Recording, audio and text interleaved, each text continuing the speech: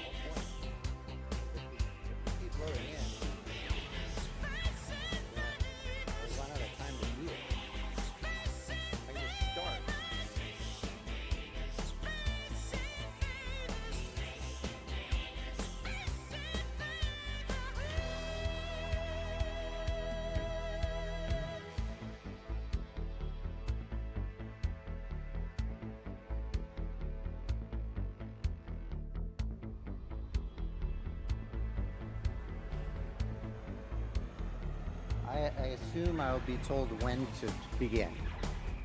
That's why I haven't started yet. I'm waiting for a signal.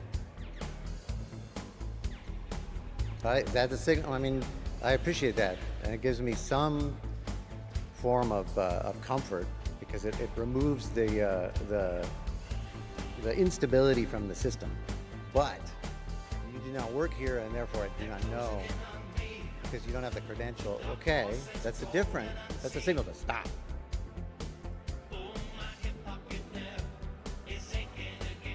Yeah, if everybody frowns sufficiently hard, actually, then I could gauge when to quit as I see just the temperature of the room crash. But my fear is that because this is a streaming theater, that we've actually been streaming for 15 minutes. And it's just me looking for guidance and receiving none from people that I'm supposed to trust. I want to trust them. But their backs are turned to me right now as they usher people to seats, which is their job.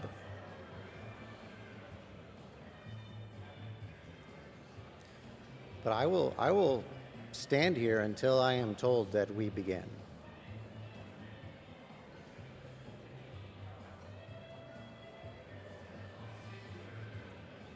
Okay. Everybody should sit until it starts, and then when it starts, you will have the opportunity to remain or to leave.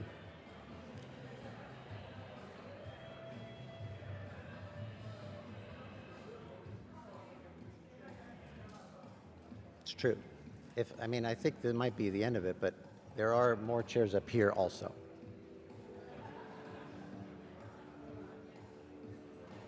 Because I do intend to have Q&A, but we don't have mics set up for it. And I will happily receive a yelled question at the appropriate times, which you will be made to know.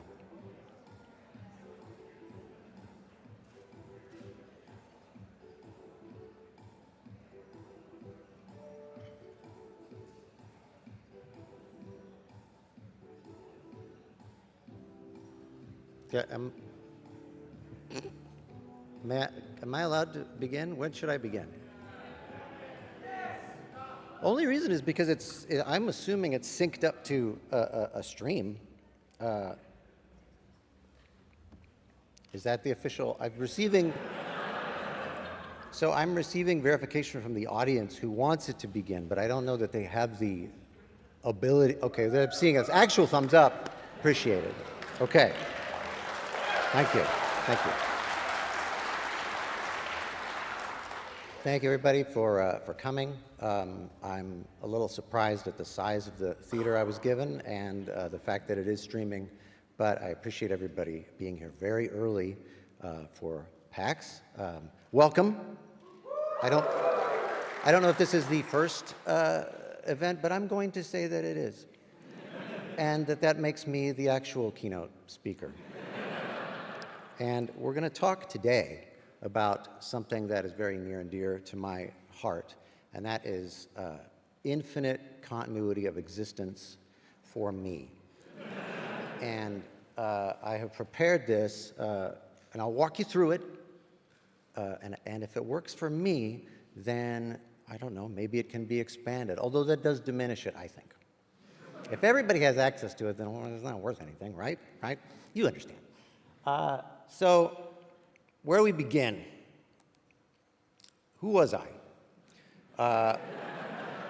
My full name is Christopher Straub, and that is the German spelling because my dad likes German, and that's the last name. I was born in '79. My parents, Munira, who's from Cairo, and my dad is a regular white person. My brother is Curtis William Straub, and he's a younger brother. My middle name is Michael, and from an early age, I asked my parents, who's Michael? And it turns out that, like, my uncle Munir, my mom's brother, went by Michael when he moved here for ease of pronunciation. And so I was like, oh, my name for my uncle? No. It just sounded good. and it has no carriage, no weight. It's nothing. It's nothing at all. My childhood, so I am from a family of all doctors and all engineers, and that is not what I do. I am the only artist, as far as I know. I wanted to be an architect very early on because it's drawing, but it was practical. I wanted to be a computer scientist later because it's video games, but it's practical. And back then, we didn't know so much about autism, and we also didn't know about ADHD, which I learned about 5 years ago. I saw the 1968 film 2001: A Space Odyssey too early because my dad had a Betamax, and I get the impression from memories back then that he just watched it all of the time. I don't think that's true. He may have watched it one time, but it was so seminal, it was so formative, that the austere cinematography fundamentally altered worldview and concepts of time and meaning for me, and how it was big eyeball. And it was very scary, and it created a fear in me of being observed by an unblinking eye, possessed of desperate yet inscrutable purpose. But as a pro, I did get very interested in machine learning, which I also did not go to school for. Adolescence and early childhood. Oops. That's a typo. It should say childhood, but it reveals that I don't know what the word adolescence means. So let's just go with what it says, early adulthood. Video games are very formative for me. Newspaper comic strips were incredibly formative for me. I early on thought, no, comics is the way to go. That's what I like so much. And now we get to a crucial turning point, an inflection point in my youth, which was I assumed that my dad had a lot of books at home, science and literature books. He was a chemical engineer, or he was a civil engineer. No, he's a chemical engineer. Was my mom the civil? It doesn't matter. It's all the same. But I assumed that Lovecraft was a classical author, and I read them the same way I would read, I didn't read Shakespeare then, but you know what I mean. I thought, oh yeah, everybody, this is grounding material, and I was probably 10 or 11. I was not able to go on any dates. I didn't understand that at all. I was through junior high, didn't happen. Not in high school when it would be appropriate to do so, didn't happen. But that's fine. It's not important. University and career, UCLA, bachelor's in computer science, electrical engineering. I didn't want to do electrical engineering. I was more interested in pure CS, but my parents, who are engineers, said, you want to be an engineer, though. If only to say you're an engineer, just get that degree. So, okay, I did that. Also didn't occur, and till senior year of college when it finally did occur. However, and I'm going to pause on this for a moment. I don't think many people know, unless I tell them, and I haven't told very many, but like this funnel, I was very close to the incel ideology. And I am very scared that now understanding what that is, that it can intrude upon who one hopes is a sensible person.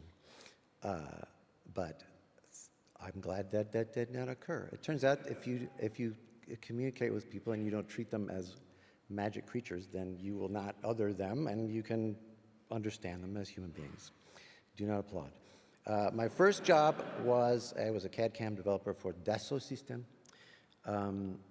which is it was mostly 3D, like a lot of what I did was like hull layout and routing, like HVAC routing stuff.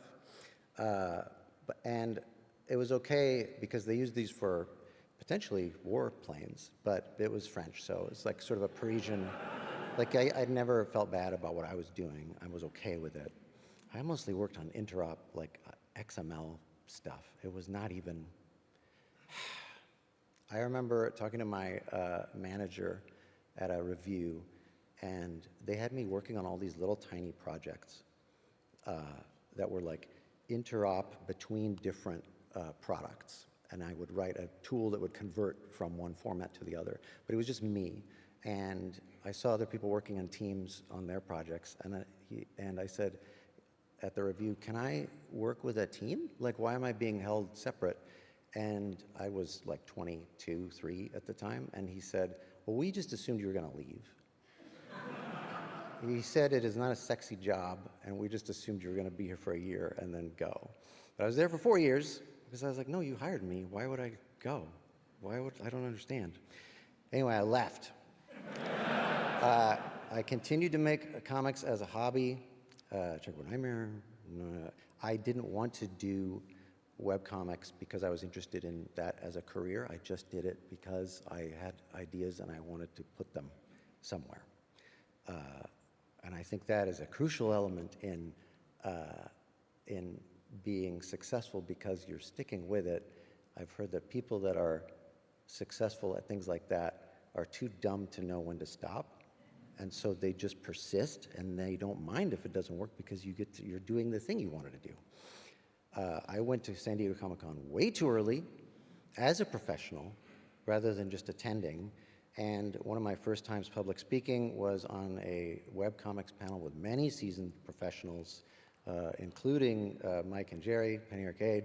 And I was scared out of my mind, and I was very bad at it. And I'm grateful that video didn't exist back then.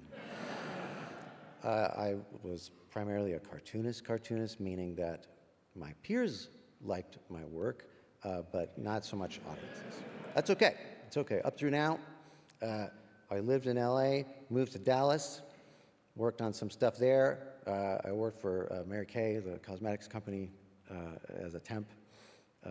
And I wrote Candle Cove, the creepypasta, in my cubicle when I was bored. And then I moved to Seattle. I went from Dallas to Seattle, but on the way through there, I went to Los Angeles, where I met my wife, Marlo, there. On my way to move to Seattle, she lived in LA. Thank you for Robert Koo for introducing us. That's how we met. And then I moved back to Los Angeles due to marriage, and then back to Seattle. Well, this time all of us together to do more work with PA and do my own independent work. In 2014, we made a child. So he is 11 now.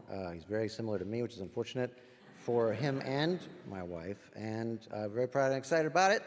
Up through now continued. Brood Hollow, a comic strip that that ran for 2 books, and then I got very depressed, and I was a parent, so it was hard to make things. 2015, Local 58 and Analog Horror kind of appeared again. I was not intending for it to be anything, but I was just trying to exorcise this concept, and if it was going to be just one, then that's fine. But I kept going because I was doing a good job. And then they turned Candle Cove into a season of a TV show, which I'm very grateful for, but I do not like Hollywood as an industry. It's very difficult and not for people like me. I did a lot of animations and such, especially for Acquisitions Incorporated. I don't know what else I did. And additionally, I did this. I just wanted to throw that in there because attribution is hard to come by online, and apparently there's a movie that was made, and I'm okay that I was not consulted on it. Currently, I'm doing 2 podcasts. One is called Lower Pylon Appreciation Club, and another one I just brought back, Scared It, where we discuss horror. And this is a part of the presentation. I don't know if it's going to work, but for like probably a decade, I've been trying to launch this, send up this pastiche satire of the AAA games industry. And I'm like, all right, I keep not putting it out there, waiting for the right moment. And then all of these structures are so perfect to comment on. And I did not do it yet, so finally I did it. I'm not going to be able to show you the trailer, but it is online, so don't worry about it. Now, next, Current projects. A lot of people ask, is Local 58 done? No, it's not. And another surprising one for y'all to see is I've actively started working on Brood Hollow again. I want to finish it. I want to return to it. All right, now, this is not a retrospective. This panel is to produce a data set for an LLM so that in the event of my death, something can continue on as accurately as possible. That's my digital immortality plan, and I'm psyched for it, even though I won't know if it's happening or not, because I'll be gone. However, I want to point out that it is not the same as quantum immortality, which some people will have tried to say, well, that's pretty good too. And the idea of a Boltzmann brain, the idea of like a nebula, or any system in which there is chaos, it is very possible that could suddenly coalesce for one moment into the exact same structure as a mind, and then become self-aware. Now, I don't know if it just separates immediately after that, or if it could persist. I guess that's very dependent on the system. However, I'm not there. That's that. That could happen right now, and that's not me. And I have no way of knowing where that is. And it doesn't matter. And also, you just wait for billions of years until you show up again. I don't think that's a thing. That's not it. I don't care about that at all. However, digital immortality is me because it's a copy of me, and LLMs, as we all know, are infallible and perfect and wonderful, and we are going to enjoy that future together as machine entities. And I appreciate that. So, despite not having microphones, what we need to do is feed this system with information. And this is a very useful way for it to see how I answer questions, my process and thinking, how I respond to certain audience members, even if they're being mean to me. We need to get all the types of data in there. So if you do have a question, I appreciate it very much, because you can just raise your hand and yell, and I will repeat. Do you have mics? Oh, that's great. Okay, I stand corrected. I stand corrected. Would anybody have anything? And here's the good news. It doesn't have to be a specific question. Everything feeds that model. Yeah, we got one right there. I could tell it's going to be good. All data is necessary for building this model. So I'm assuming you want to get like really deep into the Chris entity. So I was going to apologize for having like a really personal question, but I feel like that's kind of what you're vibing. I noticed a couple of years ago that you started to sort of reconnect and re-establish with your Egyptian heritage. How has that journey gone for you, and how do you think that is informing where you're heading next? That is not a funny question. It's not, no. But I'll answer it. And also, as far as what the tone of this panel was going to be, I did this last night, and it wasn't until I got here that I realized, oh, it's a streaming panel, and also there is AV if I wanted it. So thank God I did it. But I am also worried now that I've given a lot of people information that's like could be used to get my passwords. You know, I didn't give my mother's maiden name, but I mean, at this point, I may as well. But like, so as far as my heritage, my mom moved to America in, I don't remember the date. It's like the very early 70s. From Cairo, and you could not tell that she didn't really have an accent or anything. She spoke perfect English, but she came from a generation who was like, we moved to America, we are Americans. We're from the United States, that's what we are. And she moved with, her brother followed.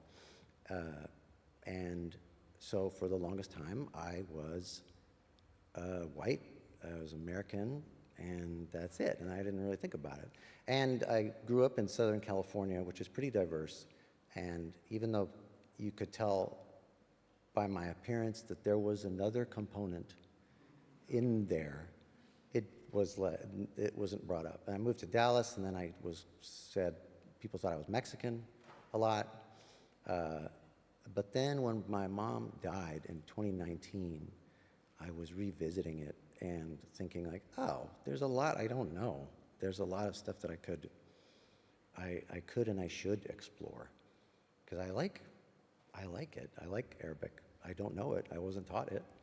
And especially because Egyptian Arabic is a little different from modern standard Arabic. So, and most of the resources I found are modern standard, and it's like, that's not what my mom said. That's not the kind of stuff she said.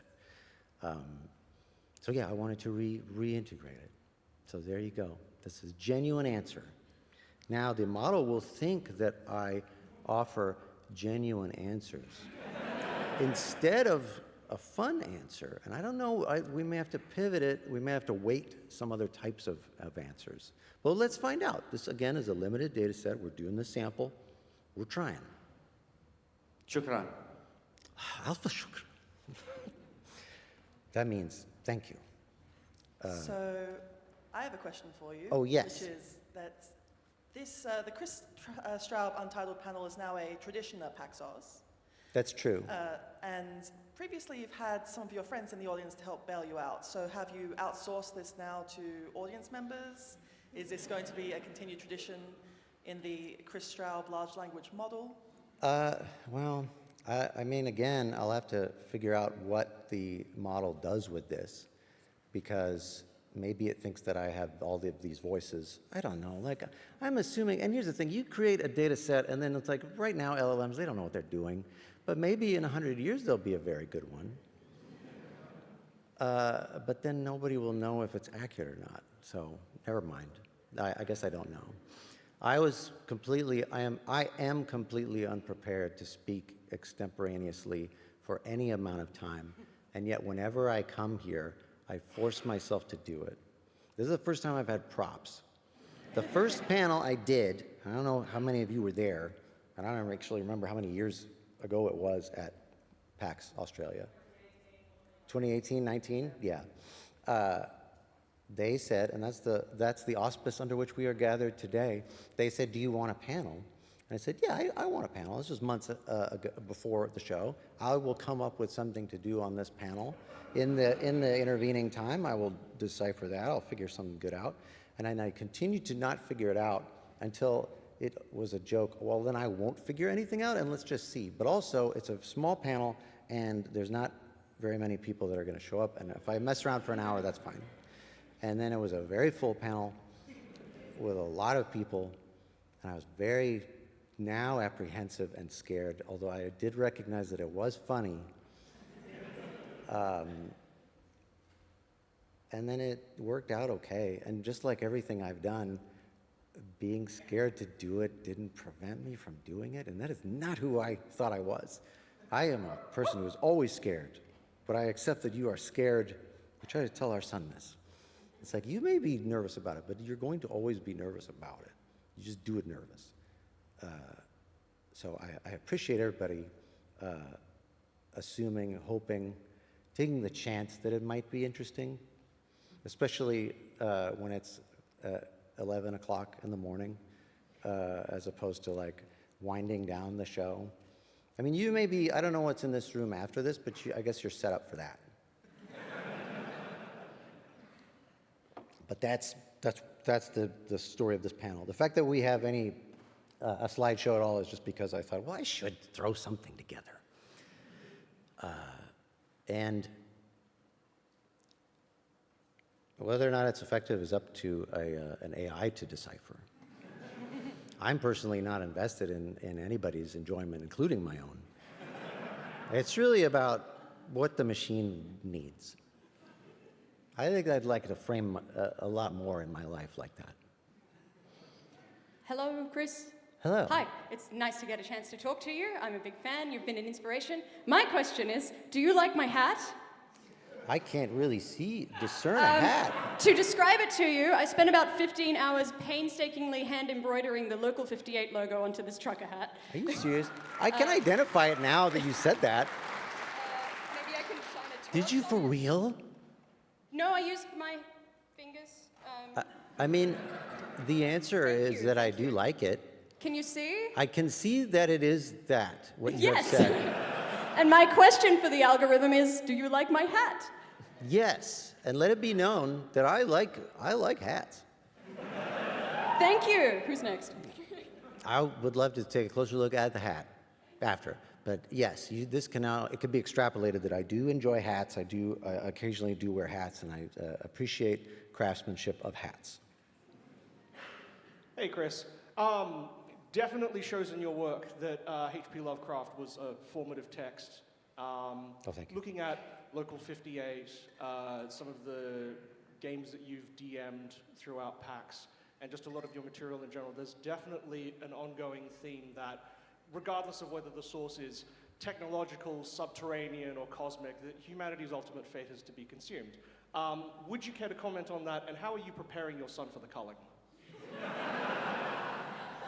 Well, I have a goof answer, and then I have a more serious answer.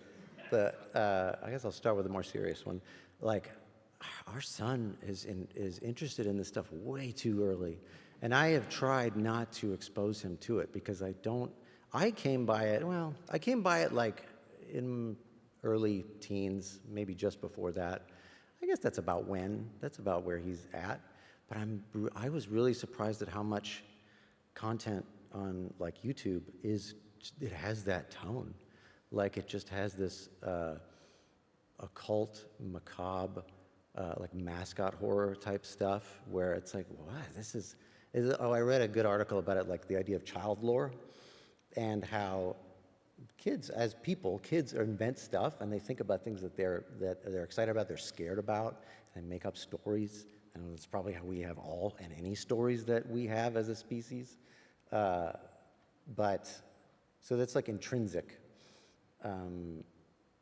But I'm concerned, like, well, I don't want to like shut it down, but I also don't want to like have him go solely in that direction. Because back then I was like, I like science fiction more. I would have said that's my thing. There definitely seems to be like a collaborative story building element, especially around like the really potent properties like Five Nights.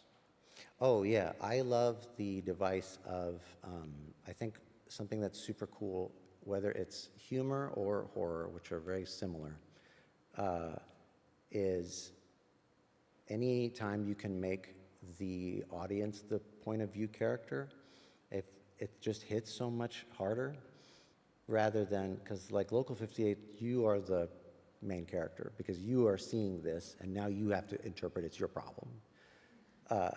And I think that as a construct to make fiction is really cool. What's happening? I didn't push any buttons. Don't look, it hasn't changed. Oh, don't worry, because it was about time for that anyway. And the joke answer? We have the first, well, hold on, we got to do a test. Let me see if this works. See what it sounds like. Hello, Doctor. Name. Continue yesterday, tomorrow. Okay, that sounds pretty good. We're getting there. We're getting there. All right, now for the joke answer. It doesn't matter how we will be called. It doesn't matter. You just wait. Do whatever you want. Every nihilist has their, a favorite restaurant. It's not like you just sit around and wait for it. Do whatever you want. You have a very fun and interesting life, despite that. Yeah. Who else? Hello, this is my first time interacting with you in any way. Don't be so sure. No, I think you're probably right. I watched Local 58 at the start of my analog horror journey before watching stuff like Gemini Home Entertainment, Mandela, which is a little overrated, and The Backrooms, and all the Kane Pixel stuff. I was just wondering, what's your opinion on this next generation of analog horror, and how do you feel about influencing it so heavily? This is it's not a tough question. It's an easy question. It's tough for me to put it in a polite way. I will say that there is a lot of good stuff coming out, but understanding that people are uploading things because they're having fun with it, and they're enjoying it, and they're exploring it, it's not really necessarily a thing that you can critique because it's a first step, and it's amateur, and I don't mean that in a negative way. It is the first attempt, and it will be refined if they're interested in it, if they like doing it. So I feel bad coming down on something. I will say, though, that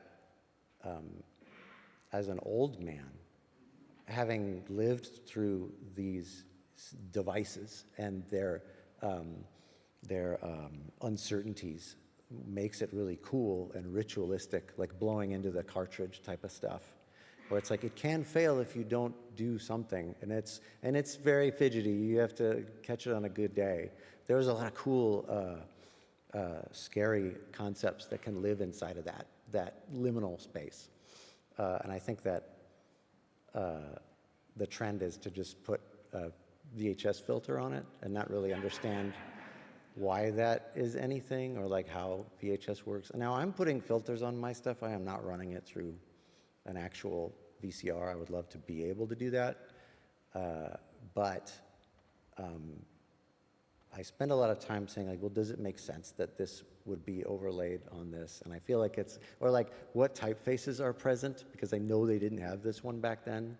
I want to be accurate, because it also makes it feel, I don't know, there's something there that it's like, I think people can tell. But I don't know, maybe a younger audience, they cannot tell. They don't know. Yeah, that's a really good answer. Thank you. And then to the point of, you mentioned Kane Pixels, amazing work, amazing. Incredible, and so young, so youthful. But I love the backroom stuff that he does. I don't like backrooms as a thing, because it's gotten so big, it's gotten so bloated. And once you start to learn more about a thing, it's not as scary, because you have rules you can follow. And I feel like that's inimical to horror.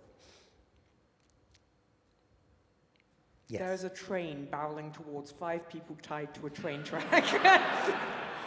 You can switch a lever to only run over one person instead. Do you take the action? Here's the problem.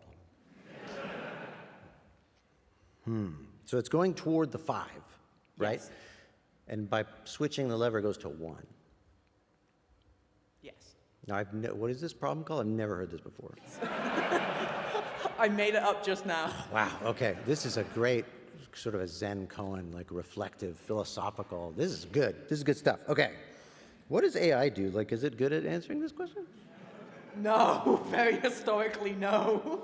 I saw, and again, I mean, of course, this is the way, but I've seen it weighted such that if the one person is wealthy, that it says, well, you save them because they have the more capability to do good than the other 5. And then it's like, well, okay, now there's 100 versus the one wealthy person. And it's like, well, still, depending on how wealthy, there may be, and they could not get it to answer, do the one guy, because he was a billionaire. And they're like, well, technically, what? Say again. Oh, eat the rich. Yeah, no, I agree with that. But why wouldn't it agree with that? Even eating the rich would allow an AI to feed on more resources. I mean, that makes a lot more sense to me. That's true. Well, then you just wipe them all out. Then you get 6.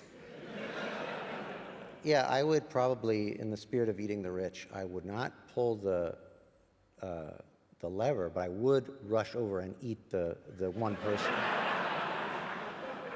And then at least the 5 people can see that and be like, oh, well, at least it'll be quick for us. That sucks. I don't want that. And that's a lighter side. That's like a silver lining they could reflect on. Follow up, do you like my hat? Where's that hat? Oh, yeah. No, it's a great hat. It took me 15 minutes. It's a great hat, and this falls right in line with our other data point. Hello, Chris. Yes. I was just wondering if digital Chris or physical Chris via digital Chris would be planning for world domination. No. Disappointing. That's nobody should dominate anything. It's dumb. What are you talking about? And I'm okay with my answer going on record. I'm staunchly anti-domination. Oh yeah, no problems. Even the dead air, even the silence is a part of existing. I do hate to be that nerd that goes here, but you've referenced Star Trek through the years, and you have a lot of self-inserts in the D&D games that you've played. Have you played the Star Trek Adventures TTRPG? No, And what I would would be the love first to. insert in the Star Trek universe? What station, what What discipline? would be the Chris Straub or Chris Straub within the Star Trek universe? Oh, obviously sciences. I'm pretty sure that works out great. What else would I want? I mean, yeah, engineering, you're right. My parents would be like, "Aw, do engineering." But the part about the engineering in Star Trek being like a parallel track, where there was a chief and other structures where it's like almost held apart from Starfleet, I never really understood that. So I like a blue uniform. Also, O'Brien just seems sad. All the time, he seemed miserable. I'm gonna go over sciences. I'm gonna do stellar cartography. I'm gonna be in that map room. I'm gonna look at these holographic points of light. That seems like a good way to spend your time. And as a GM in a Star Trek game, are you okay if I use you as an insert in one of my games? I'm completely fine with that. Thank you very much. Because you see, now I have instanced myself in your brain. And it may be very accurate, we'll see. But like, I figure that helps. Every little bit helps. Oh, well, there you go. Hi, Chris. Oh, yes. My question is for both you and the Chris LLM. When the LLM returns, what kind of specific giant scary eyeball would you like it to be? Would I like it to be a giant? Will it be? Well, I think that here's the problem I struggle with. I also don't want it to play to type. Of course, I would love Hal to show up, and I get a kick out of that. But then that seems pretty rote. That seems pretty, that's gauche. And I don't know. I feel like I would hope it would surprise me. Yeah, I'm thinking a little bit too hard about it. If it's just Hal, but the eye is like green or something, I'd be very disappointed. Let's just say. And say like, well, you could have tried harder. That's not the best. Let's see. Ooh, quick question. How much time do we have left? I'm just trying to keep track of it. Because I know we started late. Oh, okay. Then in that case, here, let me run one more of these guys, because I feel like we did get some more good data. Just a moment, we're gonna play it and let's hear it out. I'm very excited to exist. Hi, this is Chris Straub, Jump Scare. Welcome to my panel. Okay, it's sounding better. It's sounding more accurate. This is good. This is good. Okay, this is the final round. So let's get some more good ones in because I feel like we're doing very well. Yes, hello, Chris. Oh, hello. This is more just directly for the model. Okay. 0, 1, 1, 0, 1, 1, 1, 0, 0, 1, 1, 0, 0, 1, 0, 1, 0, 1, 1, 1, 0, 0, 1, 0, 1, sorry, that should be 0, 1, 1, Start over. 0, 0, 1, 0, 0. Redundancy check. We lost a packet. It's not good. Thank you. Also, I love that that's like 3 letters, you know. It's nothing. Good morning. Good morning. I really enjoyed your work on 28 Plays Later. Yes. Yes. Yes. Do you see yourself getting back into that sort of video game critique pop culture space? Thank you. I would love to do it. I mean, the only reason that Paul Verhoeven and I stopped is because it was harder and harder with our schedules to do it. But I love critique. I love dissecting a thing. I have always thought that I am a lot better at populating an existing framework, but not so good at generating the initial framework. Like, I like to come in and do like a rhythm guitar or something in the background to elevate a group object. I'm not nearly as interested in being the primary, as you can tell by this thrown together panel that I'm generally discomforted by, because it's scary for me. But yeah, I would love to do that. I would love to do that. Who would I like to do it with? It's hard to do, well, okay, if I had gosh, I mean, but I know so many people in this space, that is a very difficult question to answer. I will offend someone if I think about it, if I actually say it. So I'm gonna just sit on it and wait. Okay, well, I appreciate that. LLM, take note of how I gently declined this person. I said, we'll get in touch, but that doesn't mean anything. So then that's how that's done. Hi, Chris. Yes. Given your proclivities for being the secondary or an observer to the large language model and your future AI, how long before you turn over parenting of your son to the large language model? Despite that probably being the trend, my LLM will parent his model, and that's fine. They could go nuts and figure that out.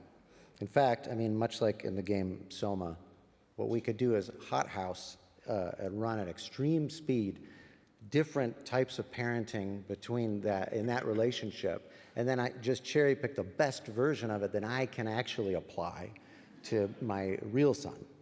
So a digital parenting coach.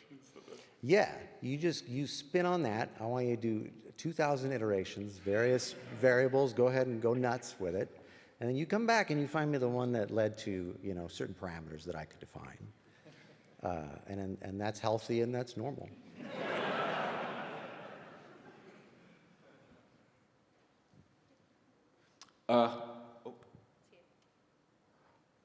Hi, Chris. Yes. Over here, buddy. Hey, what's Thank up, you. man? How you Every doing? voice comes out of one place, and I know. and I cannot tell. Okay.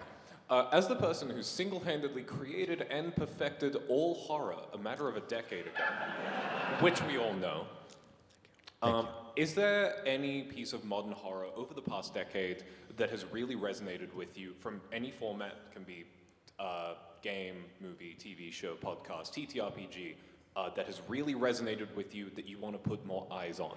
And it can't be something you made. Oh, I wouldn't do that. That sucks. That would be lousy of me if I did that. God, that again is a super good question, because I find that a lot of why I haven't talked so much about horror in a specific way, where it's like, oh, I like this, let me share this with you, is that a lot of it I get disappointed by, to the point where I don't know if I'm even enjoying it correctly. I tend to like a good and interesting idea that sits with you, rather than, I certainly don't care about gore. That's not for me. That's not where scary things are. I like the idea of leaving that experience with your perception of the world altered, what if that was true? Or I hope that isn't what we're doing, type of thing. But that said, God, what stayed with me? This is a very old answer, but Skinamarink really changed. I got no reason to watch it again. That's real, man. But it just, one of the things that really stuck with me about it was, I mean, obviously the way that it's shot and it's all grainy, and that forces you to be looking in every scene for information that you don't have. And your own apophenia is triggered, and you're like, I saw a face maybe. No, it's just that grain. But the reason why it stuck with me is that I don't remember, when did that come out? It came out during that initial COVID phase. Yeah, 2020, I think. Yeah, but our son at the time, which apparently was common for a lot of kids in that era, where it's this is a formative period of social development for children that age, and then all of a sudden everybody was stuck at home.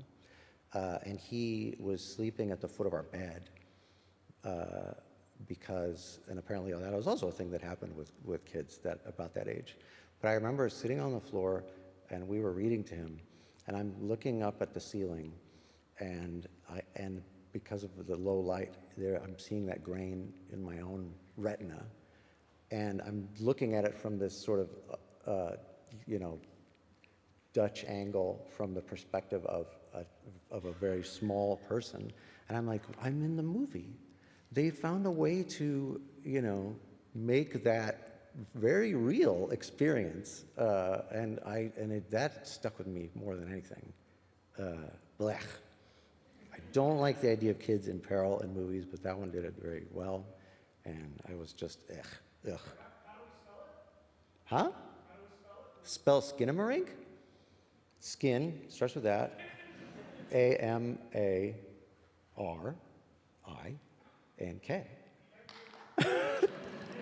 Skinamarink. Use it in a sentence, please. I think, let's see, we got, I think the data set might even be finished. Hold on a second. It worked.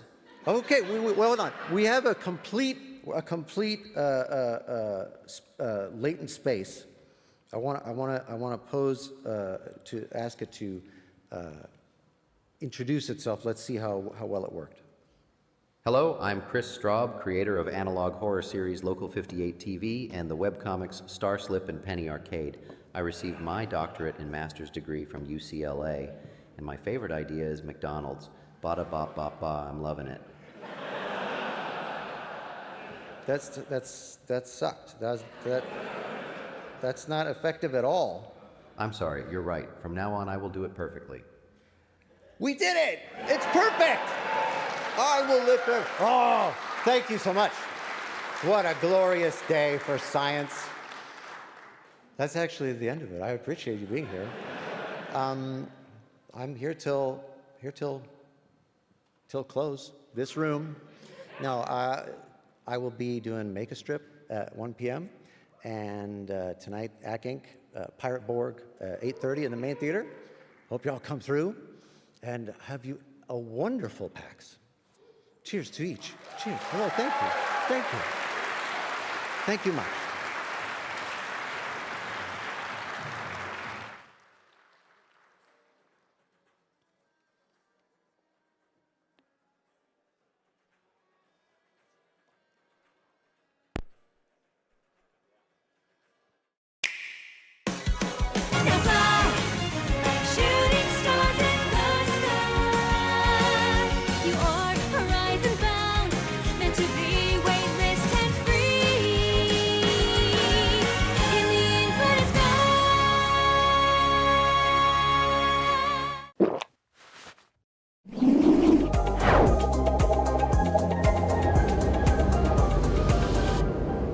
Red Bull gives you wings.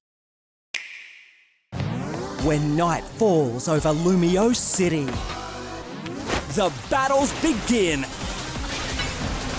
Fight your way to the top in a citywide battle royale. Take on rogue Pokemon threatening Lumio City and use powerful Mega Evolution to claim victory. Pokemon Legends CA, available 16th October.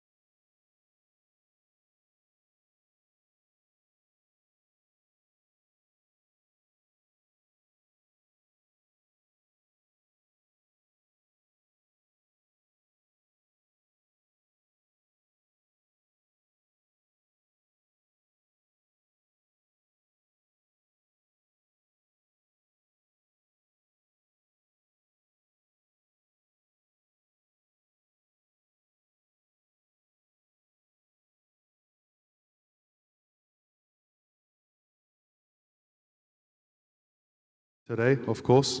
Now, of course, just want to acknowledge the traditional custodians of the land that we meet on, the Wurundjeri and Bunurong peoples of the Kulin Nation, who pay our respects to the elders past, present, and emerging. And of course, we're here at Generosity at the Wombat Theatre, raising for Black Dog Institute. Of course, QR code is there if you'd like to donate, if you're enjoying the show. Now let's get into the show, everybody, how this is gonna work. Rival Mind. All our panelists are gonna be moving into different sections of the stage, whether they agree or disagree with the statement. From left, it is agree to, from left, it's disagree, to slightly disagree, to neutral, to slightly agree, to completely agree. You only get one neutral today, so use your one neutral wisely. And I also will be playing, don't worry. Now, I'll start off, but of course, for the panelists, just so you know, I won't be reading all the questions. We're all going to take turns reading each slide, and we'll go down the line, of course. But I'll start us off. Ready to go? Original characters created through non-comic origins have a place in Marvel Rivals. Go to your stands.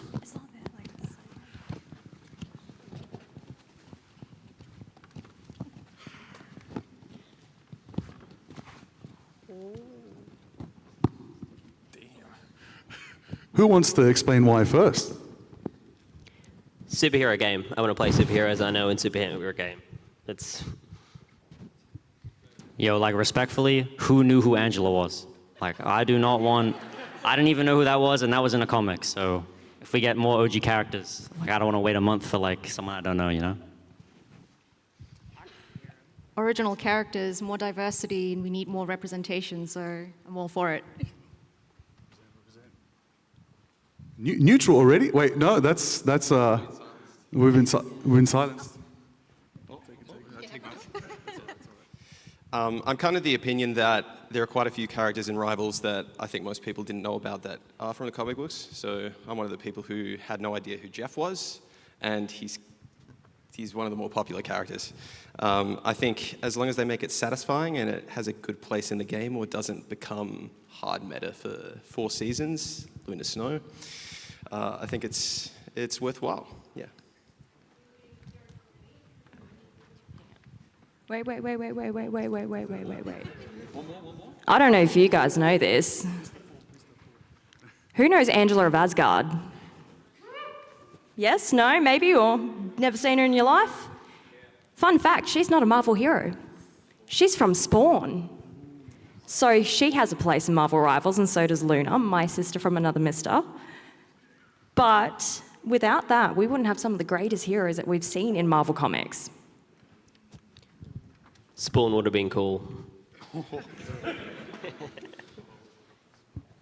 All right, it's a good warm-up. Does anyone want to say anything? Anyone last questions? Okay, well, you know, from the audience, I just want like a general hoorah. Who mostly disagrees? Just like, yeah. All right, who mostly agrees? Okay, I just want to get your sentiment. You're part of the show too. All right. You know what, Rogue, you can read this question out.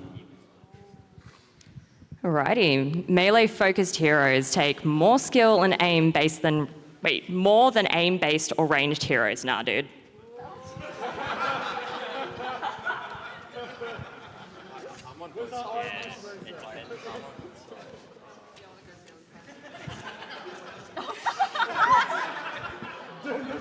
Is that a hard agree? I'm going over there.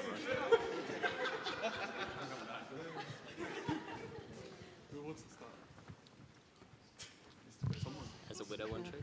I can start. Look, being someone who only one-tricks a sniper hit scan player and has to verse all of the dive heroes, oh, okay, bye, Tato. One of us. I think it's pretty even, like skill-wise. Like they have skill in different fields, like hit scan characters versus melee characters. Melee characters, maybe their movement more or different, like every character has their own techs as well. And like hit scan characters, taking the time to land your shots all the time is also a good skill to have. Like they're both skills that can be developed quite far. Yeah. All right, well, I hard agree because I don't know how to aim. but I take space. I move forward. That's what a Vanguard does. Okay, Iron Fist, I got that. Blade, I got that. Who's the other one? Thing, I got. Yeah. Is there any more? But Liger, you might not have aim, but that's still something, that's a skill you can develop. Listen, are you the top one widow in the world yet? No, you're not. You're not yet. You're number 2, okay? Okay. I might be able to aim, okay, and you might not, but you can learn. I am the bullet. I aim myself. It's okay, Liger. I watched Zaz play an ult, and she played Loki. I watched her copy a magic and jump down to 1v6 and feed immediately. So. Hit scan versus melee. I think, like, for me, I find with, like, melee characters, you really have to pick your battles because there's just, like, that point of entry of escape. There's sometimes only that short window. Whereas I personally feel like when I play range characters, I'm like, okay, I've just got a little bit more time to move out of the way and kind of evade any, like, you know, AoE, but then, you know, you have people like Widow who would take me from distance. But yeah, I think knowing when to pick your battles, knowing, like, I think it's just, I don't know, I find it very stressful playing melee, which is why I don't, but maybe that's why I'm more inclined to sit this way. So can I just ask the people on this side of the room, Emma Frost, Hulk, which is harder to play? Who? Who'd you say? Emma Frost or Hulk, which is the harder hero to play? Definitely Emma Frost. Okay. Okay. I mean, all right, like, you can go to the practice range and you can practice your Spider-Man combos and your BP combos, but like, if you want to get better at aim, you have to like go to aim labs or some shit. Like, if I want to actually like improve my aim, you have to like grind and grind away and grind away. It's like the only way to actually get better. So I would consider like actually aiming to be like the hardest thing to do. Like with melee combos, it's just like you learn the combo and then you have to learn when to apply it. And like I get it's riskier, but at the end of the day, if aiming is the hardest thing to do, I would consider like then it'd be way harder to play than. But I have melee something character. to say in counter to this, because I have never installed Kovacs in my life, and I've never used an aim trainer.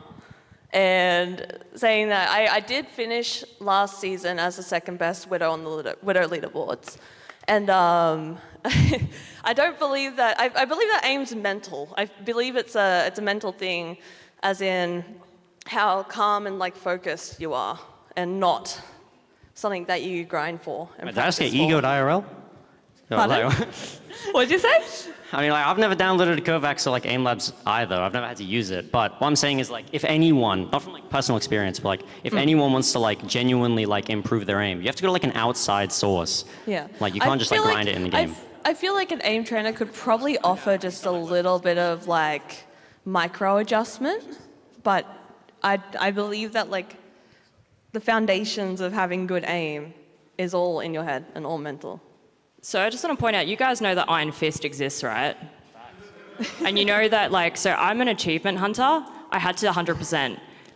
I literally asked one guy who played Black Panther, what's the combo? And he's like, oh, it's E shift, R shift. And I was like, okay, cool. And I went in and did it. And I was like, sick, I've got that achievement now. I'll leave. I never play Black Panther again.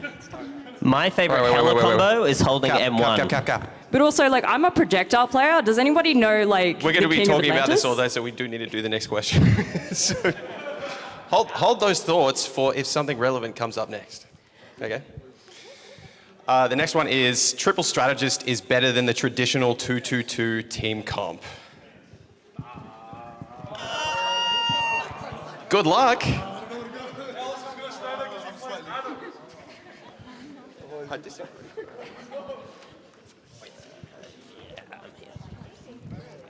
I like what? Do you guys need this one? Do you guys need another one? We have one. Yo, who wrote this question? They need to go. You start, Potato. You start. Are we saying like better as in like more powerful or like healthier for the game? However you want to interpret it. Okay, well, better, like, yeah, it's like the best comp. But like, it is the most like boring, like, no skill expression, like, slop I've ever seen in my life. I really have a lot of fun in games where I can't do any damage and it just gets out-healed immediately, and I'm like, cool, what's the point of DPS? Oh wait, there's another new DPS hero, amazing. There's more to play, guys. The reason I'm not completely on that side, oh, sorry. By all means. Cap, go. We'll watch your TikTok about it in a couple of days, so. I think it's shocking for the game. That's like pretty much the only thing that's kind of important to me. Like, yes, it's strong, but it just grinds everything to a halt. Everyone plays reactively. Playmaking is kind of dead when this is meta. Yeah, it's really, really just not good. Yeah. Now, I just want to say, look, triple strategist, usually I ask my teammate to swap. And unfortunately, I'm going to have to ask Stormy to swap today. Everybody, can we get a round of applause for Stormy? But at the same time, we are not down a teammate. We've got a special guest, someone from your friendly neighborhood. I'm wondering where they are right now. Are they saving New York City? Are they delivering pizza? It's Spider-Man! Oh, wait, from Spider-Verse. Oh, back problems. Can I trust all of you? Wait, we're revealing a secret identity? Can I reveal my identity? You trust? No? No. I'm gonna trust you. All right. Hello, everyone. Welcome. Hi. Peter B. Parker. Peter B. Parker. Yeah. Hence the thing. Hence the jeans or the trackies. The point. I don't mind this idea. The triple strategist for me, I agree. It is a little boring. But it is part of the game. So in a way, I do agree with the side of like, it's like terrible for the state of the game, but it is better than most other comps. So in between. Don't you just throw them off the map? Yeah, pretty much. You just farm all three strats. Pick one, take them off. That's Spider-Man. It's easy. Yeah. Thank you. Thank you. Look, the strategists I play the most are strategists that strive the most in triple strategist comps. That's why I'm not completely on that side, but it is quite unfun to play against. But I play Jeff, I play Adam, I play Mantis, so a lot of them strive in triple sub. Yeah, I think that triple sub can be just as good as 222, but I'm not completely disagreeing because triple strat is a pretty decent comp right now, but. Yeah, I think they're both pretty equal. I feel like it's very situational. There's times where you can have triple strategists in a really cracked tank, and you can have someone just basically pocket healing them while you've got a strategist who's able to do a little bit of both, like Mantis in a way who's able to kind of buff the team as well as go around and do a little bit more DPS than a strategist would normally. But I feel like in that sort of situation it's really good because it's not just 222, you've got someone else there who's also able to pick up the slack if you need to be. All right, let's move on. Actually, you can read this out. Read it out. Rank is an indication of skill. The rank you are is where you belong.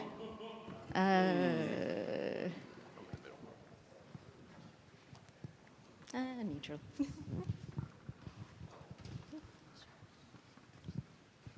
Anyone want to? You want to start? Sure. I think that past Celestial, this is probably true. But there's just such a problem with the game's elo calculator below that, where you gain monstrous amounts and you lose none. So it's really, really hard to tell what someone's skill level actually is until they hit Celestial. But even above that, it's it's a pretty bad indicator. But I wouldn't say that's the player's fault. It's mainly the game's fault. But yeah, I think really, really high ranks is pretty fair for where it puts you. But I think until we get placement matches, it's really, really hard to tell, at least right now. Yeah, I think I'm in pretty much the same boat as Potato because I think that rank is it's a very loose indicator of where you're meant to be placed, and I feel like if you're really good, yes, you will climb, and if you're not good enough but think you're better, you're still going to be stuck in the rank that. I don't know, for example, Plat, and you think you're GM, you're still gonna, if you have the Plat skill set, you're still gonna be stuck in Plat. yeah, but I pretty much agree with Potato what he said for the most part, that you only really see it once you start getting past Celestial. Yeah. I disagree with this, mainly with the recent D-ranks. I am stuck in silver. That is my own fault, just saying. But I am still versing a lot of like people who are in Grandmaster and stuff from last season. It just keeps happening, and I'm like, oh, am I going to stay here forever? I swear I'm not this bad.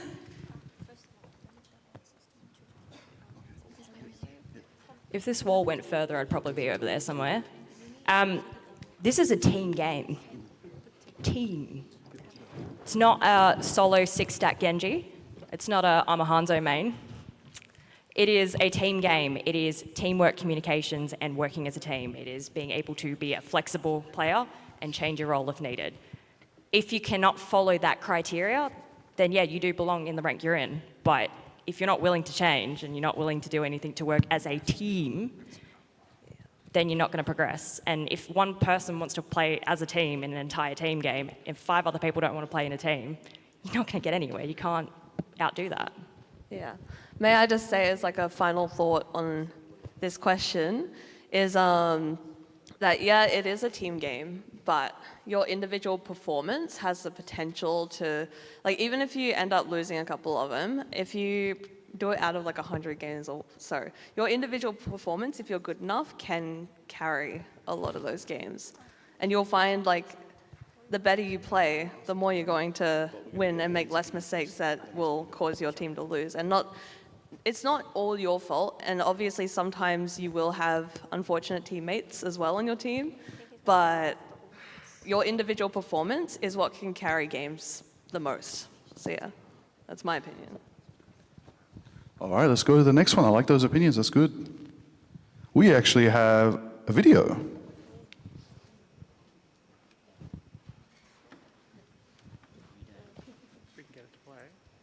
Previous slide, next slide. Huh?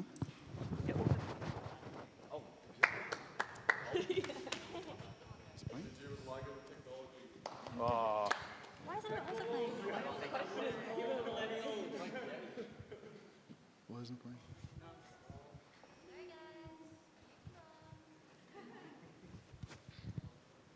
All right, we'll come back to them. We'll come back.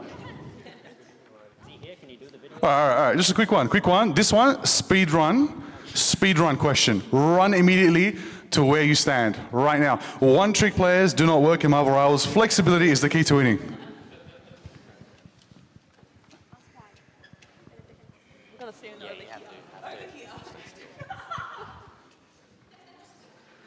See, I think we lost one off stage. Okay, give me quick, one sentence, why? I think when it comes down to the one-trick scene, it's like you should be able to do what you need to do, and flexibility is key to winning. I think you can win regardless of flexibility because it's flexibility in how you play in your playstyle, not the character you play. You being able to pick your character and do what you need to do as a one-trick and be able to adapt your playstyle how you be a one-trick. Exactly what Tori said. If you're a one-trick, you get so good on the character that you learn to adapt your playstyle around your counters so you can counter your counters. It can work if you take enough time to learn how to do that.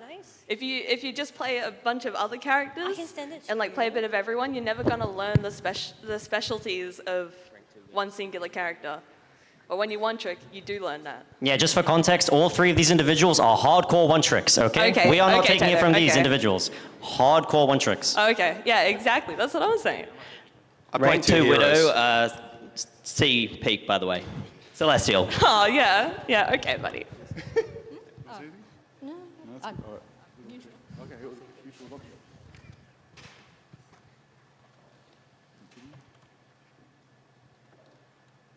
All right, this one, you read it out.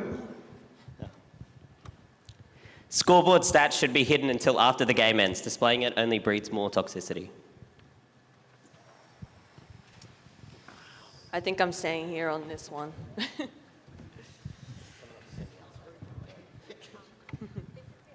Let me explain. Go ahead, Gallus. Should I just go then? All right. Go ahead. I would be like hard disagree, but I feel like it's more actually the scoreboard needs to be better. I think there are stats on the scoreboard. Okay, I'm not in hard disagree. I'm like, I somewhat disagree, like a little bit. I think the scoreboard is deeply flawed. There are things that you don't need to see, but a lot of it is actually helpful information. The longer you play the game, you know what markers to look for. You don't necessarily know if someone is doing really good. Everyone can get good stats and good numbers, but it's a really good tool for seeing if someone actually needs to change up what they're doing, including yourself. So.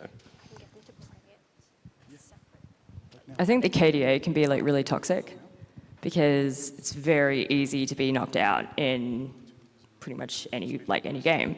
But I think what needs to be displayed is like stats on like how much healing has been done, whether or not we need second or third support, or if there's enough tanking, because obviously we still have off tanks despite the fact that usually there's only one tank, if that.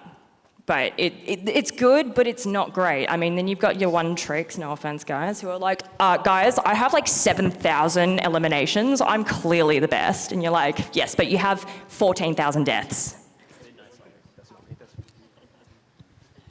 So the game feels hard, you're struggling, you haven't capped first point, you press tab, my Hell is 2 and 7. I'm not waiting till the end of the game to tell that guy he sucks, okay? True, true. Honestly, we need more stats on a scoreboard. I want to see final blows. Healing received as well would be good.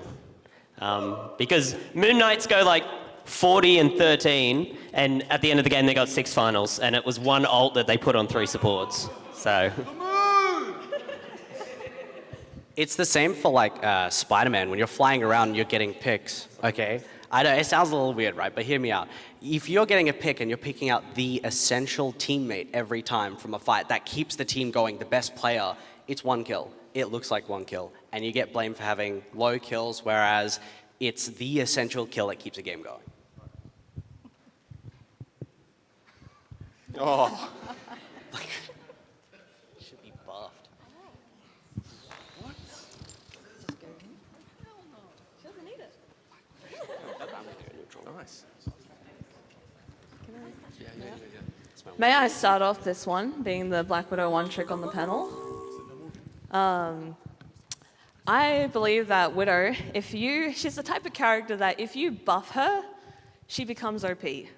I think where she is right now, she's in a really, really good spot, and she's quite underrated, and not enough people play her enough to understand her.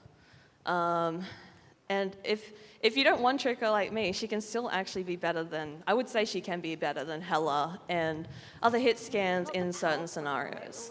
So, yeah. But if you nerf her, then she becomes too underpowered too. So I think leave her as she is.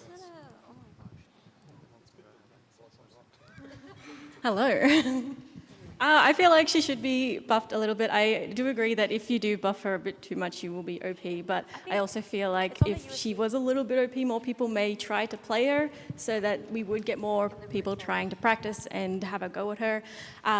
But she's just one of those characters that has had such a hard time. Like, everyone thinks that she's a throw character. She needs more love. I believe she needs more love. Yeah. I do agree she does need some more love, but at the same time, I don't want Black Widow to become so OP that I'm seeing her stolen from me in every single game. I can no longer play my niche hero, and that people are yelling at the devs to nerf her, because then when they nerf her, she's going to get nerfed into the ground and be completely unplayable. So. But like, can we just buff her batons because like they're useless? Please. True. Like I don't know if anyone reads the comics, but like she literally only uses the batons and maybe a sniper every so often. Yeah. All right, let's go to the next one.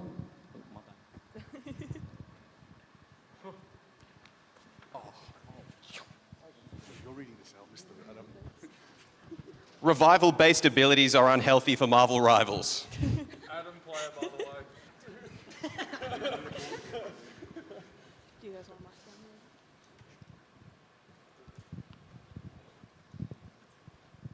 All right, as someone on the slight disagree, I think that full team revivals are unhealthy, but I do think that revival abilities as a whole aren't unhealthy in general. I think there could be an application where you have like Rocket and it grabs a single person after kill. I think that's okay, but something like Warlock's ult is crazy to me. So that's my sense.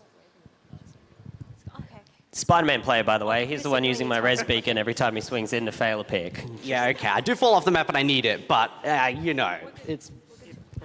I don't want anything to change because there's nothing funnier than seeing an Adam Boo like, born again, and then immediately die. Could I quickly? Yeah, I'm the Adam player, and I was the first person to call it out. They should not have buffed his ult. What happens when you have full team reses or even single player reses, how they're put in the game, is that you are incentivized to do nothing. It is better for you to not do anything interesting with your kit, and you're weighing up and making macro decisions that are, for most players, really, really boring, and you're not doing the interesting part of your gameplay loop. I think that's, yeah, probably the big thing. When they try to buff these abilities to make them compete with the other more reliable support ults, they also become way more toxic, less interactive, more reliable, and you can just start pressing Q wherever you want and get free value. It's not very good. Yeah, man, they just want to have fun.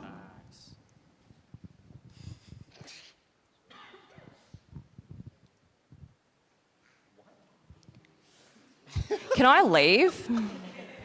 Is that something I can do? The MCU has improved in quality post-Avengers Endgame. And I will go right here. Can I steal the thunder with this one? Because this is coming from the heart here. I'm a costume enthusiast, and like, has anyone, look, I love Sebastian Stan more than any person on this planet, and I would do some terrible things. Anyway, look, guys, like, the wig, what was that? What was that? That was not even, that was like, this is $1 trillion, I don't know if that's actually true, but like, this is a big company. If I can get a better wig with Barbie doll hair and like tears, what are they doing? There's been like 20 movies, 20 shows. I could name like 2 of them. Shang-Chi and Spider-Man. Yeah. And then Moon Knight had a show. I was just going to ask, has everyone watched Thunderbolts? Or like the new Avengers? You're missing out.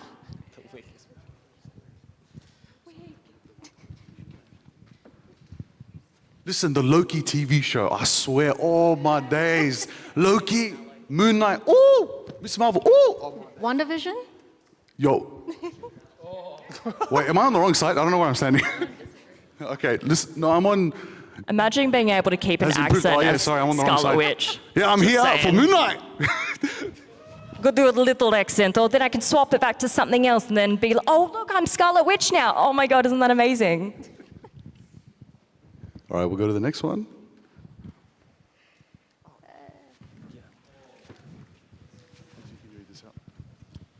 Strategists should have more impact outside of healing.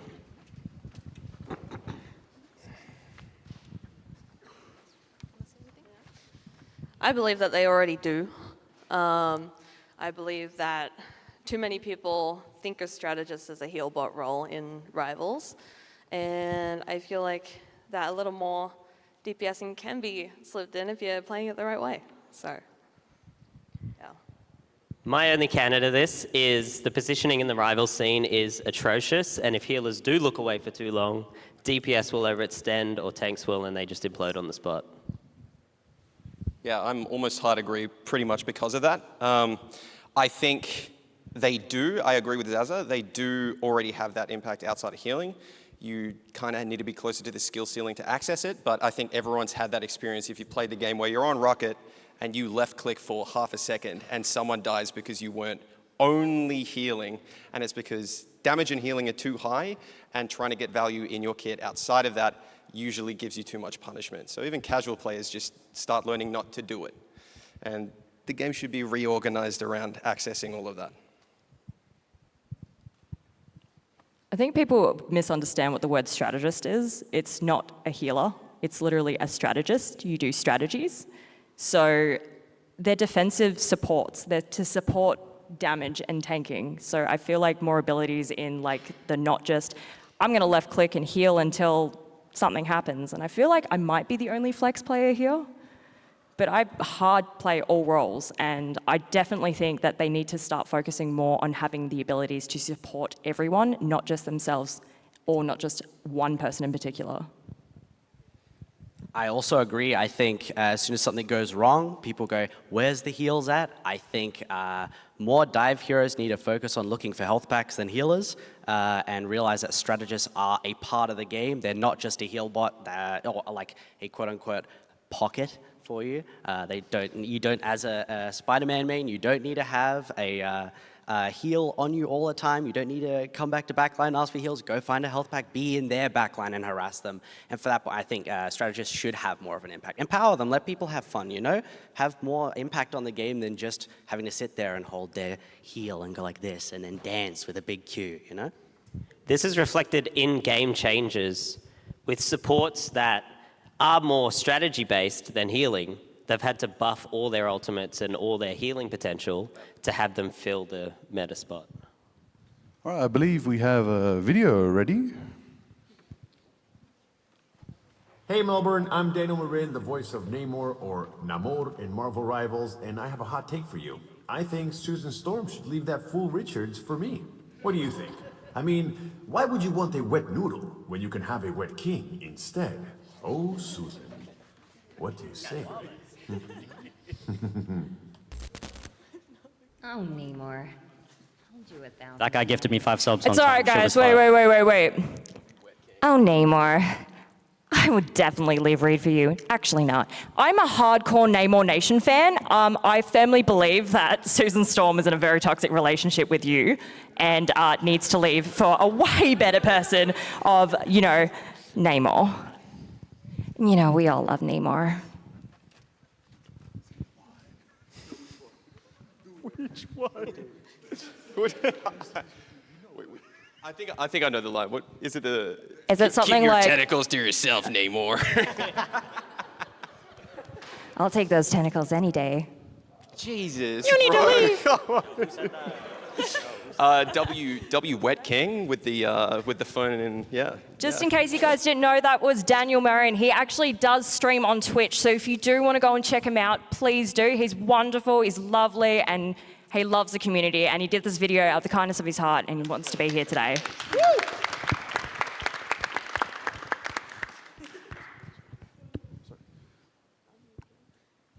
We have another video. Hopefully, is it working?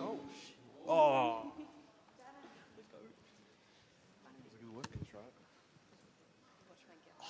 Please. Unbelievable. Okay. True. Repost. Play the audio. I swear. Okay, we'll go to this one. No, here we go. What? Now go back and do it. Now try to play it. Play it from me.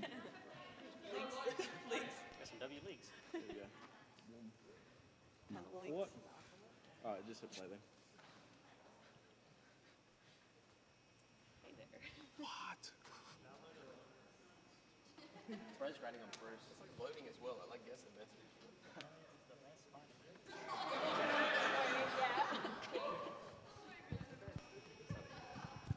So we just skipping the naughty video? We don't care. Come on back. Yeah, just stand in where you believe, It's, any opinions on Spider-Man? Anyone here have a Spider-Man opinion in the crowd? Anyone? Anyone from the crowd have a Spider-Man?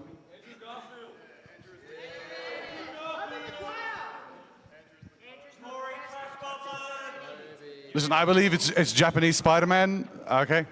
All right, the real first Power Ranger. Let's be real. True. Okay, this is a good one. Repost. Potato, read this one out. Sorry? You read it out. All Spider-Man players should hang up their masks. Ugh. Stop throwing my games. I'm down here. Because I'm not one of them. I mean, I feel like I have a little bit of bias. No, people should be able to have fun. I think Spider-Man's a fun character to play, maybe not to have against you and just like sling you off the map or whatever. But I think having that character is really important for the fan base. I think it's important for a a little 4-year-old me who loved a guy in red and just wanted to play a guy, be a little guy hanging on a wall somewhere. So I don't think you should hang up the mask. The mask always fits, eventually. Well, I mean, you'd like to think that the mask can fit, but as a Black Widow main, I just kick stun them every single time they dive me, so.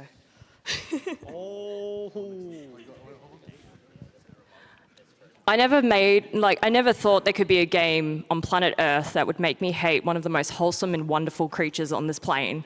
Marvel Rivals was invented. All right, everybody. I think we got a video. I think we got another video. Hey there, you're finally awake. My name is Nori. I play a lot of Bruce Banner, as you can see.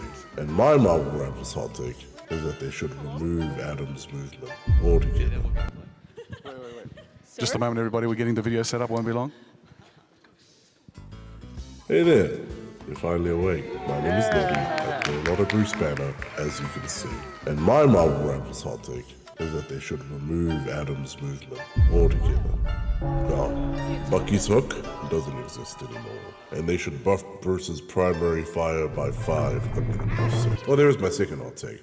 They should add Shinchibuya and Royal Palace back into the map rotation for comp. They're pretty cool maps, and I just hate to see them unused. But yeah, those are my hot takes for Marvel Rivals. Have a great rest of your day. I'll see you guys later. You can go back to sleep now, though. Yeah, everybody. That's Norda Lives on Twitch, on TikTok. And we'll pull them up. That's his first opinion. We'll just rush to what you agree. Gallus, you have to go to agree. Sorry, mate. All right, and then of course, this is actually a really good question from Nori. Should we bring back these two maps? Wait, who said no in the audience? Stand up. No, stand up. Okay, for 2,500 units in game, would you stand up? No? Would anyone stand up for 2,500 units in game and give their opinion? Oh, we got down here. Okay. Wait, do you want just my opinion, or do you want me to pretend that I said no? Talk about whatever you want. I'm good to debate either way. I think that actually Marvel Rivals doesn't have enough maps as a whole, and I think more is more when it comes to a fairly new game. I just think yeah, they kind of suck, but them's the breaks. So does half the player base. What are you going to do? You still have people playing Spider-Man. So if you're going to let Spider-Man exist, you may as well let some maps in. You get more variation. W.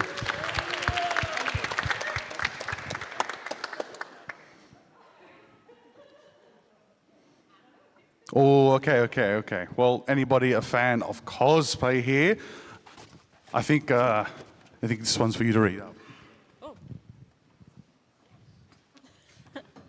Marvel Rivals in-game costumes are harder to cosplay than similar games.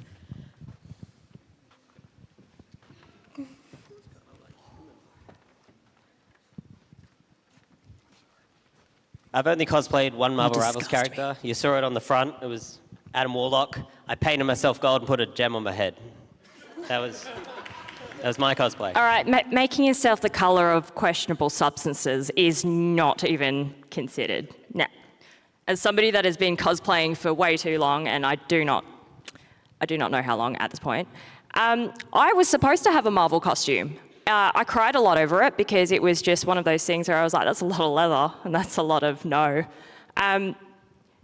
Yeah, guys, I don't think you realize how much floating items are on the costumes and don't work logically at all, not even remotely. Plus, Invisible Woman, man, how are you going to go invisible, huh? No, I completely agree. I recently made Angela's costume, and how are you supposed to make one wing with a harness, with just a breastplate and nothing else to hold it on? How are you supposed to be a big buff lady? How are you supposed to be a big buff lady?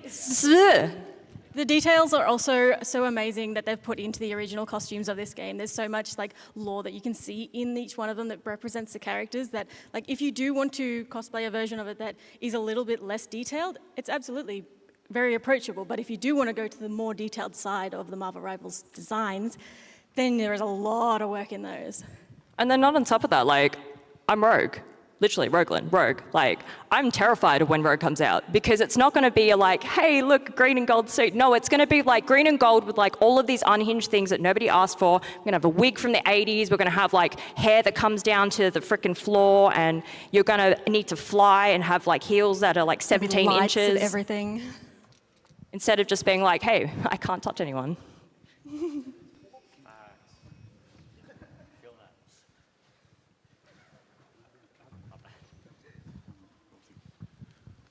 Okay, this one is, it's more important for heroes to be fun to play than fun to play against.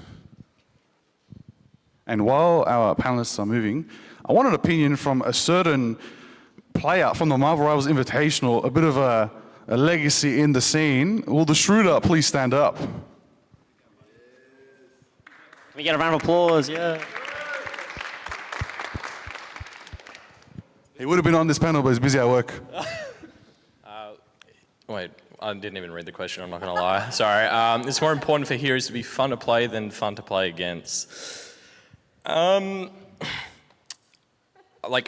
I'm a competitive player, so I don't really give a crap as long as it needs to have a fun balance between skill level, like how OP they are to how fun they are. Some characters can be designed extremely well-rounded, but other heroes can be just kind of like turn your brain off, lock iron fists, and just kind of, you know what I'm saying? So, you know, I honestly think that I don't care if they're fun to play against. I'm there to do a job and just have fun playing the game that is Marvel Rivals, and I think all the characters are extremely cool and well put together.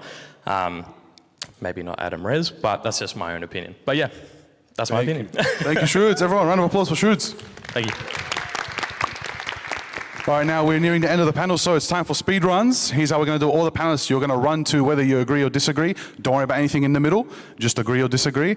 And all the lovely people in the audience, you're also going to be chanting whether you agree or disagree. I'll prompt you. Get ready, everybody. Let's go. Never mind. It's over. Thanks for watching. See, we were good on time. I told you we were good on time. Of course, everybody, remember, if you enjoyed the show, donate to Generosity, Raising for Black Dog Institute. And before we sign off, you know, come to the meetup tomorrow at PAX, 5 p.m., Cockatoo Room, Community Room. And I'll let, of course, everybody here say their farewells as well. See ya. Yes, bye. Thanks for coming. Yeah, thank you for coming. We also have a Marvel Rivals costume meet if you want to check out some amazing costumes tomorrow at 2 o'clock just outside. So see you there. I'll be keeping that in mind, and I'll probably see you guys at the meetup as well. So yeah, thanks for watching the panel. Thank you for having me, and remember, anyone can wear the mask. Thanks for coming through, guys. We've been P_Tato TV on Twitch.tv, and I've been GallusOW on Twitch.tv. Yeah, W promo. One more thing, Susan is so much better with Namor. Thanks, man. Thanks for having me. W First PAX, W Crowd, W Panel, and Thank you for coming. If you look, I'm actually in this photo. There's a cosplay I did of Season 1 Daredevil up on Zaz's shoulder there. I don't think a lot of people saw it before.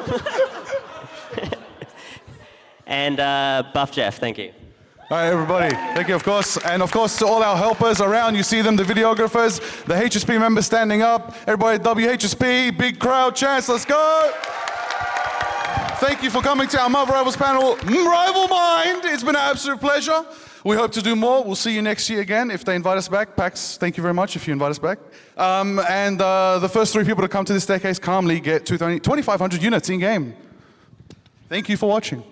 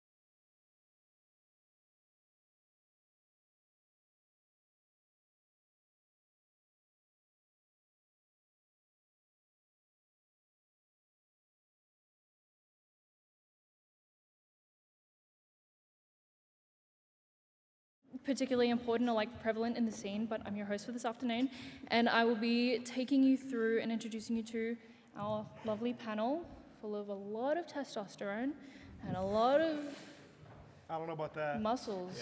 Yeah, I don't have And just helping you learn more about them and how kind of the YouTube scene in Rust works, and even helping some of you just learn more about the game, which if you don't know a lot and you still want to learn more, why? These people will attest to don't do that. But we'll start with introductions. We'll go Winter. Winter. We'll do name. You don't have to do your real name if you don't want to, and then where you produce most of your content, Twitch, YouTube, Kick. Yeah, I do mainly YouTube. It's where I started off 10 years ago now. And recently started kick streaming and Twitch again. I'm Yexom, and I mainly do YouTube. My name's Excrucian, and I do YouTube as well. Hello, my name is Mimio, and I also do YouTube, Rust on YouTube. Thank you. Okay, all right, well, panel's cancelled. Inato, and I do Rust on YouTube and Twitch. I'm Throw, and I do YouTube, streaming, gambling. I'm Jay Tellis, and I also do YouTube. My name's Kamomo, and I also do YouTube and streaming. I'm Yakov, and I do Twitch and a little bit of YouTube. No, you didn't hear. You didn't hear. Cool. Who here watches most of or any of these guys on the panel? I presume a couple. Good. Very nice. And I wanted to ask first, does everyone who does YouTube, does anyone prioritize short form over long form? No. Like Yakov would be good. You do? Shorts, yeah. Do you find many differences between the two of how they perform as regard to views, how much effort you need to put into with your information that you provide, or like details on the game and stuff? I started with shorts when they came out. I thought that'd be a good way to break into YouTube and get a bit of exposure quickly. I thought that YouTube might sort of give them a boost when they first brought them out. They definitely gave them a boost at the start, I found. It's definitely changed over time. It changes pretty rapidly, I'd say month on month. Yeah, definitely I think shorts views are easier to get than long form views. I think long form views are a lot harder. And it makes sense because there's less time to watch a long form video. Shorts are quite quick to just fly by. So yeah, I'd say that. With long form, people in the audience, do people usually, we'll do like a raise of hands, do people prefer sort of like a 20 to 30, 40 minute time block over, yeah? And then who prefers more of like closer to an hour where they can just kind of, roll it into the background, just play it while they're doing anything else? It's good to know. Yakov, you mentioned changes over time. What most significantly, just across the panel, have been like the most changes that you've seen since either starting your content or since even just starting watching Rust content in particular? I think a big thing, which we actually talked about the other day, me and Yexam, is just how viewers are responding to content, where it went through this phase of like TikTok brain and short form content, kind of what Yakov was talking about, and people's attention spans are a lot shorter. Now we're seeing it go back to longer form is actually performing way better, and storytelling and longer videos are actually taking the reins in a way. So I think that's definitely different. It's going back the other way. It started like that though as well. Like the era we're going into now with YouTube a little bit, especially Rust content creation, is very much like extend your videos out, and people obviously like the longer stuff. So it did start like that on YouTube, like Sir Winter and Mimio, who were doing stuff 10 years ago. It would have been that sort of format where it's less edited and stuff like that, and then it kind of went to over-editing, and now it's going back the other way again, kind of swinging back to less editing and more extending it out, I guess. I think the other thing too is that it's a lot on TVs now. The views are coming from TVs, so it kind of changes it as well. Beautiful. And like over this time, I might point this to Sir Winter and to Mimio. What are the most significant changes you've seen in like basically the actual content rather than like the form? Like, what do you see more often? Is it like more trends over and over and over, or is it kind of, do you see more of the fresher, newer ideas that I know you and Inato kind of come out with most of those? He steals my ideas, so it's cool. Right. But he steals yeah, it's mine. fine. No, it's cool. We won't get into it. You know, don't fight about it. It's fine. No, M-E. Yeah. Winter, what would you say about that? I feel like your videos are really good at storytelling. You know, like you really focus on the overall story. Yeah, so maybe like back in the day, like when I was playing with Biz a lot, you know, we just used to talk a lot of shit on there, and I guess it was kind of like a podcast, but in like 20-minute episodic things. And now it's kind of swung the way of stories. People like stories and stuff. So if you can make a good story out of a wipe, I think you kind of hit gold. But also, the whole Mr. Beast era happened too. And, you know, challenges were a big thing as well for a while there. Yeah, I think it goes through a lot of phases. Like glitches was a big one too, which I jumped on. There was like obviously trap bases, stuff like that. Yeah.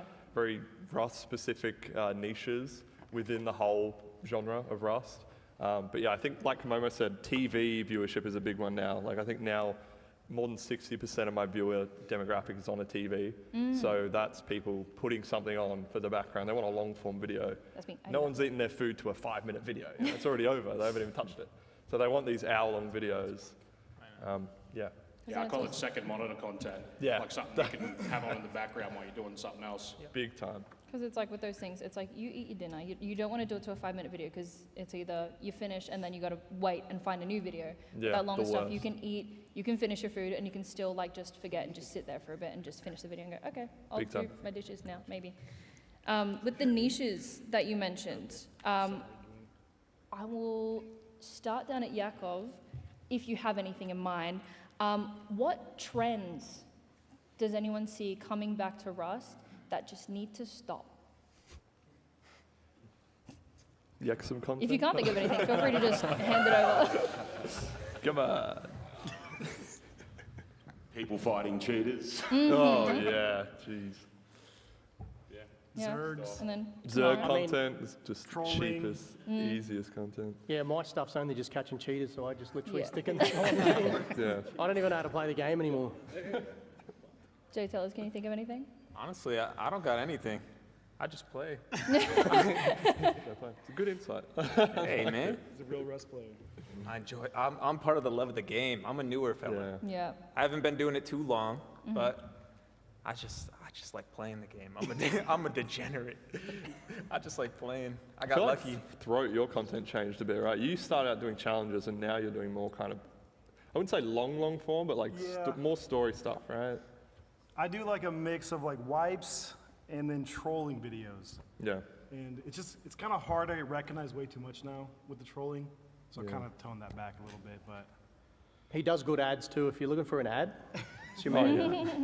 Anybody anything. looking for a I'll sell new my creator soul to for sponsor? $1. Anada? At least a few. Any trends, changes that need to die? Nah, I like the trolling. You know, I like the griefing, the Zugs. When's the last time you touched Oh, an AK? Zergs, wow. Huh? When's the last time you touched an AK? When he spawned money. A long time. A long time. You're Yeah. a rock. Did you say anything? Yeah, I've said enough. You said enough. I don't know if anything yapping. needs to die necessarily. It's more Excuse like- me. Whoa. The trends that need to die, in fact, We're in are this. automation with bases. Okay. But I mean, if stuff's working in terms of getting views, then it doesn't really need to die. But Yeah. at the same time, you've got to recognize when stuff's no longer going to be like doing well on YouTube if you are looking at it from a content creation standpoint. Oh shit. I've been sitting here the whole time trying to think Yes. of something that needs No. to die. And like, If you, I mean, if you I can't think of any anything. kind of content that really needs to die on there. Maybe just cheater shorts, stuff like that you see around. Yeah, and I know Komomo's whole, basis is catching cheaters. Yeah, they're keeping it in business. Yeah, keeping them in business because, without Komomo, how are we going to get any kind of fun, exciting content for Yakov's Yeah, that's it. streams? Cheaters. I love cheaters. So how does everyone usually go through the process? I'll go down through my process questions. do you go in knowing what you want to record, or does anyone really kind of, so enter down here, does anyone kind of just jump on and go, we'll see what happens, or do you kind of go in with a process of like, okay, so this is my plan, this is what I want to do, and if it doesn't work out, I'm going to keep trying until it does? Yeah, so this wipe I got on and did the whole new drones thing, dropping grenades on people, raiding with them, whatever. So I went in with an idea of that, but the last wipe before that I just uploaded, there was a glitch in the map and it made this whole new terrain, so I was like, oh well, any idea I had's out the window and I'm just gonna like pants this idea, which means just, you know, freehand basically. So yeah, and I just went and saw what happened. I think one of the guys in the audience is, we pulled our boom together and went and raided someone. Beautiful. Yeah. Next one. I think that it's kind of like you have to go in with an idea, especially if you go into a video knowing what like the thumbnail and title and the structure of the video is going to be before you even record it. It's kind of hard with Rust because you actually never know what's going to happen if you're playing a normal wipe, because it's all up to what other people are doing a lot of the time. But if you have a thumbnail and title in mind, you kind of know it's going to perform well because you have a solid idea that people are going to click really. Yeah, 100%. Like, the idea, definitely the most important part of the video, so you need to know what you're recording. Yeah, just going to echo the same thing you're saying, to be honest with you. I think it's, it definitely changed. Like, when I first started, I think a lot of us, when we first started, you just jump in and just see what happens and then make a video out of whatever happened to happen that day. Whereas now it's like, you think of an idea first, you have the thumbnail in mind. Normally it's the thumbnail first that I'll think of, figure out a title from that, and then you go into the game and actually go, okay, here's how I'm going to record this. Yeah. Yeah, like what Mima said. Copy. What, man? But you have to like go in. Back in the day, I remember you used to just hop on and just see how it goes out. Sometimes you probably did it as well. You just scrap footage. Big time. Yeah, all the time. Terabytes. Yeah. And then now it's just a lot easier just to go in with an idea. Yeah. I would say. Go on. Okay. He hasn't slept. I haven't slept like 36 He's hours. American. Just got off the Throat booked his flight. He landed this morning at 9:15. Hasn't slept. Don't think he slept on the flight. He's doing good. Can we direct all the questions to He's Throat? here. What do you think? Think about what? Do you have a process of going in when you record a video? Do you know what you're doing, or do you just kind of? I mean, if you're if you're going in it for the video's sake, you really do need to know what you're recording. The strategy I use is I definitely, honestly, like a year ago, I went through and wrote out notes for titles and thumbnails. That's and then so much water. What are you doing? Throat's thirsty. But The about next a year question, I ago, just I need went you to through, dodge it and drink the picked whole out thing thumbnails down. and titles, and when I'm playing, I play until I get the video idea done. And with Rust, you run into the most random things, but it just makes the video better. So if you got the idea picked out to begin with, you'll be pretty good. Come on, Mo. This is the bit, guys. I think I got it. There's another one here when you. Oh yeah. I definitely got it way easier than anybody else here, I think. Just the amount of cheaters in the game and the amount of cheaters I have access to is just crazy. So, to give you an example, just the other day I was recording and I was spawned in an AK. I put it in a rock trying to bait this cheater to come out of his base. And then somebody completely random in the middle of the night came over to the AK and picked it up. So my general reaction still today is crazy when I see that kind of stuff. But, you know, that's just cheating in general in Rust. It's just pretty bad. So, but I think I have it much easier than the other guys to have content where a lot of their stuff can go wrong during the wipe. So for me, if it's that one cheater, I can just go to the next one. So there's plenty of them. So I'm predominantly a Twitch streamer, but I did play a lot with a few YouTubers in my early days. Sebi K, who you might know in the audience. So I always went in with the attitude that streaming wasn't just sort of this thing you chuck the stream on, you sit there casually, but you try and formulate some kind of story. So it's like slow, long form, if you want to think of it like that. So I always went in with a very vague idea of what I wanted to do on a wipe, but I never was rigid about it, and I just go with the flow generally. But I always tried to keep some form of narrative and just keep myself positive as well, because obviously if I fall off a cliff and go negative on it, it's not good live. And so yeah, little bit, but not too much. Yeah. And then obviously after recording is everybody's favorite part, editing. Yay. Does anyone have a particular approach? Especially, is it kind of like take a bit of time off between recording and then you edit? Does anyone just immediately go straight into it? And then like if it's been like a pretty tough wipe, do you prep your week, day, whatever it is, how long you usually take to edit? Obviously, I think some of you guys have editors actually. Yeah, I was Who going to has an say, editor? some of us are slackers up here. Well, I'd like to shout out my editor from the Dominican Republic. Amazing. Great work, great guy. Thank you. Yeah, does anybody have a particular routine that they go through? Do they usually brute force go it, through kind your of just routine. smash it out, get it over and done with? Record and then sitting. Usually just procrastinate it for a few weeks and then I was going to say, what's up with the Yexum? How do you then usually go get about onto it? it and then think about cutting it and then Somehow stop cutting it and then into start it. cutting it again. But yeah, I mean, I don't have an editor currently. I've actually recently started looking at getting a cutter because that's the worst part is cutting Any down editors the in the footage. crowd? Looking for Because some often work. Yeah, not often enough actually. But I mean, the worst part with Rust, especially the standard Rust wipes, is it can be like 40, 50, sometimes 100 hours of footage. Like Jake Telly's videos, I'm sure, are stupid amounts of footage, especially. But like, it's a lot of footage to then sit down and rewatch through, even though you just played it. So cutting it is certainly the worst part for me, at least. Is it hard to relive it, especially when it's been like a really bad wipe? I think it's easier if you do it straight away because you kind of have, when you're recording, you have the structure of the video in your head, so you know what the story's going to be because you're obviously living it. So if you do it straight away, it's easier because you can kind of, you have the narrative in mind. But if you leave it too long, then you kind of start forgetting things that happened, and it definitely makes it harder to cut the story down. Anyone else? Anyone else? Brute force? Renato, do you want to answer? Yeah, I feel like having an editor is helpful, but I feel like you have to try and find an editor that can edit your style.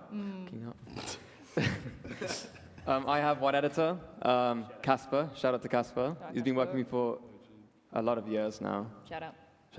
And other than that, I can't find any other editor.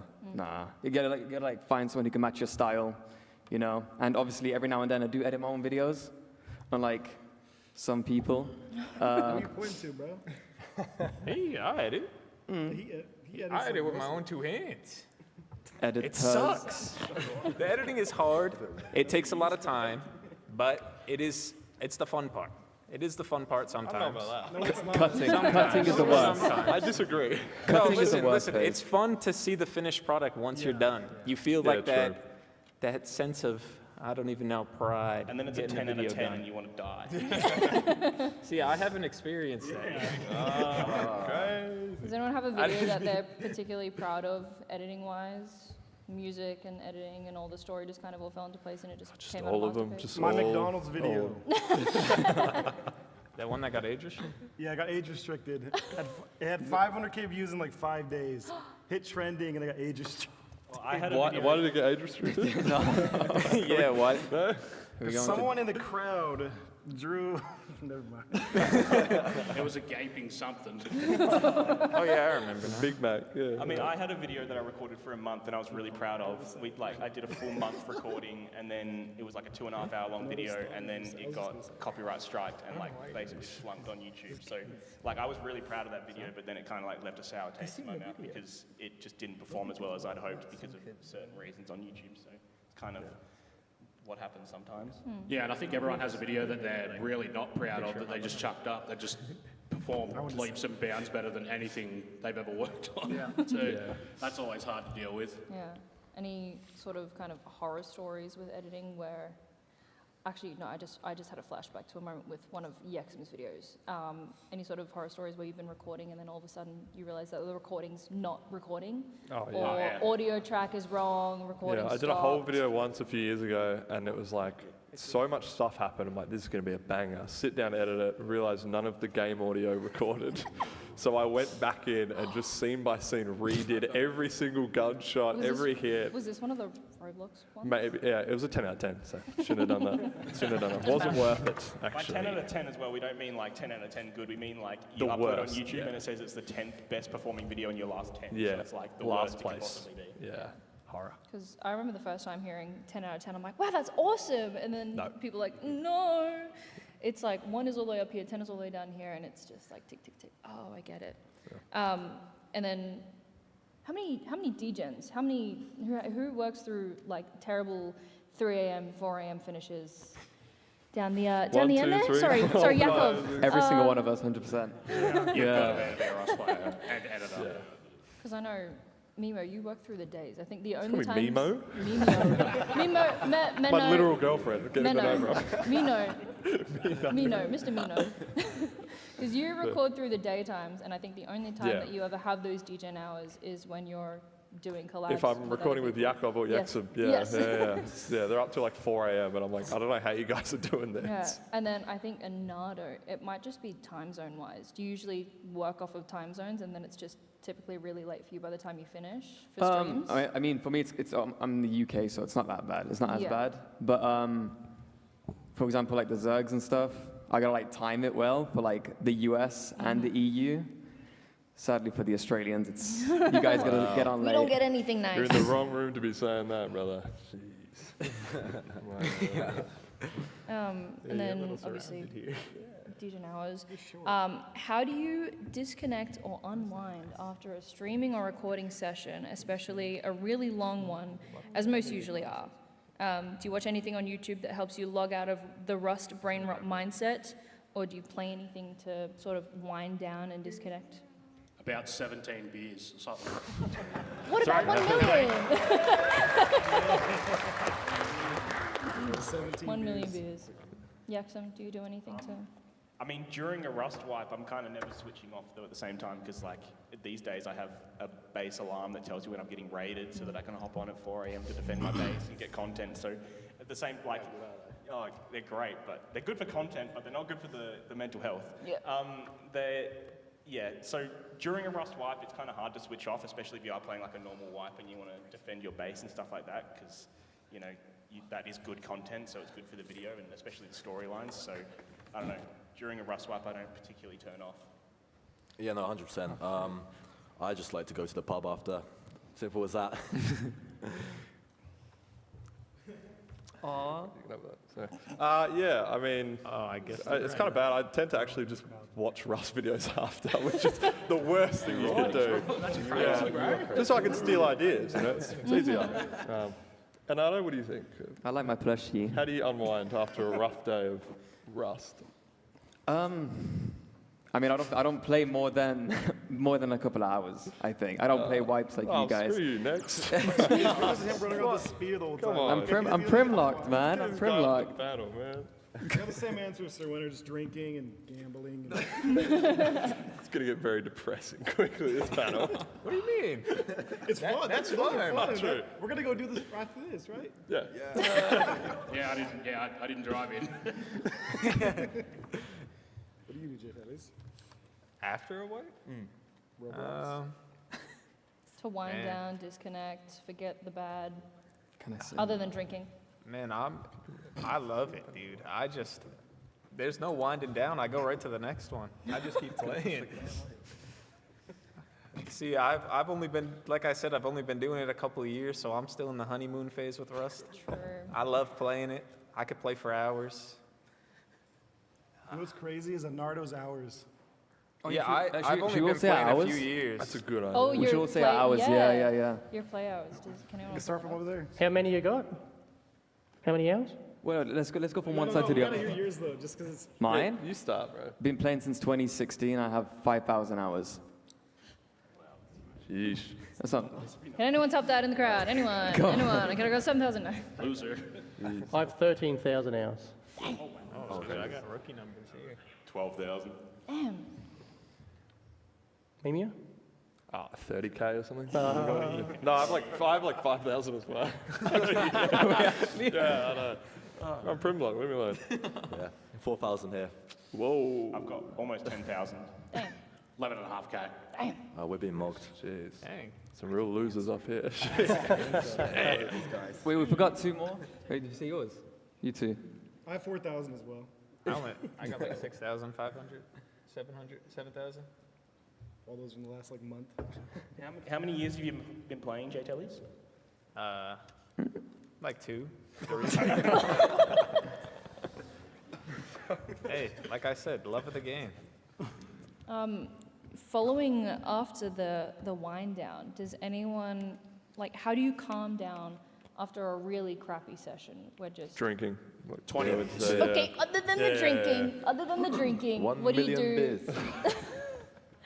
Does anyone meditate? Does anyone do yoga? Does anyone go for a walk? You just got to get True, back nobody on touches Rust. grass. Yeah, just jump back on Rust and rock some kid's head in or something like that. Oh, great. Therapy. In Rust. In game. In Rust. In Rust. And then how do we manage to keep content fresh in a space where everyone is always trying to or doing the same thing? Because I do have a question for you two in particular. Be first. Yeah. Yeah. It's a big one. Yeah. There's like a new glitch or something out, you got to be the first It's like one a to it's like a post it. race who can do it first. There was a but then- period where we were racing between Yeah. each other, I think, And to then get, we- to get too uploads. sometimes. Yeah. And we get like little comments attacking, oh, you copied him first. Oh, yeah. When we both actually probably just stole it from some like Russian Yeah. meat. Some yeah, Russian yeah, we Reddit know. thread. Don't link it, don't link it, does don't it link first because he scripts his videos. So Well, you know, it's easy money, He actually brother. pays Renato out to be second. Yeah, come on. Does anyone else have any ideas how to keep content fresh?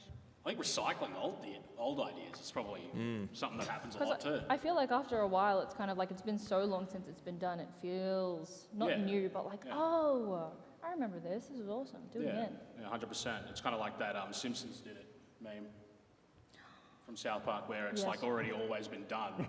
And everyone's like, oh, so so-and-so has already done this. Yeah. You know, it's like, well, what can you do? It's like the YouTube sphere is so saturated with content creators now. There's nothing new unless there's updates. Yeah. So You also like end up, I think for like Jay Telly's in particular, my videos a little bit, it's kind of like just how can I one up someone else and like go even bigger, and it's kind of just a downhill slope into just degeneracy where you just try to go bigger and better and bigger and better. Oh, it's until terrible. You can't do it anymore. It's terrible. Yeah, I go that approach too. I go the route of seeing an idea and then I try to do it a little crazier and then I try to one up myself, and it's not ideal, but Wasn't your last intro just all CGI, like Blender, the whole thing?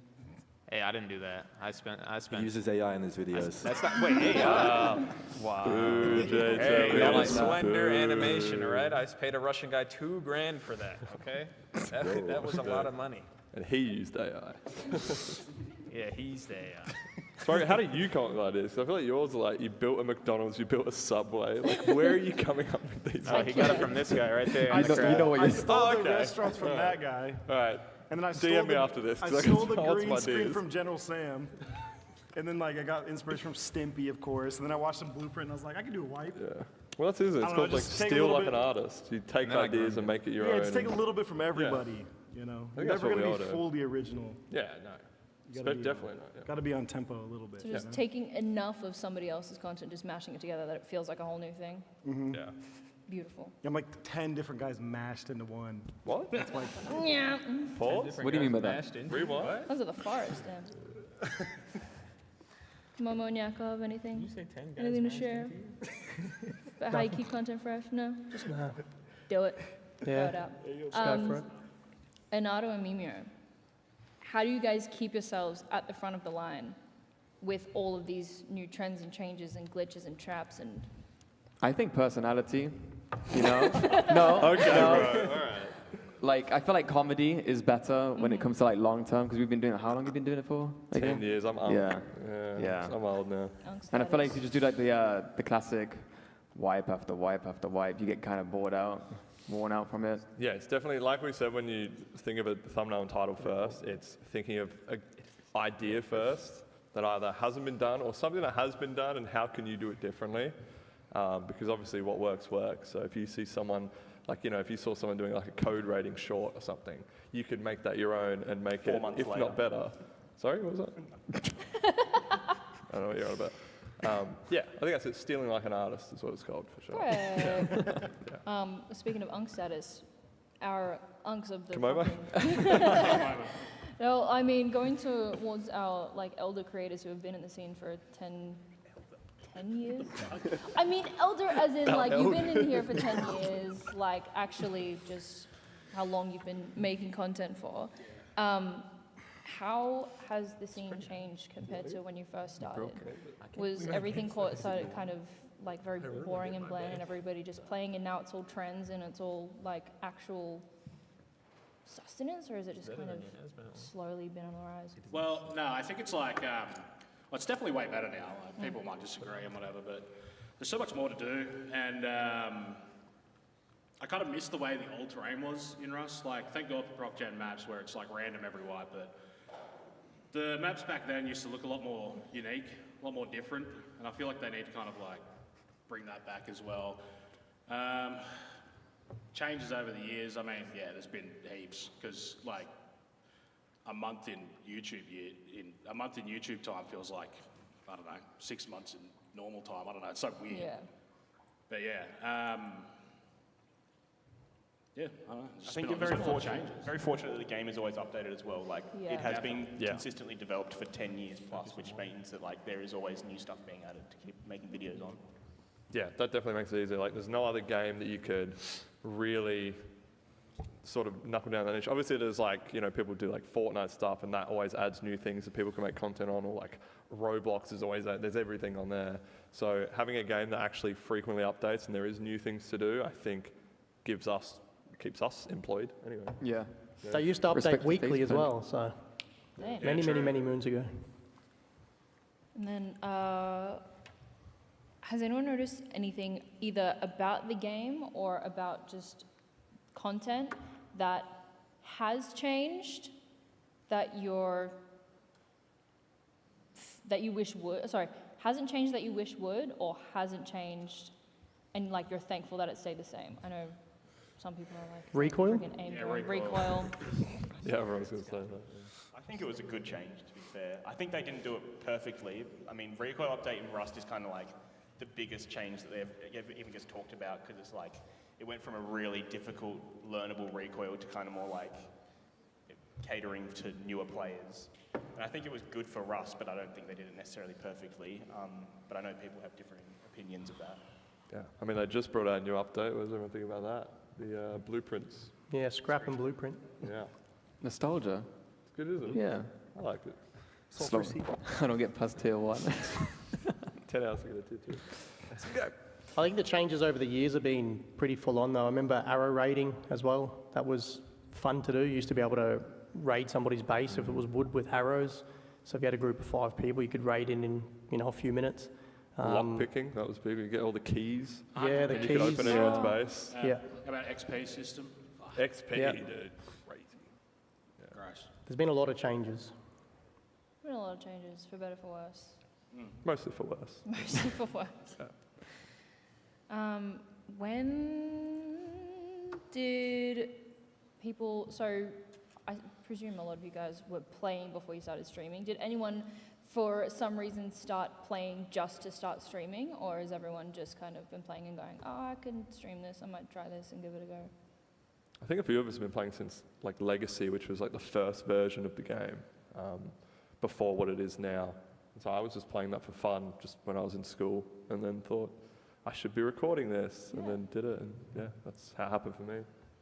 Yeah, I think it's a good question for Jay Tellers. Yeah. When did you, how did you start actually getting into making content? Did you just start, and playing Rust, did you just start playing the game just to make content, or were you playing for? When I first started playing the game, I was scrolling on TikTok, and I got a Frost video broke up into like 30 parts, and I was set on TikTok, and I watched all of it. And I was like, oh, I gotta get this game. I got the game, and I was addicted. It was bad. I was playing every day. At the time, I worked at Target, and I was just playing. I'd wake up at 3 p.m., go to work, get home at 11 p.m., get on the game, and it would just repeat. It was terrible. And then it got to the point where I kind of got good at the game, and I met this other creator, and he told me, hey, you're good at the game, you should start making videos. And then I started, and it took off pretty quick, so I got lucky. I got lucky. It's all luck. basically. It's all luck. All Yeah. luck. saying it's all That's luck. it. Well, I got lucky that someone told me to start because I probably wouldn't have. I've always wanted to do it, but you know, it's working out now. I feel like Rust is a game where, like, if you're playing it properly, you're Rust is a investing. game. You're investing. Rust is so a game. many- Good point, so Yaxon. many hours Anyway, into it. what else? Like, I was playing so many hours of a Rust swipe anyway that I felt like I was potentially just wasting my time away by not getting something out of it in return, other than just, you know, my base getting wiped at the end of the month. So it kind of felt like, you know, make content on it and potentially, you know, make it a career, or Yeah. stop playing it entirely. Really. Yeah. Because when did people actually realize that they could start making content out of it? Yeah, probably like, I think I was doing it for, I'll make content out of it. Yeah. So instead of just. I think we just see, it's probably the same answer for a few I was gonna people up say- here. I saw the Frankie on PC video on Rust and I went, this game looks awesome. And then started playing it for maybe a year, just on and off. And then when I should be recording this, it's maybe about a year in. Yeah. Was that the one where you raided that big armoured box? I think, yeah. Just, Me and Vertigo were making content for about a year before that. Yeah. Audacious. Audacious, yeah, one he of was the original YouTubers for it as well, actually. Yeah. I don't know if I want to break the fourth wall on this one, but he helped set up that raid apparently. Like, 'cause, Wow. you know, Frankie notoriously does scripted videos for entertainment purposes, like Frost or whatever. Yeah. And, Nothing wrong with that. Yeah, and he was telling me about that. And Mimeo too, yeah. You guys heard of that Mimeo guy? Mimeo's content Yeah, scripted. yeah, get on with it. I'll throw it down to Yakov down the end. I actually had no plan or ambition to be a content creator at all. To be honest, I had a corporate gig. Actually detested the I was idea happy of in it. that corporate gig. I streamed as a hobby outside of work. And then the stream started making more money than the corporate gig. And was having about 1 hour sleep a night for about 6 months. And something had to give. And I chose content creation. Because yeah, I was gonna, I suppose everyone does content full time. What made you go full time? Because I did want you to tell that story Money. in particular. How it was like what, were you doing like a subathon, or was it like because it was something like. I did it when the community knew that I was working. Basically, it was cutting into stream time. Which there was no more hours in the day to stream it, to be honest, because I had to go to work, and it was quite a time-consuming job. So I said to them, all right, if we hit this amount of subscriptions on Twitch, I'll quit. And they hit it in 20 minutes. So. Because I remember, I think I had randomly clicked on and I just kept seeing train of so-and-so just gifted 100 subs, and then someone else, so-and-so just gifted 100 subs, and it was like a war, and then eventually just got to, okay, we get this many subs, and I'll quit my job. It was pretty silly. And then jobs.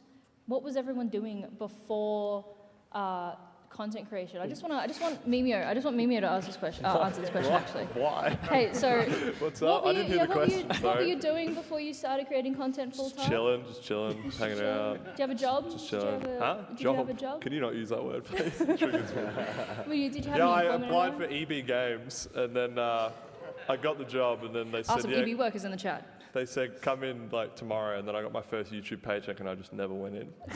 So I No still call, am no employed show at to his EB first Games. day. Yeah. Hasn't had a normal job Yeah. since. I might go back there soon. I don't know. Kind of fallen off. Anyone else have a normal job Yeah, I worked before? at a place called school. Yeah. Nice. Teacher? No, student. Same with Ronaldo, right? Yeah. Yeah? Yeah. Yeah. Full time at Full-time. 17, 18. But yeah. Dang. That's crazy. Staring at you. Trade? All right, yeah, I was a butcher. Pretty high. You want a list? Yeah, start listening. Yeah, kind of just fell into it. And Fast I hated food, it. painting, And, electrical apprentice, car sales, life insurance sales, drug dealing. But you still do that. You do that filthy mullet, of course. Breaking Bad. Side hustles now. Yeah. Joe tells us that Target. I was doing roofing sales and I had to drive 12 hours a day, and I was sitting in a truck alone, and I was just like, I might F1 kill if I have to keep doing this. And so I fully locked into YouTube and I started studying like what makes a good video and had a storyboard and all this other stuff. And it took off, luckily. Beautiful. But it was a really bad job that made me do it. That's all it takes. Nice. Yaxon. I did a few different things. You were a teacher, actually. You Well, told me the I other day. Yeah. I did a gap year Blew my mind. in London the year before I started content creation, and it was 2021, which was not a great year to travel Europe. So I was in London and I was locked in a school that I couldn't leave because COVID and stuff like that. So that was all going off, and I basically just started watching streams and got me into it. But I was working in the UK for a year, which I couldn't really do too much of, but that kind of got me into content creation. Who were you two? Over here. Jakob, Kamarma, were you doing anything? I've many jobs, fairly old if you've ever noticed. Finished school, grade 10, then I did an apprenticeship as a spray painter, vehicle, automotive. Did that, and then left, did security for a few years, and then applied for the police force, got rejected, unlucky.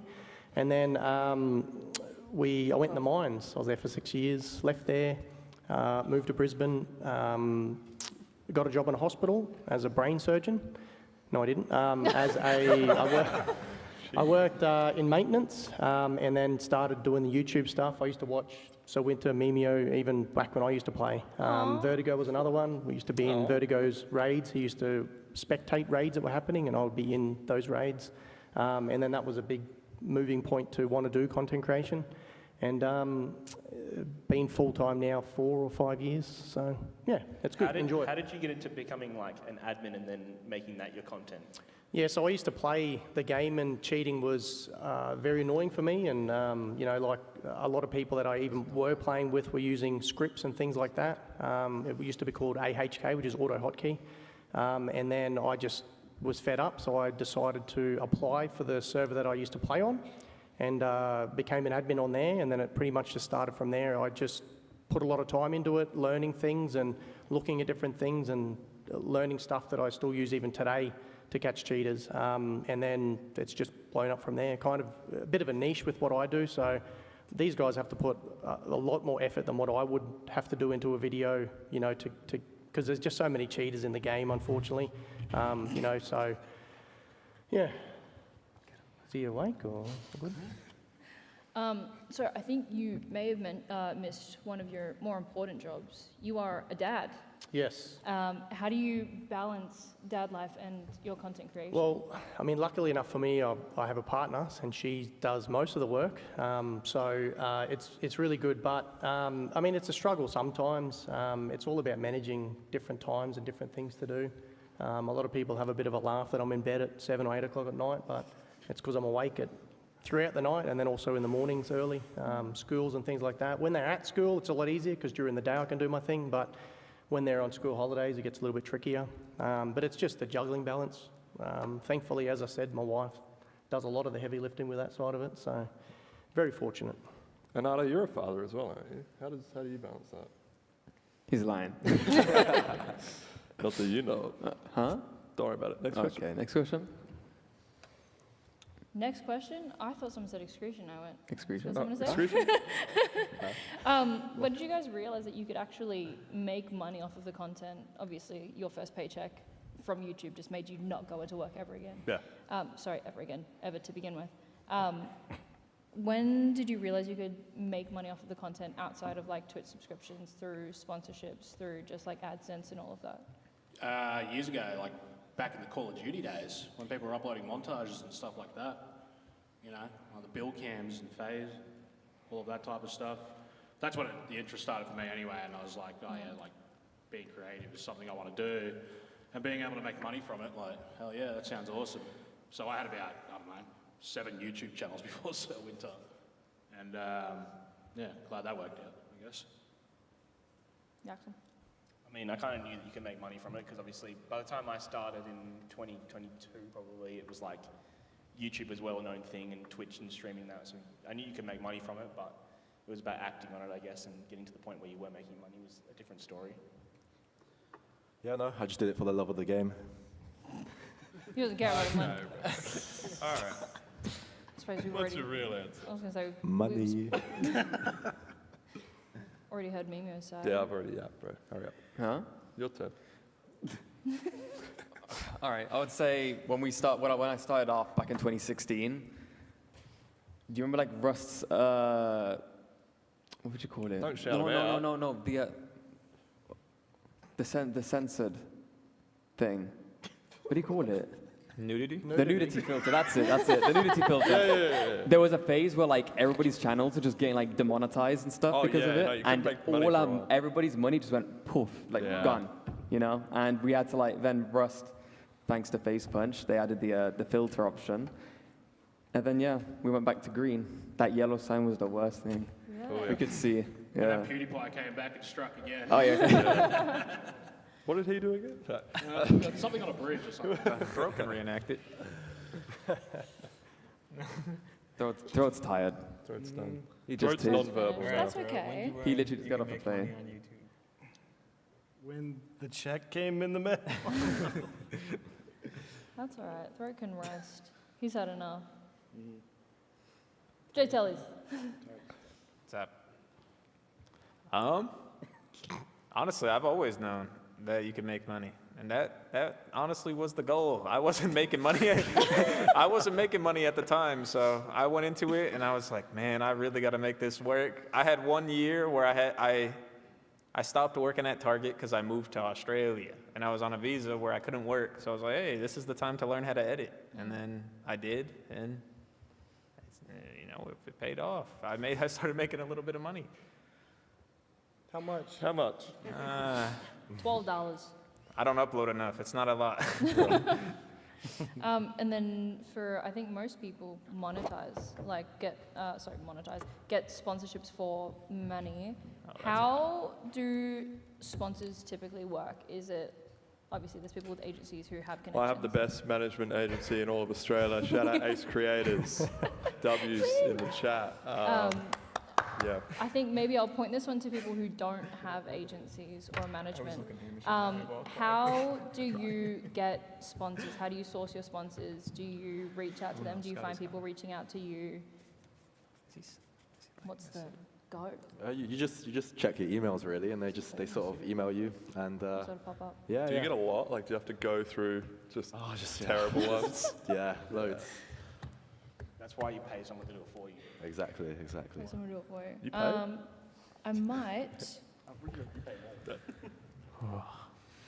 get this one. I might open up for questions actually, because that's like all of my questions Don't that have matter. to. Why not? Does It's getting on a anyone bit, have any questions for the team?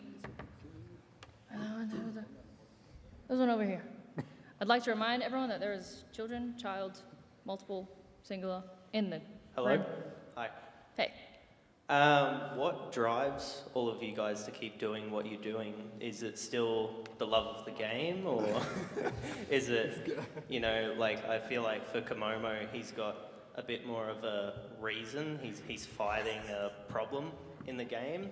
But for some of you who have been doing it for 10 years or longer, like what keeps you waking up every day and doing this when you could probably do something else? The thought of having to go back to a shit job and the 17 beers at the end of the session. No, for me, it's entertaining the audience on Twitch, really. At the end of the day, you're there to entertain an audience, and that's what really makes me, keeps me going, clicking the live button, I'd say. I'd say that my enjoyment of Rust at times wanes, and if I wasn't content creating, I probably wouldn't be playing it, I'll be honest. Yeah. Love. I don't know. Yeah, Next. I think it's Cool. just, like all I wanted to do, to be honest. Next question. Yeah. No, my turn. Yeah, it's just all I wanted to do, so, So, keep doing it. that's loud. Sorry. Editing programs. What do you despise and what do you praise? I mean, Adobe sucks. What? I agree. Premiere. I don't use Adobe, I swear. Premiere is good except for the cost of it. Like, it's kind of like the industry standard, I guess, a little bit, but it's very much stopped people using it by the cost a little bit. So you can, I'm not condoning this. But DaVinci Resolve is pirate it. free. You're saying you and pirate it runs Adobe really software? well. I don't anymore. You're saying Yexam on YouTube pirates Adobe I don't software? Someone clipped that.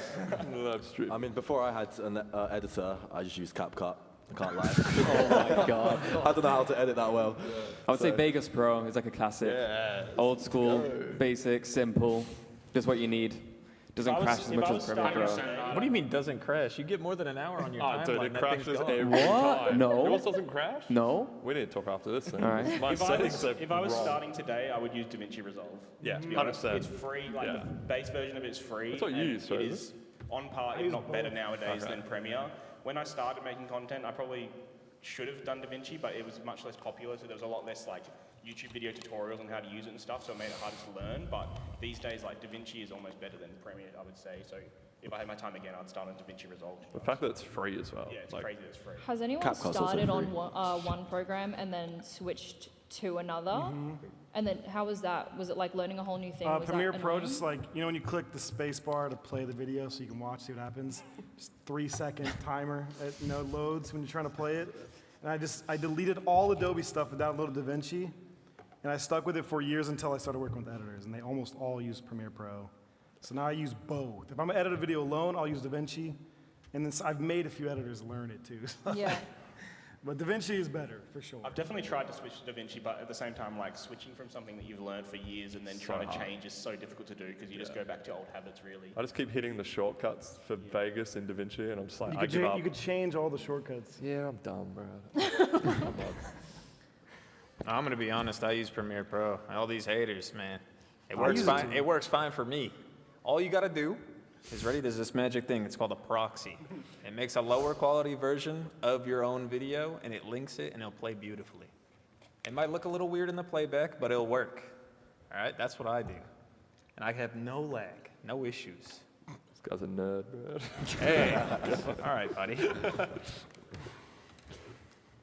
Our next question. I've got a question. Am I able to ask 2 meme questions to certain people and then a Rust question? Yeah, absolutely. Winter, what do you think about Australia? Who's asking that? Over here.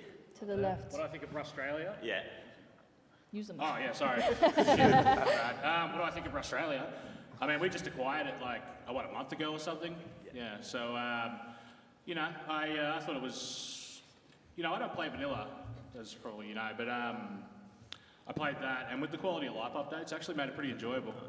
So, but I've heard some horror stories coming out of the server, and previous admins and players and stuff like that. Oh, okay. Your name was Throat, I'm pretty sure my mate said? Throat? Are you going gambling after this? Yes. You're gonna switch your sleep schedule. Throat's first time gambling in Australia. Get excited. Oh, jeez. All right, baby, let's go. And my Rust question is, what do you think about the competitive state of the regions? Ooh. Another? Regions as in like, what do you mean by that? Like EU, US? Why'd you have So, to like- Nardo? I don't know, he's asking me. Because He's it's pressuring me. Which one's more cracked? Like, you know how AU plays on C, or like we swap to like EU servers all the time because it's dead here? Like, what Ping's do you- pretty annoying, but yeah. I would say Jay Tellys would know because he lives in Australia and has to play both. Oh, Yeah. dude, I'm not gonna lie. The Australian servers suck, man.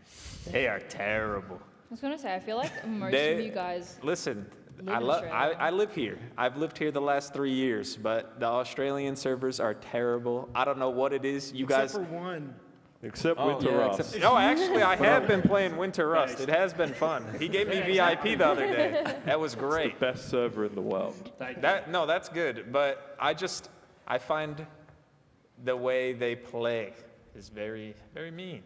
They like to sit at my door with DBs and not. They progress. play like me. Wait, so it sucks because it's hard?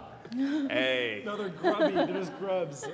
I tell you what, I remember I used to play strictly Australian servers, and then I wouldn't see a single human with an AK-47 unless they had 8 other people watching their back. But the second I went to a US server, I was able to be the DB guy and get the AK from the duo, you know? It felt good. So the Australian servers are harder, yes. Yes. They're harder.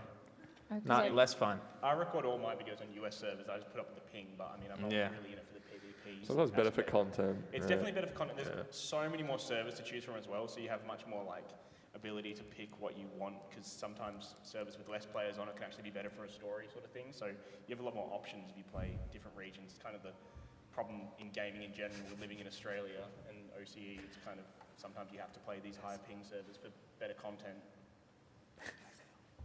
It's always been the argument in Australian servers, though, even when I used to admin AU servers, was that Australians just don't go out in PvP. They'll hoard their loot inside a base. Whereas you go and you spectate people on a US server and they're always roaming and there's so many more PvP fights. It's from my experience anyway. Beautiful. Do we have any other questions? Oh, yes, Kai. So this question's for Yexim and Memio.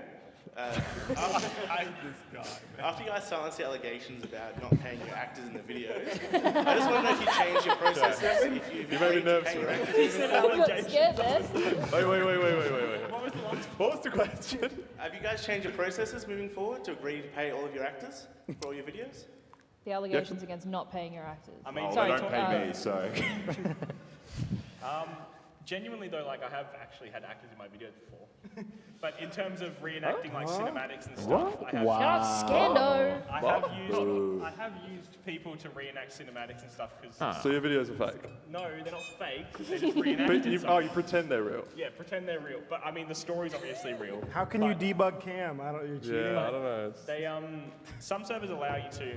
We'll probably plug his server here, but some servers allow you to demo record, which means you can like see the scene that happened in post and kind of like get cinematics from it. But I have in the past actually genuinely used actors to reenact scenes for that kind of cinematic thing, but none that are actually in a white.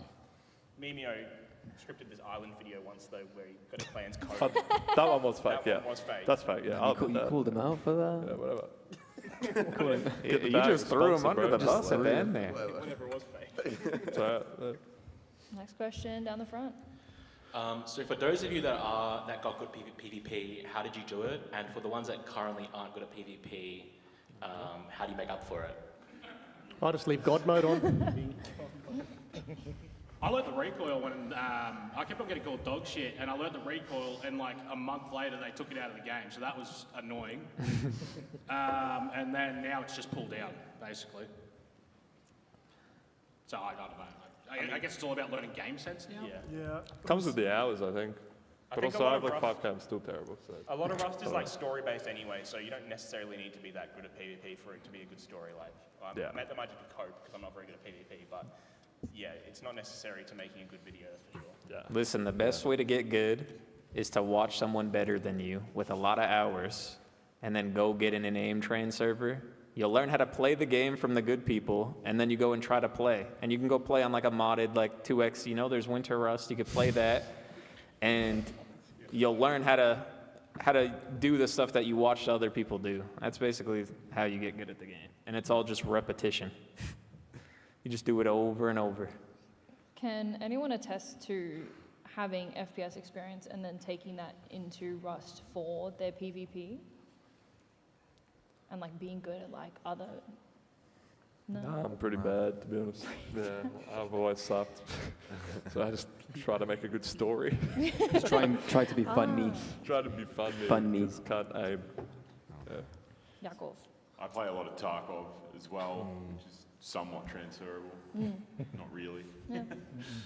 I used to play when recoil was in the game with the AK, and I just never used the AK just because I was shit ass at it.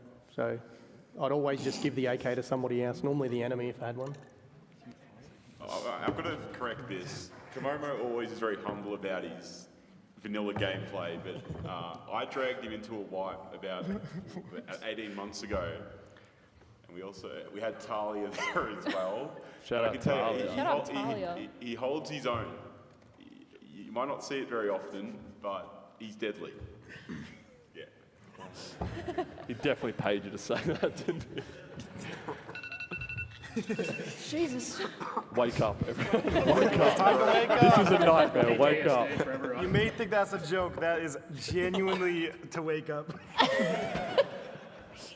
Do you have any other questions? I got one for you. Hi guys, nice to see you all here. Oh god. Obviously with the rise of all these like third-party external hosted events, obviously we see some of you guys in them. How do you guys feel about those and the devs and other creators hosting all these events? Do you like them? Do you think they're good for the community? Is that directed at anyone specifically? I'd put it into the middle of the table here. Arnado? Huh? Do you partake in many Rust events? I think was the question. Do I partake in many Rust events? Banned from a few. Aren't you live right now? Huh? Aren't you live? Yeah. Get your rush drops. Twitch.tv/Renato. What? No. Get out of here, man. And then we had a question up the back. Where's our mic?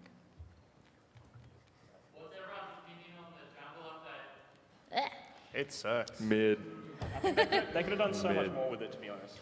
It was we, cool we for like actually 5 modded minutes. it to make it look like a big forest now in the past couple of weeks, and it looks awesome now. But the jungle update itself is dog shit, I What think. server is that on? Windtrust and Rustralia. And anyone here who wants the admin cam, just hit me up. Oh, hell yeah. Beautiful. Any more questions? You didn't know? One down the front here. We're being kicked out, I think. We're being kicked out? Okay. A mic's up there. Yell it out.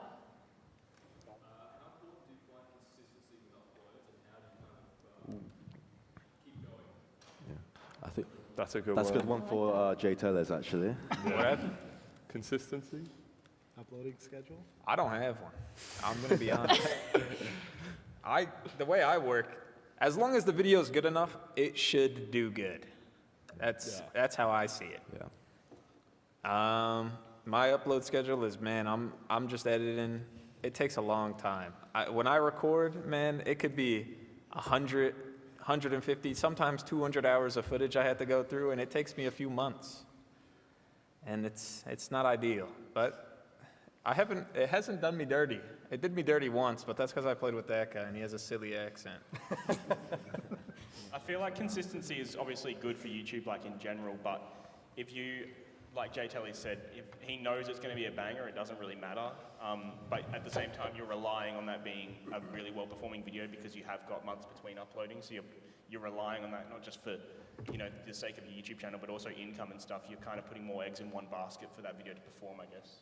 If you're just starting out, an upload schedule is the best thing you could do. I had one when I first started, but then I also had the idea of I wanted to make each video better than the last, and then it got to the point where I was trying too hard on the editing, and it was taking me too long, so it went from every 2 weeks to every month to now it's like 2 to 3 months between a video.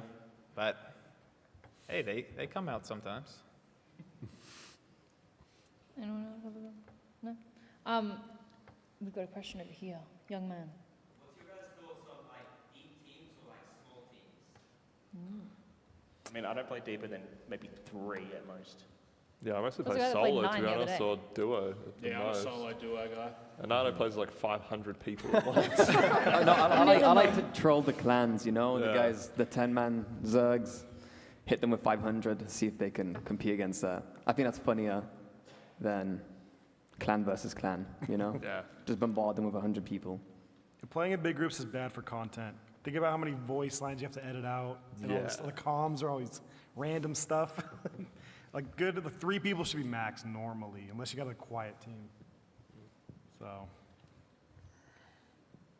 I feel like content-wise with deep teams, with your audio tracks, unless everyone's in Discord and you just cut out the Discord audio track, when it's all in-game and like you want the in-game sound, it's like hard to filter everyone else Yeah. out and actually like. A nightmare. Yeah. So Winter, were you going to say something? No, I was just agreeing. Oh. it was- Especially if they're hot micing in Discord plus in game. Bless you. Oh, yeah. My last video, I spent 100 hours building a cave base, and I thought I thought it was my best one yet. I upgraded this thing as much as I could. I spent so much time. I was like, man, I want someone to test this. A clan came. Holy, I've never gotten genuinely, I didn't kill, I think I killed one when I threw a grenade and they killed me at the same time, and that was it, and I didn't see the base. It was 5 launchers, so clans, they're a little risky, but honestly, there's nothing better than getting raided for me. But yeah, no, I did waste 100 hours of my life building that base. That's because the video's over though. There's a question in the middle. Who do you think is the most attractive person that plays Rust? Alistair. Throat. Yeah. Throat rust. Yeah, I think would be throat. This man right here. Oh, Archie's kind of mogging over there. enough. So nonchalant. He's unhinged, by the way, but I was interested. I've got another question over here. I should have logged in. 666? Huh? The devil's number. Oh, actually, I think I might have heard something about it. Maybe, I don't know. You have to tell me after. Any more questions? 6, 7. We'll go back down the front here.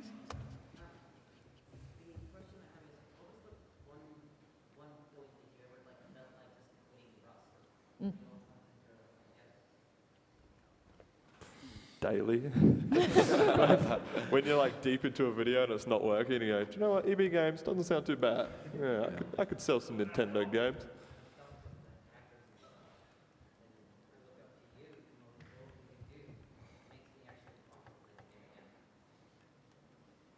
I mean, I don't know. I just push through it. It's just no use whinging about it. No one listens. So I don't know. It is what it is. I just keep going. It's probably easier because, again, these guys spend 200-300 hours sometimes playing a white, where I can jump on for 5 minutes and hit a gold mine, you know. So, and I got that many cheaters to grab at. It's just much easier for me. I can't talk for them, and it'd be more annoying for them. You know, they can jump on and they can try and get content and play the game and sit there, where I can make it a bit easier. So, I think so anyway. Down here. We have a mic again. Have you guys played Rust Mars in the past? Yes. Is that Nova? Project Nova? Project Nova. Yeah. Super fun server. Yeah, I wish the server would be back up again. I love watching the videos. I think Anyone made a video? I mean, Winter Rust is our sponsor, so we can't talk about any other server. Trash. It's good, but not as great as Winter Rust. Exactly. For Australia. And that's this clan on there, 666. Oh, or Nardo server. No, they suck, actually. What? No, right. Come on, man. No, they're good. They're good. Another question down the middle.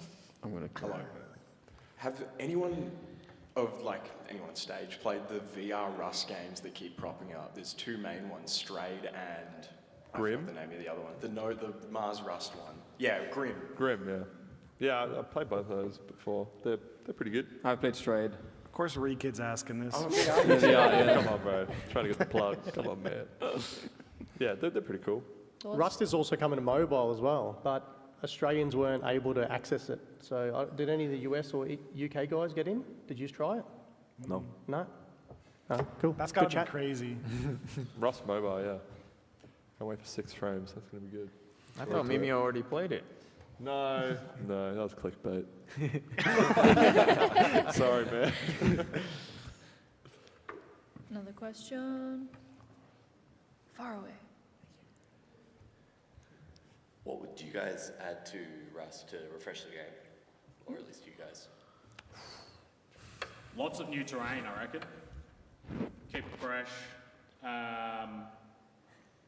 And maybe, I don't know, I was thinking like at some point maybe like, I don't think it'd be good for the game, but the return of recoil, but like different, and then they can take it away again, I don't know, or mix it up every now and again just to keep it fresh and people on their toes. I think they're pretty consistently doing stuff that keeps it fresh. Like, I mean, even just the last month, they changed the entire progression system with the new blueprint fragments. So it is a game just because they are so constantly updating it that it does kind of feel fresh. And on top of that, there's so much you can do in the game that's different that you can keep it feeling fresh regardless of, the updates as well. Yeah, I'd say probably randomly generated rocks, caves, because they're all the same, they look the same, so it's kind of boring. So yeah, I'd say that.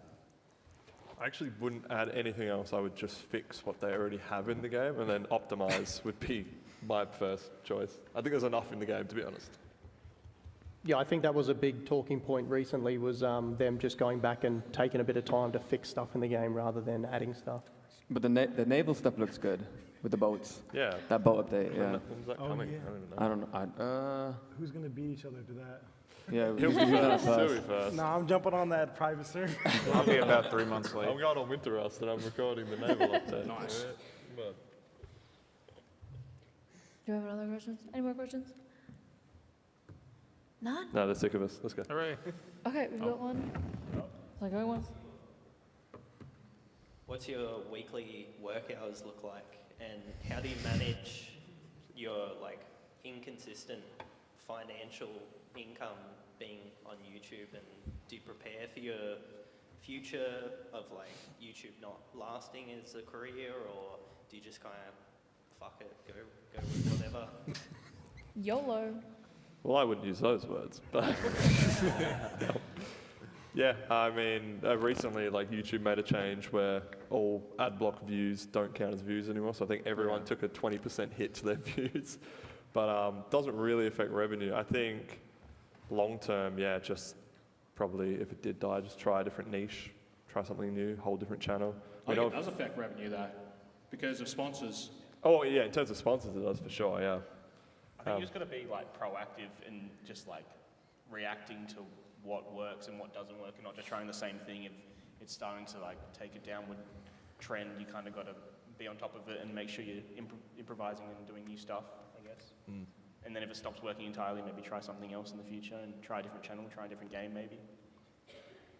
Maybe make a podcast. Shut up. Yaks and yarns.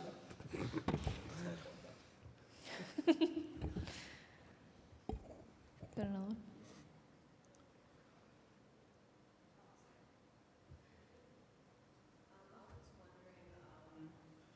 Oh, now I forgot my question.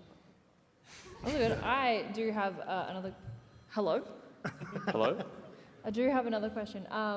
Does anyone have like a pretty like big achievement? Like, has anyone achieved anything pretty big in their lives because of YouTube? Either like just like a goal, a milestone that you guys have hit, like 1 million, 500K, 250, whatever. I made it to the lower class.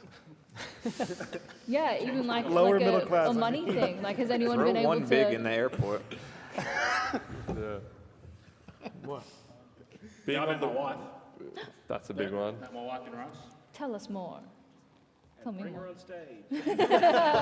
Everybody. No, don't do that. She's shy.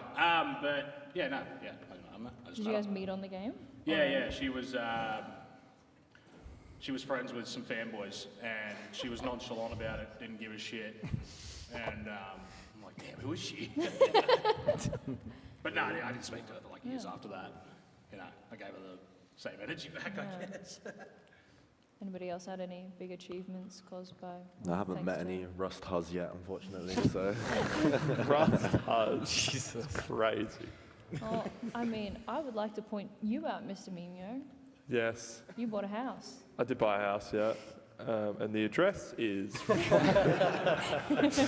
No, my biggest achievement was being on a Rust panel with Sir Winter, Yexum, Anado,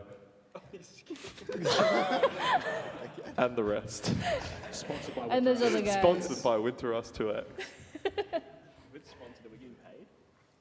Yeah, I'm not like you and me. He pays his actors. Whoa.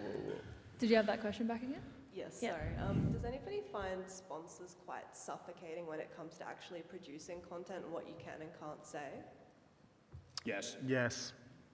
I think sometimes, like most of the sponsors I do anyway, is like just short integrations. So for that one segment, you know, you're saying what the brand is asking of you and you're hitting all their key points. But for the rest of the video, I still just make it whatever. And I think another thing back to the schedule as well is sometimes you might get held up by that sponsor. So you have to adjust, you know, uploading the video or doing something. It's hard to stick to a certain schedule because you may have to wait for that sponsor to get back to you. I feel like also with most sponsors, they're usually pretty good wherein they only care about the integration. They, depending on the sponsor, they don't really care about what else is in the video, which is nice. They're usually just making sure you're hitting, you know, every key point that they need featured, every graphic, every kind of keyword, spelling. Unless it's a dedicated sponsor. Yes, Yeah, unless then it's a different dedicated story. sponsor, then it's like to ensure Yeah. everything is, you know. They'll say, do not mention this game that we're ripping off. Yeah. Just- Don't talk about this, don't talk about this. yeah. Yeah. Any more questions? We should question each other if there's none. That's a good one. Question each other. I like Truth that. or dare? Oh, yes. We'll come back down the front again here. Yes. For sure. No, you can. Yeah, we can definitely pick that one up after we wrap up. I just wanted to do one final thing. I probably should have done this at the front. But how did everyone actually meet in the game? Was it kind of mutual connections? Did people play with other people and then connected you to other people? Was it like you started as a fan of someone else and then kind of eventually just... I think ended up Jackson was a together? fan of me for many years. Never watched me in he looked up to me almost like a father figure, and yeah, he just begged me one day to play with him. Yeah, I don't remember. Yeah. No, I used to, like, Winter's an OG. I used to watch Sir Winter's videos, so I knew of him. And then I think Yexum, I don't remember how we met. No idea how we met. I actually don't know. You did an admin trolling video that I was in before we knew each other. True, yeah. Like 2 years, 3 years before we knew each other. Yeah. I found out about Excretion through Anardo, I think. Found Anardo through... I remember he followed me and I went, his logo looks like he's ripped off my logo. Remember that? There was a phase when everybody had just a And letter. then you came in. And then it's Yexum. It's still I asked you actually, and you yeah. said yes. So. I mean, there's like an easy tutorial online you can find. How many just to do people it. here just have letters as their logo? I got 2. Does that count? Yeah. I think, yeah. Really counts. If there's letters, it's just letters. We could make a horrific word out of all of our letters, Yeah, I think. probably. I don't know what it would be, but it'd be something bad. I think it's just me and Kamomo that are creative. Random throw out question to the audience. Is anyone potentially either starting content creation and trying to get into it, either with Rust or just generally? Hands up. Beautiful. That was a few. Asher, put your hand down. Either Rust specific or just generally, do you guys have any advice for these people on getting started, on keeping things going and either pushing through Just make the videos, Yeah. because Be that's the biggest one. Like, you can sit on it and go, well, I need this mic, I need this camera, I need this gear, I need a better PC to get this, and then I got to find the right server. Just make Yeah, the video. just start. Don't try and Yeah. wait for all those really, like, for the fancy camera, for the really nice mic. Just start My making first it. microphone was a PS3 iToy webcam. You guys know Cool Man I put a sock Van? over. You guys know Cool Man Van? Yeah. He still rocks the headset mic. See? Sounds like shit, but his videos are so good. Yeah. So Sometimes really it becomes good a videos. staple too, like the really bad camera, the really bad mic. It can become a staple of your Yeah, content. if the content's good, it doesn't matter what gear you have. You just need to post it. Like, don't just hold off on it waiting for the right And when you moment. post a video, just jump onto the next. Don't let it hit you. Because Don't if it wait hits you, for it you'll to just end up do stopping good. it then. Yeah. And make every video better than the last, like Jay Telly said. Yeah. Make something that people want to watch. You don't have to do that. basically. Like if you're You enjoying just what gotta you're start watching from the content you're making, that others should too. Yeah. And you'll start building an audience from that. A really good thing you can do is after you subscribe to all of us, go back and have a look at the older videos, and you can even see mine where the microphone was way worse than what it is now. The camera was way worse. Yeah. I'm sure these guys, the other two down, Winter and Mimi, have been doing videos longer than us. You have a look at them and they'll be You way don't different. have to. Maybe his first video didn't even have any voice. No, my first video was a cinematic movie about a deer. It was a really My dear good one. friend. Anyone seen that one? My dear friend? So anyone can make it. Yeah, I feel like that's definitely a great point to make, to go back, watch these big, creators, YouTubers, streamers, whatever, see if you can find their really old content and just compare it to where they are now. Don't try and start with the glitz and the glamour, because you don't want to have spent, a whole lot of money just for, potentially years of no movement. Start off with the bad stuff, do all your things, get your flow going and find out the way you play and what works for you, and then just keep tweaking and working on that as well.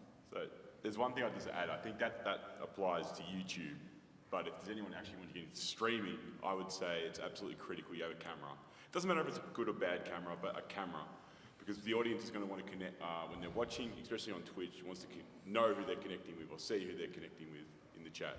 Otherwise, it's disembodied voice, and it's much harder to grow. Cool. And that is us. Thank you so much for coming, everybody. Thank you. Really appreciate it. Thank you. Thank you to our panel. Thank you for being here. Yay, we did it. Have a great afternoon. Have a great, enjoy the rest of your PAX. 2 days, 3 days, day. Currently Let's go get drunk. Out of the bottom. Yeah, I know. It was going down. We normally get photos. Do you like it? I like it. At the pee.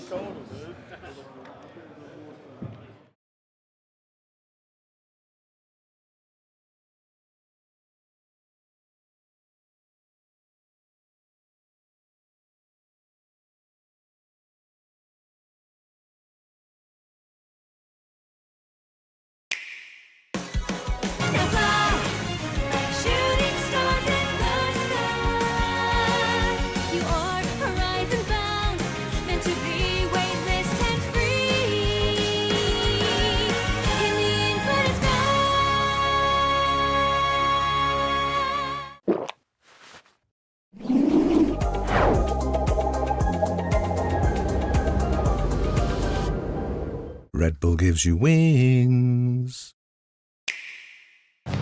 When night falls over Lumio City, the battles begin. Fight your way to the top in a city-wide battle royale.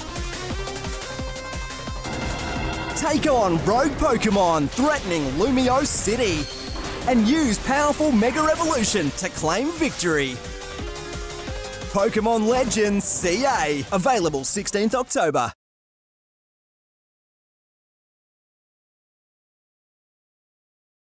I feel like reading is a big part of it. I feel like you have to kind of it sort of like helps structure your brain for the Right. longer haul. Yeah. But they have this like. I was reading Neil Stephenson's. God only knows how it's pronounced. I think it's Reamde. It's like Reamde. It's like read me, but then yes, okay. interpolated. Now I know where And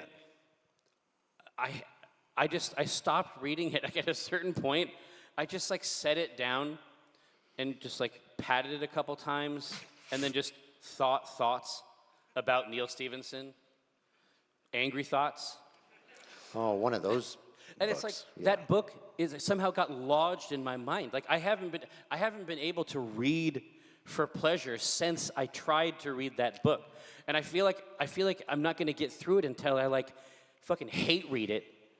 Like I have to defeat it. Right. Right now it's just like in the pipe. It tasks you. Beast.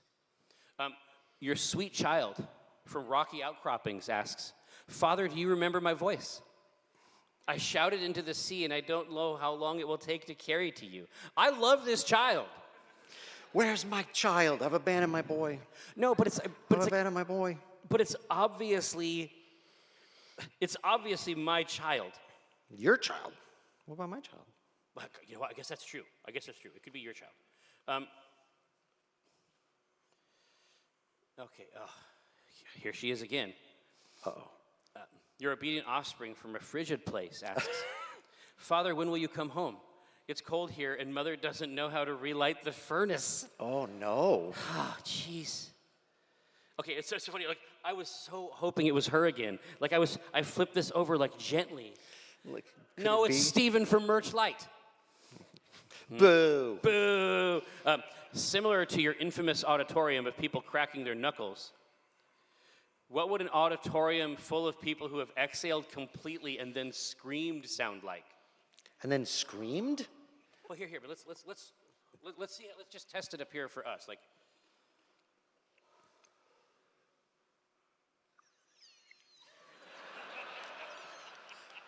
let's see.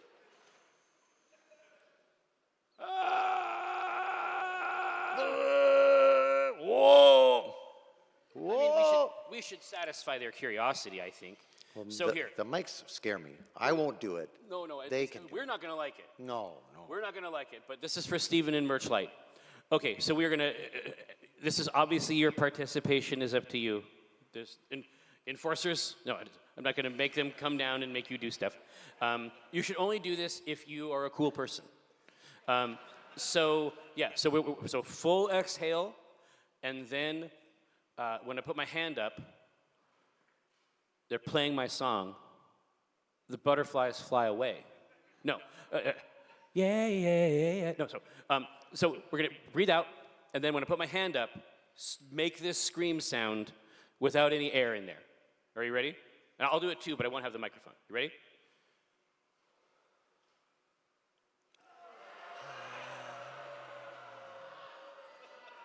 It's bad. It's unironically bad. I do not like it. Here, so Chris. Yeah. So what's going on here with the? Is that the limb trim 6K? The limb trim 6K. Yeah, this is the part I was looking forward to. Let's design this thing. Here, What a joy. So did you already? Oh, Did yeah. you already add their evil beast? The evil beast is present, so all sights and glories are at an end. But Well, here, very, very soon. Yeah. Soon and very soon, you'll be able to show it in its full revealed I can now if you wish. entirety. If Yes. We got 5 left. Well, but yeah, I yeah. mean, Let's here. We can even read it if you want. let's read it off. Here we so go. you be you. I'll be me. You do your character. Yeah. That's you. Okay. I just want you to know that I'm all in for tonight's pirate board game. 8:30 tonight. 8:30 tonight. Nothing's off the table. In fact, some things might be on the table, the surgery table, because I'm ready to lose a limb. I don't think it's going to be an issue. You're right. It won't, thanks to the Limb Trim 6K. And I got the Bone Pro attachment, so it'll never hitch, not even mid-femur. I'm not sure we want that at the table. Right. I should do it before. There you go. Yes. So I hope that you will, in fact, join us for Piratical Delights. Let me grab a question. We have time for one or two more, and then we're out the door. I think so. Anyway, Chris Straub, ladies and gentlemen. Such a joy. A joy. Chris Plus. A normal question writer from a genuine place of interest asks, how was your flight over this year? Any notable in-flight meals? I think that the concrete eggs, it's like we all experienced it in our own way. Yeah. And then we sort of like, once we like got back together after the flight, it was very much like a therapy circle. Yeah, we came together to process it. Yeah, it's like, and it was so great because it's like we sort of thought this was our own private pain, but we actually had a supportive group. Yeah. I don't think it was an egg. No. In the classic sense, I think it was an industrial compound. Right. It was like that spray insulation. that like in the walls. Yeah, that hardens. Yeah, right away. I remember also being impressed by that breakfast like maybe 6-7 years ago, which was a different time. Yeah. But no, this time, no. No, that was rough stuff. So it was notable insofar as it was not food. All right, now, they want, next time some people will have to bring Vegemite and I'll eat it. Because they want me to eat Vegemite real bad, apparently. Here, now Carolyn wants me to say, can you say, we're not here to fuck spiders? Do you know the meaning of this phrase? I do know it because it was taught to me by enforcers. And I'm pleased to tell you that I have imported this phrase like so many Tim Tams. I utilize this phrase routinely now. It is an Aussie-ism that simply just can't be replicated. I feel like it gets down to the fundamental character of your people. It's very, very good. Thank you so much for coming to the Make a Strip. Obviously, thank you so much for supporting Child's Play as well. Now, this is only the first day of the show, and it's not even over yet. Recall 8:30 tonight if you are on the way to or having returned recently from a bevy. Pirate Borg right here on stage. Chris will be there, lots of other friends. Until next time, enjoy the show. Thanks all.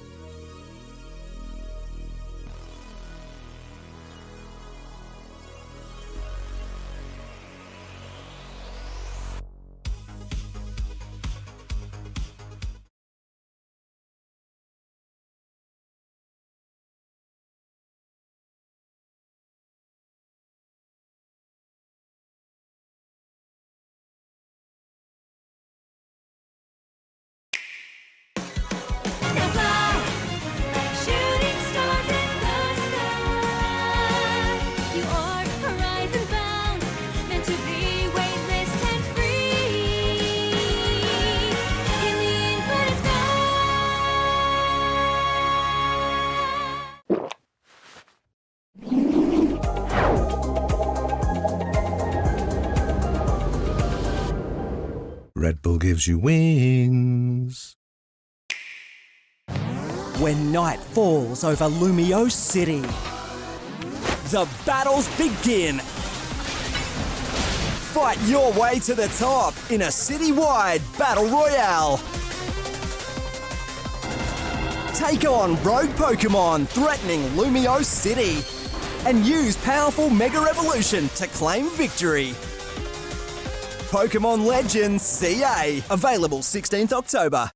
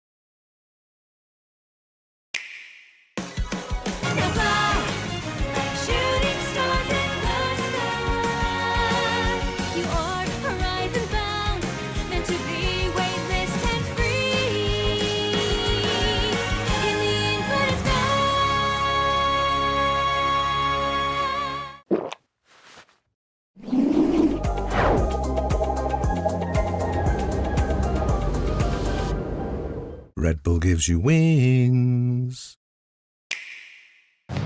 When night falls over Lumio City, the battles begin. Fight your way to the top in a city-wide battle royale. Take on rogue Pokemon threatening Lumio City and use powerful Mega Evolution to claim victory. Pokemon Legends CA, available 16th October.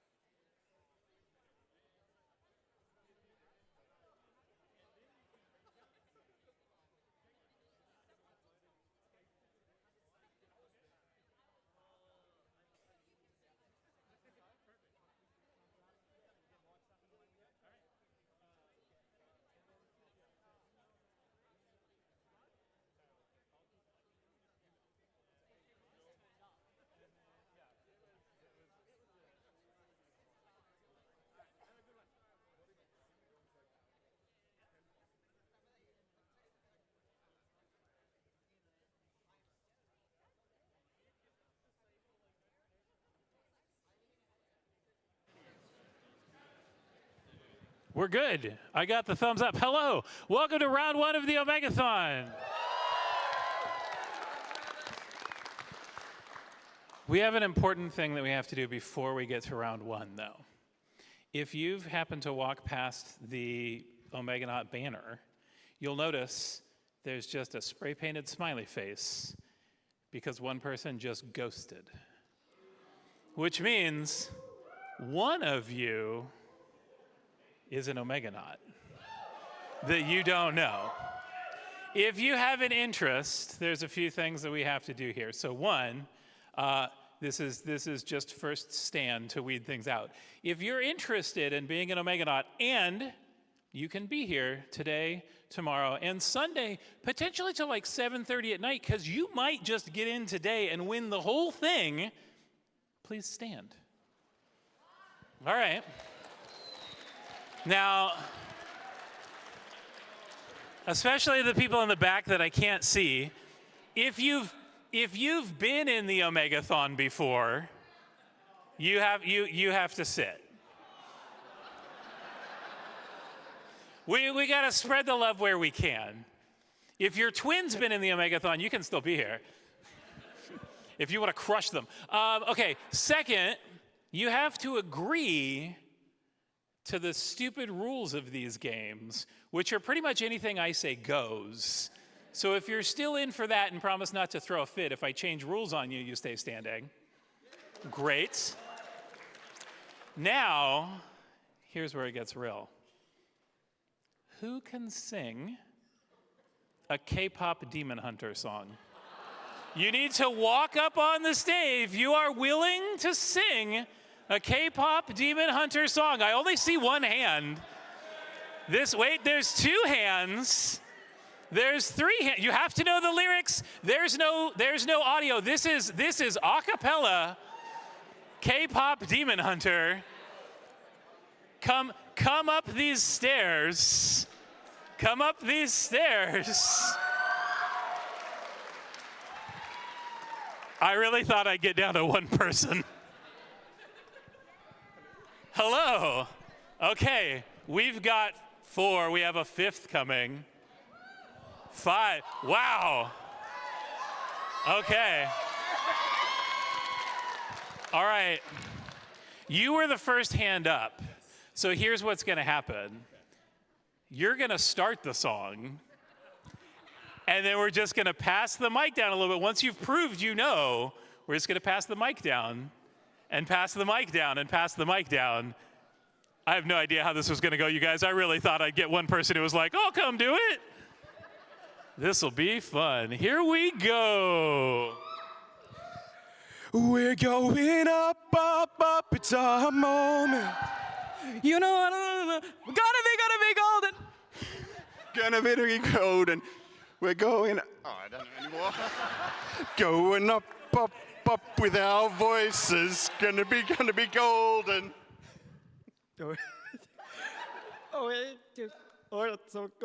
Oh, and.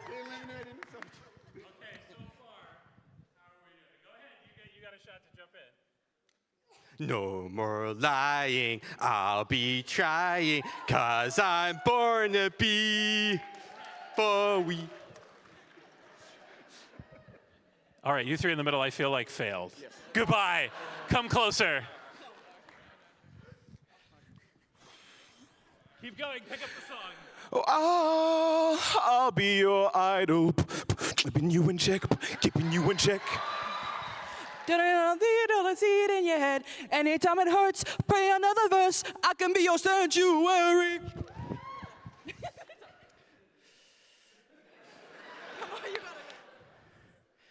You're the only one that I know right now. I'm the only side when all goes down with the fire and gold. And I give you a heart and I give you my soul. You're the only one who loves your sins. 'Cause your voice gets underneath my skin. Reaching for the. How do we have 3 people left? I don't even know. Okay. How you got to pick something to crush these 2, but they're very good. Which song? Soda pop. The crowd is spoken. My little soda pop, you're the one I think of every night I drink up. You're my soda pop, my little soda pop. If pull me up, you're so high. Pull me down, I won't stop. You're my soda pop, my little soda pop. You're my soda pop, my little soda pop, pop. Guys, this is amazing, and also, we might have to roll a dice. I thought rolling a dice would be so boring. You three are so amazing. Okay, first we're gonna try one thing. We're gonna try one thing before we roll a dice. Audience, you can't, like for this to work, it has to be clear that there's a winner. So we're gonna try the cheer approach. And they're all amazing, and you're gonna all cheer really loud, and then be like, man, I can't tell the difference. But maybe there'll be a clear difference. All right. Singer number 1.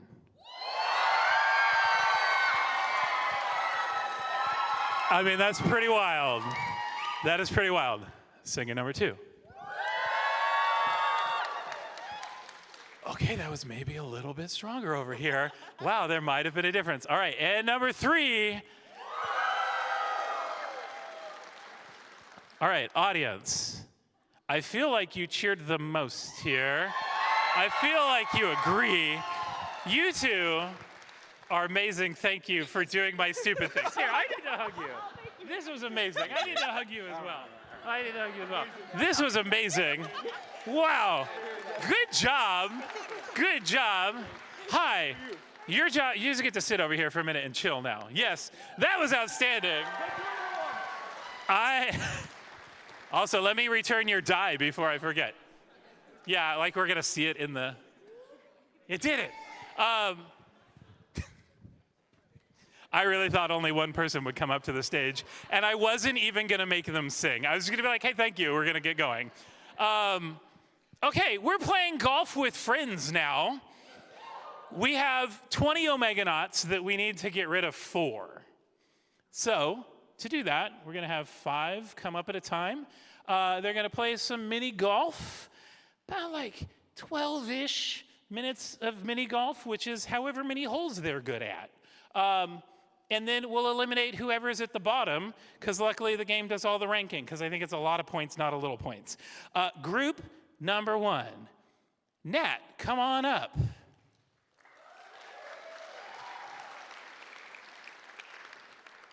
With Nat, God, this is the worst part. I didn't practice all of your gamer tags.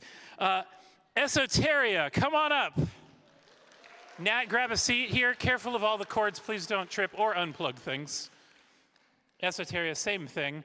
Grab a seat next to Nat. You're in the most dangerous chair because it's on top of stuff. Please don't unplug or electrocute yourself. Conquest, come on. It's Kenzie, come on up. And lastly, we need Bort. Okay, this is where I just get to sit back here now and watch on this little screen. Okay, technically speaking, just to make this work really well, pass the controller down. Well, Nat, you're gonna play as my Steam profile, so you're Green Guns. Well, I mean, it's fine. Esoteria, you're gonna be player number 2, so you're Yellow Ball. I was gonna have you pass controller, but the game decides and like it doesn't even play in order for the first hole. Conquest, you're going blue.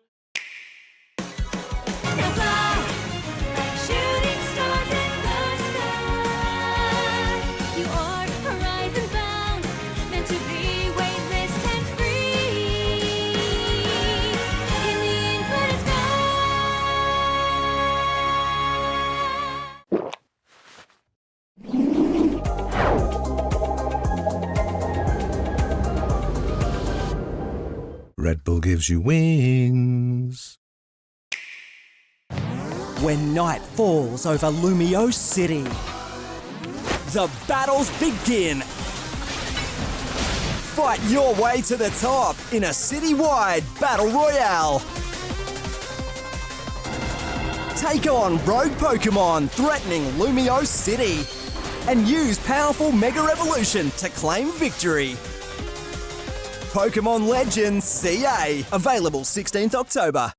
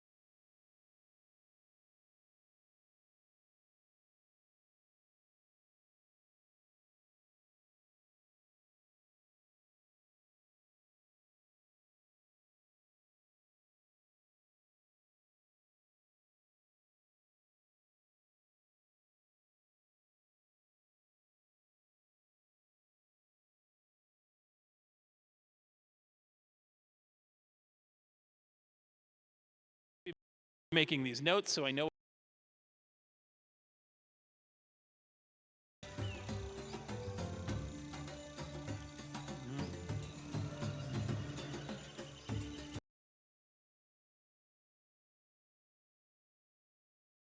Here yet.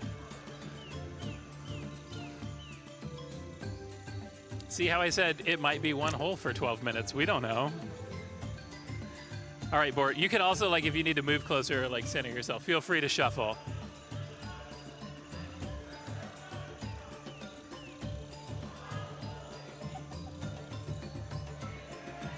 That's why they wanted the mouse. Look at that fine tuning on the controller.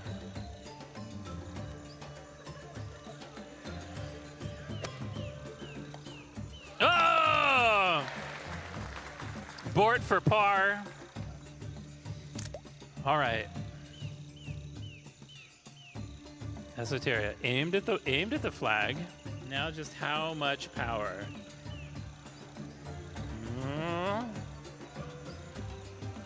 Like all good golf tournaments, the crowd is telling you how well you're doing.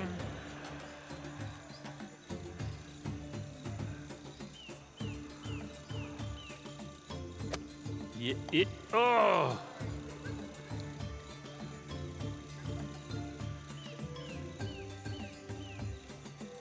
All right, it's Kenzie on the side. There we go. Okay, a nice little view, but aim. Yeah. Is it gonna be too powerful? Not powerful enough? We'll only. No, there we go. Bogey, 1 over par. Okay, Esoteria, you got 45 seconds to make this hole.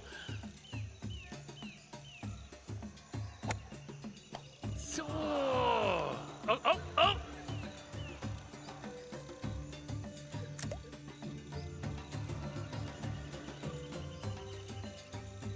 It's fine. All you got to do is get through this. Someone else will have a problem on the next hole.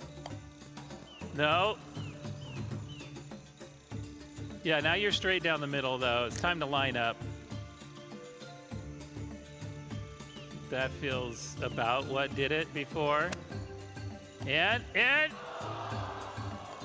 Esoteria, you're so strong. The strongest of the Omega Knots. Oh, ran out of time. Okay, penalty score of 2 strokes. We're going on to the next hole. Yeah, get me achievements. All right. Nat, starting out. You can free cam with the Y button if you want to fly around to see what's what. You hit the Y button and it'll let you float around. So you got to just get around the corner to get behind you. Yeah, simple. Nothing. No problems.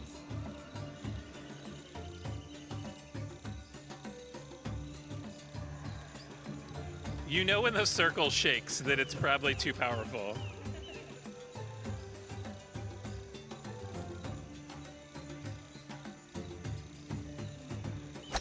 And, well, okay. Up on the lever.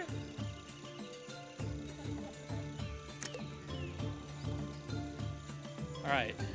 Because all the balls are currently stacked on top of each other.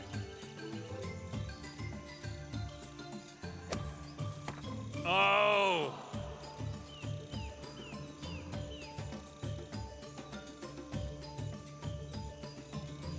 Player 3.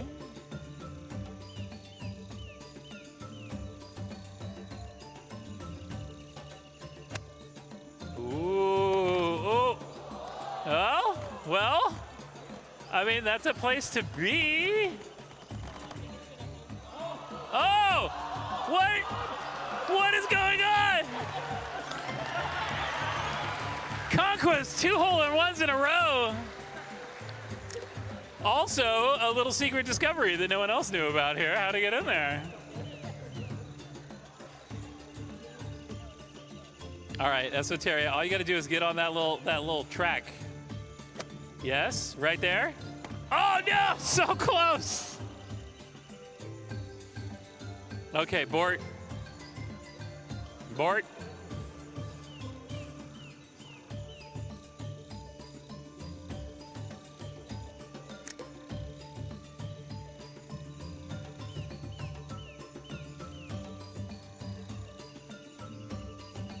Bort's trying to line it up. Saw what he needed to do. But does he remember how much power? There. There. Bort into the roll. Here it goes. Bort, Bort, Bort, Bort, Bort. Bort, Bort. All right, back up to Nat.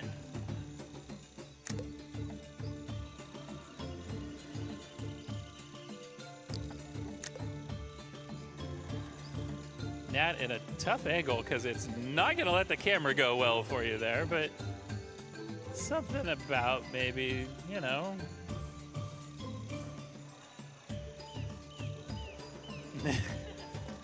One person says right, one person says left. Who do you listen to?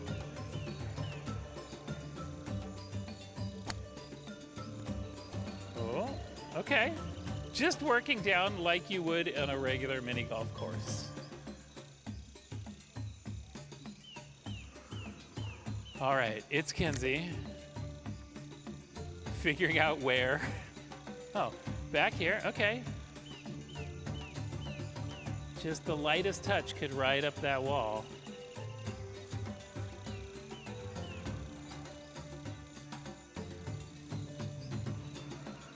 More left? What are they saying?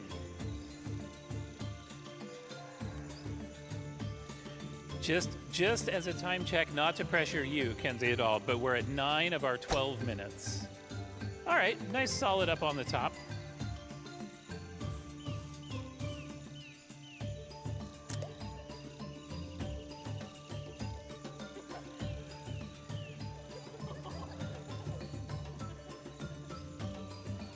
Yeah, well, that feels right.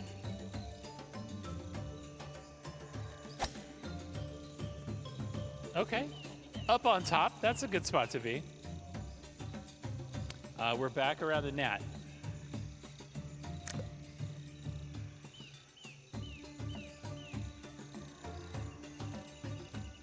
Now you can't blast through the wall. But you just got to get over there. You just got to get over there, right? There's a little downhill. 30-second warning for Nat. think about your angles and geometry. 20 seconds for Nat. Nat, get a shot! That's okay, you'll have 15 seconds to sink it on the next one. All right, it's Kenzie. A full minute left, just trying to find, just right there.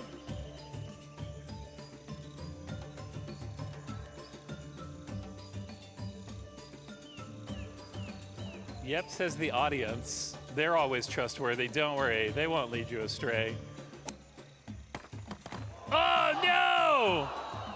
I lied, they'll lead you astray every time, don't trust them. They're a bunch of rascals out there.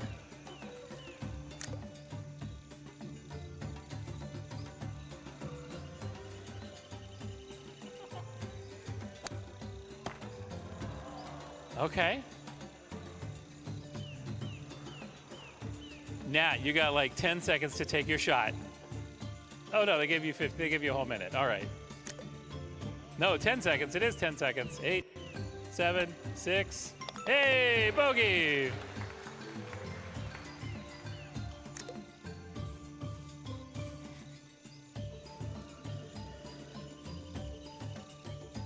We're also 30 seconds away from our 12-minute mark, which may mean that this is our last hole. So we'll see how. Hey! Oh, you hit the button really fast, and we didn't get to watch the animation. You're still rolling.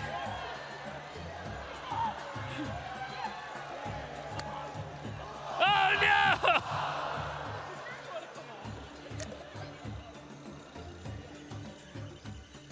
Not much power in there, just enough. There it is. All right.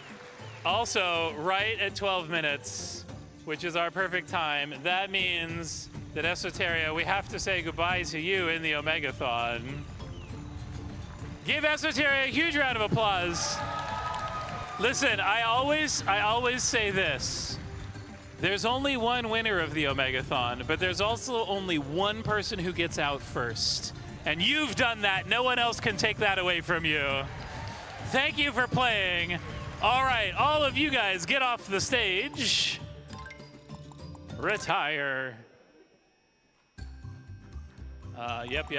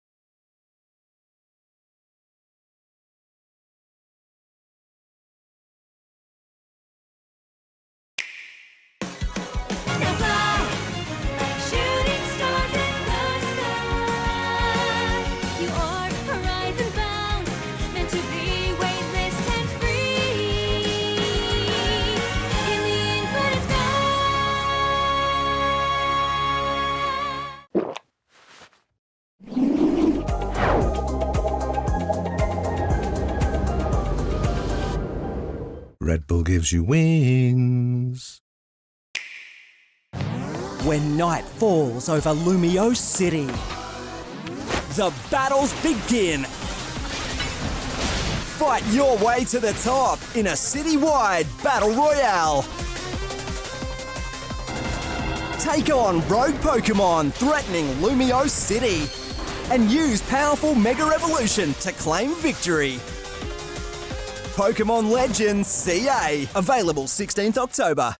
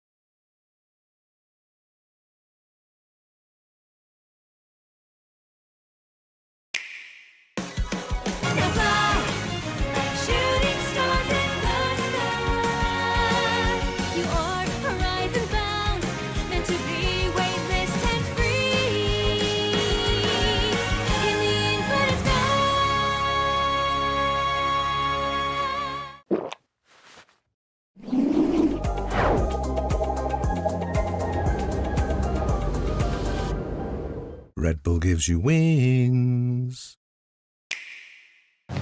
When night falls over Lumio City, the battles begin.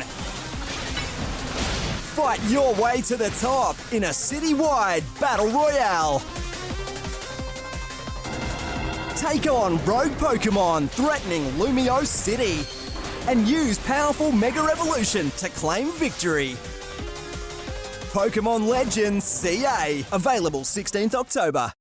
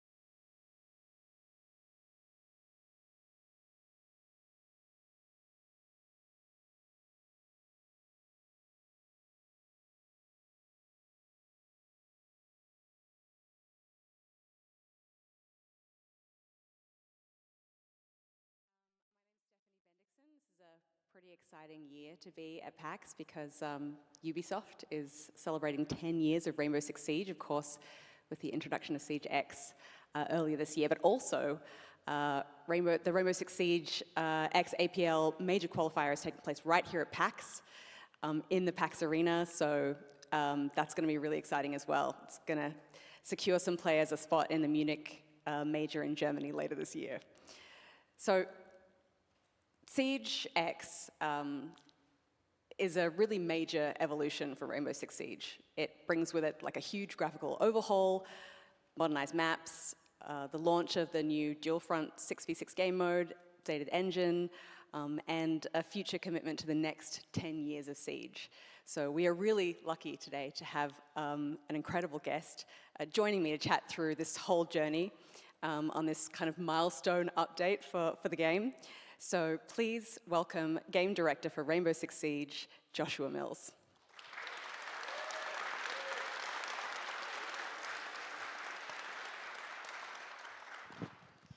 Hey, everyone.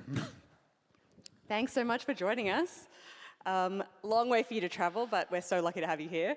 Yes, it is one heck of a journey to get here, but honestly, it feels like home away from home. I've heard it's referred to as hot Canada, and I'm getting that vibe. That's a great way to describe Australia. I love that. I feel like this has been such a big year, obviously, for Rainbow Six Siege, but it's been a big year for you as well, I imagine.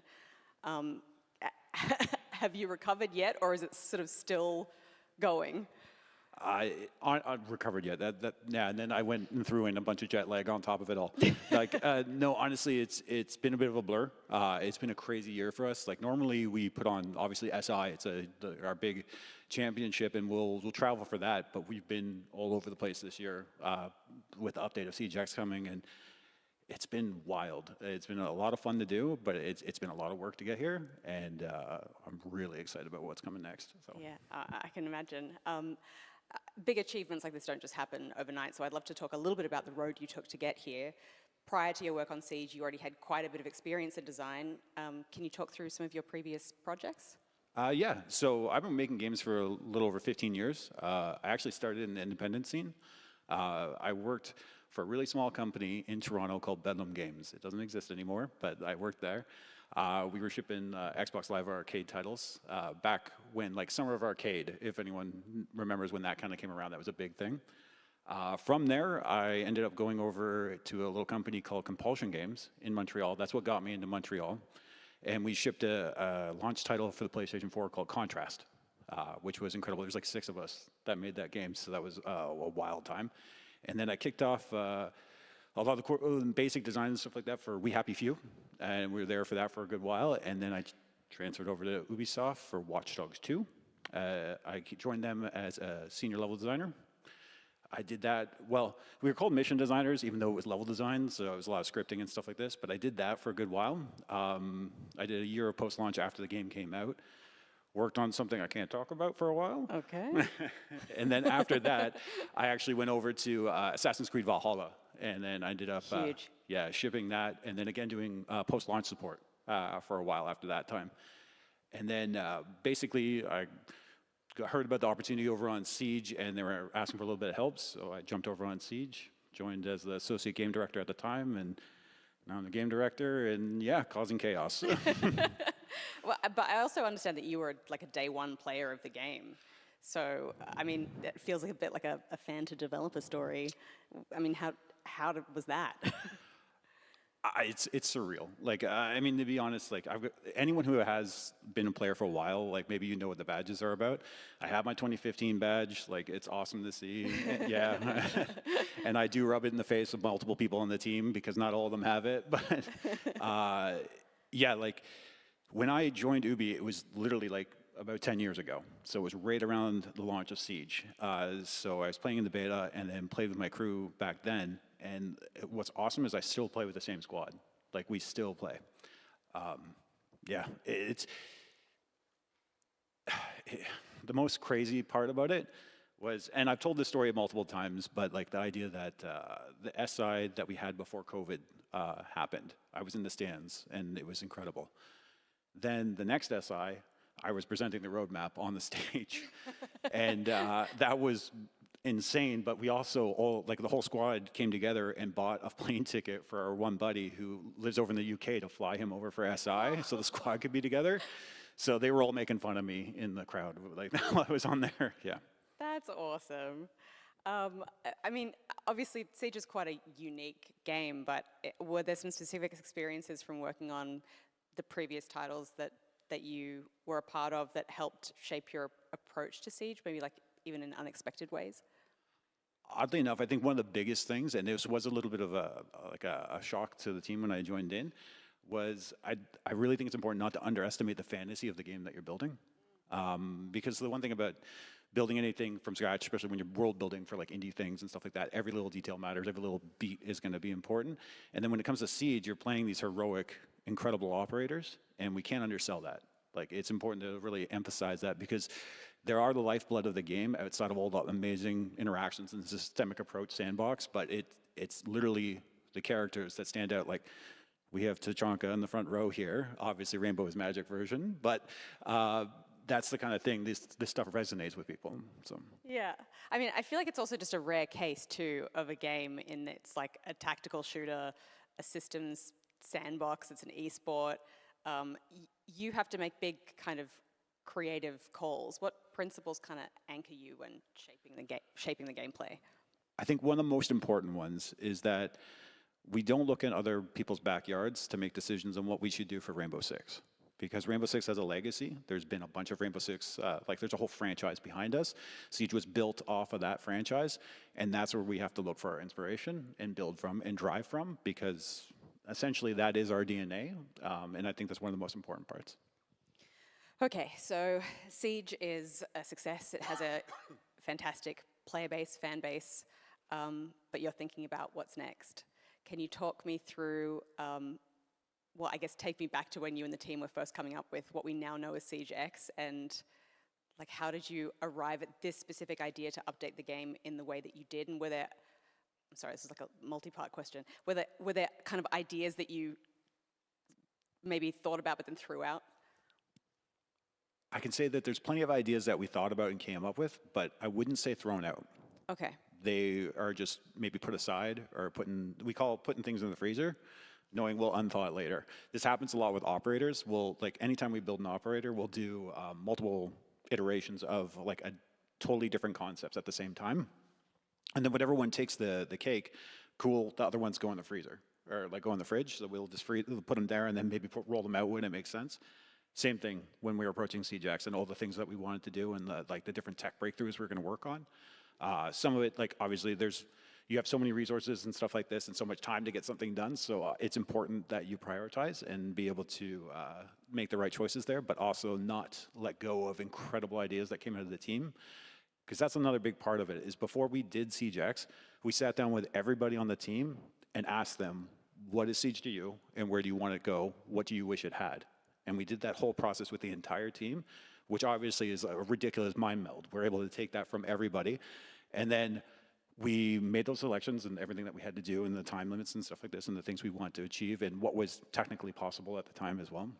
We did all that, put a bunch in the fridge, and then literally maybe a month ago, we just finished the process of doing that whole thing again with the team. Wait, what do you mean a month ago?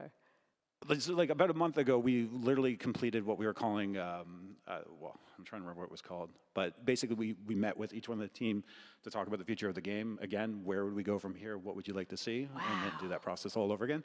Because we make this game with our team. Like we want to sort, I've mentioned it, I think if you heard me talk, you'll hear me talk about the fact that we have champ players on the team and awesome people who are incredibly dedicated to the actual game and experiencing everything people experience playing on the live servers. So being able to listen to that feedback directly in the team helps greatly, but it also helps us design where we're going next. Wow, okay. I feel like also with the announcement, you were quite adamant that this is not Siege 2. Why was that an important distinction?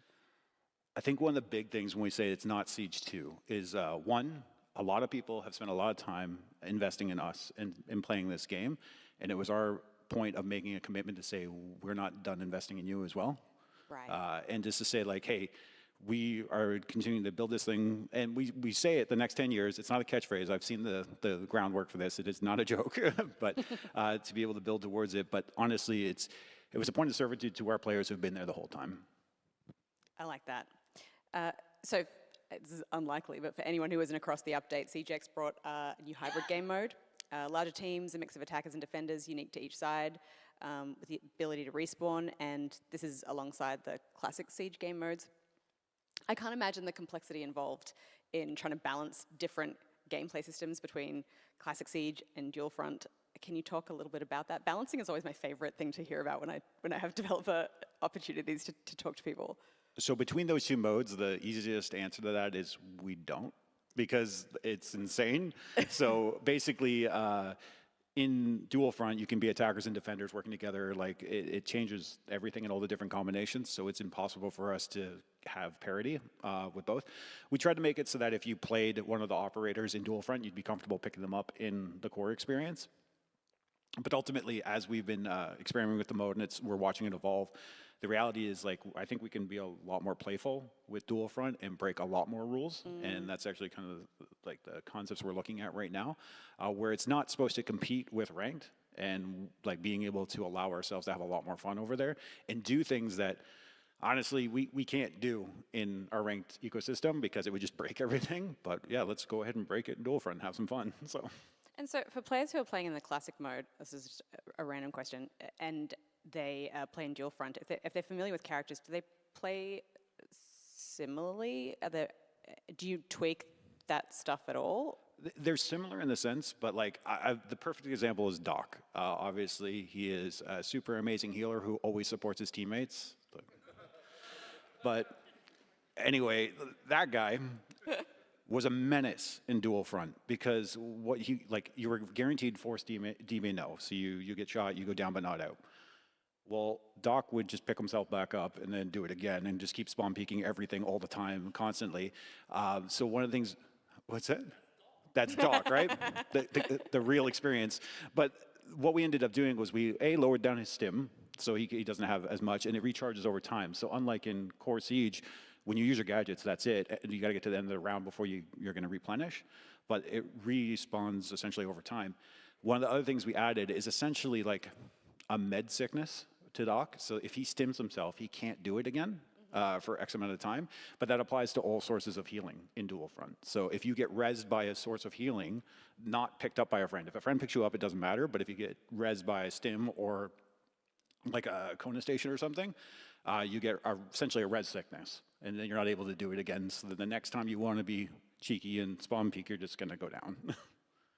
When I saw the announcement for Siege X, I was really curious because I think something that a lot of developers, really struggle with is how to, keep a game, for its dedicated player base, the game that they know and love, but also, keep it fresh and exciting for new players and I guess the future of that player base who want to stay invested in the game and be interested in it. There must have been some serious debate about, I guess, changing fundamentals or adding things that, would maybe take away from the core experience. Were you, as a team, second-guessing yourselves a lot, or were you pretty steadfast in what you were doing? I wouldn't use the term second-guessed. We moved with a lot of respect and reverence to everything that came before, and I think that stands from, I've been part of the Siege team for 4 years, but I stand on the shoulders of giants who came before me. And that's constantly the kind of reevaluation of where we're going and how we're going forward. There are key elements in Siege that I would say are pretty solid, very unmovable, but I think it's almost irresponsible for us to not challenge those things again and again, especially you're around for 10 years. You got to make sure it all makes sense today. And then when it came to the core experience of Siege, we're going to be very precious about what we do there. One of the big things, the momentum-based movement update that we did was one of the things we wanted to do because it helps with the flow of the game.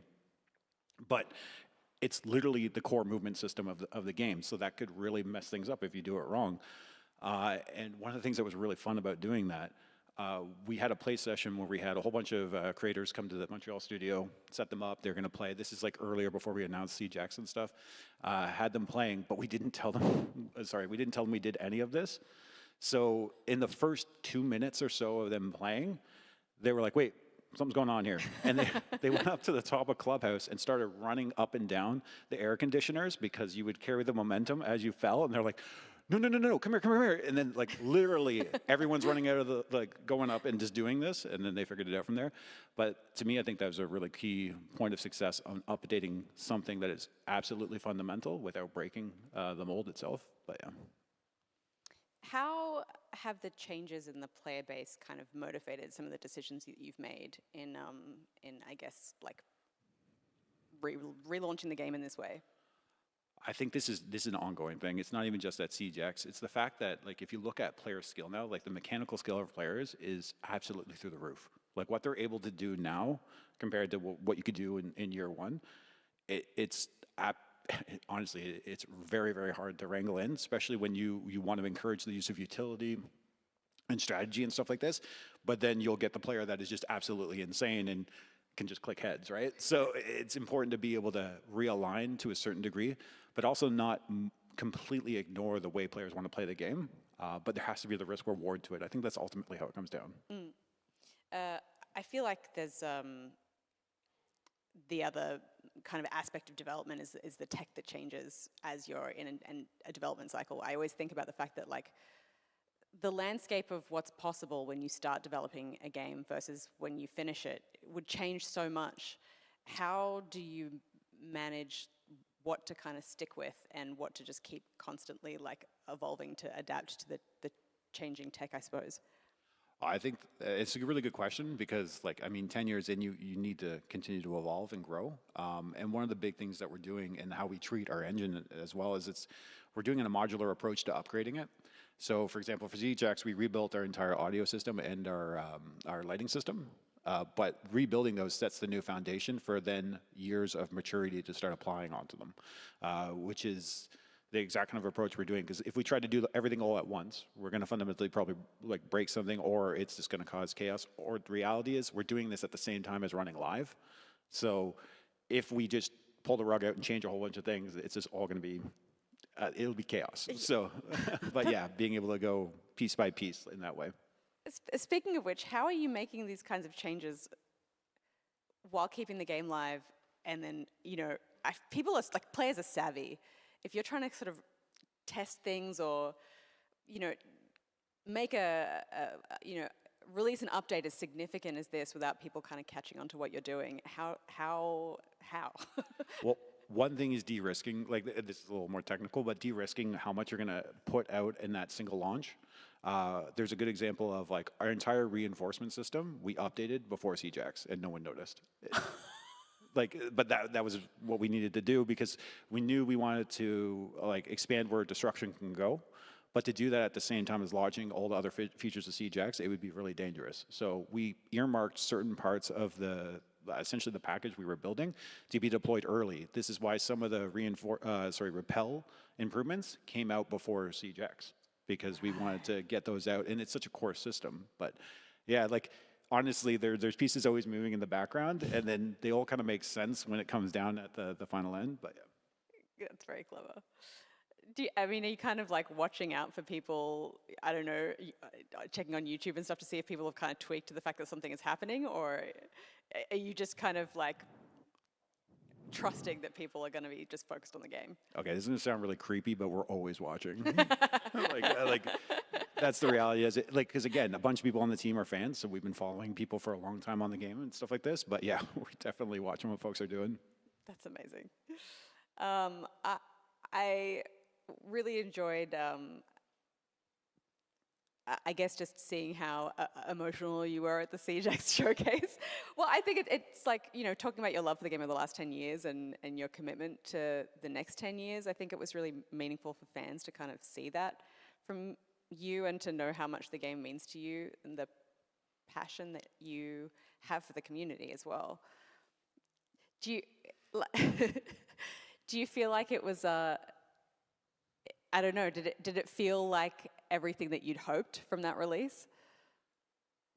I think, okay, so I know what you're talking about because like the team does not let me live it down. But like the reality is like in those moments, like whenever we get this opportunity to talk about the game, and especially when I have that chance to speak directly to the community about what we've been up to and what we're working on, I get hit, and it's always rough when it happens because I get hit with the wave of all the sacrifice and all the hard work that went up to that point by everybody on the team that you don't see. And yeah, because making games is really hard. Like I'm sure you've heard that a few times, but with the complexity of how Siege works, it's wild. And like the different interactions that players have with the game and how it impacts them in different ways, it like serving the entire community. In that moment, like when we have those things, it's a lot of hard work that comes together for this like celebration moment that we get to have with our fans. And with the community that, again, we've been a part of for the last decade. And yeah, it kicks you pretty hard in the gut sometimes when it comes down to it. But it's always an amazing moment. And like I've had the opportunity to hear like amazing stories from people too and what the game's done for them. And then all that comes into my head when I'm supposed to be reading the teleprompter. And I'm just like, oh, it's such a, I know we're like a really serious like tactical shooter. But there's a lot of human behind it and a lot of like love and emotion and impact behind it all. And like you can see that when you watch the esports events and stuff like that. Like it all comes through in those moments. And like yeah, it always catches me off guard. Totally, and yeah, like it's a really serious tactical shooter, but the friendships and the communities and the teams that are playing the game are totally human and totally bonding over this thing that you've made. So that's pretty amazing. You mentioned earlier that you went through and you asked everyone on the team what they wanted for Siege and how they hoped it would change and that kind of thing. And then you mentioned that you did that again a month ago. Had people's answers changed significantly? And is what you hope and want for the game in the future different to before? Well, obviously I'm not going to say anything that anyone said, but the cool part was like a lot of the team is aligned. Like even when we talk to each other in that moment, there's just a lot of alignment about where we want to go. And surprise, surprise, it's a big competitive shooter. We're very competitive. We want to be the best. And like, we're really adamant about it. And we're really wanted to take everything to the next level, reinvest in really core areas that's going to allow us to achieve that. Like it's fundamental stuff at the same time as like just completely new ideas coming out on the table. And that's the thing, like, if anything, I would say it kind of supercharged a lot of opportunity for us because we learned a lot from the launch of Siege X. We learned a lot about the community, we learned a lot about what the players want, and we learned a lot about, again, where we want to go next. So yeah. That's awesome. But we don't get to see what's inside the fridge. No, there are a lot of locks on that fridge. Okay. Just checking. So, I mean, what can you tell us is in store for the next 10 years? Just broad strokes. The next 10 years, if I do that, they won't let me go home. So I'm not gonna start there. But I can say in the near future, because that's probably better anyway. One of the big things is we're looking into readjusting the cadence of our content. Just essentially trying to make sure that there's a lot more to look forward to when you log in. So every time you're coming in, there's something to be focused on, something to be doing as you're doing your rank grind and everything else. That's a big part of it. Obviously, we're ramping up a lot of investments in both the team and overall the infrastructure of the game. So we're doing that right now too. But yeah, like season 4 is going to be really pretty fun. But like we're moving into some crazy stuff in year 11. So amazing. The Rainbow Six Siege Asia Pacific Finals on this weekend at PAX. Are you excited? Do you have picks on which team you think is going to go through to the final? You know, anything like that? Or are you just kind of enjoying the spectacle of it? So I'm 100% excited. I'm going to be watching like the event go on next 2 days because like unless something comes up, that's literally where I'm going to be sitting, which will be a lot of fun. As far as who's going to go where, I know better than to say anything about that, but all I know is like what's really exciting about it is whoever takes it, they're going to the major, and then I'll be able to see them at the major. So, yeah, amazing. I know that it must feel amazing to see Siege X finally out there. Would you say that one aspect of the game is like, and I suppose this updated version of the game is a desire to make it a bit more accessible to some people who maybe aren't familiar? Because I feel like that's always a really difficult thing when you've got a really hardcore player base who really enjoy the game in its classic state. But if you have an opportunity to introduce new players to it by giving them different ways to play, is that something that was kind of at the forefront of the team's mind? I mean, it's definitely part of it. I mean, let's be honest, we didn't have a tutorial until year 7. So, like, I mean, we can do a little bit better on our onboarding, but really what it comes down to is like, yeah, like we know the magic of this game and we want more people to be able to experience it and like fall in love with it and then be with us for that next 10 years. But there was a real realization we had when we were building towards Siege X and like trying to figure out how we were going to help with the onboarding and make our next steps. Siege has a pretty high skill floor. Like it's got a high skill ceiling, but to get in the room, you pretty much have to leap up on this stage. And we are perfectly comfortable with that. Like we know we may not be your first FPS, but we'll be your last. Like that's kind of the thing. We want to get you in because like once you're in, there's nothing like it, and I think everybody can attest to that. But yeah, we can improve this. Maybe folks have heard me say this, but the road to mastery in Siege is very long, windy, and it's a gravel road. But maybe we can pave it. Have you seen good responses to people who maybe weren't interested in Siege before, but with Siege X have kind of given it a go and responded really well to it? Well, one of the big things that we've seen was like more part of our onboarding tool, and it's something we're trying to do with like all our new operators, is them immediately going into the AI playlist. We saw a huge uptick on people going and experimenting with the new operator in those modes, just to get an idea of how to make it work, get some functionality, and then take it into rank. Because nobody really wants to put ELO on the table when you don't know what you're doing with the new op. So, but yeah. Yeah, I definitely get very stuck in what feels comfortable, but then sometimes, you know, somebody will force me out of my comfort zone, and I'm like, oh, this is actually amazing. It's great when you can kind of find opportunities to do that. You know, you mentioned, I hope this is okay to say, backstage, you know, you have experimented with things like, you know, giving players new maps, and that's something they might be asking for. But it might not always kind of turn out the way you expect. Do you have things like that all the time where you have to kind of like show players the way to the thing that they want and will enjoy but don't want to choose for themselves? I think one of the things on that, especially with new maps, is like that's probably one of the hardest things to learn in Siege is new maps. Like just because like, well, I mentioned I was a level designer in the past, and there was no way in hell I was going to be a level designer on Siege because like what they do is magic, and I don't know how they like. kudos to them because it's crazy. But reality was like we'd introduced a new map and it had like a 99.8% ban rate because nobody would play it. It's like And everyone's they're asking like, for. "Yeah, Like, give us a new here's- map so we can't play it." And I'm like, okay. So that's why we introduced a 2-week ban on new maps to be like, listen, you can't ban it for the first 2 weeks now, so you can actually get there and start to experience it. And I'll say this is where like our pro league really comes in, like the esports league, because when players see the pros like own this stuff and show how it works and like showcase like either new strategies, new metas, it trickles into the rest of the community. And also when they cause problems, I can expect that problem to be a problem in 9 months in ranked. So, but like it's just the wild stuff that can happen and like the things they come up with. And I think maps is one of those. It demystifies it for people.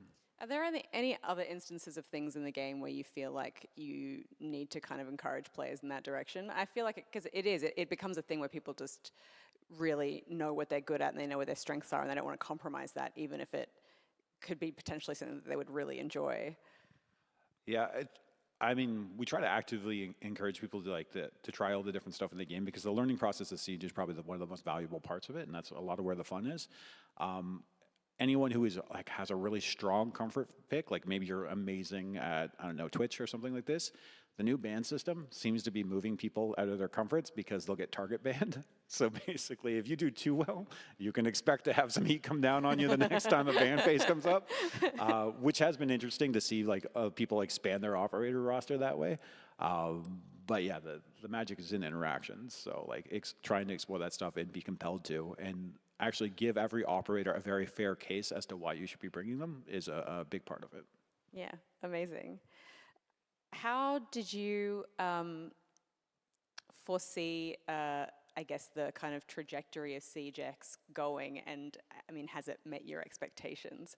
Because I mean, I can just imagine what you would have hoped for in terms of just how people would have responded to it and everything. Has it surpassed that? Has it kind of like, have people been reacting to it more or less the way you expected? I think ultimately, like for us, the fact that when we went up, we were really stable. That was huge. Like, because it's very hard to push that kind of like level of update and be stable. So that was great. But being able to get up and online, see all the new players coming in and checking out the game, which is awesome because free access gave us that opportunity. Because Siege is really, really intimidating. But if you don't have to put your couple bucks down and you can come in and take a look around, then you can actually kind of experience some of the magic without the risk, like the punch there. So that's been really great to see, like the influx of players that are actually coming in and checking out the game. It's actually pretty incredible. But the reality is we're never done. So to us, this was never an end point. It was just one point that we'll continue to build from. And in the back end, it's a huge technological point for us where it's really exciting as a developer because we've just opened up a whole bunch of new possibility. But the reality is it was always, I don't want to say it's not business as usual because we knew we were never going to be business as usual after Siege X, but it was where do we go next, and we're always thinking down that line. And I mentioned like that 10-year plan, like we have it on paper on different things where we want to go and how we want to expand. So we're always playing the long game, and it's been great to see people get excited about the game and jump in and experience it because we also saw people who had never touched the game or really gone into it. Again, very intimidating, see kind of like the excitement around it and then jump in and try it out. And then, of course, our community delivered some pain immediately to them because like they've been playing the game for a while, but it was great to see people jumping in and trying it out. So I feel like Siege is such a unique game. And maybe you'll correct me on this, but I'm surprised that it didn't kind of spawn a series of like hardcore copycat games of people trying to kind of mimic that magic. Or have you seen like instances of stuff that's just trying and failing? Because nothing seems to come close to it. I think one of the things is it's a systemic sandbox of stuff going on, but the true ingredient that makes it so unique, and this is going to sound so cheesy, and everyone's going to make fun of me about it, but it's actually the community and the people playing the game, because they're the ones that come up with how it all works and how it all comes together, and I think that's what makes it untouchable, because you can make a game, but you can't make that community. Again, very cheesy, I'm sorry. Well, I feel like it's not cheesy when it comes from someone who's from that community, so I think that's awesome. it must feel pretty incredible to have the game finally out there. Is there anything else, I guess, you wanted to share with the room about your experience in releasing it, or kind of what you hope people will get from it going forward? I think the big thing is, like, again, just to say, like, we're not done. Like, this is not, like, it was never an endpoint for us, and, like, we're building a pretty ridiculous future that we're really excited about. And a lot of it is influenced by a lot of things you have been telling us over the years. So that's the one thing about game development is, like, we'll hear these incredible ideas, and we can't necessarily, like, release that next month or something like that, right? But it becomes something that gets put into our long-term planning, and then we start to build production around it, because also maybe we don't have the resources or skill set to be able to do that idea in that moment, but then we can start prepping for it and then bringing that stuff online. So yeah, there's lots of really fun stuff that is actually directly from the community that'll be coming around the corner. Well, that's really, really exciting, and I'm stoked for you, because I can see how passionate you are about the game, and I know that it means a lot to its fan base as well. So I know you've made a lot of people in this room very happy. I don't know if you would be open to some questions from the audience, but we have a little bit of time left. We didn't plan for it, but we could if we wanted to. I can vet them, maybe. As long as people aren't mean to me, then okay. Do we have anyone who wants to ask a question?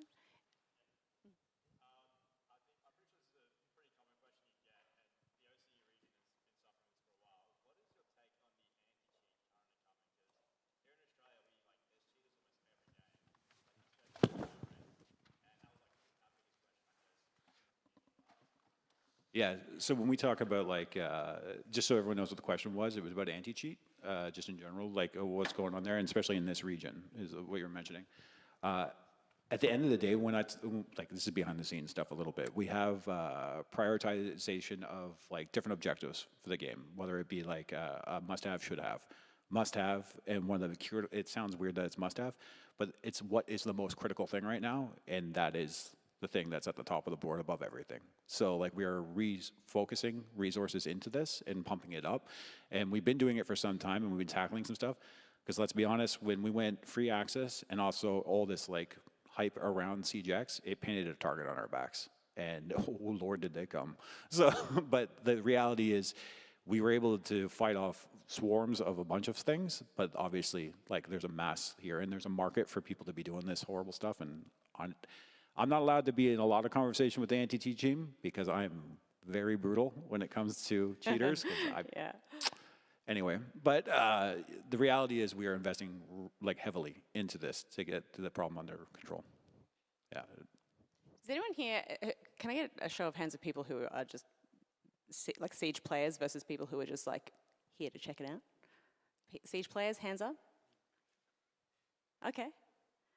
So non-Siege players, how familiar are you with Siege X? Have you guys given it a go yet? No? You should. Yeah, I'm brutally hurt right now. I see all of your faces. Yeah. It's honestly, it's heaps of fun. And, like, I think for me, Siege was always super daunting, but Siege X is like, it kind of opens up the playing field in a way that makes it way more accessible is not the right word, because that makes it seem like it's, like, really approachable. It makes it easier to learn, even though that kind of skill floor is high. I think it gives you more opportunities to learn as you're playing it and adapt and get better, which I think, as someone who's slow to learn that stuff, is a really difficult thing to achieve, but I think you've achieved it really well with Siege X. Well, I think what you also need to do is just, like, any of the Siege players that put their hands up, just become friends with them and have them bring you in. Because, like, if you've got a buddy, it's way better than going in alone, because either they're on your side or they're going to be gunning against you. So you might as well have them on your side. We could probably take one more question if there's someone else. Yeah, hi.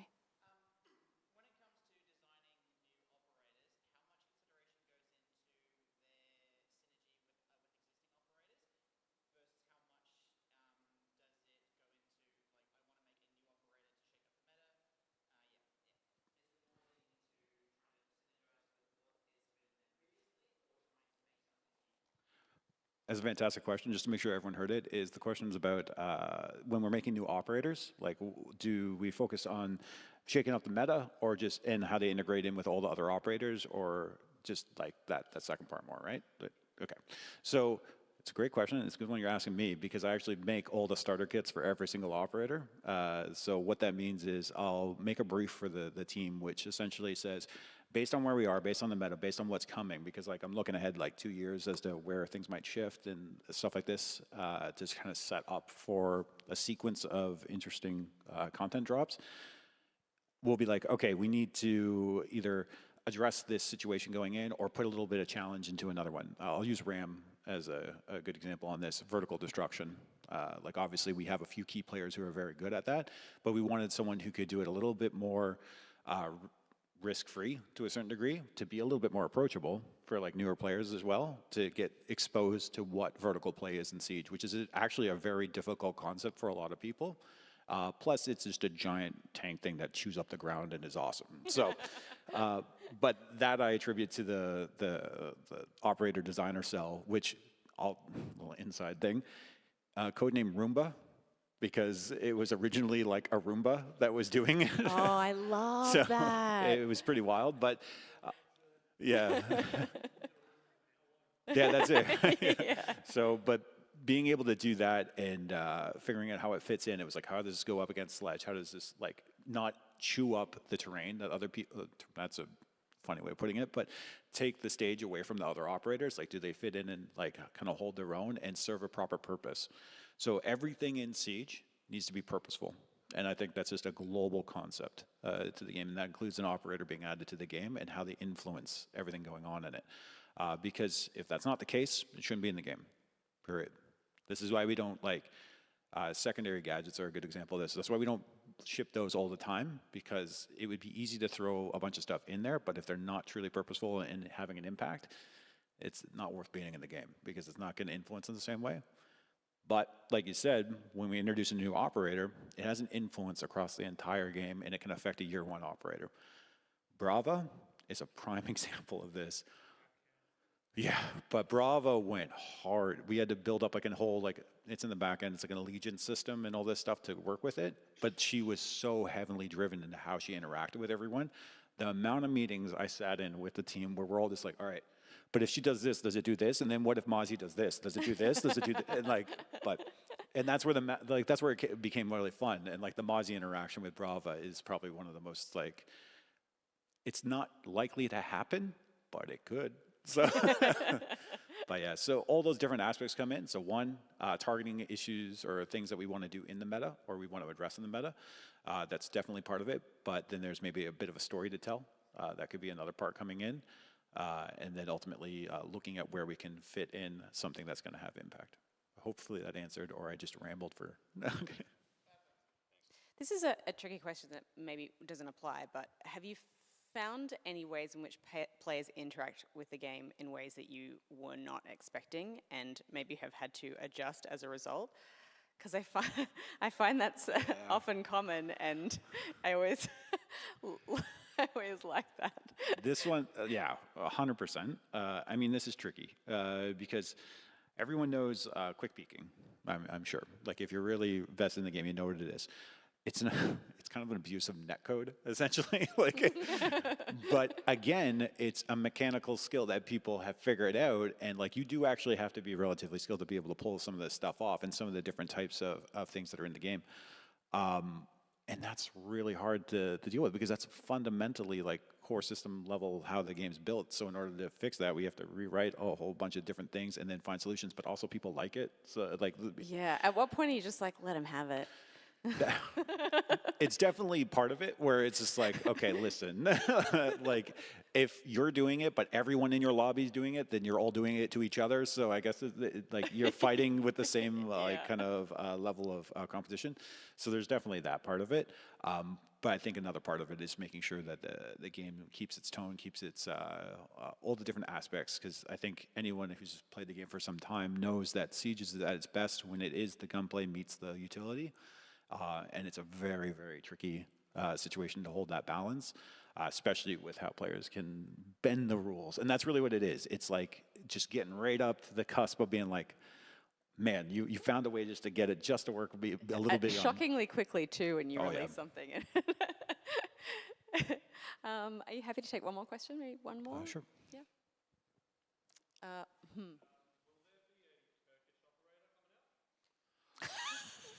That seems like an oddly specific question. Yeah. It's funny that you say it's oddly specific. Questions like that happen a lot because most people want an operator that comes from a region that's they're either from or they want. I can't confirm or deny anything at this point. But what I can say is Rainbow is an international team, and we'll continue to recruit across the world. Amazing.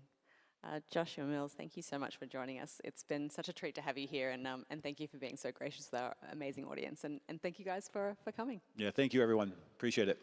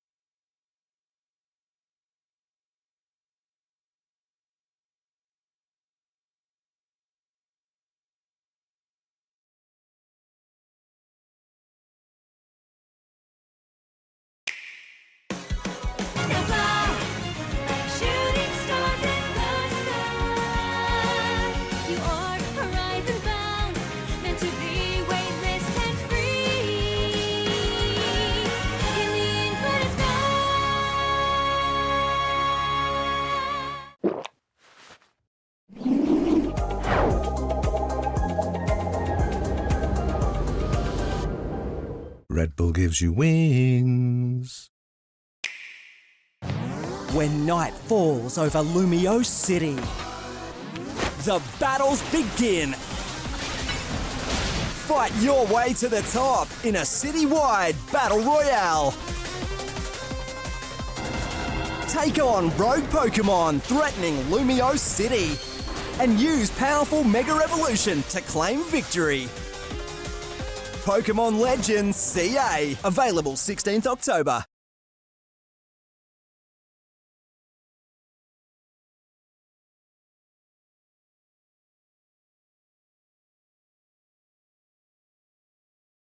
Let's go. Wonderful. Well, I've done what I came here to do. So, story's off the rails already. So what are you two doing? Are you actually fighting at this point? yeah, You're yeah. aggroing the next. So she's they're like doing still like a fighting. secret Yeah. handshake, So and you're pulling aggro. I've tanked everyone. So it's I've put kinda- all the buffs up for everyone. I've So- done my job. I'm So just what I'm sitting hearing in the is like one of middle. these situations. They go.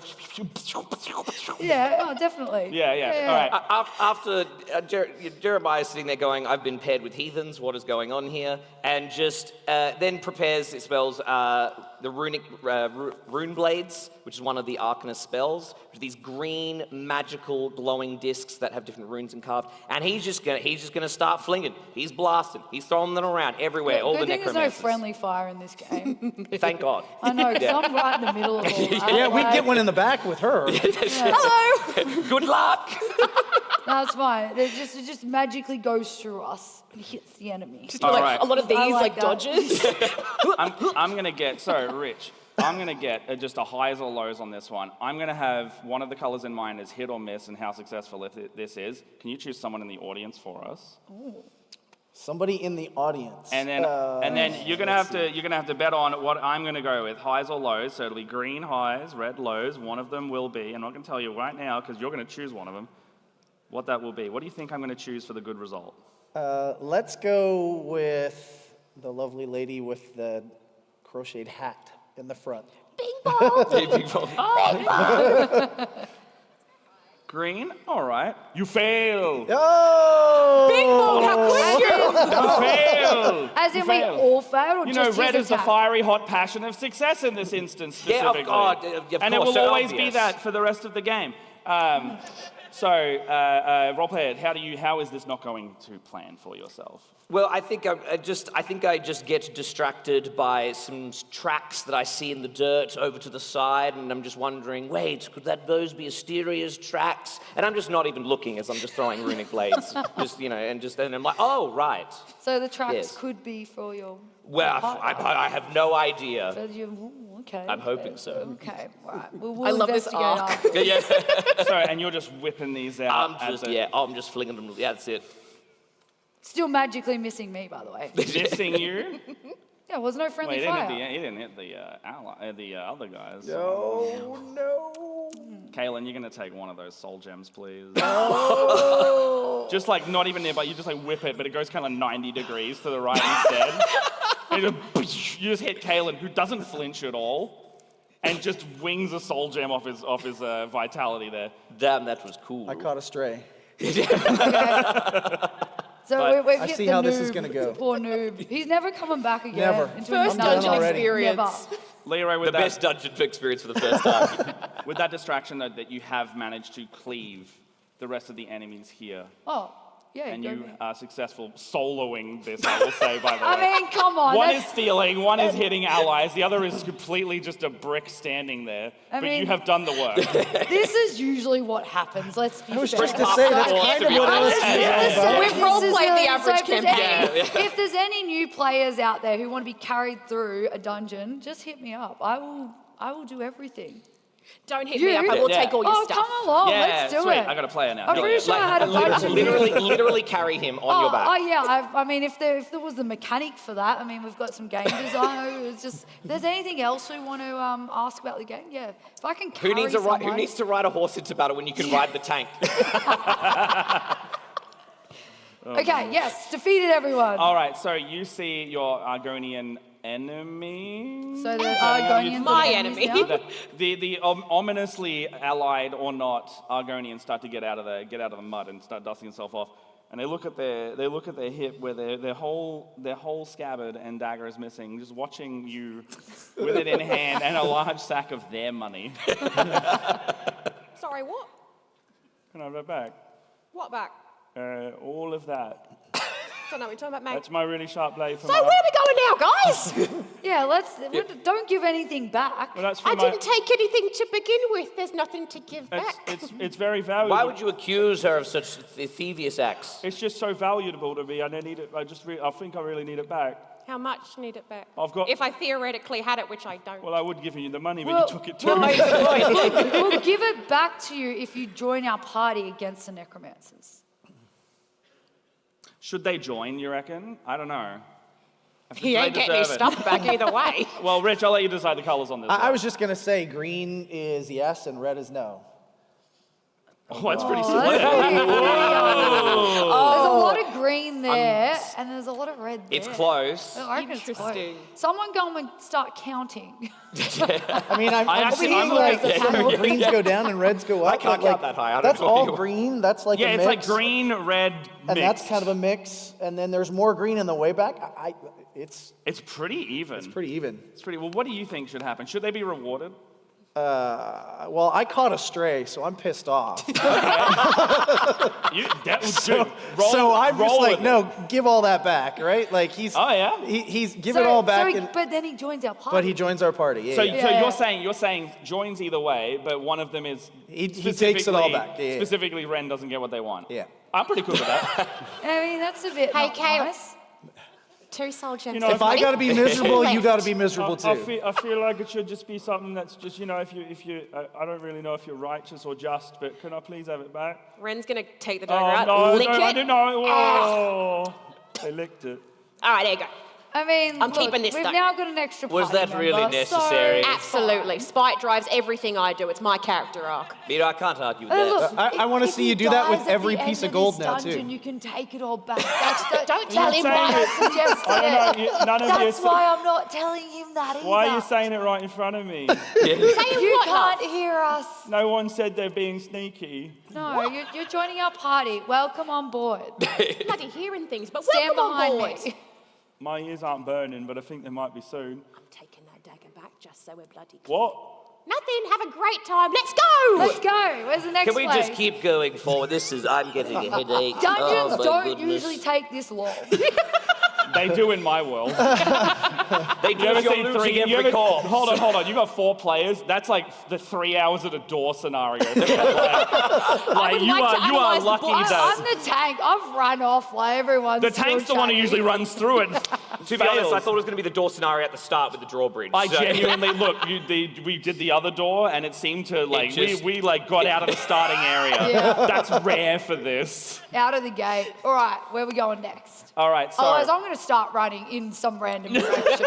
you can run in any direction you want. It just made That way. And fall down again. All right. I only got 2 soul gems left. I can't afford to fall. Apparently, falling in this game is really, really deadly. It's the most deadly thing you can do. Yeah, I'm sticking fall. with that now. Yeah. Not the stabbing Not or the the blasting stabbing, with it's the magic. falling. It's specifically Yeah. taking a light fall. You're the tank. I got blasted, and I That's- lost the soul that's gem. how And you fell Ren's- down. that's and how lost the Ren's- soul gem. I don't know how that works. You're supposed to be the squishy one. It's a cruel world. That's how Ren's knees got like that. Oh. No, that's from being Maybe able it to was take a care of a bug. body. That's a different Oh. story. Fair enough. Well, Anyway, those are we're only good. happy little accidents. Yeah, I know. I still reckon it was the fire. I reckon it was acid fire. Anyway, we should keep going. Otherwise, I will start running in a direction. Well, okay, so I'm getting ahead of myself, but as your new compatriot joins you, you can move further into the structure and you notice that the space is getting more ornate. I thought you were going to say Adorned- cramped then, because I'm feeling a bit cramped. Well, it's still cramped from earlier. That's what it's still cramped. But ornate cramped. No, it's pretty and cramped. Oh, yeah, there's 5 of us. It's quite cramped, It's yeah. just, there was an extra While, in the while money. I cheat and read more ahead without you, what does ornate and cramped mean to you? I just got to go into that. Well, I feel like it's like going into a narrow corridor before you go into the big temple bit. It's like it's leading you there, so it's cramped and it's small, but you know that there's going to be something good at the end. So, start lining the walls with gold, maybe some jewels on the walls, maybe some weapons that we can loot. Lots of urns around. I like looting all the urns in particular. So I'm hearing some like We're going to be really a while if you're going to specific loot all the attention, urns. No, but you run along, you just press E as you go. Well, Pick up all. You can see all these statues adorned in gold right here. So there's elements that still affect the shrine after all this time, and you pass small alcoves with all manner of statues and urns. Very important. urns, That wasn't in here. That's for you.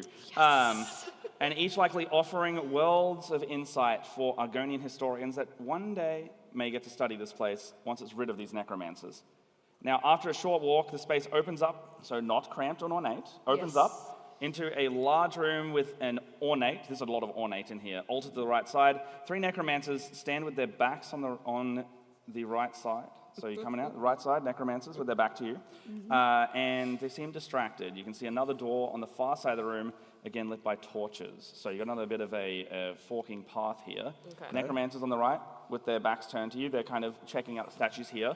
You've got your Argonian friend here. They are very much looking like there could be some revenge to be had now that they've got 4 other people with them. What is the name of our Argonian friend? That's a great question. I Frank. did have it, and I've immediately forgotten. Old So. mate. It's old mate. No, it's not Old Bay, but It's Old Bay. Rich, Oh, man. can you? So we've got the necromancers on the side. Yep. We've got the doorway on the left there. Okay. So what are we looking at doing here? That's Okay, not so the right the slide. first thing I'm doing is I'm stepping back behind so I don't get caught in a stray if anything happens. Smart. I'm sorry, okay? It was an accident. It happens. You got distracted. It's, so- it's okay. It's Did. So- I get distracted a lot. We've got the 2 choices. We've got go after the necromancers or go around the necromancers, right? Mm-hmm. What were the colors again? So I think we had, where is it? No, that's not the right one. I think it was fight and sneak. Fight and sneak? For this one, yeah. Okay. We've got sneak and fight. So let's do green as the sneak and red as the fight. All right. What do we do?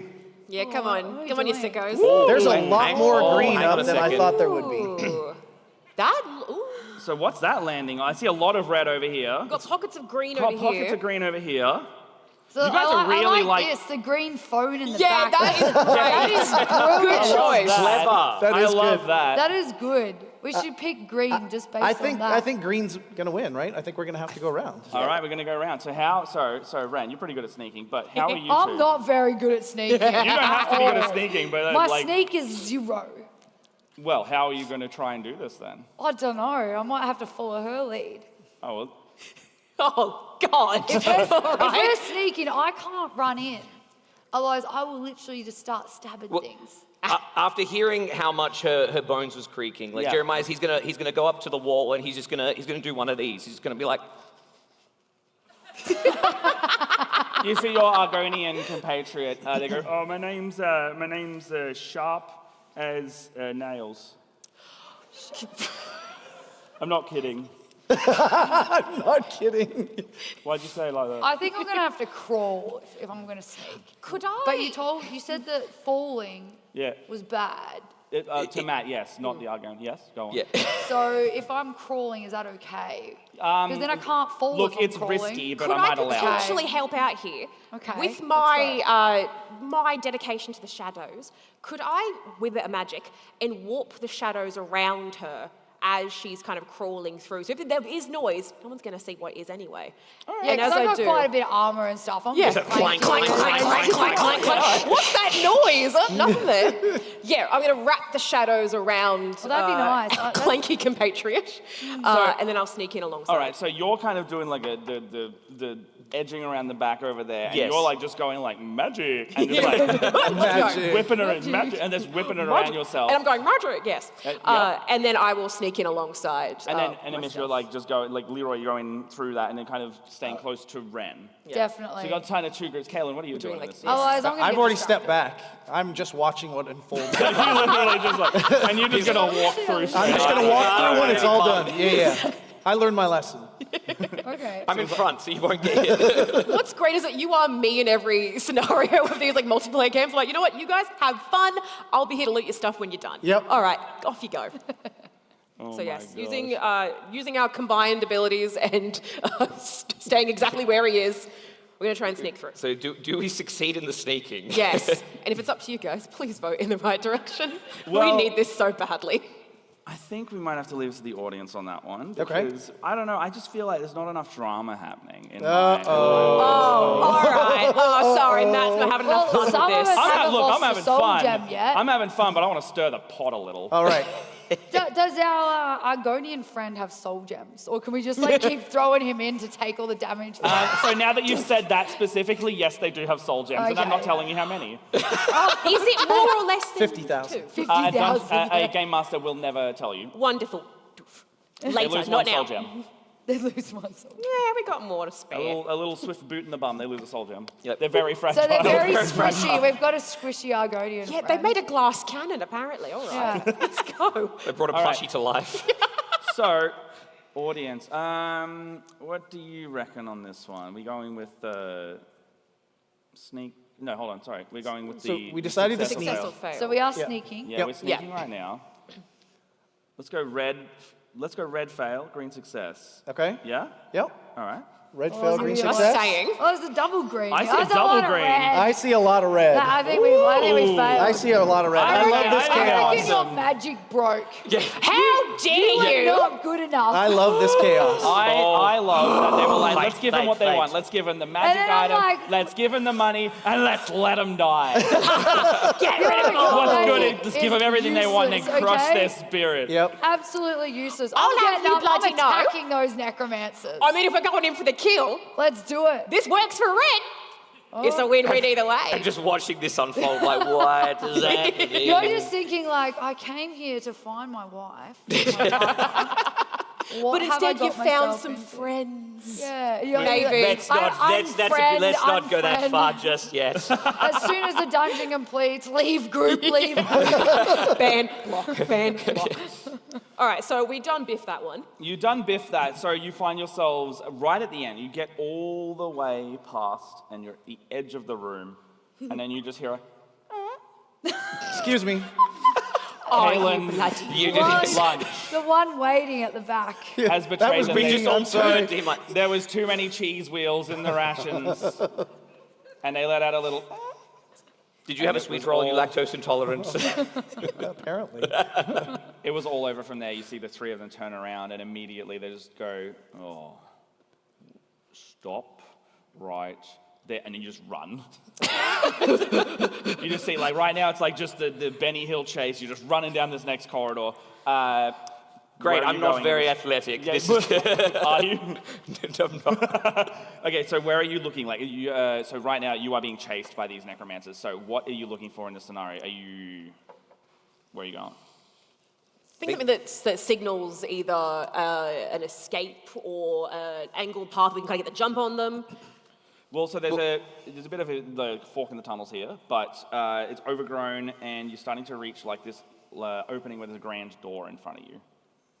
Seems to be starting to, you can see a couple pathways going off. If you're trying to lose them, you could probably head down one of these directions, or you've spotted on your right-hand side, there's this like larger room with like this kind of like ornate kind of patterning on this door. Lots of ornate stuff in this dungeon. Yeah, no, we're I'm really, loving the really decorations. leaning It's into very it. Lots fancy. of ornate. Yeah. So can we actually get through this door, or do we have to go kill the necromancers before the door Right now, you've got unlocks? necromancers on your tail, so you know that they've been really interested in the statues and the iconography and reliefs here. Your Argonian friend, Sharp as Nails, is a bit concerned because they clearly were fighting these necromancers, albeit you gave the stuff back. However, Begrudgingly. right now, if they get to probably what they might be, you probably could consider they're looking for something like this. This seems to be like the entrance to something. It might be a bit of a situation where, well, I think we should really kill them off before we keep going. The door looks too fancy and important for us to ignore. Yeah, Oh, I we've think got so. it. There's good stuff in there. Yeah, exactly. I I feel like we could hide on the other side. side of the door too. I But don't that's trust what what I was comes like out of saying. your Can mouth. we, even, can we even open the door?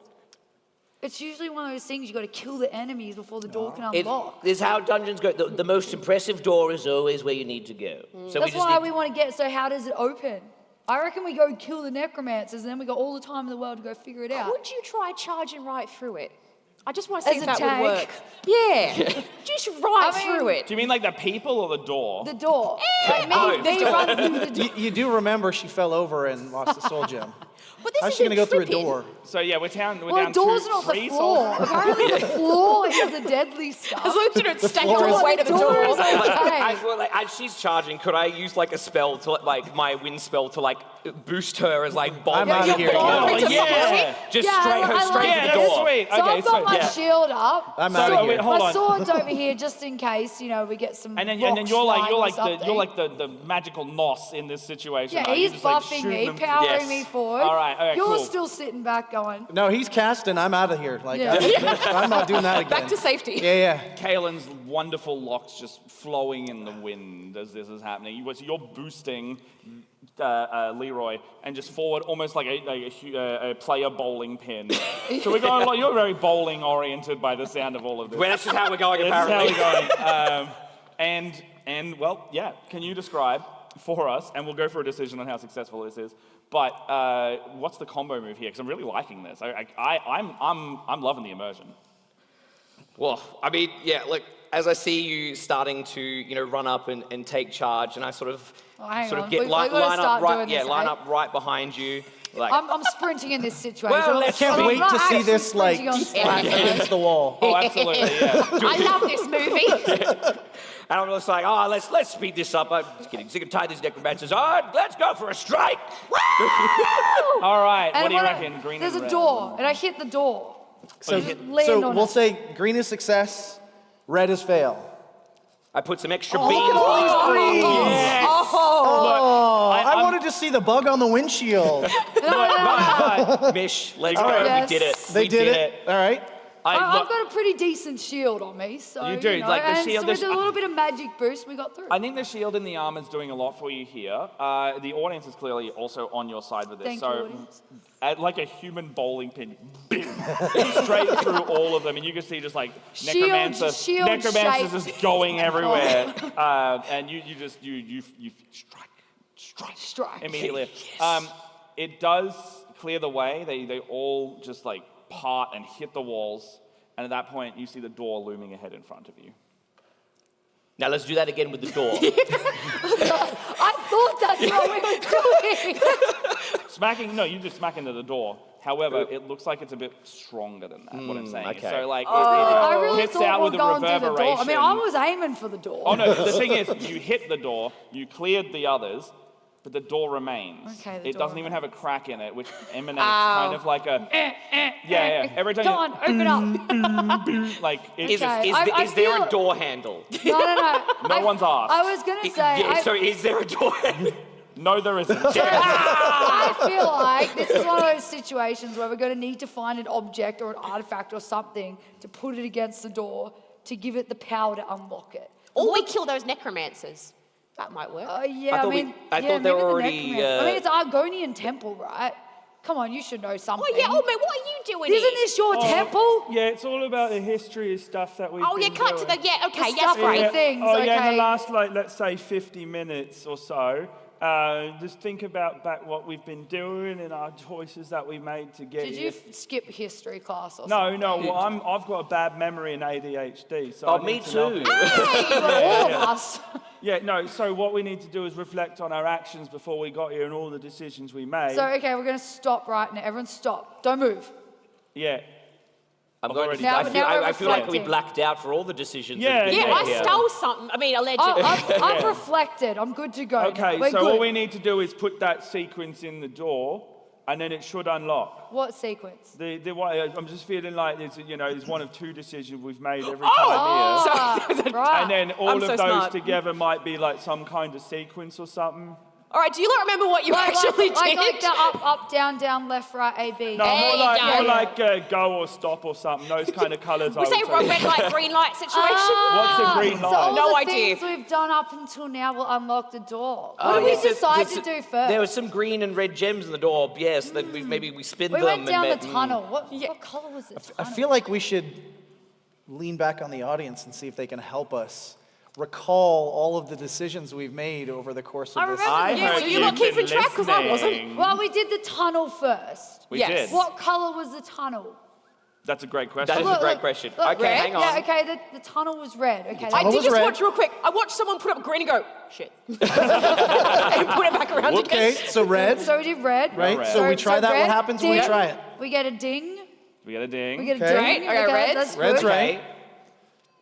And then What was after, the next decision? Was Then it we me stealing? decided. Then we decided whether we should help or fight, Fight or- That's right, fight or we wait. or not. we Fight was or fight. wait. Yeah. We chose to fight. Yes. What color was that? I'm seeing a lot of green. Lots of I green. think it was green. So we put Okay, green green. in. We get a ding or not? Oh. Nice. And then then it was we had to sneak or.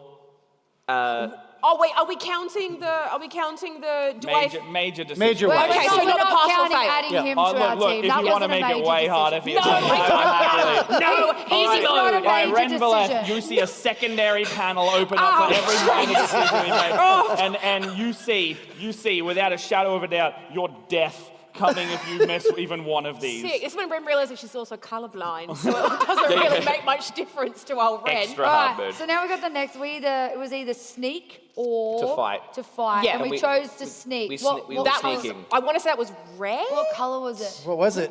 They can't even They can't remember. remember. I Was it think green it was sneaking? red. Yeah. Don't know. I wrote it down as we were We going. had to our party so you could take notes. That's Are you a right. scribe? He's been standing back this whole he time on a hasn't told tablet. us the whole time he's a scribe. Caitlin just doesn't have just the looks. All right, tell us, oh, He's wise got no scribe. memories but a photographic memory for specific colors. Well, oh, wise. Are you going to tell us? We or should you try just- it. See what happens. So So red, red? was it? We try We said red? red, and Okay, red. Red's good. That's a good. Red's yeah. Great. a ding. So we got another ding. Do we get like a bigger ding now that we've done all three of them? Sorry, are you missing one there? Oh, we're missing one, are we? What other one have we done? What else has happened? I've been present in the room, and yet somehow, nothing. What else did we do? So it was fight. It was stay. We didn't do the. I'm gonna be nice to you. I'm gonna be nice to you. So Yes. we did the tunnel. What? Oh. What was it? We went off the rails, but we did the Argonian joining the For whether party. you join the party. We just or- said that. You Well, said that it was was what a I minor decision. Never But that was- mind. that was Okay. this. I think I Major. was thinking about when I stole, if that was the pass or fail stole, the there. stole, yes. Not the joining the party part. All right. Okay. Well, so that you- was the Argonian joining the party. And that was audience? Does It was everybody green, remember? Because Green? They won. Yeah, they won the Argonian No, part of the party. no. It was red. Because it was, you had to, he joined our party for red, but you had to give it back. Was that the cut? Was that what color was it? You scribe, who has done nothing but I take wrote notes. green. You wrote Ooh. green. That was Audience wrong. was also saying green. Yeah, Yeah. All right. You see I the trust them more than sequence. us. I do too. definitely. That's a good They've point, been- actually. they've been You watching. see the door sequence light up. Yay. 1, 2, 3. The last one goes red, but then they all turn red. And you feel magic just emanate out from the door just for a moment, and you're all going to lose a soul gem. I've only got one left. Yeah, I got 2 to spare. We're okay, we're not too bad. Hey, nice. Boom. Ow. I forgot you were. I forgot you were here. I forgot you were a plushie brought to life. Sorry. You stole my knife and now you forget me. Can you didn't share steal your it. soul gem? I know what kind of person you are. Yeah, awful. Well, he's got lots of soul gems. So I He's don't. fine. I really don't. Yeah, You don't. Oh, he's you lying. told us you don't. Like, you could have one. We can't I don't have believe he I don't- does. He has a lot. I reckon he has By the one looks of that. left. I've never known how many I have or not. All right. Right. What's our next? So the door's still locked. Because we entered the last You one. entered the sequence wrong. Okay, so we... Told you it So was out wrong. of the 50-50 chance you have to answer it in, do you want to put the same code in?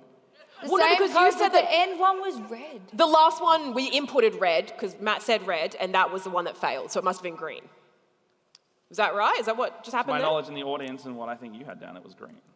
It was green. Yeah. So what's let- the 4 you put in? So the What are same. the Wait, four you why put did in? we put in red then? Because we were like, oh, it was red because of But the thing. they all said 'cause you- green. I Yeah, thought, I yeah, thought because our we're dumb. consensus Yeah, was we're 'cause you going wait, to. so they told you, I said we're they going told with you the answer and you're like, nah. I said we should go with what the audience reckons. I Like, did think we'd switch back there, but then Matt put it in as red, so it's fine. We've so lost a soul you're the gem. one who imported. I'm blaming you. I see why you're the tank that charges in. I don't care about these really important decisions. That's all right. Put it wrong again in with your 1 soul gem. Don't. I saw the you're, flicker. you're inputting them, Frank. Same sequence, but the 4th one is green. Yes. Yeah. Green, green, green, green. They light up. The door starts to slide away. Wonderful. Yes. I'm going to steal All right. We whatever's in there. successfully opened a door. Yeah, now we're going to find out what's inside. Yeah, I'm I Wait, told wait, you keep we'd for get the to a shiny door things. eventually. I'll put one in front of you. You just kept avoiding him until this point. I'm here till the shiny things. Shiny things. All right, so you can see the door slides open and you see a huge round room before you, the heart of the structure. The necromancers are wasting no time. At the center of the room, green-black fire crackles as the head right, they're still necromancer here. is Sorry. beginning their ritual. As you approach, they spot you, and with a shout, a monster emerges from the heart of the fire of a half behemoth. Oh, that's easy. We've got, Do we it's have a fine. picture More of this powerful, behemoth? though, discolored, and summoned from beyond this realm. It starts to charge at you. I should just stop talking. Teeth bared. Oh, Do we have a picture of this behemoth? I do. It's over here. Yeah. Yeah, absolutely Look, not. I thought you said that was That's easy. it, So fine. Layers, red shadows. I immediately see that, and I'm just like, oh hell no! And I start to cast Fate Carver. So Arcanists have a spell book that floats next to him. Jeremiah brings up in front of him, and a giant green beam of light shoots out of it, and he is just going Whoa. straight from that. Yeah, All get right. him. Anyone else doing anything? This sounds I'm sick. running. I'm Yeah. charging in. I'm the tank. So You're charging in? you know, we've got to take the lead All right, here. so charging in, you're just running at them? I know, I'm taunting them. Like I'm, So running and taunting. and then- What are you saying to taunt them? Yeah, what are you There's saying? no taunt. You just throw your ice stuff in. As long Well, I want you- I want you to paint us the word. activated the right ability. I would like to paint us a word picture of the taunt, though. And what specifically do you say? I want to hear there? the war cry. Because we aren't just in a video game clicking buttons. We're using our brains and imaginations as... I mean, that's going to put anyone off, right? Yeah. But okay, what's a really good... Oh, what about audience? Yell What out if a they taunt liked for it, me. though? What if they liked the call out and they're like, yeah, let's go? Yeah, I'm like, well, bring it on, mate. Let's go. Well, I mean, that's the whole point, right? What was that one? I like that. Always Shout that going in. You could go Your with the mother classics. was a hamster. And then he's just getting... Oh, just coming straight And back. he's just at you. going straight for me. skin with that Teeth I mean, look bared. at him. Look at this thing. Like, You clearly think he it's- would be offended if he thought he I came feel like if from anything, a hamster. I feel like anything, the mother being a hamster would be a good thing in this scenario. But they're so small. I Yeah, but would- like a lot cuter. Look at this thing. yeah, but he's taking in that as offense because he doesn't want to be cute. Oh, they got like a power complex. That's what a taunt is. No, that's fair. No, I'm picking up what you're putting down. I'm picking up what you're putting down. All right, so you're distracting, you're magically blasting, and you're just running? hiding. I thought about I do hide in the shadows. No, I'm gonna step back into the shadows, kind of out of the immediate eye line of our. She's hiding. Oh, so- now you bloody She's give it. hiding to wait I've for you taken- to die so she yeah, can I've grab all taken her too items much- back. I Don't took too tell him my much entire damage. plan. No, that was for the audience. That was like the subtext for the audience. You didn't hear anything. Guys, I'm a Yeah. bad character. All right, so I take the dagger back. I'm going to step back out of immediate eye line. I'm going to circle around the Yep. temple, and Yep. I'm aiming for that tail. And I'm going to try and get up on top of the beast. Ooh, yeah. All right, so with all the combination of this thing, I think there's a pretty good chance here. Kaylin, are you doing anything in this scenario before we cut to taking the notes. audience I'm for just their taking final notes. decision? Doing a very detailed drawing of our soon-to-be He demise. is documenting our great deaths. Exactly. You're noticing that Kaylin, now that he's like drawing all this stuff, is like a very quite talented artist.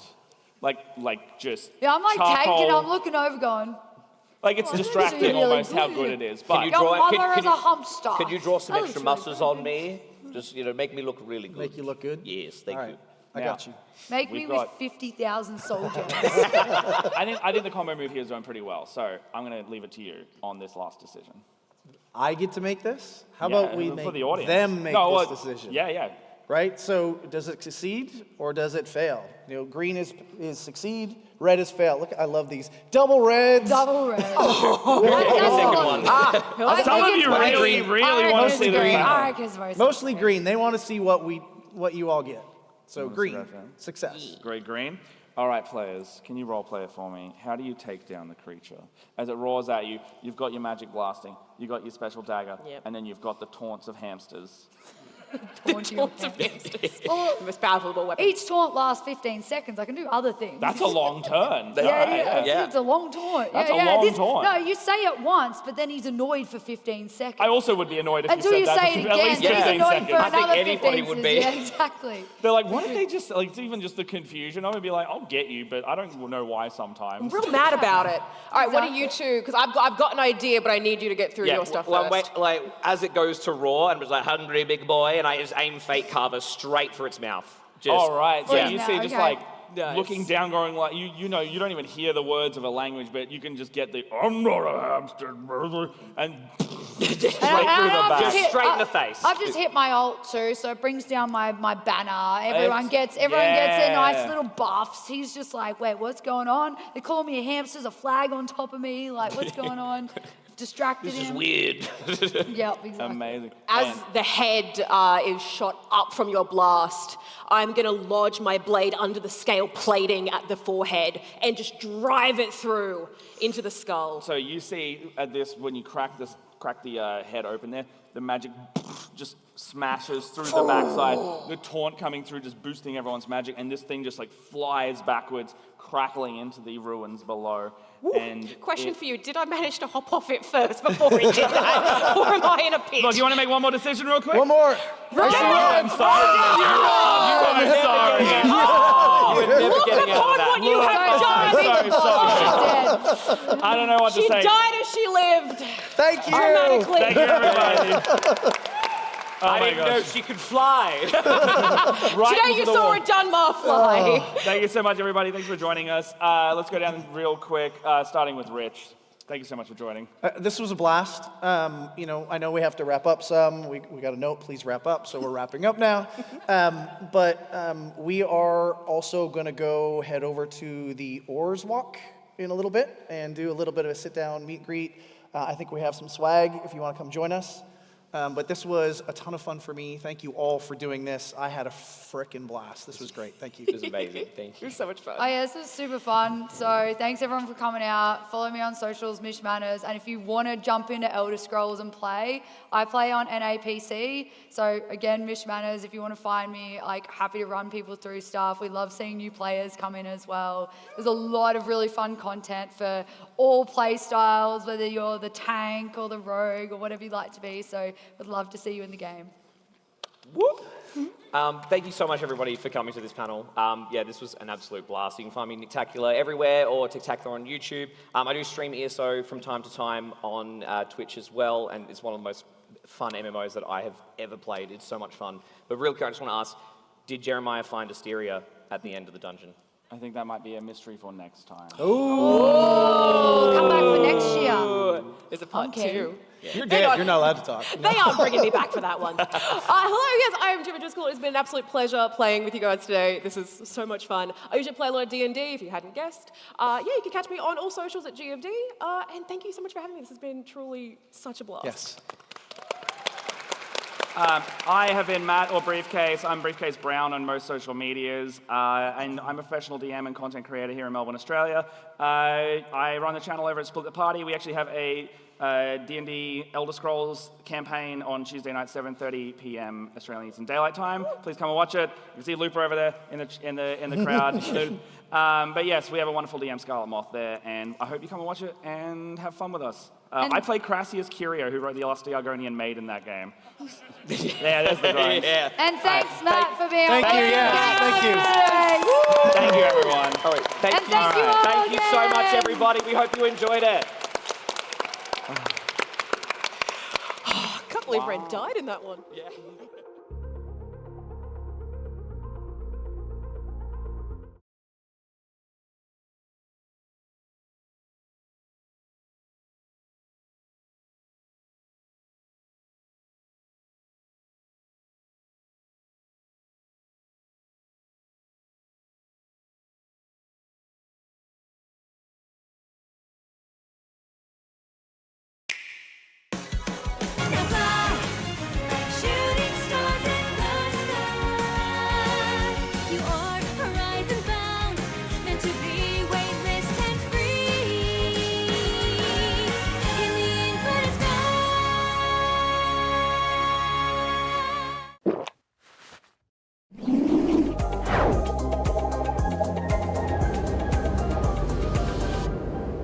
Red Bull gives you wings. When night falls over Lumio City, the battles begin. Fight your way to the top in a citywide battle royale. Take on rogue Pokemon threatening Lumio City and use powerful Mega Evolution to claim victory. Pokemon Legends CA, available 16th October.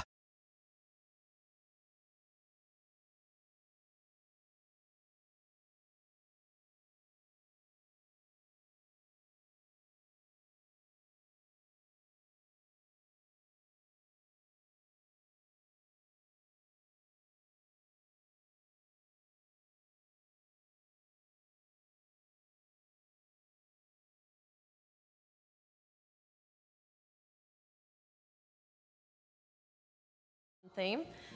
Zapdos? Zapdos. Okay, Zapdos. A few on there. Is it on the board? It is not. Logan. Yeah, I'm going to keep this old school. Ho-Oh. Ho-Oh! That's it. That's Ho-Oh! Is Ho-Oh on the board? It is! Well done! Well done. Let's go, Capitan. I'm going to keep it the same. You already know. The compliment. The go. You listen to the song, it restores your strength. Pokemon 2000, Lugia. Lugia! The song has restored my strength.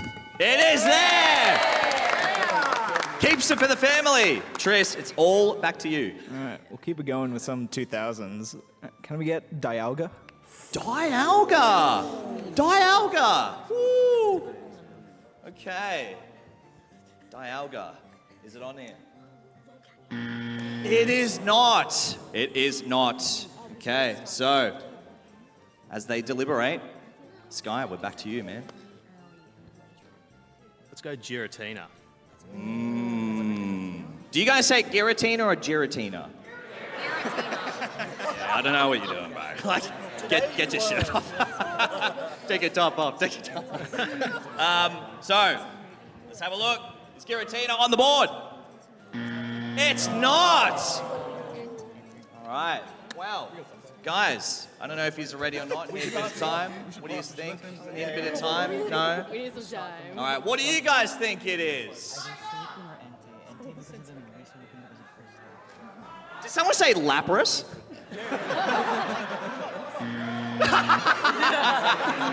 Air out. Get out of here. Hey? I'll sell them. Ooh, okay. Don't tell them that. Are we playing that, are we? We're playing some magical, mythical. Actually. All right. Romy, what's it going to be? Rotom washing machine. To say the answer, I'm too scared. You can do it. It was your round. All right, come on. Let's go, Bella. Ground on. Ground on? Kyogre gang? You're damn right! Is it on the board? No, it is not! The Bold and the Beautiful secure it. The other top answers, ladies and gentlemen, we have. Reveal them on there. We have Palkia! We have Palkia and... the battery running low! We need to charge it. The only thing close is like a Rotom with its battery, but what's the last one? Regirock, of course! Oh, no. Okay. Okay. That was mine. All right. Can I chuck things in the audience? Can I chuck things in the audience? Okay. Well, let's give away a few more shirts, shall we? Okay. I've got a few medium-sized ones here. I'm going to do a little bit of a trivia. I'll just think from the top of my brain. None of you guys who know me, you can't answer this. That's half the audience. No, it's not. Plenty of you don't know me. Okay. I'm thinking of a Gen 3 Pokemon. It is water ground. What is it? Who said Whiscash? You're damn right! Whiscash is one of my favorite Pokemon. Beautiful. Beautiful. Okay. Whoever thinks of the starter Pokemon that starts with M and is a water type can get... Who said Mudkip first? Yeah. You. Yes. That was like lightning. That was great. Oh. This is why I present and I don't play baseball. So, all right. Now. Hey? Can we get on our team? All right. Guys, let's play round 3. Let's do it. Let's get Sky, let's get Kello up on. Oh. Oh. Now, before we actually do, I want the captain to do something for me. Good work lining tech. I need the captains to pick one person from each team. Other team or their own? From your own team. You need to decide in 30 seconds. Go. You have to pick one person. Like you can't. No. You gotta do it. No, from your team. You gotta pick. Guys, what do you think I'm doing? Who said sacrifice? On this table right here? You lost your damn mind. Like, who do you pick? In life, you don't get much time to make a choice. So he made the choice. Tris wants to do it. Okay, Tris. All right. Romy, who are you picking? I'm going to have to sacrifice pan-fried. Oh, no. Because she said a mythical during a legendary round. I'm sorry. That's pretty fair. That is a fair business decision. Tris, pan-fried, swap teams. We are doing the family swap! The family swap! You didn't say all swapping! Sorry, bro. It is what it is. Listen, let me In make you life. a deal. Let me make you a deal. If you had said Palkia, not Dialga, then maybe. All right. Please. All right. And you guys get to keep your same team. So, okay. Ladies and gentlemen, this is round 3. You can get your hand on if you want to. It's up to you. Nah, you are there. Yeah. All right. Here we go. Name a character from the Pokemon anime. Sky. Ash. Ash Ketchum. Is it on the board? No, It is number 7 on there. Okay, yeah. You're crazy, crazy. Yeah. All right. So do you want to play or want to... What would you like to do? No, we'll pass it. You want to pass? Okay. All right. Back to your seats. Interesting. Very interesting. Did you guys think that Ash was going to be number 1? Interesting. All right. Judd, we'll go with you first. Juddigan. He's too busy thinking of bug Pokemon. What would you like to say for the 8 possible answers of a character from the anime? I'm gonna say Misty. Misty! Misty. All right. Is she on there? She is on there. Yes, she is. Okay. Tether. I mean, I'm going to assume character doesn't have to be person, so I'm going to say Pikachu. Wow. Wow, that's out of the box. We've got a few boos. Interesting. Sure, Oh, it's cover it up. ooh. Okay. Well, you said it's poo. All right. Is it on there? Pikachu. Yes, any Pokemon. It is technically correct. It's technically correct. Hey, it's a good one. Who's producing this? It's a really good one. What? All right, Robbie. What do you think? Sticking with the Gen 1 theme, I'm gonna go with Brock. Brock! Using the frying pan as the drying pan. Yeah, you got it. Who laughed? You got it. Is it on the board? Number 1! It's my boy Brock! My boy Brock! Okay. Triss, what do you think about being on the new team, first of all? You know, I raised my own hand for this, so I just got to accept my new home, I think, yeah.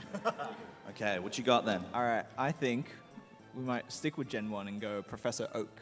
Professor Oak. Professor Oak. Is it on there?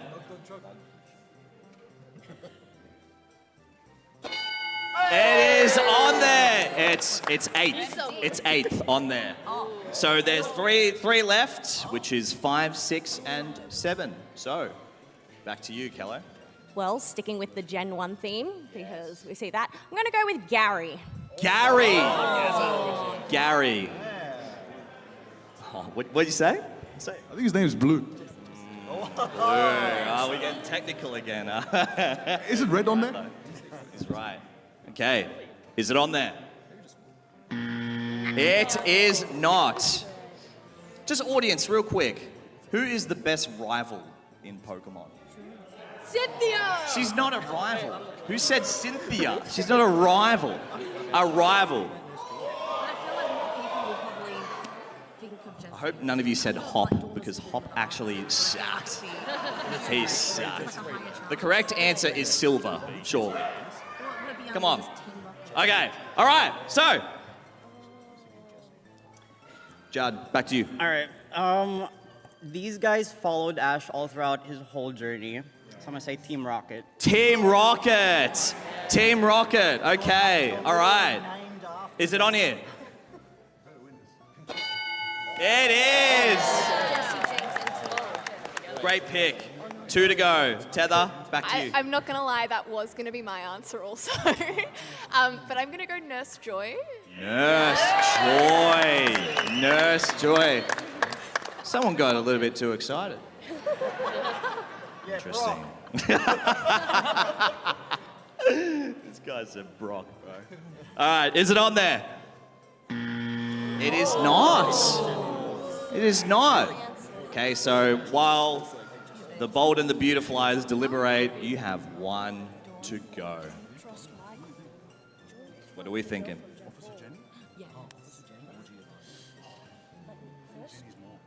I'm gonna go with Dawn. Dawn! Dawn! Whoa! Okay. Is it on the board? It is on there!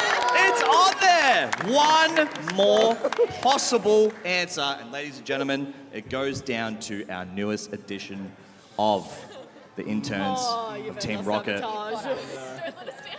From hero to zero.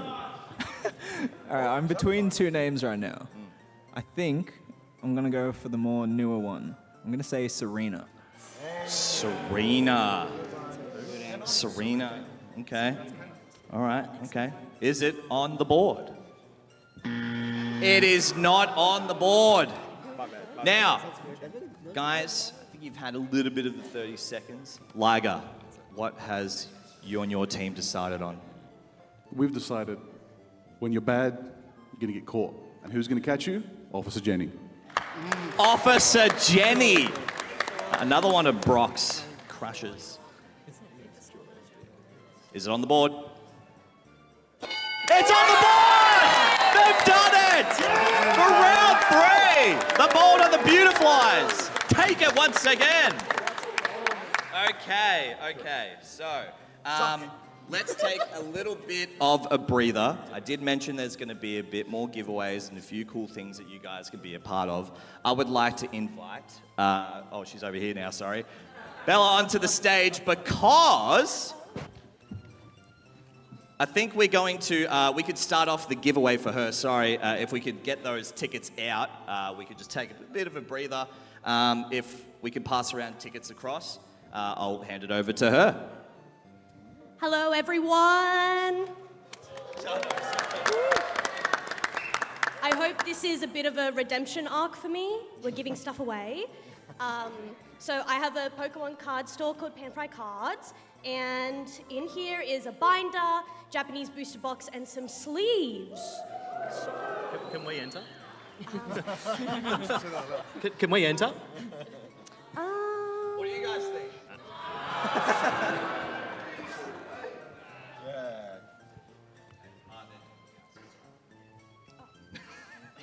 That's all right. So we got the tickets coming around now.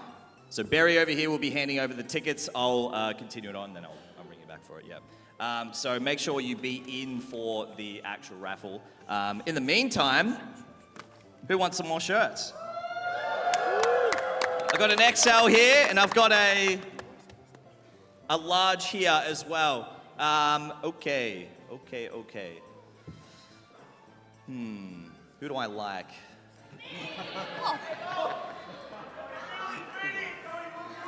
Let's bring one person from each of the sections. We'll start off with this right section.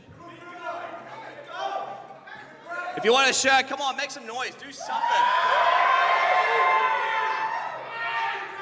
I want this guy here in the pink suit. Come on, come here. Come on. Come on. Is that pink season? Oh, I love that. All right. 2 more people quick from this side. You in the green hat. Come up. On this left side. Come on, make some noise. Check his love. All the way in the back. Stand it up. Come on. Let's go. Yep. All right.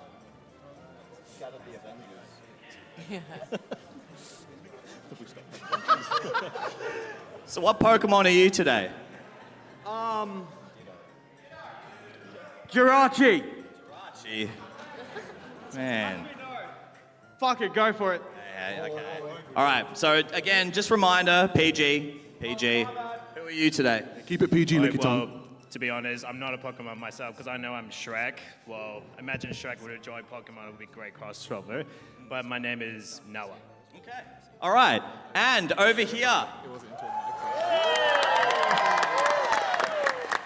What Pokemon are you today? I was trying to think of a pink one. Is Mew pink? Yeah. Why not? Yeah. Ladies and gentlemen, let's have a few votes here if you like Jirachi. Nah. What about Shrek? And for Mew? Well, clear winner. You can choose which one that you want. This is the XL and this is the L. I want the XL. Yeah, it's all yours. It's all yours. Now, do you guys like Shrek or do you like Jirachi here? Come on, say Shrek. Jirachi. wearing a skin-colored suit, for God's sake. All right. Let's just give them to both of them. Here you go. Thanks for being good sports, guys. Thank you very much. Thank you. Thanks very much. Thanks, guys. All right. We're on a bit of a time crunch, so what I think that I want to do is I will cut to... I think we have to cut up to all the points, so if Prod can get the points for me, please. In the meantime, have we done all the raffles? Everyone got their tickets?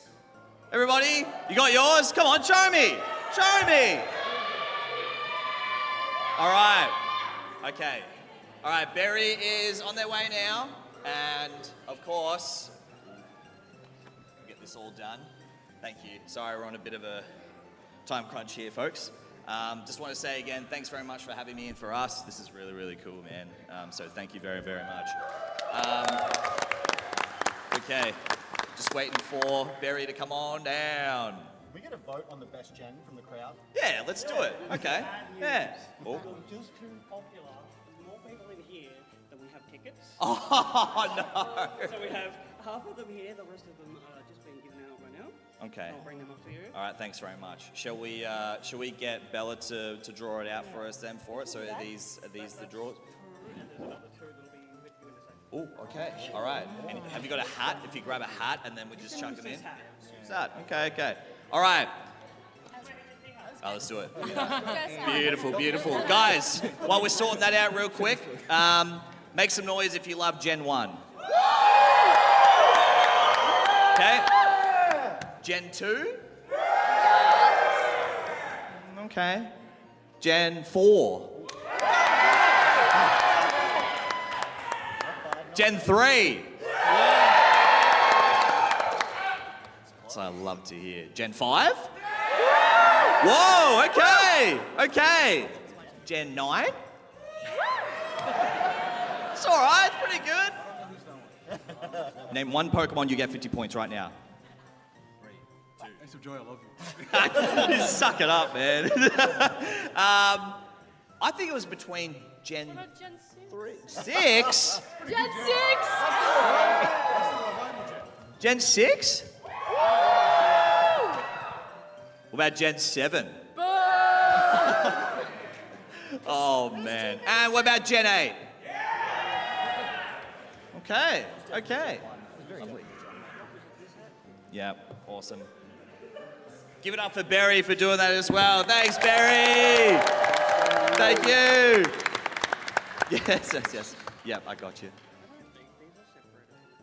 Oh, it's okay. We'll get Bella to sort that out. You should do it. Yeah, it's up to you. We'll just give it to Bella. All right. Okay. Awesome. Put these two in here.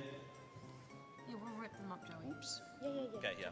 All right. While we do that, I points. think we are going to play the final round for it. So again, apologies that I'm on a bit of a tight schedule for it. But have we got the points to see who have won out of our two brilliant teams? We bombed. We have 92 on the Team Rocket side, the unpaid interns, but we have our winner, ladies and gentlemen, on 157 points. We have the Bold and the Beautiflies. Give it up for them.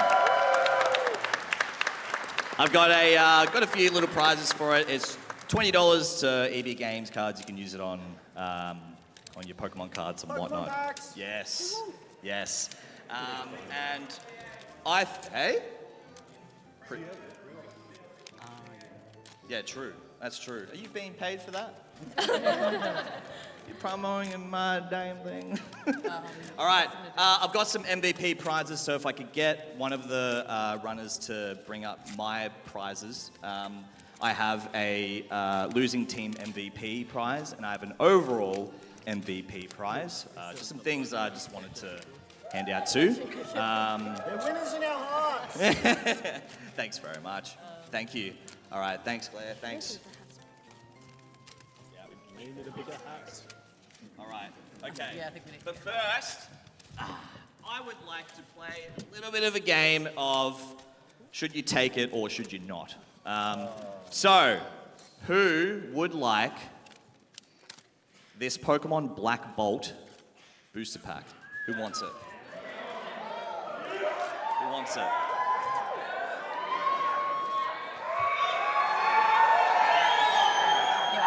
Come on, who wants it?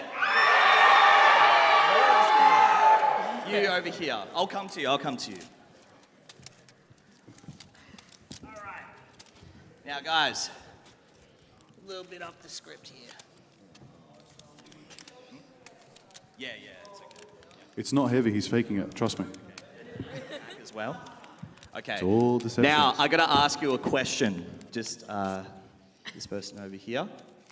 They'll direct as well. Now, would you like this one pack, or would you like to trade it all in for what's in that box?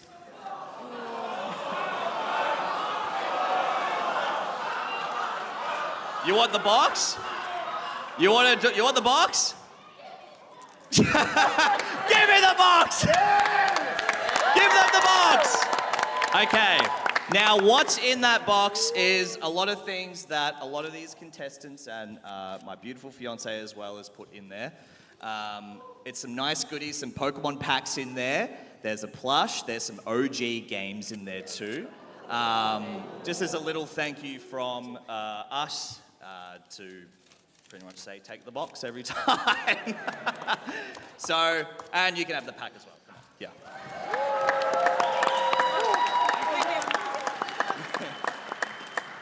I'll give it to her, it's all right. Here you go, here we go. You're so welcome. So there's just some little binder in here too, and then there's some trick or trade like packs too.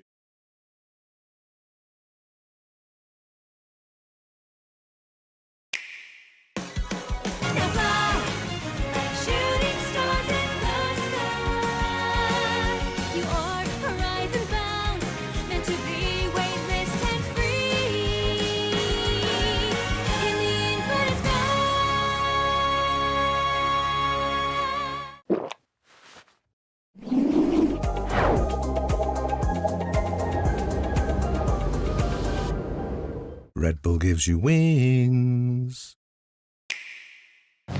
When night falls over Lumio City, the battles begin. Fight your way to the top in a city-wide battle royale. Take on rogue Pokemon threatening Lumio City and use powerful Mega Evolution to claim victory. Pokemon Legends CA, available 16th October.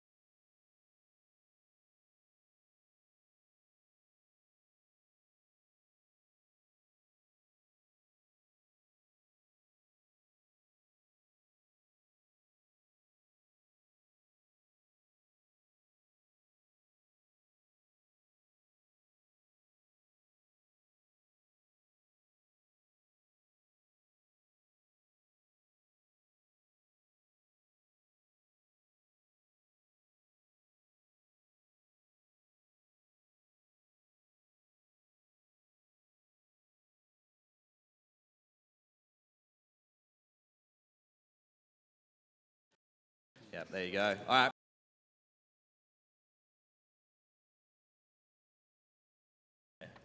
Name a popular gym leader. You did not pass. say anything. I can't say.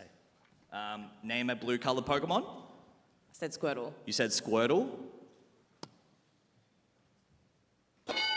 It is on there. It's number 1. You got the top 1 as well. Okay. All right. Let's bring Logan. Bulbasaur's the best in the world. Bulbasaur's here. Bulbasaur. Ah, there he goes. All right. Hey. Hello. Okay. Were we talking about my favourite Pokemon? Yeah, we love Bulbasaur, right? All right, excellent. Hi.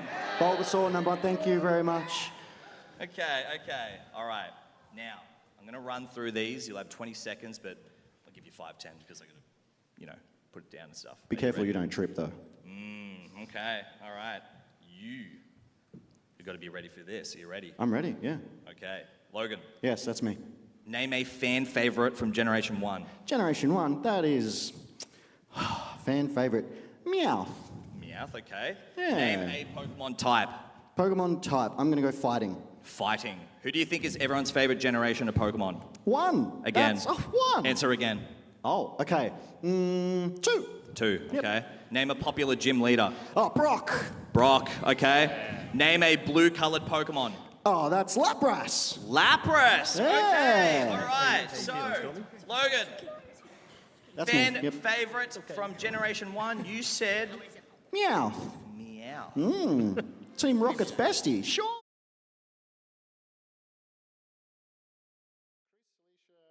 Lace and Kevin, who will talk all things esports, gaming, production, yelling at naughty gamers and screaming at Valve for putting a crazy large update 2 seconds before the tournament starts or something It's like still happening. It's still happening. There you go. So I guess what I wanted to do was, I guess a lot of the folks here have been around the block for a while, and I'm sure you recognize some of them. So I guess what we really wanted to do is just share some of our experiences in terms of what we've been sort of getting into. Now, my background, for those of you that don't know, is extreme overclocking. So I've been breaking world records for the longest time ever. Very passionate about gaming. I used to do a lot of esports team sponsorships. I used to run a lot of tournaments with Kev as well, so like smaller lands and grassroots. I loved that. And also bigger teams. Well, I think the biggest team I sponsored was Team Immunity. I mean, it's that's a long way back now. But I actually saw Tony Trubridge a little bit earlier. I don't know if you guys know who Tony is, but he's been behind some of the esports guys for a while. But anyway, speaking of esports, we've got Chris, aka Dexter, with us. An actual star. Wow. So Chris, can you, for those of you that don't know you, which I'd be very surprised if they don't, but can you tell us a little about yourself and also what your superpower is? Oh, my superpower. Well, firstly, yeah, I'm Chris Dexter Nong, and I've been doing this whole gaming and esports thing for the last 12 years of my life. Started out just, at one of Karat's lands as well, probably, and playing there when I was just a little kid, essentially, probably. And then, I've just been always playing and getting to new teams and trying to get all the opportunities I can. And one day I'm going to Chicago, and then the next day I'm moving to Germany, and then playing majors and playing with the best players in the world. And now I'm just exploring life as much as I can. And I think my superpower, I think I can just stare at a blank wall and then create ideas out of that blank wall. So that's my best. Wow. Okay, that's wild. So I love Counter-Strike. I mean, I think that's what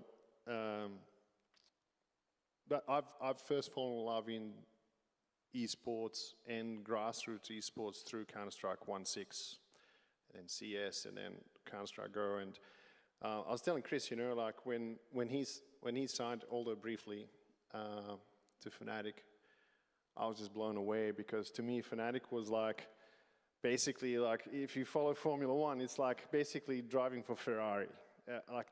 To me, that was the ultimate kind of team to sign for, and it's like we've actually got an Aussie who's made it that far, probably the furthest out of any Aussie. So I'm really at awe. I want to ask you what that pathway was to competitive gaming, because I think a lot of people, you know, when you sign to Fnatic, of course, all the 15-year-old kids on the server, like, yeah, he must be driving a Lamborghini now, and you know, he's got a mansion in Mallorca somewhere now. So tell us a little bit about the pathway to competitive. Pathway, number one thing is to convince your mum that it's a good thing to do. And I have a Vietnamese mum, so that's like one of the hardest things in life. And I managed to convince her to let me quit uni for a couple of months or to go overseas and play CS. And I think that was the number one thing I had to do. Other than that, the biggest thing that kind of got me going into it was just, well, unfortunately injuring myself at the gym. And then once that happened, I was like, oh, I've got nothing else to do for at least a month or whatever, just sit down and play and grind till like 3 a.m. for the next month. And then, yeah, people started noticing me. You want to join your little groups online. If you remember Cybergamer, that was, yeah, join that, talk on the forums, play with all those guys, and then get called a cheater a lot of times. I got banned and I had to make forum threads and everything like that to unban me because people thought I was cheating. So, you know, like things like that. And once I got over that little hurdle, kind of, you always just want to try to like improve and try and beat the haters, I guess you could say. And that was my like main inspiration to kind of keep going. And then from then on, I just ended up joining different teams and kind of like linking myself up with different friends and new friends, and you just grow like your own little social club, and then suddenly you're just playing biggest tournaments in the world, and it's really unexpected because you never want to plan for these things, but the whole idea is like as long as you work hard and you just grind and whatnot, then it's gonna happen. Like I truly believe in that. So yeah, it's phenomenal. By the way, I've forgotten to mention that we do also have, or we did have a QR code. So hopefully it'll show up at some point, Slido, where you can ask questions, whether you're watching online on a Twitch stream or just in the audience here, and you know, I'll definitely make sure that we sort of ask those questions. Chris, while you were talking about, you know, the pathway of sort of starting, you know, with the back injury and stuff, I was thinking of I guess my big break of going into my career as like an overclocker and then later in tech world, and it was a PM on a forum called Extreme Systems in America, where an NVIDIA guy sent me a message and said, hey, you know, you want to come to Santa Clara? And like, I'm like, okay, someone's trolling for sure. And then he gave me his NVIDIA email, and I sent it, and it's like, wow. And you know, after that, it was a very interesting experience, you know, obviously. So what would you say would be your big break, or something that was maybe a second phase, you know, going from the amateur scene, the grassroots scene, to the first big, is it a first big team you signed for? What would you say would be your big break? I think it was like during the Greyhound team in ERA. I think when we were playing then, we were just a bunch of boys with a little bit of money behind us to kind of just play a little bit. And like by a little bit of money, we were making no money. Like what, $3,000 a month back then. So yeah, we're just doing that. And then the biggest break was probably IAM 2019, I believe, or 2020? No, 2019. And yeah, being able to beat teams like Liquid at the time and SK and all that kind of stuff, like kind of propelled our names into like everything. Like as soon as you make it to one of those LAN events, it's like, you're gonna get there. It was a lower bracket run as well, wasn't it? Yeah. I do remember, I can't remember what team it was, but I remember there was a Danish team that got knocked out. It was a huge, like... 2017. That was 2017. 2017, yeah.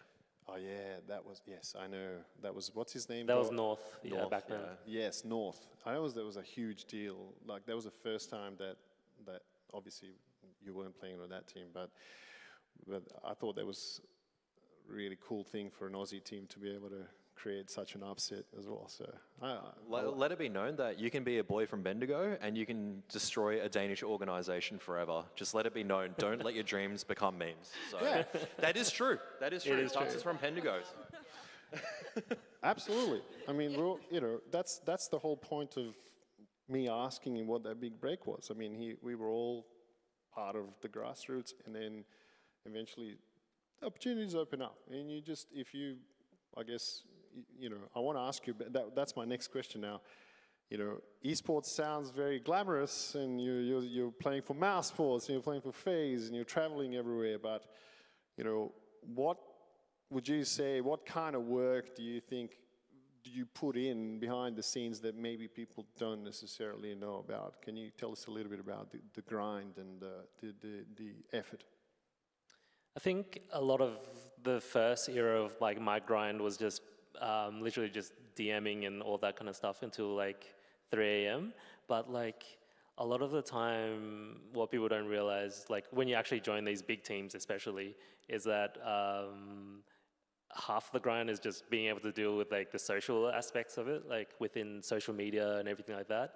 Because once I joined one of these teams, like you've got the angry betters that will just constantly message you on every single way, and learning how to deal with that, especially during like peak COVID era when like, you know, you can't talk to anyone, you can't like socialize as well and just laugh about it.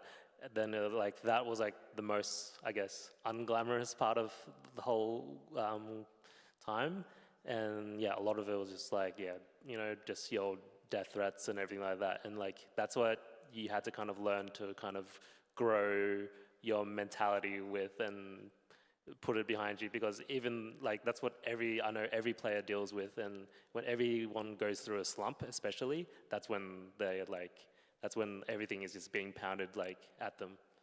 Yeah, actually we have a question from Eric at Slido, which is fantastic. It's a timely question as well, and the question was about mental health. And obviously, you know, COVID time was a tough time as well. Joining big orgs, dealing with people who are upset because they lost a bet. I mean, how did you deal with all of that? What was your method, you know, to try and deal with some of this? Obviously, it's not an easy thing to do, especially when you're away from home. Yeah, I think it was 2021, and during that time, we weren't doing too well.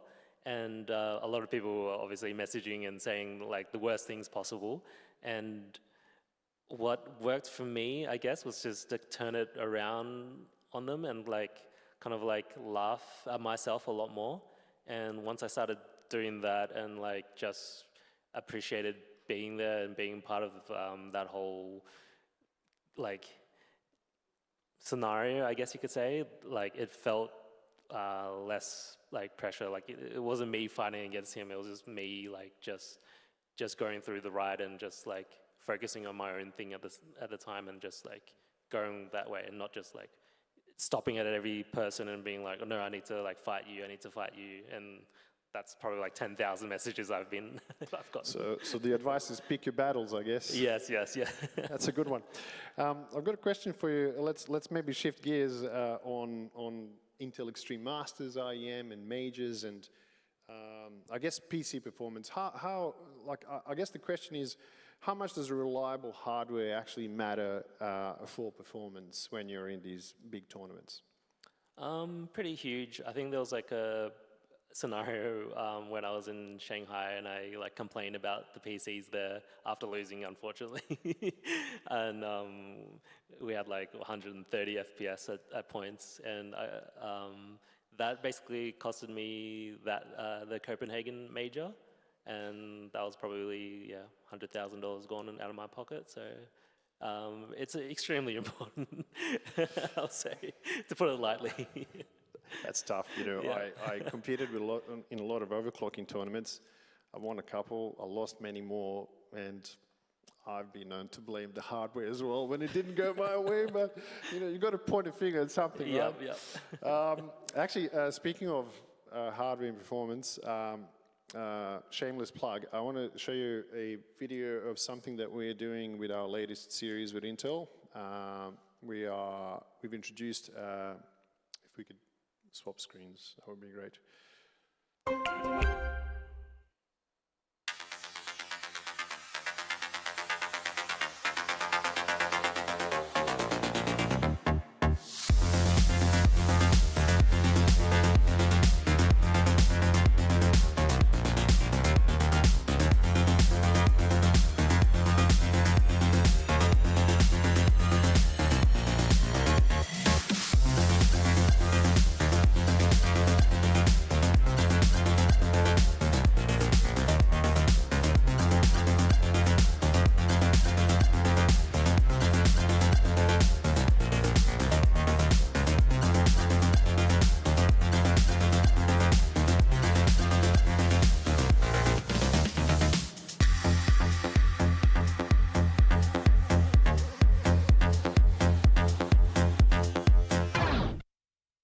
So what we've done, we've actually maybe earlier this year, there was a bunch of pros that were not happy with some of the systems that they were playing on, and there was a bit of an uproar with a few players, and we need to change this or that hardware config. We've actually done a lot of work this year at Intel to create some serious improvements with Core Ultra PCs, the Arrow Lake, and the 200S boost is part of that.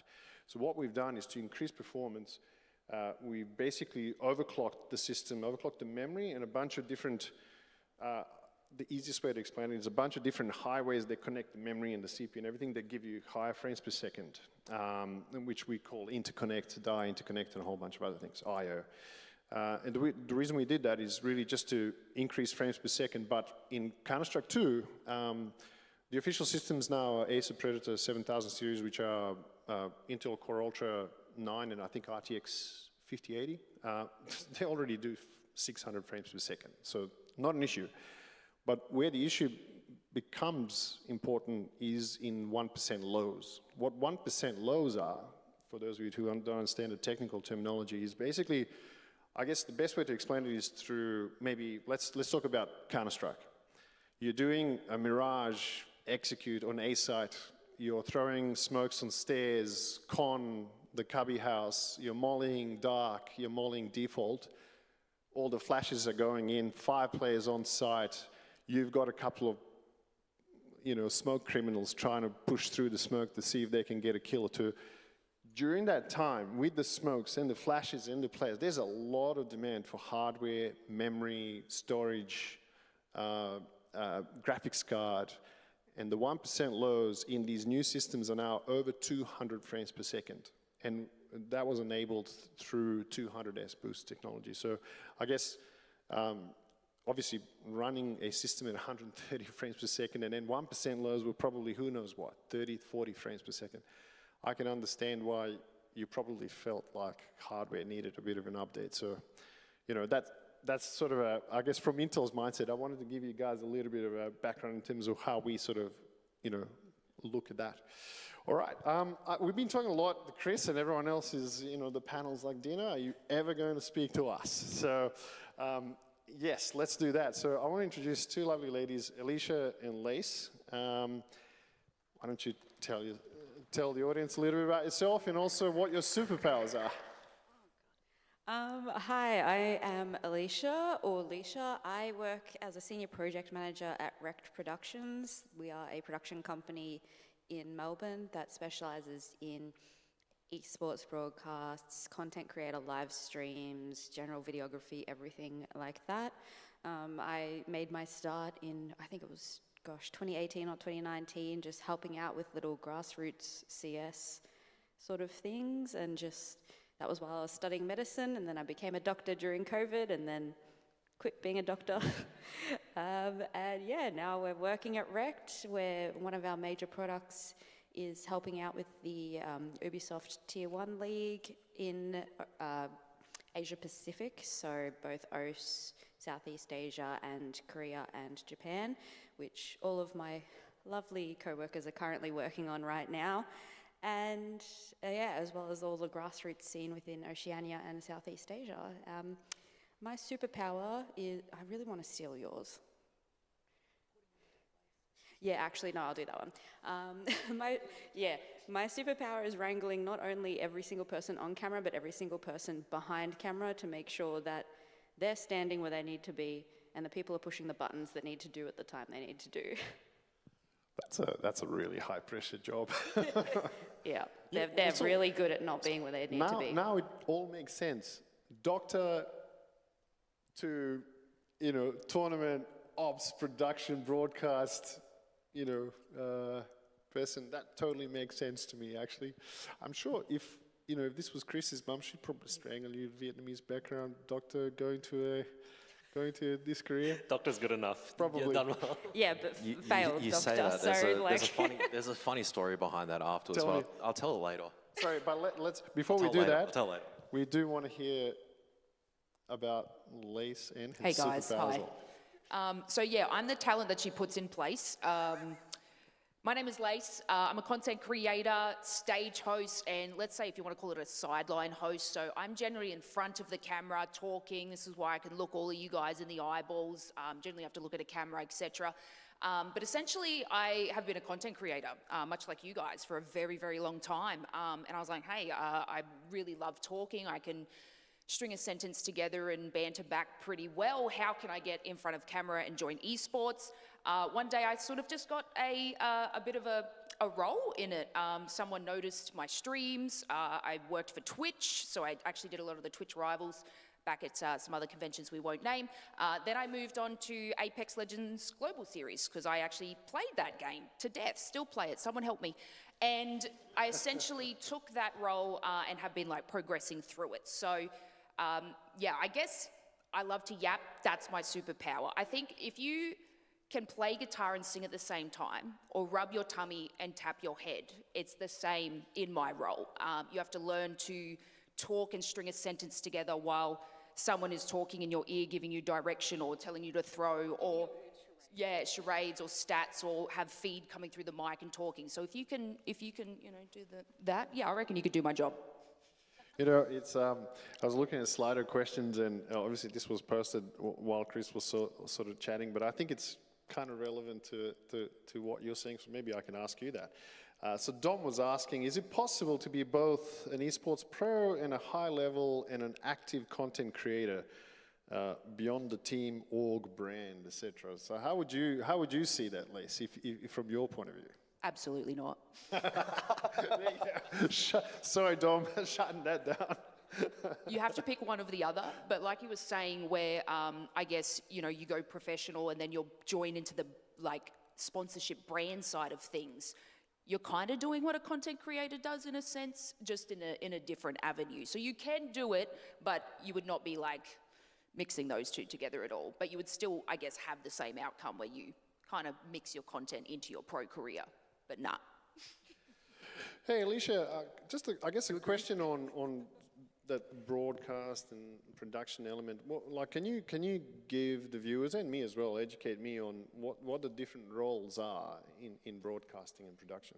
Sure, it absolutely depends on sort of the size of the product that we're doing. We can have anywhere from 2 to, how many did we have at PAX this week?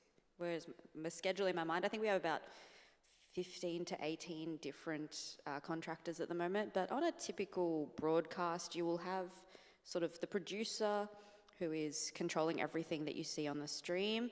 You will have the project manager who does all of the grunt work beforehand to make sure everything functions. You'll have, a graphic designer to do everything. Yes, thank you, my list I wrote earlier.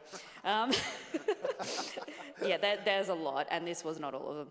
Yeah, so you have sort of, in really intricate streams, in basic ones, the producer will just be pressing everything. If you're getting into really complicated ones, you then have a graphic switcher who is choosing the graphics that the producer sees. You have an audio engineer who is running all the levels and muting things and everything like that. You have a broadcast engineer who is making sure all the cabling is working, troubleshooting things as they happen.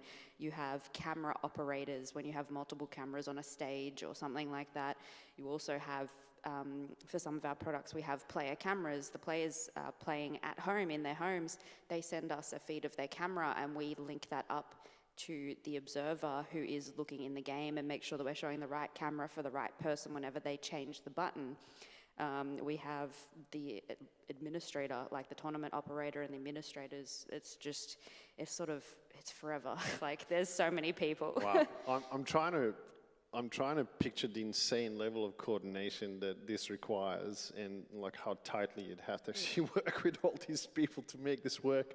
And then at the snap of a finger, get Lace to just switch on and rock and roll. Yeah, so it's all of that, and then it's it's wrangling all of the players, it's wrangling all of the talent, giving everyone call sheets, making sure they know where they need to be, when they need to be, having run sheets so they know what is being shown and what is being done when. So it's a lot of organization. All right, so that's all fun and games, but I think everyone here is sitting and thinking, all right, we want to hear some dirt about what happens behind the scenes in broadcast and production. So can you spill the beans? We want to hear the juicy stories here. Oh, like, in our company, it's just a lot of brain rot. We just start losing our minds and saying, because we have these, we've gotten to the point where we have these headsets. So we are all talking to each other through mics that go directly into our ears, and we are just sometimes saying the absolutely stupidest things just because we've been on this product for so many hours that we're just dead out of our minds and just doing our job and just saying, like, one guy loves to say chicken burger, and Cristiano Ronaldo, like, it's just like, and then someone will say something stupid and then we'll be ribbing them for hours about something stupid that they've done, things like that. It's chaos. It's not selling this very well. No one's going to want to do this. This after the show. It's fun chaos. Like, everyone's already depressed. Nah, just kidding. Lace, please help us here. She's being too modest. But look, no, there's a lot that goes behind the scene. Obviously, she touched on all the different roles that you can have. And, you know, it looks like in my position or role being talent, so that can be, let's say, my role, which is stage host or side host or interviewer.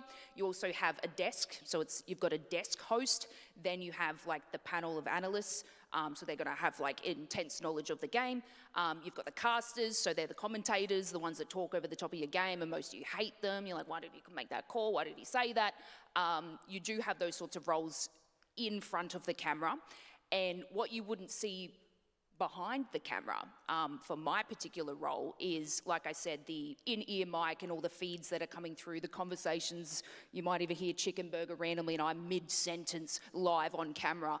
It can sometimes throw you. What they'll have is like map feeds. I have to look at, the observing screens. I need to look at all the stats and information. I'm sitting there on my phone and laptop, or I'm scribbling stuff down, so I essentially have to absorb all this information to be put on camera to say it in 2 minutes. So there is some craziness behind the stage, definitely, when it comes to that. And if we don't have powerful performance, I'm dead. Like, I literally cannot do my job. If my mic cuts out, that's terrible. If production goes down and they're doing something else because they're putting out a fire elsewhere, I'm sitting there like, who do I throw to? Okay, I guess I just got to keep talking about absolutely nothing. So that's kind of where the on-the-fly stuff comes, but there is a lot of groundwork and background work that I do need to do to make the production run a little bit smoother. But then, with all the roles that she explained before, there is so many different connections that all need to seamlessly work together. And of course, if you don't have a powerful backed up, I know IEM, I think, is all Intel-based. So, you can run us through a couple of stats of those, but I do know that you need one hell of a production just to be able to get things going. Yeah, actually, that's a good point. I mean, I was just, I think, Alicia, when you were talking about all these roles and screens and casters and analysts and graphic switches and engineers, and that's a lot of compute power. I'm just imagining you sitting on the top of a server rack or something somewhere in some dark room. I mean, what sort of, I mean, how tell us a little bit about the hardware aspect of it and, the importance of that in terms of production. Yeah, absolutely. So I guess basically all those roles I mentioned are behind a computer, and there are often computers that are also idling and doing their own thing, not in active use. So just in our sort of basic studio alone, when it isn't set up for like a huge production, we have 1, 2, 3, 4, 5, 6, 7 computers running at once that all need to run perfectly to make the stream come out perfectly. One of them is just the output PC that OBS is sitting on to stream to Twitch. But then if one of the player cameras computers doesn't have good performance, then you're having stuttering cameras during the feeds. If the observer computer doesn't have good performance, the viewers can't enjoy the game because you're getting a stuttery or a low quality gameplay.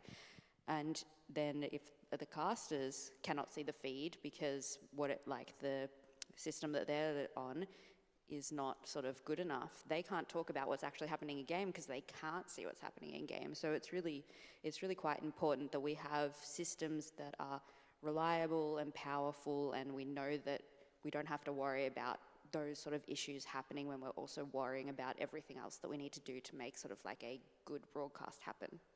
There was a good question, Slido, for either one of you. Do you find your role easier today than it was in previous years? Has there been any progression or difference in terms of? In terms of our roles in sort of the broadcast side, definitely there's a lot of programs and hardware that has made things a lot sort of simpler and quicker for us to do. But yeah, it's just, I think it's probably more for you, would be a bit more. I started like 2 years ago, so so whatever we had then, we have now. But no, look, yeah, it is always ever changing. So each time, let's say I went to a production or a broadcast or something, whether it's here, overseas, etc., a lot of the time you are seamlessly using the same things across it. I've done a lot of large-scale broadcasts as well as, the smaller ones, especially with Rect and stuff. So you got to understand that there's going to be multiple different types of, I guess, mics and equipment that you'll be getting. So it's always ever changing. Yep. I wouldn't dare say I would know if it's like increased in power or anything like that, or if it's getting better, but you need to be like covered and all over absolutely everything, because yeah, if you don't understand how some things work, again, it's all a flow and effect. You're gonna mess up the broadcast, and then you guys are gonna see that and gonna be like, that silly girl online said something stupid, so. Yeah, we've got a question on the slide about what kind of system would you recommend for an entry-level caster producer? So maybe I'll take this one. We are also, by the way, giving away a Intel Core Ultra 7 265K. So one of you is going to be able to win that CPU. I think from Intel's perspective, about 4 or 5 years ago now, we changed how we designed our CPUs to create what we refer to as a performance hybrid architecture. So what we've essentially done is, when you design a CPU, you've got a limited amount of silicon that you can put on there. So what we found the trade-off was to have a certain amount of performance cores that will have a good experience for gaming and responsiveness, a whole bunch of other things. Then we added a whole bunch of what we refer to as efficient cores, and we could fit 4 efficient cores to 1 performance core. So we could have this multi-threaded performance beast, basically, that plays games well, extremely well, but also does all these background tasks as well. So I think you mentioned OBS. We've got a lot of optimization with OBX, XSplit, you name it, all of these. So when you're gaming, streaming, recording, the Core Ultra 7 is by far the fastest CPU. In fact, the Core Ultra 7s are around 50% faster than an equivalent X3D chip in our competitor's product in multi-threaded operations. So significantly faster 3D rendering, exporting videos and things like that. So it's been designed basically to play games really well, but also not let you down in other things. So potentially like entry producer, streamer, having performance hybrid architecture and that capability actually really makes it a much more seamless experience. So on that, I was thinking about a couple of things you guys were talking about, especially with all these different things that are going on. And I was thinking, is there, this is going to be a bit of a skull question, my son will absolutely faint now, but is there something that you think AI would be able to do to maybe help eliminate some of these trivial background tasks that could potentially get automated?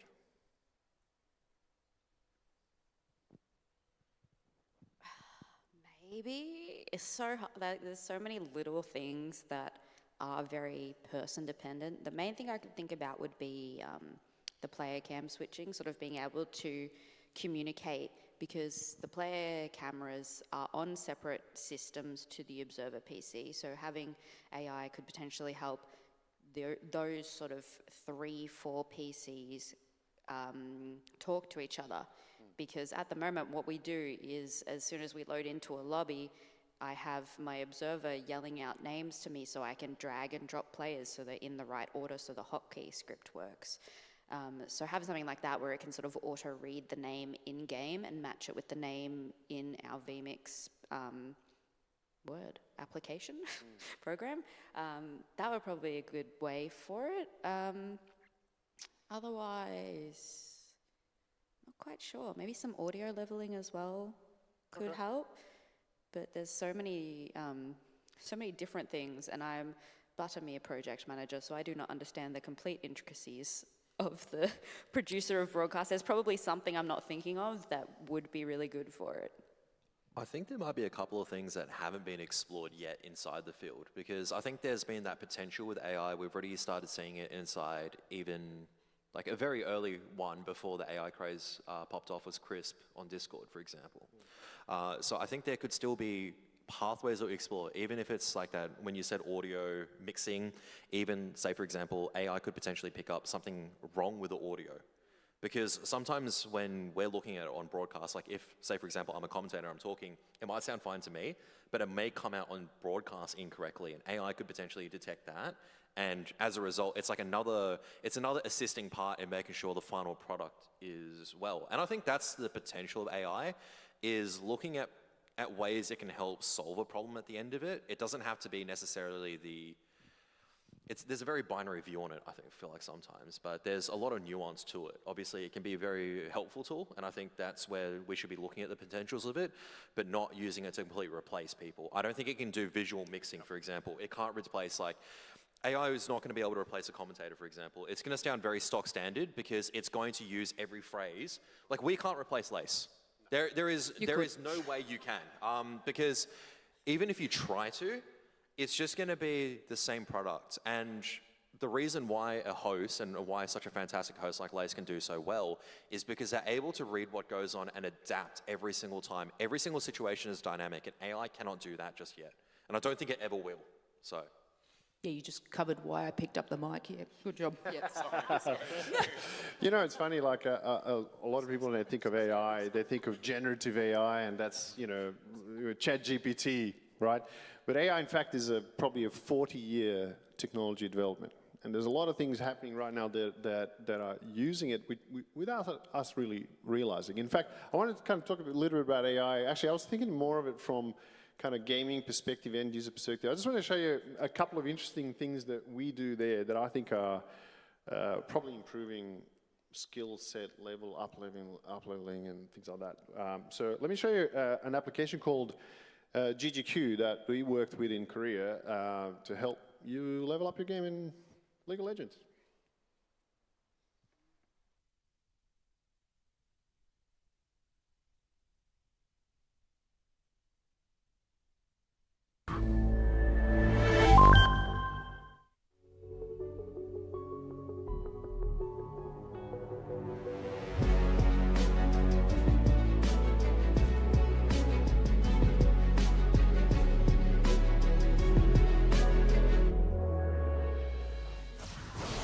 If we ward like this, we can definitely see the enemy's movements coming from the top jungle to the river. Adacon will appear soon. The course of the game could change dramatically.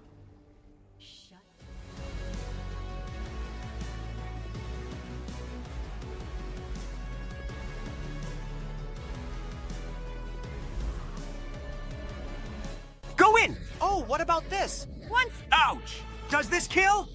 This scene was the problem, right? Yes. Up to this point, I thought it was worth trading with the opponent, but the problem was taking a big hit from the opponent's CC skill. It's better to use LeBlanc's W skill diagonally to dodge, Ahri's E skill while trading.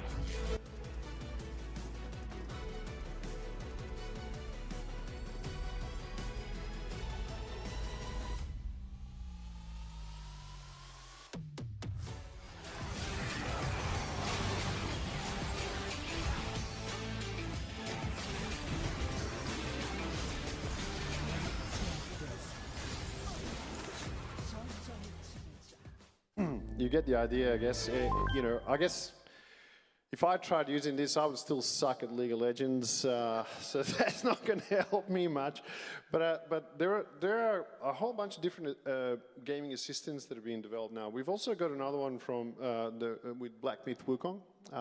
Different style, different genre of game, but I think what's valuable in that particular one is you're getting tips in real time and also videos on how to defeat certain characters and bosses within games, so you don't have to tab out and like check out YouTube or whatever. So I guess people that are maybe impatient and want to kind of run through some of the game faster, that might be an interesting way. I guess this sort of post report is kind of an interesting one.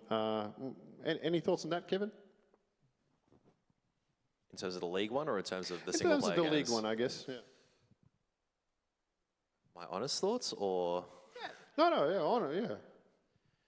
So you remember when I was talking, like you probably picked it up. Remember like you heard like where they tried copying the commentators and it was like AI? That's why it can't be replaced yet. That's my first honest thought. Secondly, it's a very good tool on actually analyzing a lot of data and sorting it out. So I think like that was a very simplistic. It was like, essentially what they broke it down to was like skill issue, dodge better next time, lol, was the analysis. Yes. But there's actually points where over a longer period of games, also like a longer period analysis, I think, Chris, this would actually be very relevant for you as an IGL, would be because right now, like what I see a lot of players have to do in Counter-Strike as an example, and even with LoL coaches and any other game title, you have to go back and review your games. And reviewing games isn't as easy as like, cool, I can just quickly skip to the moments. You have to take time finding that right moment, break it down, things like that.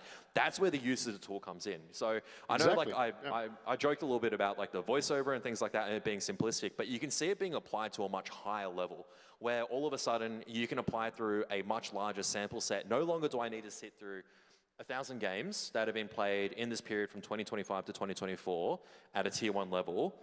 I can get an AI tool to analyze it, to break down exactly which points, or maybe I'm counter-stratting a team and breaking down exactly what execs they're doing, so I can actually counter-strat a team in a much more efficient manner. And it doesn't mean that I'm going to use that as gospel, but it gives me a good indication of, say, if I'm versing this team and they have a tendency of doing this, it picks up on that tendency much quicker, so I can then have that efficient time to go back and use and actually executing on the server, instead of having to spend all that time planning and counter-stratting.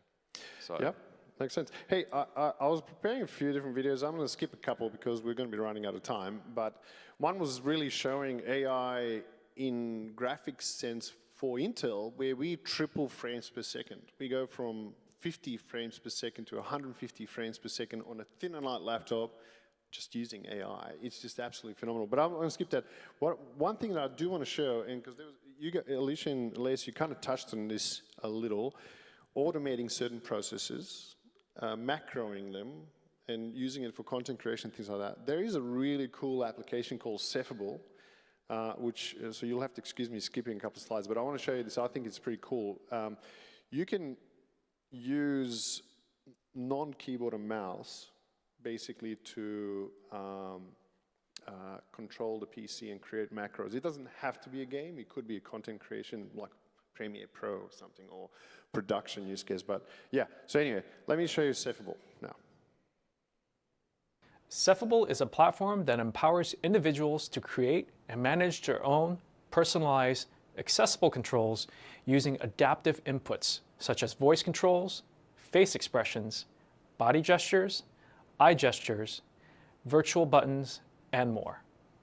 Cephable leverages the OpenVINO toolkit to generate custom profiles based on the user's input.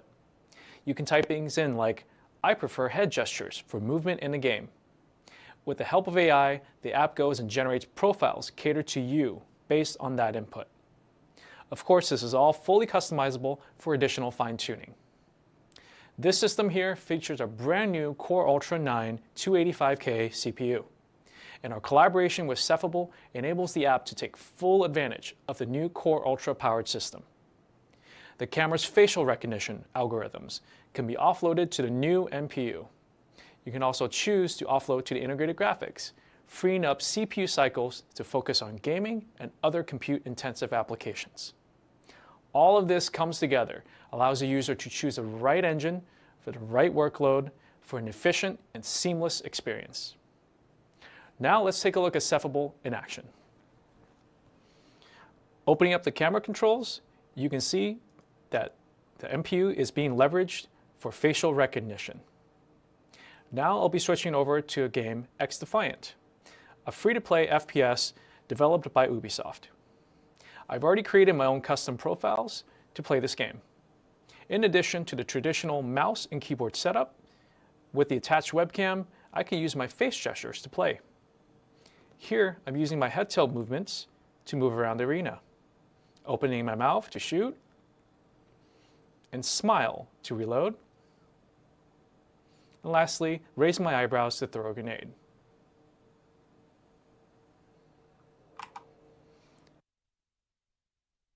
Raise my eyebrows to throw a grenade. That was a bit wicked. But you get the idea. Look, this application was actually developed for commercial use case initially for people with disability. So, you know, workplaces, being able to use PCs, AI developed for good. I actually really think it's super cool. But also, being a gamer or a content creator too, I can totally see this being quite usable for broadcast production, you name it, esports. It's actually kind of fun. I was going to give Lacey a challenge, actually, Yes. now that I know that she's a content creator. Yep. What's your favorite, RPG game to play? My favorite role. I haven't played a role-playing game in ages. Do you reckon you could use Cephable to, maybe beat I think the last one I played would have been Dragon Age. Dragon Age? How about, something like Dark Souls? Would you ever play that? I've never played Dark Souls. I think I tried Elden Ring once. You know that first boss? I couldn't defeat him, and I was live on stream, and I quit, and I never played again, so. To see Black Myth Wukong, that AI assistant would have helped out there. Maybe I might try again with AI. Yeah. I was going to suggest the whole, I beat Elden Ring using this only. So you know how some people beat it using DDR trackpads and things like that? Maybe someone needs to do it on Cephable.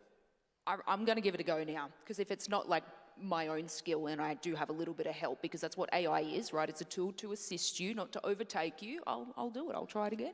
That's the idea behind it. Watch this space. You do have to have a Core Ultra PC that has an NPU. So yeah, Intel ones are the only ones. Can I have one? Have an NPU. Yes, let's hook you up. Let's shift gears a little bit, Kevin. I've ripped off shamelessly a really funny TikTok, and I want to start with that. I think that video is because it's pretty hilarious. But let's talk about some hardware horrors that we normally see. So I'll skip through a couple of slides here until we get to it. Freak didn't know his 144 Hz monitor was still on 60 Hz after a year. It's my Apex. We need the screen. I have to start this from the beginning because this is kind of. Oh God, this is going to be painful. This is so painful. Freak didn't know his 144 Hz monitor was still on 60 Hz after a year. My Apex is on 60 FPS. Hang on. It does that sometimes. Frequency 144, dummy. Dude, my is 144. Look at my monitor. Look, display settings. How do I check if it's a 144? You go to your desktop, right click. Yeah. Go to NVIDIA control panel. Yeah. Okay, go to display and resolutions, whatever. Where? Change resolution. Now, the refresh rate, is it on 144 Hz or 60? No way! You have a 144 Hz screen and you've never been playing with 144 Hz? That makes a lot. Greek. Omega Lord. You pay $500 for 144 Hz. That makes a lot of sense now. God damn, Greek. Holy This is way better. It's like I'm living in the future. Oh my god! It's like I'm a whole new man. Now I need to touch on this being in Apex Legends esports, right? 100% this guy has gone to Twitter first to type Apex is a silly game before checking his hertz on his monitor. 100%. He's like, nah, this game's dog water. And then it's probably just that issue there. Apex community. So. I saw this TikTok and I was just in tears. It's still there. But you know, I mean, I'll give one from my perspective, and I've put thousands of PCs together. Like, I've done a lot of this, but I'll give you one that I've done even after all of that. But maybe Kevin, maybe you can take away after that. So one thing that I've done I don't know what it was. Maybe it was brain fade because I was wearing some headset or talking to one of my overclocking mice for too long. But when I installed the cooler in my main gaming PC, I noticed it was kind of throttling a bit, and I'm like, this doesn't sound right. So I had to pull it apart. I forgot to peel off the sticker. So the AIOs, the water coolers, have a protective sticker on the AIOs just so that the thermal paste doesn't, get damaged, and also the copper itself doesn't get damaged. So when you're connecting it to the CPU itself, heatsink, it gets perfect contact. Anyway, so even I've managed to pull off a disaster myself. So, any insights from someone who's got a lot of experience with tournament ops? What have you seen? I've seen too much. That's the problem. There's been a couple. There's been the whole, they plugged it into the motherboard instead of the GPU. And they were crashing out at the same time. And the only reason I picked it up was because they had another processor that had an inbuilt graphics card, and I'm going, why do you have that as a driver? Because that doesn't make any sense. And they were crashing out. They were going like, this PC is faulty. I'm like, let's just take it from step one. So I'm that tech guy going, have you tried turning it off and turning it back on? But in this case, it was plugged into the wrong one. There's been way too many. Way too many. That's probably my favorite one recently, though.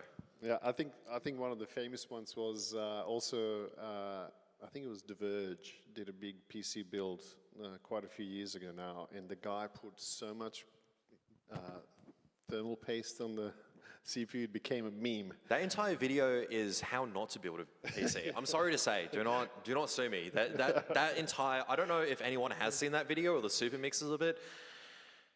That is a video, the original video is no longer there, but there are super mixes of it, and it is almost everything wrong with PC building in a nutshell. So, Karath XXX, I say XXX because he keeps changing his username. Can you tell us a little bit about yourself and your superpower? So I feel really bad because I've interjected into these guys quite a bit, but so my name is Kevin, or Karath is my gaming alias. I've worked inside esports for 10 years now, or like longer, as tournament ops, commentator, tournament admin. I've played a bit as well at the time. I'm trying to think what else. Now I do marketing for Zowie. But I've done almost community management. I've done a lot of different things over this entire decade. And the funny story I wanted to tell earlier was I'm not as good as Leisha because I dropped out of med. So, yeah. That was a wise decision. I have a lot of debt. I also have a lot of debt. You have 2 degrees of debt? Unfortunately, because I have Asian parents. Oh, yeah, okay. They were like, Yep. So going back to the point, it's like, Chris is, no. Like, my parents were even happy that I got into med. They were like, why didn't you do dentistry? What? Yeah. Actually, the ATAR is higher for dentistry, isn't it? Yeah, well, I mean, they're Asian parents as well. It doesn't matter what you can do. Like, my dad didn't think I had a job. Like I said, when I was working in wargaming at the time, my dad was like, oh, so when are you going to get a real job? And I was like, hey, Dad, I'm salaried right now, and I'm working, and it's like, what do you mean by salary? It's like, I'm getting a paycheck. Like, I understand that your son is, you think your son is hopeless after dropping out of med, but he's actually earning a paycheck. Superpower. Yeah. caring too much about esports. No. That's not a superpower. Do the player one. The player one's good. What, as in screaming at players? Or, yeah, Yeah. my superpower is screaming at players and making them feel bad about themselves, so... Why is that? I thought they were all, I mean, you know, Dexter looks like a nice guy. What's wrong with players? You haven't touched me yet.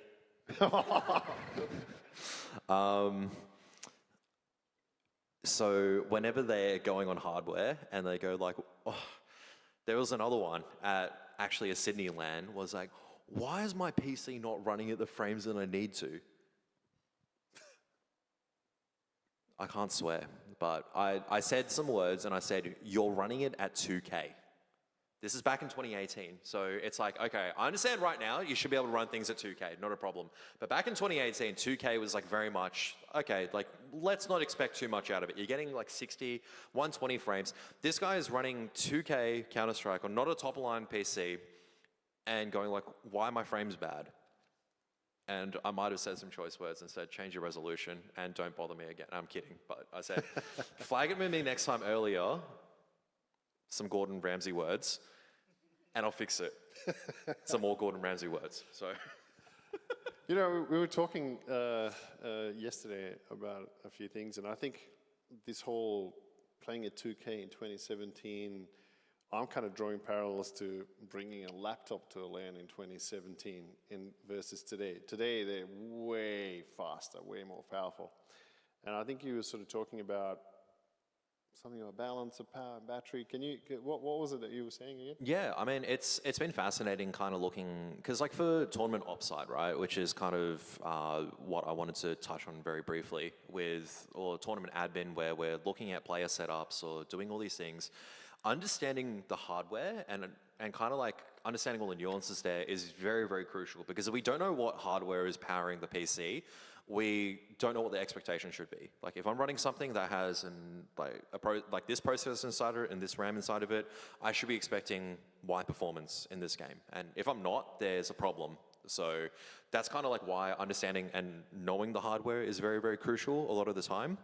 Going back to kind of like the hardware and the power, because I know it sounds really weird, but spreadsheets are taking up, actually, this is probably going good back towards Leisha's side. I love spreadsheets. Because I know like a lot of people are going like, what do you mean? Spreadsheets are like just this like little thing that you plug in formulas in, and then maybe if we're feeling a bit fancy, we use the what if value. But no, the broadcast spreadsheets are an abomination of linked sheets on linked sheets, and God forbids if one thing breaks. And I will be the one to break it. And if you are I can't read it. and even like, even I'd say, do you, sorry Lace, do you use like your phone a lot of the time, or do you use like a laptop more a little bit when you're? So I went to, because I'm quite new in it, right? And I turned up, all the other talent have their laptops. I turned up with a new iPhone, and I've come from using Android and spreadsheets. Couldn't open it up on my iPhone. And I was like, crap, okay. So I came back the next broadcast, and this is overseas, by the way. I was like, okay, got my Samsung now, right? I've got Android. Okay, I can open up that spreadsheet. And then I'm like, it's still not good enough. So now I 100% have to bring my laptop. There is no possible way for me to even do anything. I had to annoy other people. I'm like, hey bro, you're busy with your laptop. Can I just check that spreadsheet, check everything? Thank you. It is pretty crucial to now have it, which, goddamn, I need some battery life. Yeah, and then... on that bombshell, we do have to wrap up, because I think we've sort of hit the top of the hour, and I'm going to drop a nugget. Hopefully don't get sacked from Intel as well, but keep an eye out for a product called Panther that's coming out very soon. It'll have monstrous battery life, and you'll be able to game as well with insane battery life. So this is something exciting that we're launching very soon. With that bombshell, thank you very much, Chris, Alicia, Lace, and Kevin. Thanks, guys.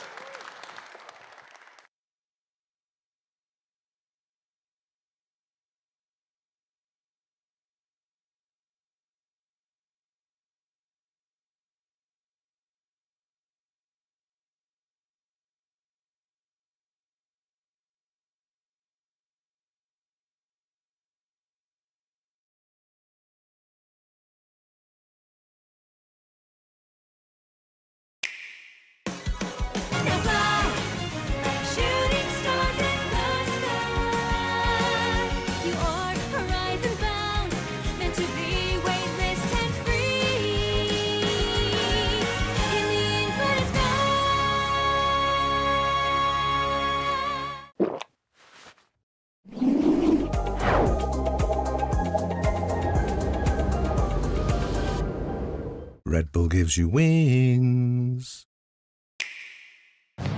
When night falls over Lumio City, the battles begin.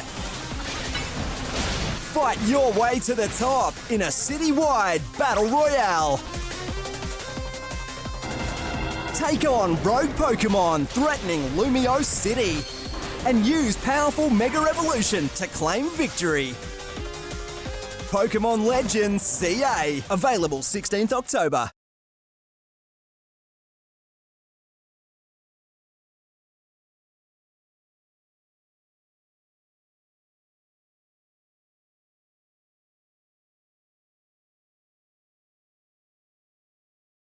Realized the place where Artu lived and where these events took place 16 years ago, a lot has changed since she's been away, and she has changed since she's been away as well. So around, I think, 1 year before the end of the game, we went and redid some of the dialogue, and we invested really heavily in making the area around her homestead feel like a bit of a homecoming, where it's almost like when you go back to your high school or your junior school and everything feels smaller and slightly different and slightly familiar. And I'm really pleased with how it came together because we added some memories, we changed some dialogue, and it was really because Erica found that character of Artu, and we wanted people to understand not who Artu was just as a vengeful Onryo, but also as a human. That for me is the really salient point. I kind of went into this game, it's a beautiful opening, very cinematic.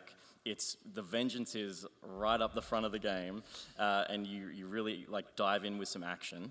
I won't spoil what happens, but it's epic.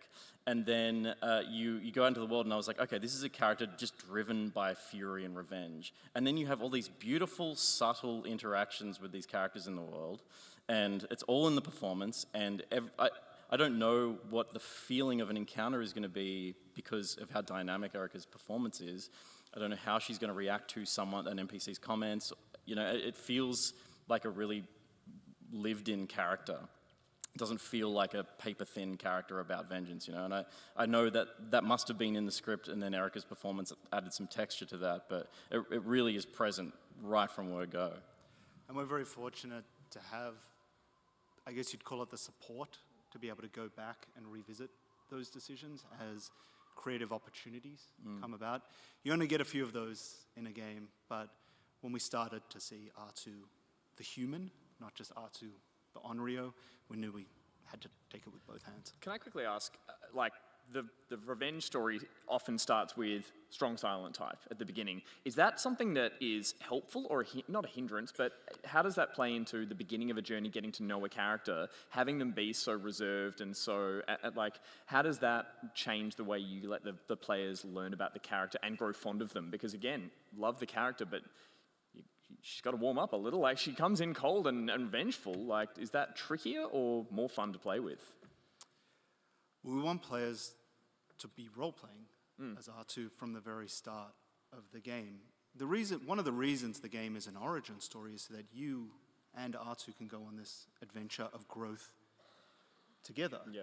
And so we tried to strike a balance between what you might call a James Bond opening, which is electric and gets you into the game and feels super exciting, and then have a heartwarming sequence about the past, where you can actually swap between the past and the present on the PS5 controller, which is pretty crazy tech. Thank God I didn't have to code it. But anyway.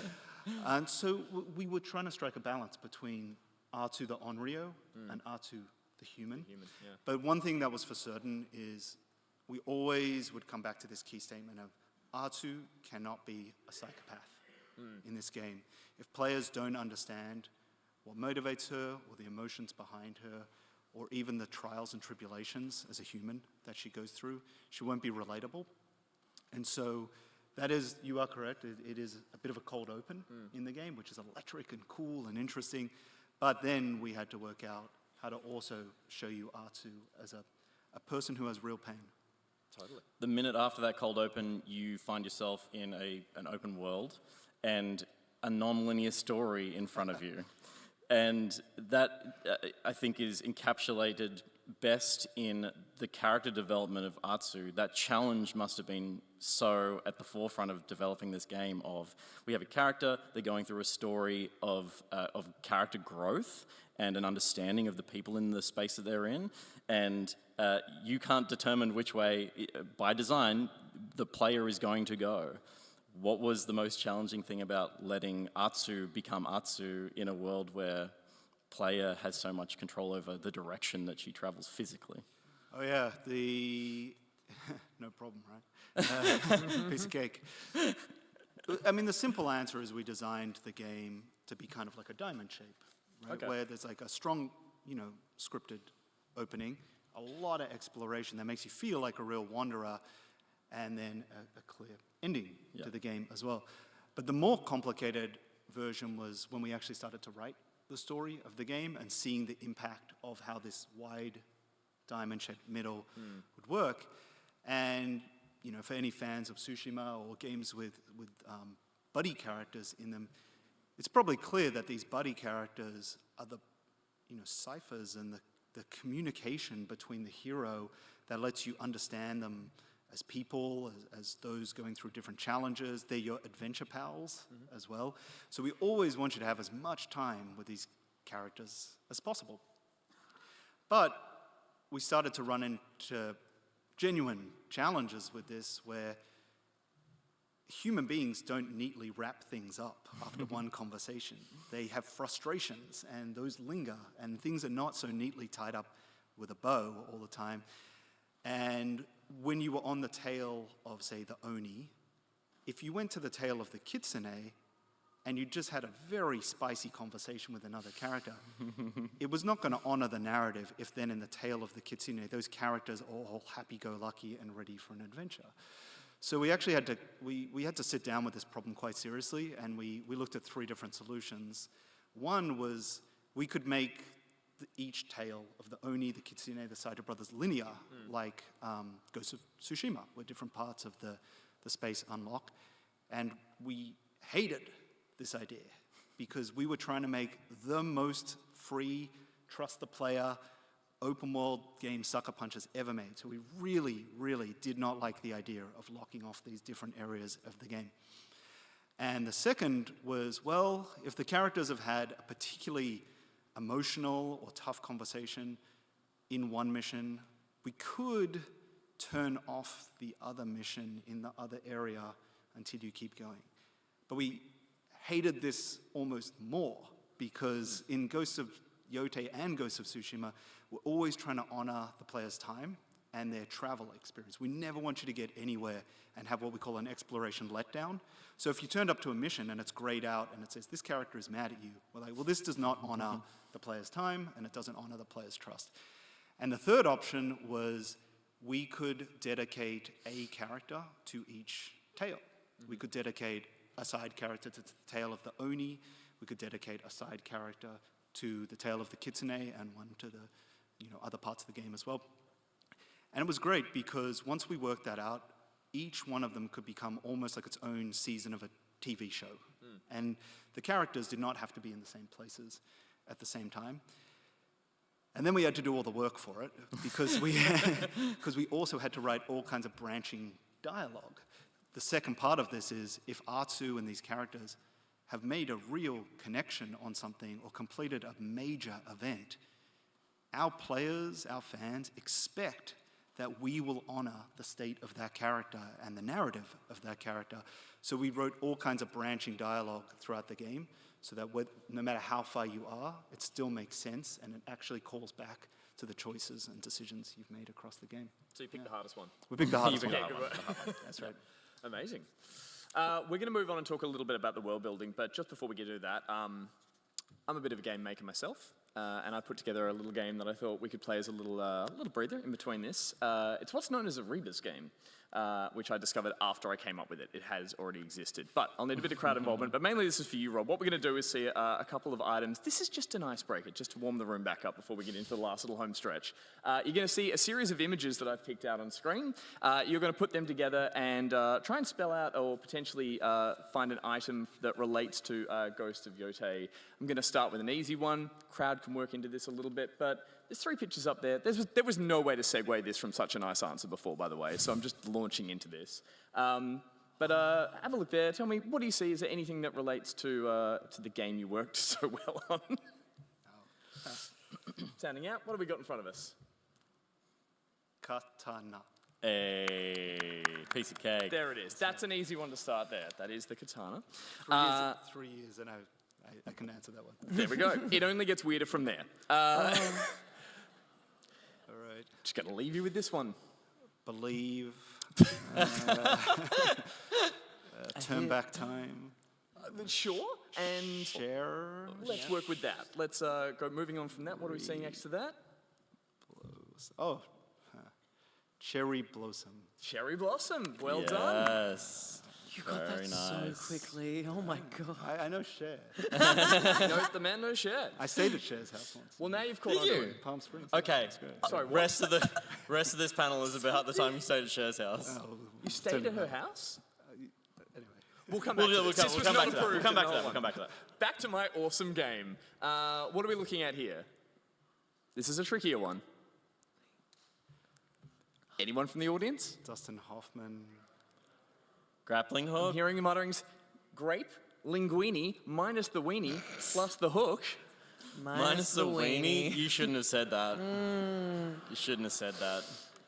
These took me a whole afternoon, guys.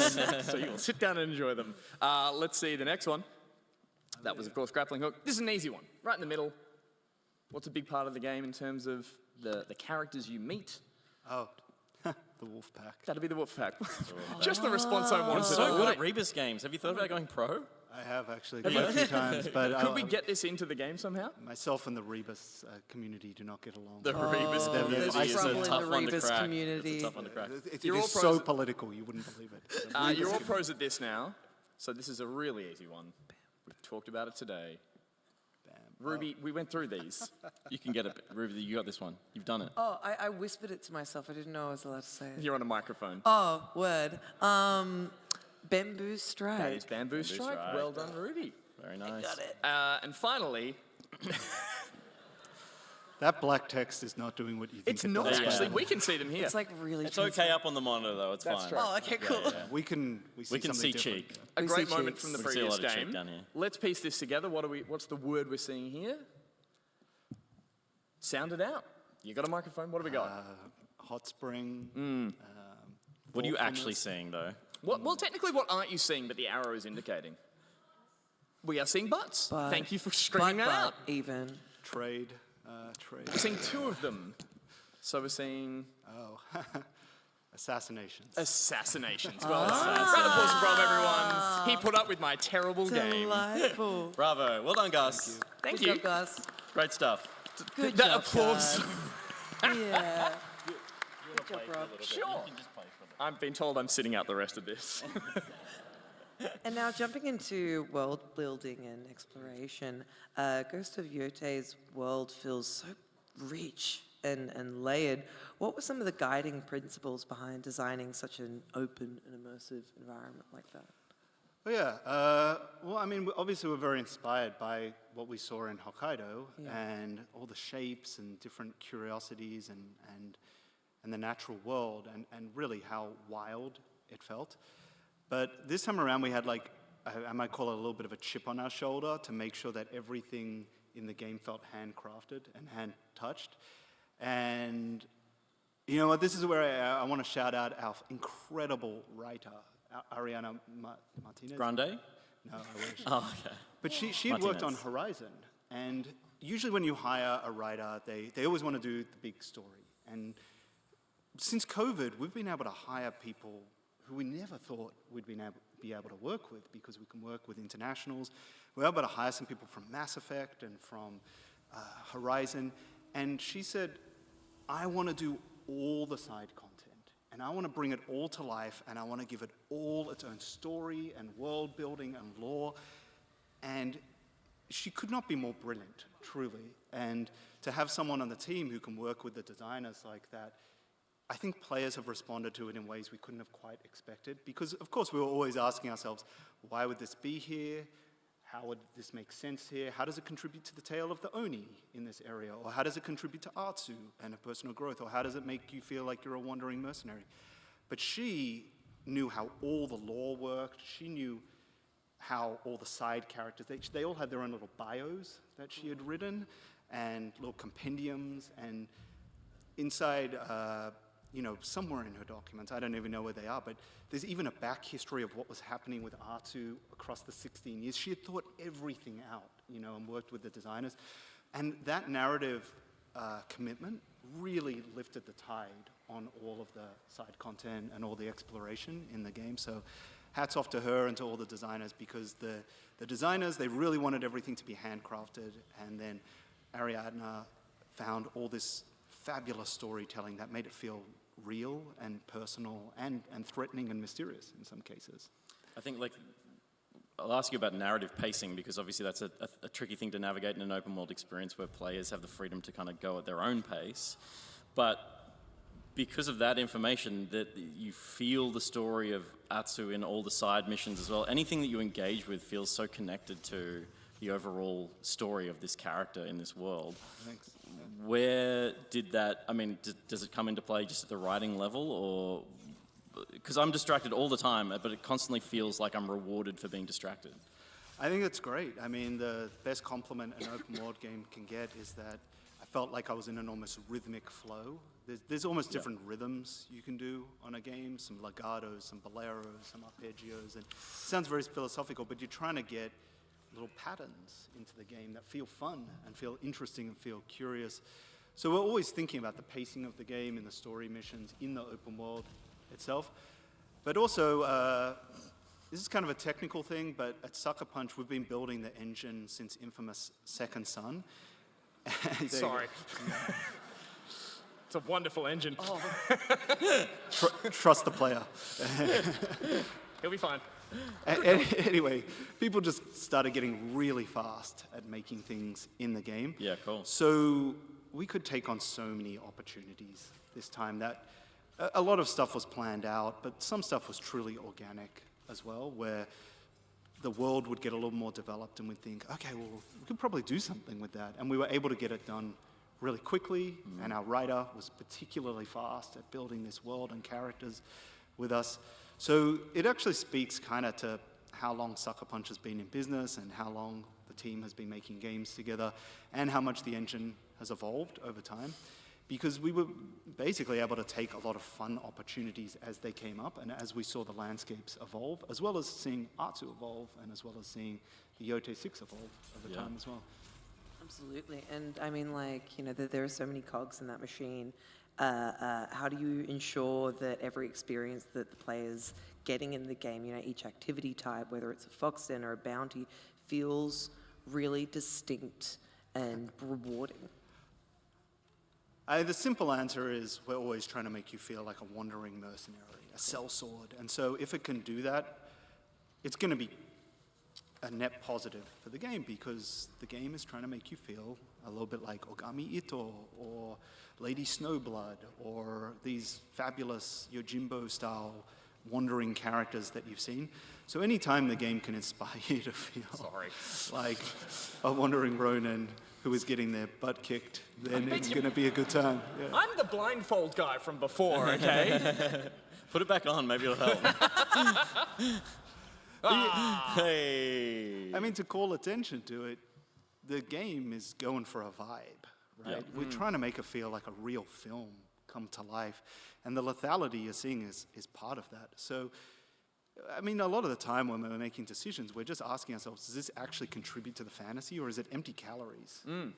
And that's kind of why the game is a little more lethal than some other games as well, is because that's how the samurai films worked. The blows mattered, and getting shot off a horse really flung you back. And also Ronin, they're pretty broke in these tales. They Travis Hammond's Heart of the Ronin. Ronin are hungry all the time, and wandering sellswords, they do not have tons of cash. They don't have fancy samurai armor. They don't have a lot of friends either. Usually their friend is a dog or a pet. Yeah. And all these terrific stories you can read, I encourage you to. You'll see one thing in common, which is that Ronin and wandering sellswords, they're kind of vagabonds.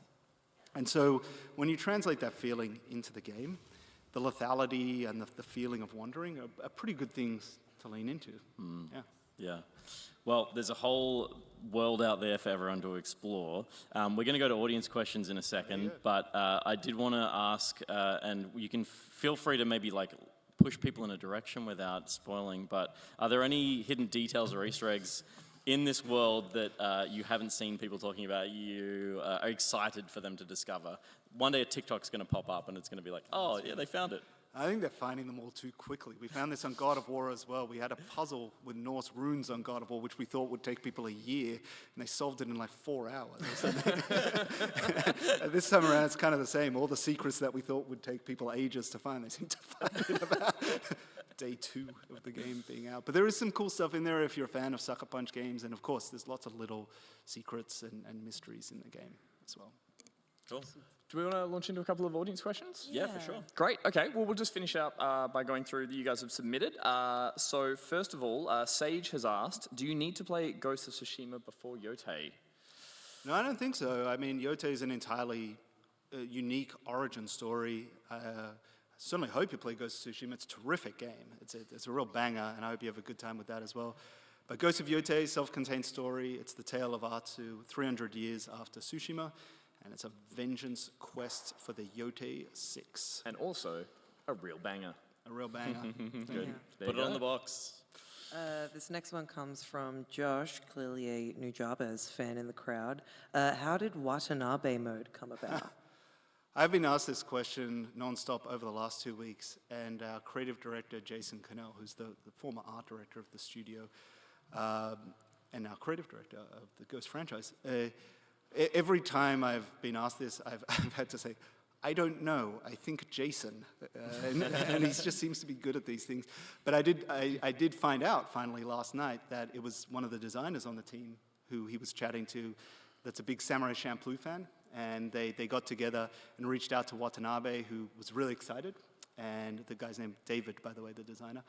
And it came from a moment of inspiration, and Watanabe said, I have the perfect person to work with us on this, and he was really excited as well. So yeah, inspiration into game pretty quickly on that one. It talks to that point you were making about it feeling like a vibe as the general Very much a vibe. tone I've for got this it game. on. I'm not turning it off. Yeah. Oh yeah, sometimes at Sucker Punch we're like, well, how would this work for design-wise, and how would that work? And then people are like, what if it's just a mood? Yeah, it's a mood. We'll burn through a couple more quickly. Peter? Sure thing. Hadley wants to know where you would recommend to visit in Hokkaido on a holiday. Oh, that's good. I would, we went to the Shiratoko National Park, which was really fabulous. I mean, that was really great. You can see where bears climb up trees because they want to eat the grapes. Did you know bears like to eat grapes in That was Hokkaido? the grapes and linguine. And linguine. And the linguine as well. That was, Yeah. it's fine. And then I would certainly go anywhere where you can see Mount Yotei, and then, which there's quite a few different perspectives you It's can big. see.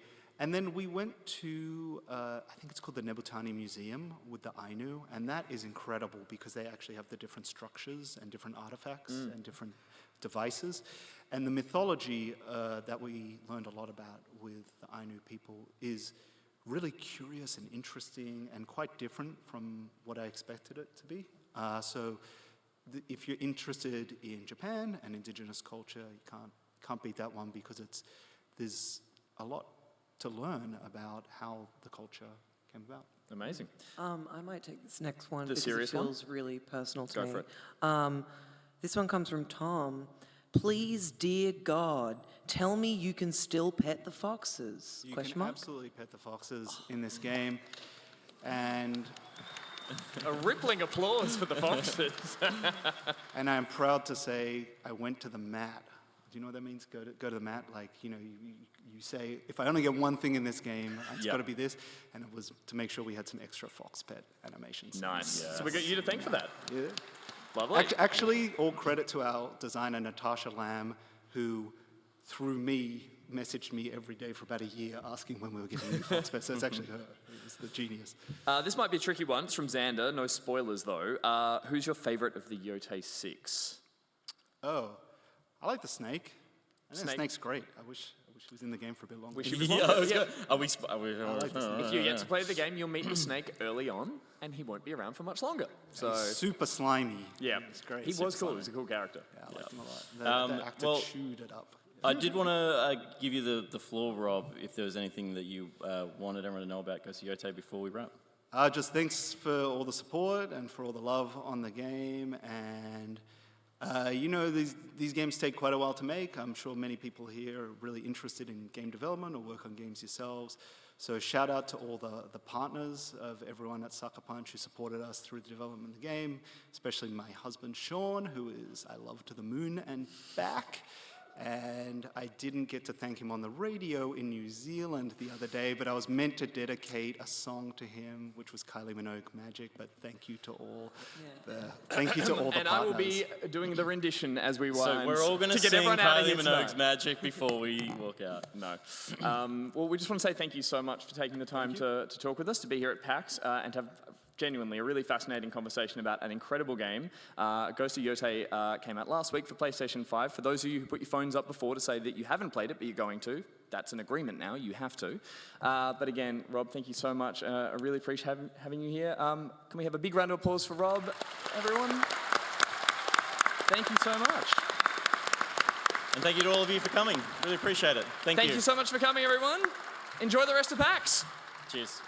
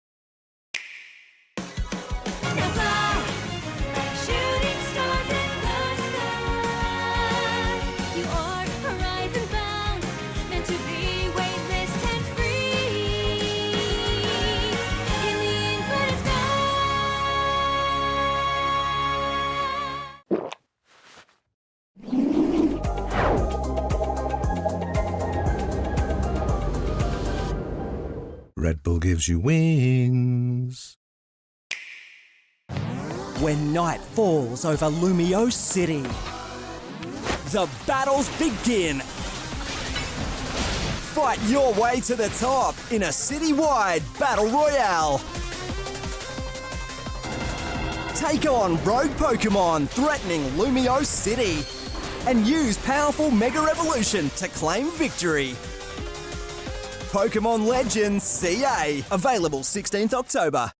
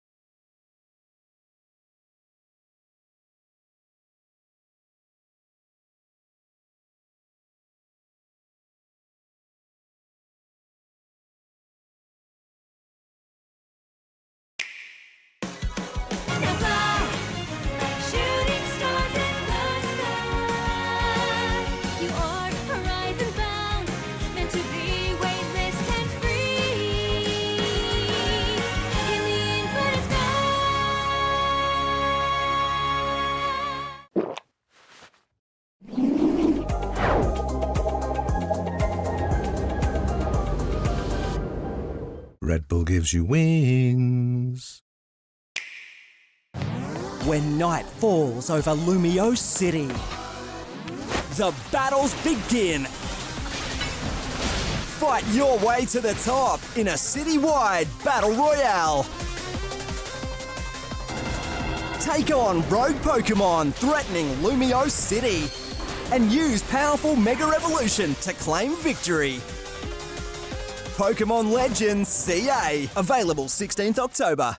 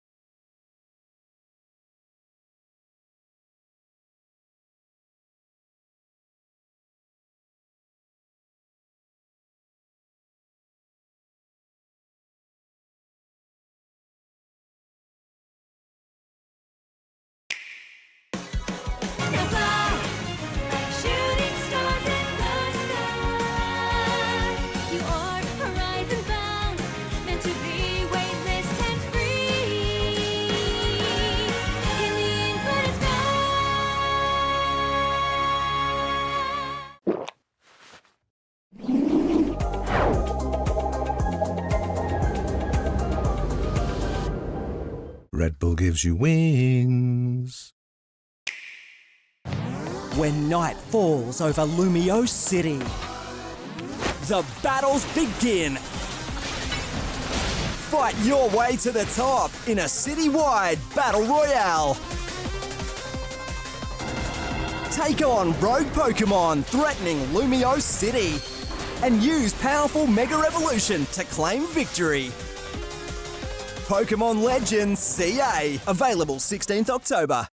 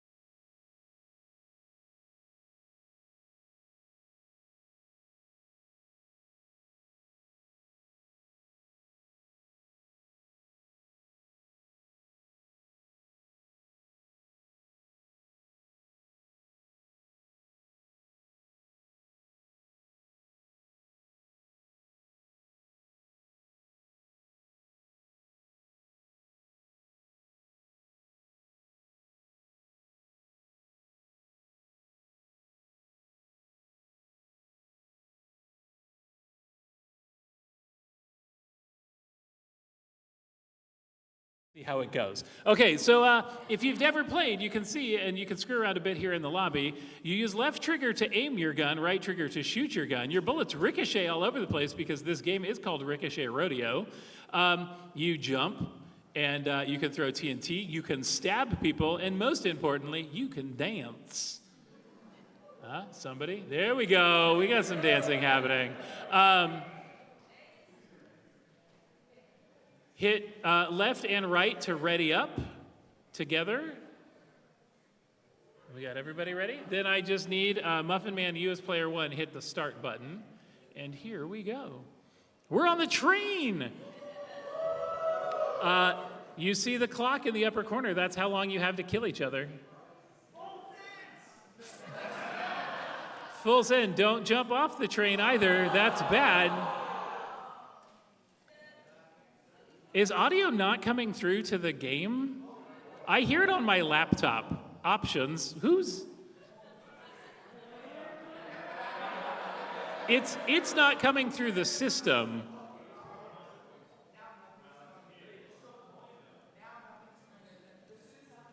Pew pew, stab, stab. Bang, bang, bang. Whoop, that was a jump noise if you didn't know. Shoot, shoot, shoot. Stabs, stabs. Oh, and you can block bullets. Don't forget to throw your dynamite. You've got dynamite. Some TNT. Muffin Man with 5 kills. He is a serial killer. Shads no kills yet. Shads, get on the board.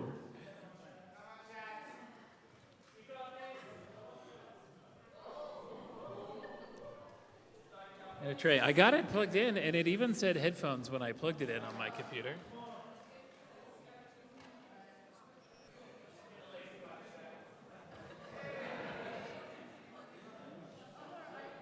When you take yourself out, Nat, you also take points away. All right. We keep going, we keep going. We're shooting. We're almost done. Now, I got distracted by audio here to point out that this clock in the top corner is it. And we are running 3 rounds of battles. So there is time for Nat to come back because we are timed up here. Shad's got on the board. In simple golf points, we're just going 1 point to Muffin Man, 2 points to AIDS, 3 points to Shads, 4 points to Nat. We're also, like the previous game, playing for golf. But first, Aid, can you reach down and see if the mouse pops up and say okay to headphones? You could alt-tab. Oh, that's working.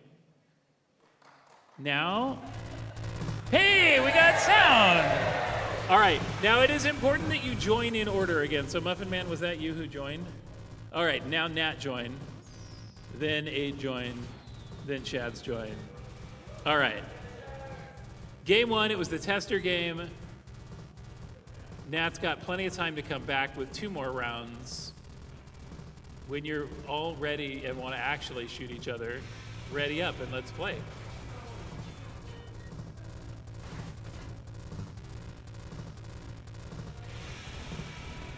Shoot. Also, I love when I can contact a developer and say, hey, I want to use your game in the Omegathon, and they do things like put PAX graffiti all over their game for me.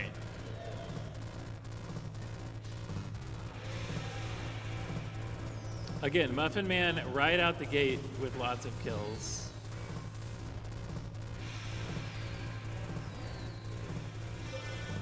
Stabby Nat, just... Guys, you have guns. Stop using your knives. It's called Ricochet Rodeo. We want bullets bouncing everywhere.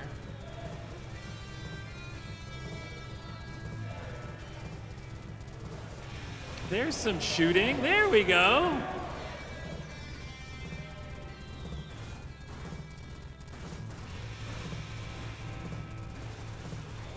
There.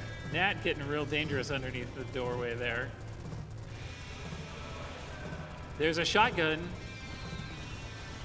The Muffin Man with a shotgun. Shot and stabbed at the same time. Even things out. Aid coming up on top with 5 kills now. We've got just a wee little bit of time left.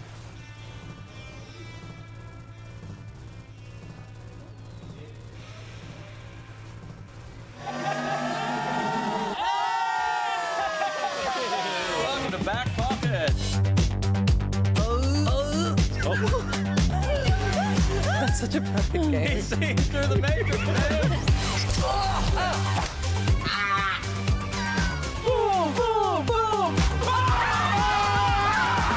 fun on the World Wide Web? I'm having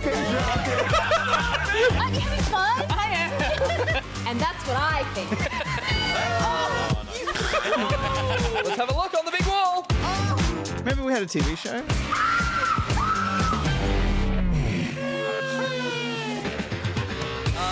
To celebrate. Now, How low? I love rock. Oh, I regret everything. Yakuza. Nacho time.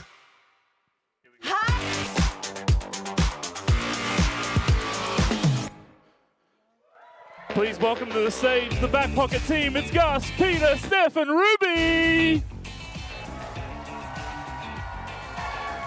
Hello. Hello. Hi.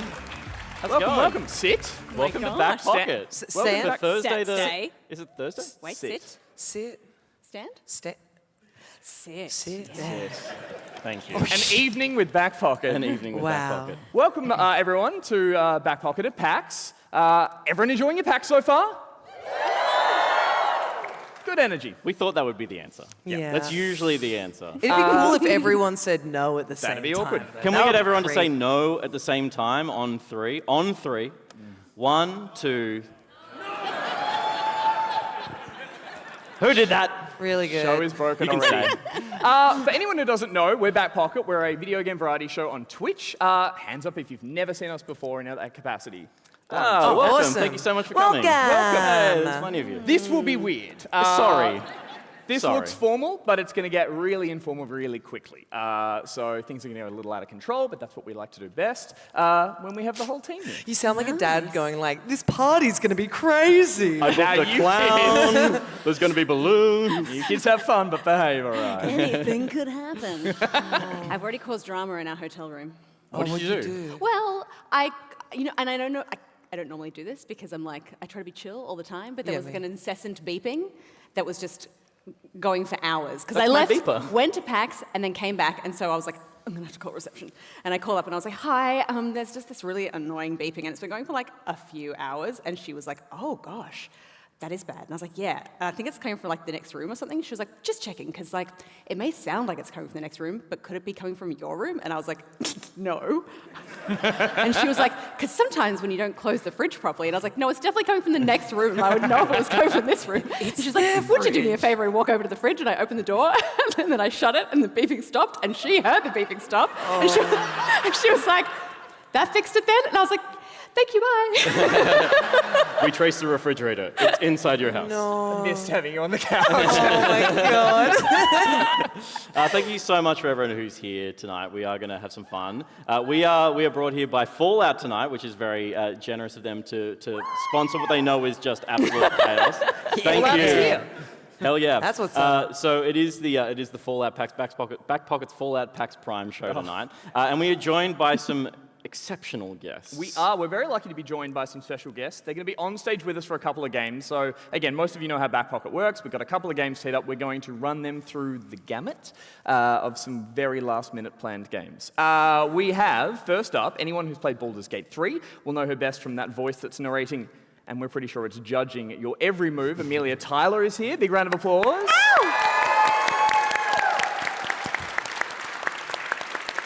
And our second special guest is a self-proclaimed TTRPG nerd, as well as a content creator, Twitch partner, model, host, consultant, YouTuber, panelist, deep breath. Oh no, that's what I had to do. It's Diana Fay, everyone.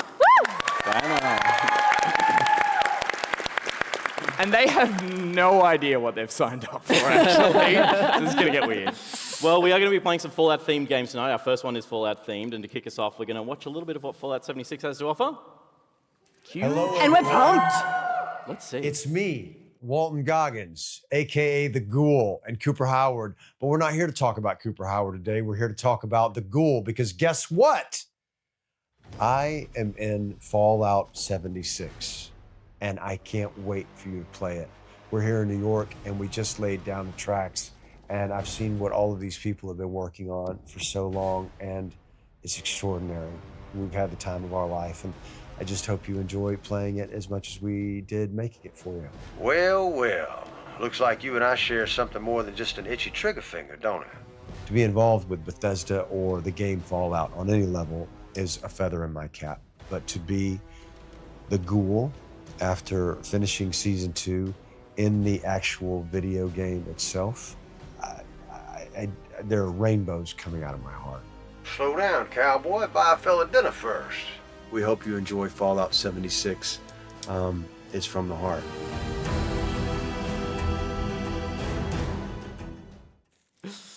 There you go. Thank you so much, Fallout. And to play a Fallout-themed game, please welcome Amelia Tyler.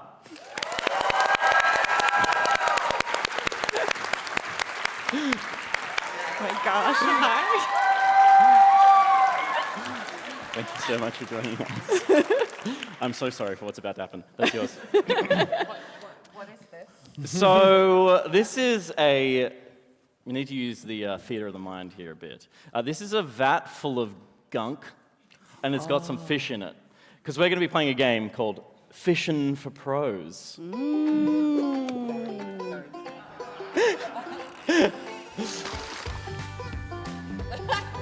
you very much.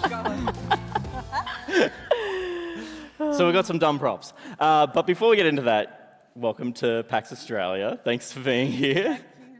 Is this working? It is now. It is now. Thank you. Thank you for having me. You've got a packed schedule. You've got a packed schedule. You're saying thank you now. Let's see if you still are in half an hour. The bar's very low, if that helps. The bar.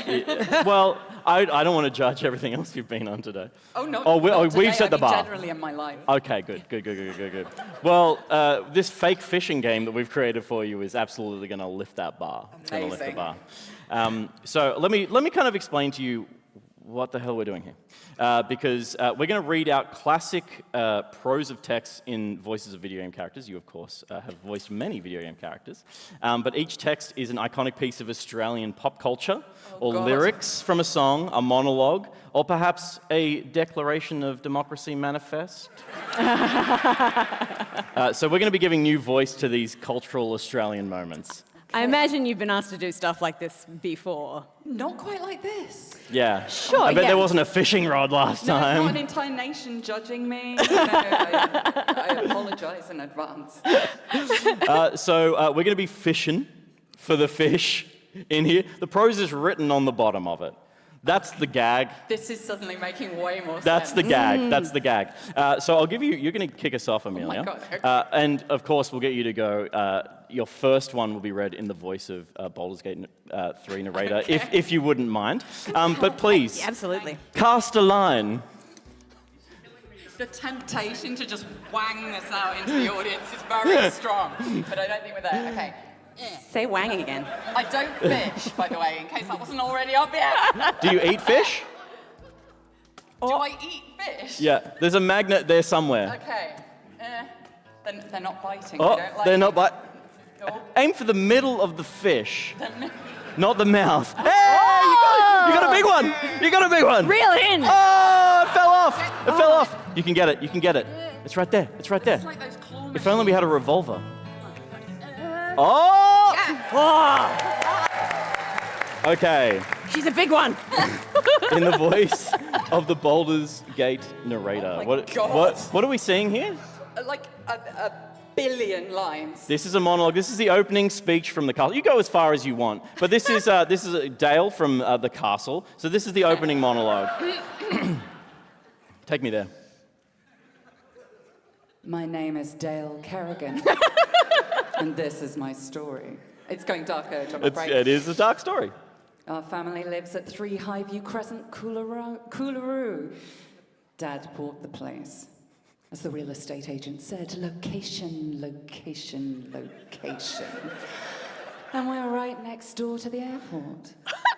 It will be very convenient if we ever have to fly one day. Oh my God. Dad still can't work out how he got it so cheap. It's worth almost as much today as when we bought it. Our street was going to be the heart of a major housing development, but it never got up. They reckon the planes put people off. Them and the power lines. Not Dad. He reckons power lines are a reminder of man's ability to generate electricity. He's always saying great things like that. That's why we love him so much. Oh Bravo. And if you haven't seen the castle, you gotta watch. You gotta watch it. You gotta watch it. It's a very iconic piece of Australian cinema. I'm gonna have to watch it. Yeah, it's great. It's Steph, great. do you want to throw a line in? This is so surreal. Okay. Glass of water for that performance. Thank you so much. Whoa. No? Yeah, it's harder than it looks, right? Oh! Good, it's in the pond. That's the first step. Just being in the pond. That's a win for me. Do you want to? Okay, What is this pose? Okay, I'm gonna help. You look so determined and angry. Why are you angry? It's not. You can't really. You just gotta hoist. I know. It's for the theatre, Peter. You just gotta hoist. It's a hoist. It's a hoist line. Whoa! Now, Steph, you're gonna be doing the voice of Harley Quinn. Oh, great. And tell us what you're reading. I almost killed her. Okay. It's a bit of Banjo Patterson. Oh, lovely. Yeah, Man from Snowy Classy. River. I'm so sorry to Banjo Patterson and all his descendants for Harley Quinnifying this. Oh, God. Okay.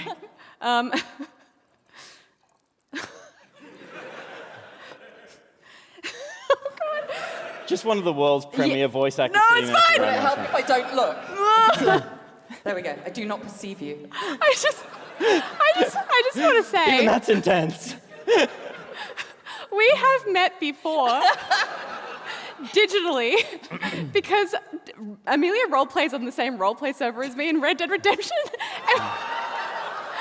And so when I encountered her character in the game, I'd heard that she was on the server, and I was like, you guys. But I never thought I would run into her. And then she came in, like, during a scene, and as soon as she opened her mouth, I was like, oh my God. And I was streaming, so all Chad heard was, I'm gonna fucking die. It's very embarrassing. Anyway, this is fine. Okay. Yeah. It is. Anyway, here's Harley Quinn. There was movement at the station. Mr. J. For word is passed around that the colt from Old Regret had got away. Good. And he joined the Wild Bush Horse. He was 1,000 pounds, so all the cracks had to gather to the fray. All the tried and noted riders from the stations far and near had mustered at the homestead overnight. I love you, Mr. J, even though you're very abusive to me in a relationship. I love you anyway, but hopefully at some point I'll move on from that emotionally and become an independent woman for myself. But the Bushmen love hard riding, and the wild bush horses are, and the stock horse snuffs the battle with delight. Bravo. Lovely. The twang, perfect. I don't think anyone's. Got some nice accents. How would you describe calling. that voice? I'm just going to fish for one while I'm here. Oh yeah. I don't know. I think it was. Amelia, have you got any insight into Nasal. nasal? I've caught myself a big one. Ooh. Now, It's the biggest one I've ever seen. it Sorry, was do you this want to take two on big. that? Do you want something more believable? Do it as Baldur's Gate narrator. No. Okay. Now, I'm not a talented man. So I'm going to do something really annoying, and I'll stop as soon as you all boo. But I'm going to be playing the cast of Banjo-Kazooie as I read this. But I will try and get the words across. I'm reading the Lubemobile ad. I love it. Okay. You haven't limited yourself to just one character. There's so many great characters. The cast. And they all do the same thing, but at different tonality. Okay. Lubemobile will come to you. Tell me more, Lubemobile. Help me more, Lubemobile. Lubemobile can do the lot. That's not really Kazooie, is it? There's just one thing you need to do. Code 133032. For everything mechanical, we got it. Bluemobile will come to you. 32. What, 14, 42. Thank you. That hurt. I feel like it got a bit Nicritex as Toad in the There was middle. a bit of Toad in there. There was a bit of Toad. There was a bit of Toad. You want to have another fish? All right. We got time for one more fish. There's so many options in there. What could they be? That's the sound I make when I'm fishing too. Oh, it's a brim. Yes. Very nice. That's the only fish name I know. Stuck forever. Yes, of course. Stuck on here forever now. Oh my God. Okay, I'm very excited about this. Okay, who am I Baldur's Gate narrating this? You've done. Obviously, you're an expert at that. Have you heard of the character Hecate? Never heard of it. Who's playing Hades too? Everyone's playing Hades too. Could you give us a taste of Hecate? Ooh, okay. Sure. Okay, down here. Can't believe I'm about to do this. That's so amazing. This is my job now. What is my life? Okay. You find it so quick. What are you reading, sorry, in the voice of Hecate? Okay. I'm middling away. Okay. Mister, you just assured me that I could speak. Look, I'm under what? Gentlemen, this is democracy, man.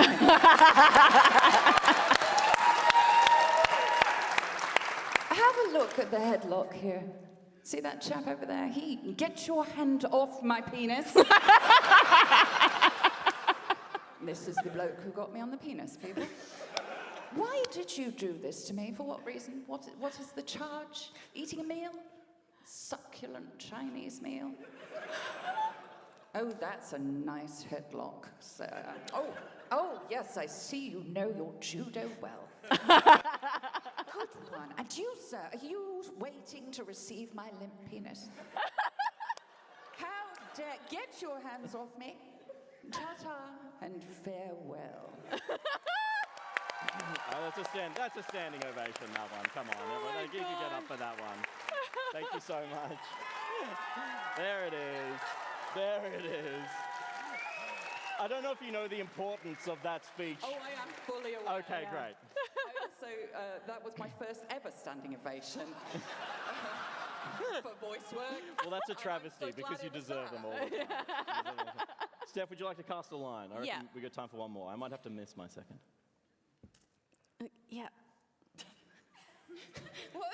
Where's the fishing music? Voice work last time. Boing-a-ling. Oh. You got something. You got two. Uh-oh. You got two fish. Oh, no. That would have been so cool. Hubris. You can choose. You've never fished before, have you? Fishing technique. Oh no.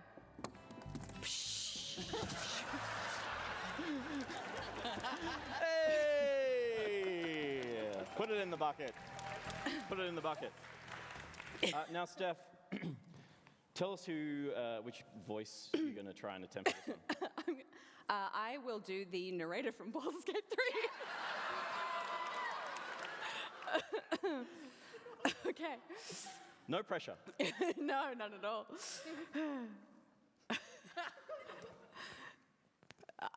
I've had your voice in my ear for an entire year, by the way, and it's glorious. Buying bread from a man in Brussels. He was 6'4" and full of muscle. That's good. I said, "Do you speak my language?" He just smiled and gave me a Vegemite sandwich.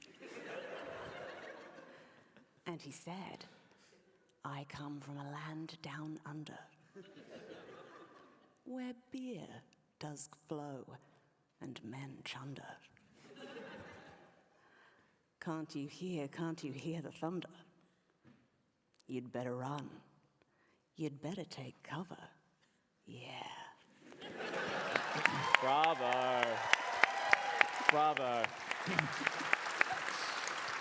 Well, that was Fishin' for Pros.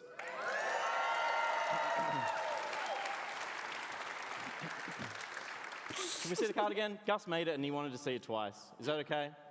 He put a lot of work into that. Yeah. It's He a good puts, card. he puts a lot of effort He puts a lot of. in. Can you see it again? We'll just play that card again. Yeah. But next up, we've got an interview with. Oh, you're on the phone? You're calling Josh? Josh? Josh? Can we see that card again?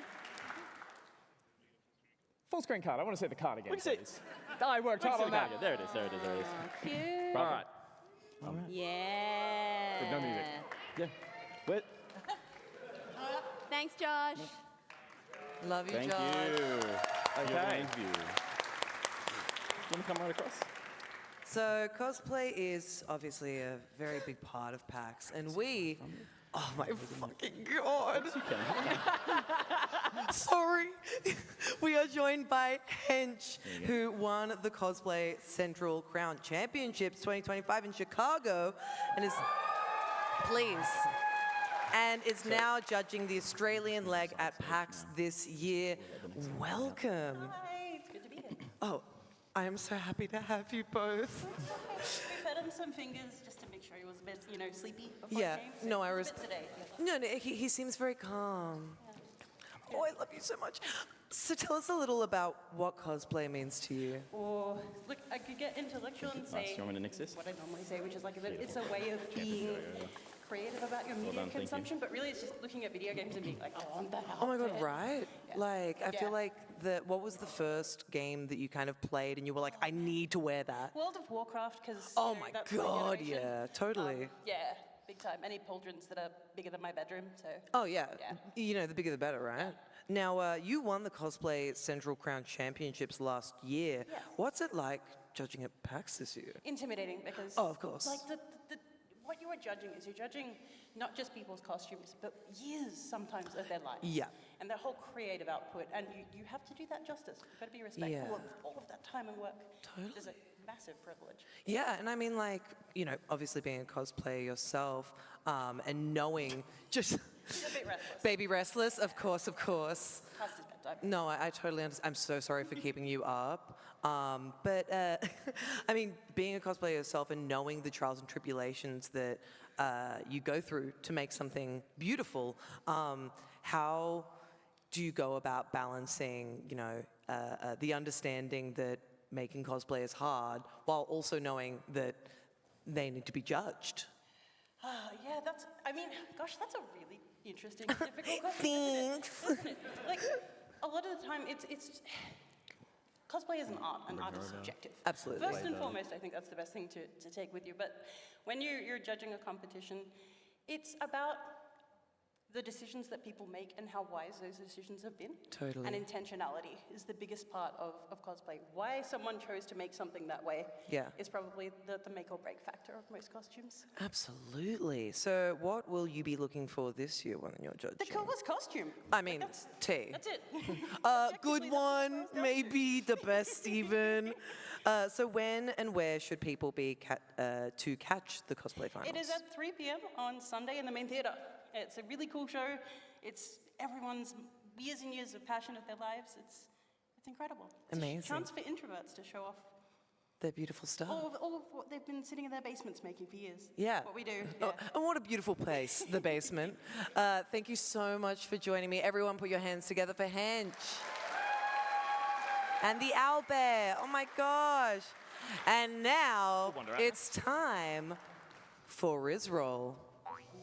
Oh, that was smooth. Have a seat in the middle. Grab that. Yeah, I'll reference that in a second. Oh my god. Yeah, I put your sexy pockety up there. That's mine. Welcome to Rizroll, everyone. I don't want and you to be alone. But I'm please. just going to put you in that chair on purpose, Ruby. What? Nothing, you're fine. Oh, okay. Welcome to Rizroll. We are joined by the wonderful Dinah Faye, everyone. Big round of applause. Hello. I think this is on. Is that working? It is great. Lovely. Amazing. This is intimidating now. We're going to interview in This the middle. is. You gave me a lot of space here. We did, I don't we know did. what to do with myself. Yeah, I felt weird. I was like, no, get comfy. Perfect. That's the way to do it. She's seen the start of the show and she's My like, legs look really good on that screen specifically. If someone They could just, do. They look really Send long. me this later. No, you're right there. Welcome, first trip to Australia? Second, I've been to Perth before, so I went to the Doesn't count. complete opposite side of the country, decided to come here. So far, so good. I feel like after the last segment, I could take a citizenship test and probably just move here. Yeah. I hear things aren't going great. No, look, stay here. It'll be fine. Thanks for joining us. How are you enjoying PAX so far? It's been really good, actually. Y'all are so nice. Oh my God. Aw. It's been so fun hanging out with all of you guys and listening to your wonderful accents. It's been, I feel inadequate personally. And then they introduced me to Amelia, and then it just got worse. Well, we've got big boots to fill after that game, but we've come up with a little game for you to play here, mainly based around the fact that, as you said, you're a massive TTRPG. Like, you play, but you DM occasionally, or? Yeah, I've only ever DM'd publicly once, but I give a lot of D&D like DMing advice, so everyone just kind of trusts me that I know what I'm doing. There's no evidence of me knowing what I'm doing and actually DMing, but people listen to me, and so I just kind of, teach people how to get into the game and have fun and explore themselves through tabletops. Nice. Okay. Well, one of the things we're going to focus on is a bit of character creation. Ruby and I consider ourselves artistes of sorts. Not even close. What we're going to do is a game where we're going to each create a character on these boards here. We've come up with character customizer cards like that. And what we're going to do is we're going to put our art skills to the test with D&D inspired challenges based on the dice roll we've got here. We're going to draw the ultimate D&D character through the What are you doing? What'd I do? I didn't do nothing. Pete's gonna blow that up the wasn't thing. me. What did you do? What did Bro, you I do? literally just looking at stuff. Come on.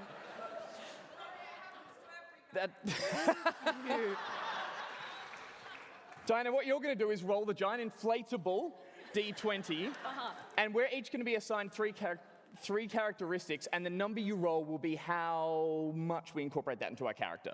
So, quick, just off meeting us very briefly, would you give Ruby and I potentially a class and a race? Ooh, okay. Ruby, No, don't do it. Hi. You give me sorceress vibes. Do you want to write this up top? I hope you're happy with. I hope that was. No, I love it. for Where am I Ruby's putting it? At the top. Yeah. Yes. Yeah, up the top. Up top. I kind of want to go for kind of a. Oh, this is hard. I'm trying to come up with something that's not tiefling. I mean. You want to be a gnome? Let's go gnome. I kind of like you want to be no, tiefling? but I'm also a little guy, so that's Tieflings the are thing. half demon, half something else. You could be a half demon gnome. Oh, that's sick. Write it down. And you can't have a performance, you can't have a stage, you can't have mics without a bard. A bard, all right. So we're gonna give you a bard. We're gonna make you one of my favorite species that no one has ever played ever, a Lokatha, which is My spelling's not great on the show, so I'm just going to abbreviate. A what? It's called a Lokatha. It's functionally this little fish guy. It can't survive outside of the water, by the way, so have fun with that. And they are kind of like the bottom of the barrel DLC character that you can find in very rare Great. circumstances. And again, we've only just met, so going well. Okay, so we've got our race and our class. Now, you've got a card next to you there. Each of us have a characteristic, and then you're going to roll for that. So let's start with mine, which is actually quite appropriate. Do you want to read out number one? Yeah, number one is the stage of transformation into an animal. Ooh. So, you're going to roll the die, and that's going to indicate that 20 would be I'm fully transformed into something. 1 is I am still human. Yeah. Okay. So I'll draw that based on that. Please, give it a roll. Let's give it a roll. If this explodes, I'm gonna be. That would be so funny. It's We're gonna do a okay. little spin move. 8. I can work with that. And I'm a fish man. You are a fish man. An 8 fish man. Okay, and then while I'm doing that, Ruby's got another one there. Yeah, you have physical prowess. The two options are step on me versus little guy. Oh. It would be very funny to be a huge demon gnome. That would be great. Not gonna lie. Oh man, I'm gonna roll this way for once. Let's give it a little twirl. Let's roll. And I'm gonna write. I don't like how that's not bouncing at all. That's 9. That's a 9. Okay. In the center. Okay. Okay. So that'll give us our basic body shapes that we'll just start drawing now. I'm feeling very Mr. Squiggle while we do this. Can you tell the people at home, or here, I'm on TV again still, what you're up to over the next couple of days here at PAX? Where can people catch you? What are you up to? Oh man, you can catch me running around and hanging around the Magic the Gathering booth, spending way too much money on business expenses. I am also, tomorrow at some time, I'll figure it out when I wake up in the morning, I've got a meet and greet up in the 3rd floor somewhere. Lovely. So you can come say hi. I will, happily take photos, sign things. You don't have to pay because that's weird when people have to charge for meet and greet. So feel free to pop in, make me look more popular than I am, please. On Sunday, I'm also going to be on a panel on the Generosity Theater? Generosity, sorry, Australia. And I'm going to be doing a panel called Fight or Flirt, which is kind of like a little AP type action, hosted by AJ Winters. Nice. All right, Ruby, how are you going with your body shape? Yeah, dog. I don't know. Hey, it's looking. I was doing the head, and I'm like, yeah, this works perfect. Demon gnome, and then I realized just how much space I'd taken up. Do this every time. But it's fine, because hear me out, demon gnome. So I'm actually kind of killing That it checks right out.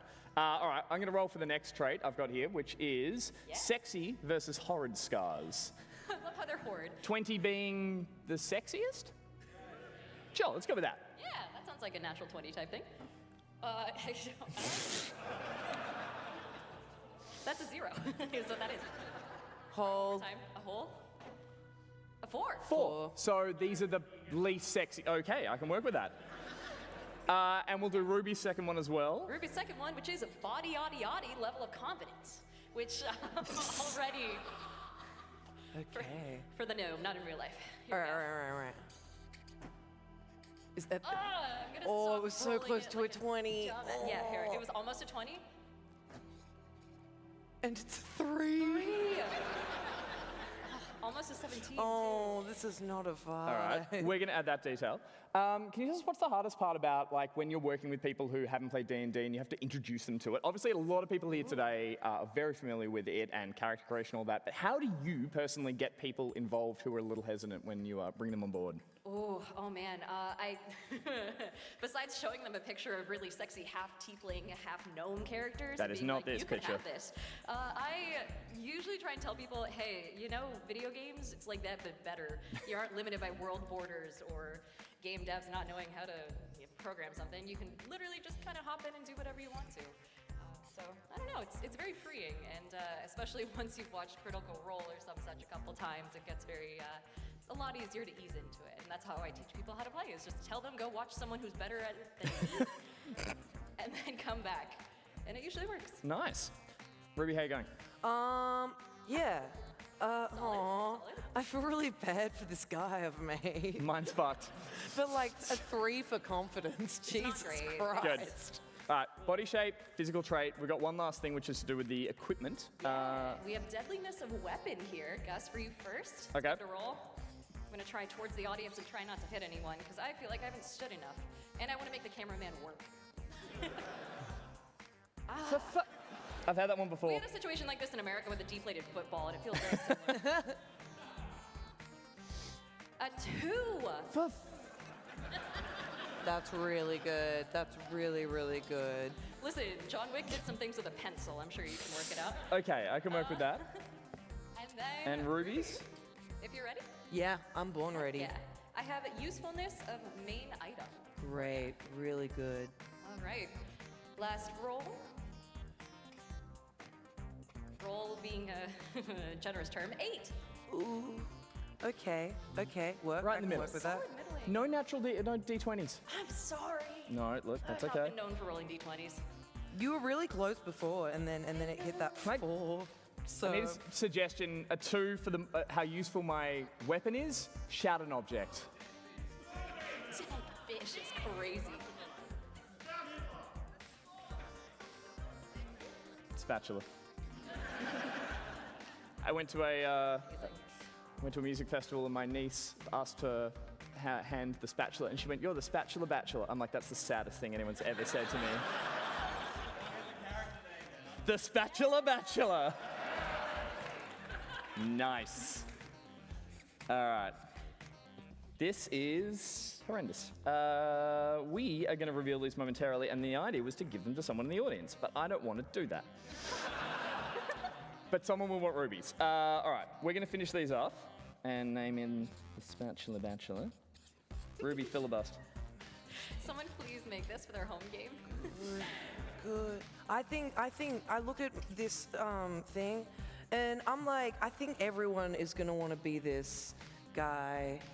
All right. in D&D. Oh yeah, I can Yeah. hear the fan art being Like, I mean, Demon Gnome is already a huge sell, Sorceress as well, but with the sheer level of self-not confidence that this thing has, I think, you know, it's like, maybe there's like a really exciting story where they grow to believe in themselves, but they're just like this first, you know?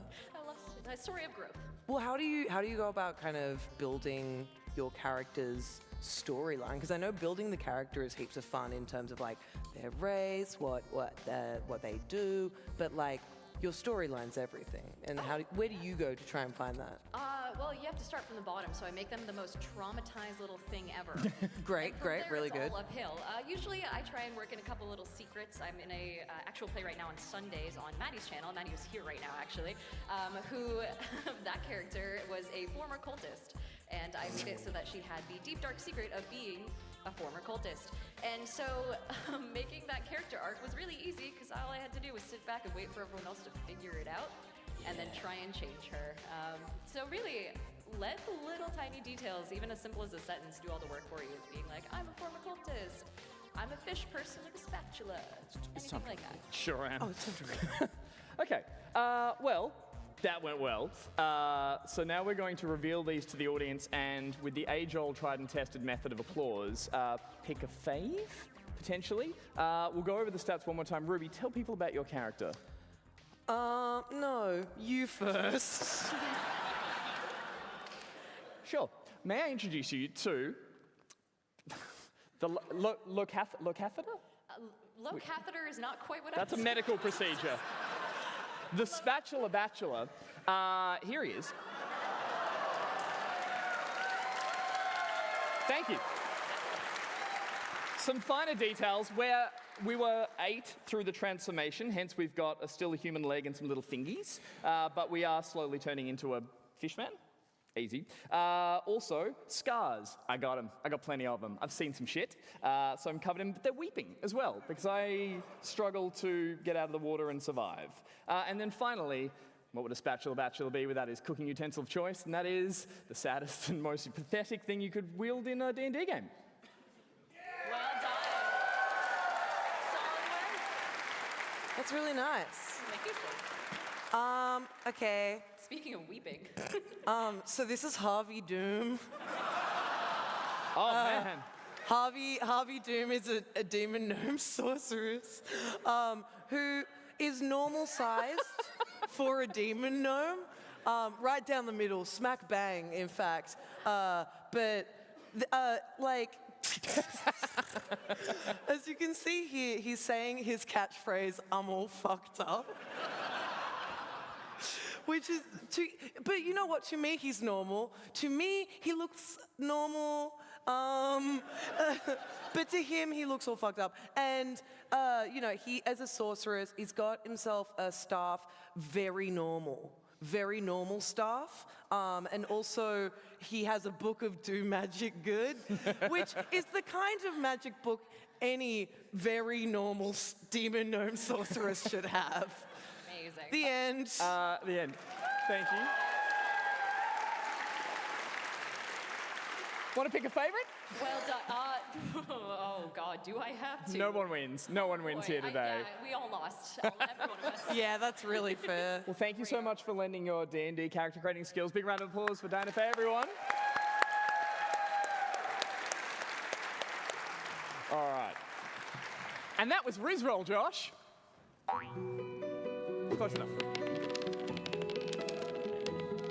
Thanks for coming. Pretty fine, bro.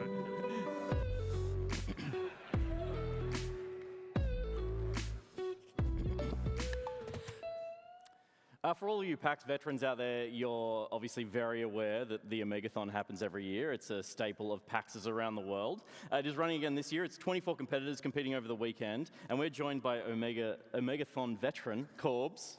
Corbs, thanks for joining us, mate. Oh, anytime, Pete. It's a veteran, yeah. It's been a fun ride. Have you had fun at PAX this year? Oh, yeah. It's, you know, sometimes I get a chance to breathe. It's go, go, go, but wouldn't happen any other way. Yeah. You're not competing this year, though. No. Omegathon is happening right now, I believe.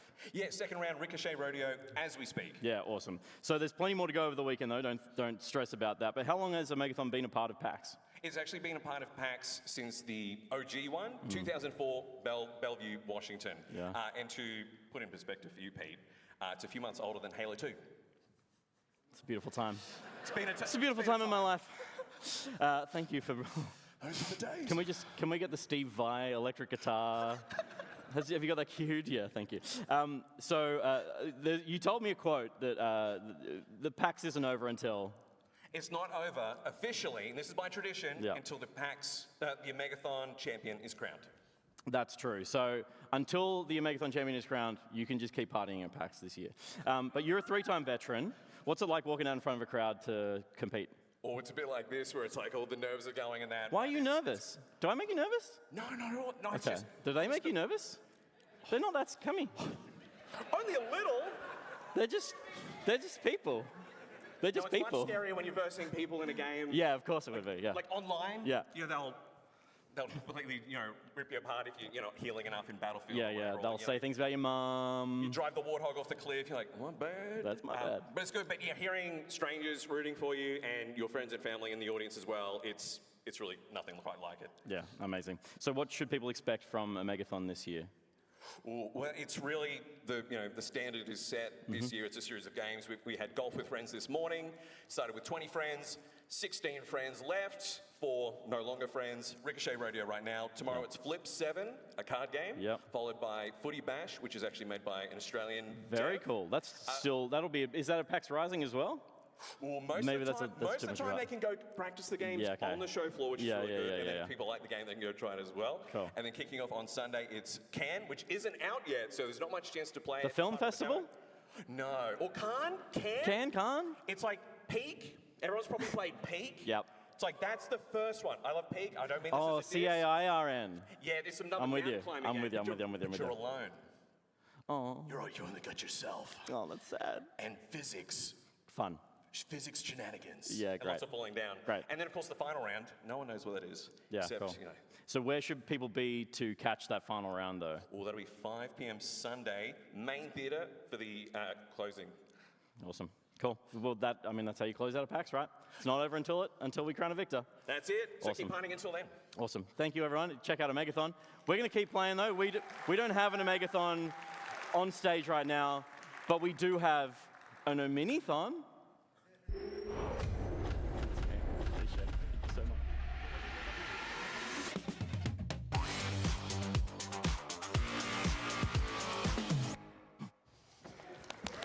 So we're still getting set up here, but we don't have a Megathon. We do have a Minithon. A Megathon, as you just heard, is a lot of video game challenges, competition. We have devised in real life challenges for our own Minithon. And our lovely guests, Amelia and Diana, are going to run the gauntlet. They've got 3 tasks to complete. The first task is going to be shooting me in the face, so I'm sure I'll have a lot of fun with that. It's a Nerf gun. And I'll be wearing a visor. I've got my safety protection on. The second task is going to be lassoing a horse. These are all things we do in video games. The horse, where's the horse? Is the We're horse here? finding the horse right now. Who? Hang on, Ruby might have found someone. The butt of a horse? To be the butt of a horse, and we're just seeing how quickly they can be a horse. Quickly get into horse. No. Fit. Go on with the third. So we're going to see a horse. Wait, what is There's a that? live horse out the back, everyone. What is the criteria for butt of the horse position? You have to be able to do that. Oh, I can do that. Yeah, I know. Third task. You're reading too much into it. The third task is going to be assembling a sponge cake. Chef Steph, we got to get your chef outfit. Where'd that go? Walked right into that one. You can start robing up. Can I just say, I remember having a conversation about this a while ago, and I was like requesting a chef mustache and stuff. And then I walked in today, and I was like, who's wearing the fake mustache? And they were like, It's you. You. And I was like, what? They're like, for the cooking thing. And I was like, what? So your third task, and I'll give you an example here. Chef Steph is going to be in her chef outfit. She's going to have her hands like hooked. You're going to make a cake from behind. You're going to be the arms of the chef, because it's all theater here. I don't know how close our horse is, but Amelia, if you want to kick us off, you can start shooting me at any time. Oh, the horse has arrived! The horse has arrived, everyone. Really loud now. 1, 2, 3, go. There you go. Oh, wow. Middle? Yeah, let's get the horse up here. Here we go. Whoa, now. Just lasso, Easy. lasso. Whoa. A little further forward. Very nice. Just do a knot on a loop. Cool. That's how lassos work, right? That'll work. Okay. Gus, you're leading the charge here. I'm going to get masked up. Sure. Okay, who's running it first? Amelia's going to Amelia, come on over here if you will. Thank you, while we stall and costume up and think how this is going to work. There was a lasso at some point, was there not? It's coming. It's coming. Take that. All right, there's going to be a 10-minute timer. Peter's going to be at the back dodging around as that happens. Once we finish, once you've got Peter square in the face with that, we'll have a little bit of music. I'm going to hand you a lasso, and then it's your job to at least wrangle or calm the horse here. And then you're heading over to the cake station. Has this been explained? Was this This is the explained? most expensive thing for today. Thank you. Can we get another round of applause for the horse? Thank you. I'll hand you the lasso. You'll lasso the horse successfully, calm it, tame it, become its friend, and then you'll head over to Chef Hex. You'll be Jean-Luc. Pardon? Jean-Luc. Jean-Luc. Jean-Luc. Sorry. You'll, who doesn't have the use of their hands for this, so you'll have to play the part of their hands. So we're getting nice and physical. You'll need to assemble a sponge cake and then decorate it as much as you want to decorate it, and then we'll get you time from that. Does that make sense? That sounds good to me. No, not even slightly. Perfect, great. That's the game. Thanks for joining us. We'll put a timer up on the clock, and then Josh, when you're ready, and give us a little countdown. Big round of applause for Amelia Tyler running the back pocket of Miniton.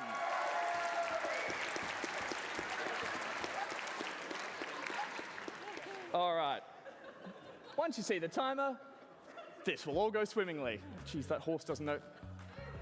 Oh, you're up. Go. Okay, off we go. Jeez. Reload, recock. Wait, what? Reload. Hang on, don't you go for. Where are you going? Oh, right.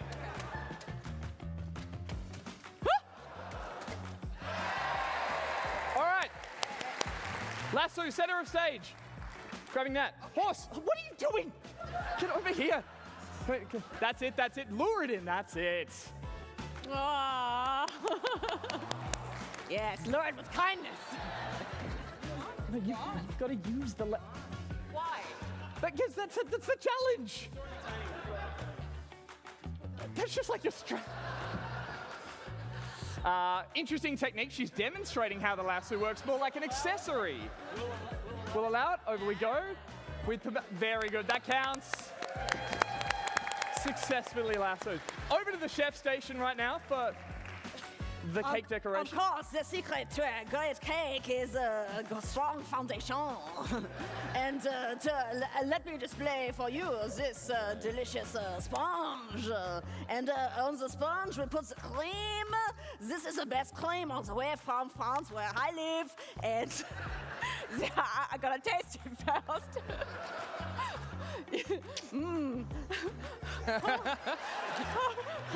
Oh my God. Yes, more cream. I'm so excited. Wow. Now we put the strawberries, they're so fresh. Yes, and tumble them on there like a haphazard. Oh, yes, you macerate through the fingers. Yes, get them together. And then you put, oh, it's got a hole in the middle now. Now I'm German. And then you add more strawberries. Yes, I love it. It's perfect. And now I put on. I'm going to eat some now. I think that's time. We're officially done.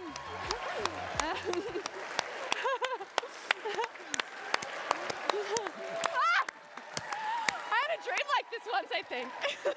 With a time of 2 minutes, 15 seconds, Amelia Tyler, ladies and gentlemen.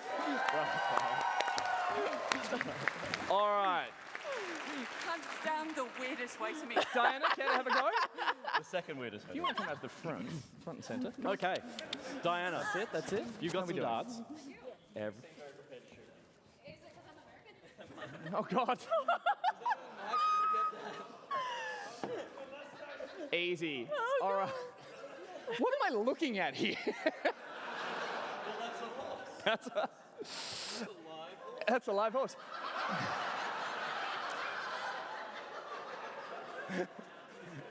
I think it's vaping. No guesses who that is. All right, Dinah, you have a time of 2 minutes 15 to beat. Pete might be a little more sprightly. And again, if you want to really lasso the horse, get a bit. You're American, you should know how to do this, right? The lasso bit, not the shooting bit. Easy. All right, Josh, take it away. Dinah, off you go. Big round of applause for Dinah, everyone. It's an interesting technique. The lift about the side cock, the Tarantino, the little tip. Oh! There it is. Lasso, there we are. Okay. Oh, that horse is going wild! Wave. Oh. Jesus.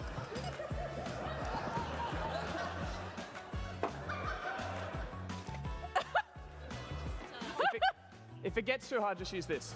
Wow! I think that counts. Technique. All right, and finally over to the chef station. Yes, welcome back. As you can see, one cake is not enough. I must have two. So when we start with the cream. Do it. Put heaps on there because I love it. Okay. Sprinkles. So in Australia they call this fairy bread, but it's a cake version, I guess. And now I put more cream. Yes. Yeah. Wow. I got a little bit surprised by that one. Oh. Just don't aim it at your face when you do that.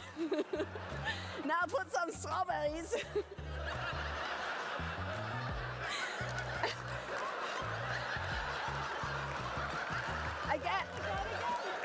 I guess, who lets this horse in the kitchen? Okay, more strawberries. Yes, you can just put the whole thing on there. Am I Arnold Schwarzenegger now? Okay, more cream. Okay, yeah. Let's, okay. Are we done? We're done. Right. That's it, ladies and gentlemen. 2 minutes. Just 3 seconds. Bravo. Well done. That is the Back Pocket O-Mini-thon, which I think with a time of 2 minutes 02, Dinah Fay is our winner, ladies and gentlemen. Sorry, question from the chef. I was just going to say, I believe this is what they call a triumph. Very good. Success. Wonderful. Let's get everyone back in the middle while we round this out and reveal a very special guest. Any bets who this was? Hang on, don't sit on the mic. Down you sit. Thank you so much. Please, have a seat. Welcome to the show. Any guesses? How do you feel after that horse and guests? Fair enough. I studied zoology and I'm questioning everything I've ever learned. Well, hopefully we managed to rope in, pun intended, a back pocketeer to play the arse end of the horse, who was, ladies and gentlemen, should I know who that? Oh, for God's sakes.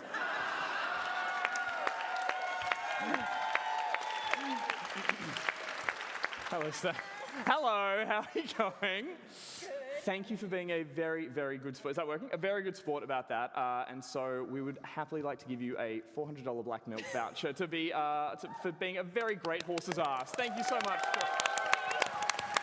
Does that count as an apology? You haven't said I'm sorry. And I still won't. And Ruby, thank you for being...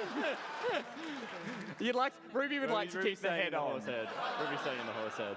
I believe. Okay.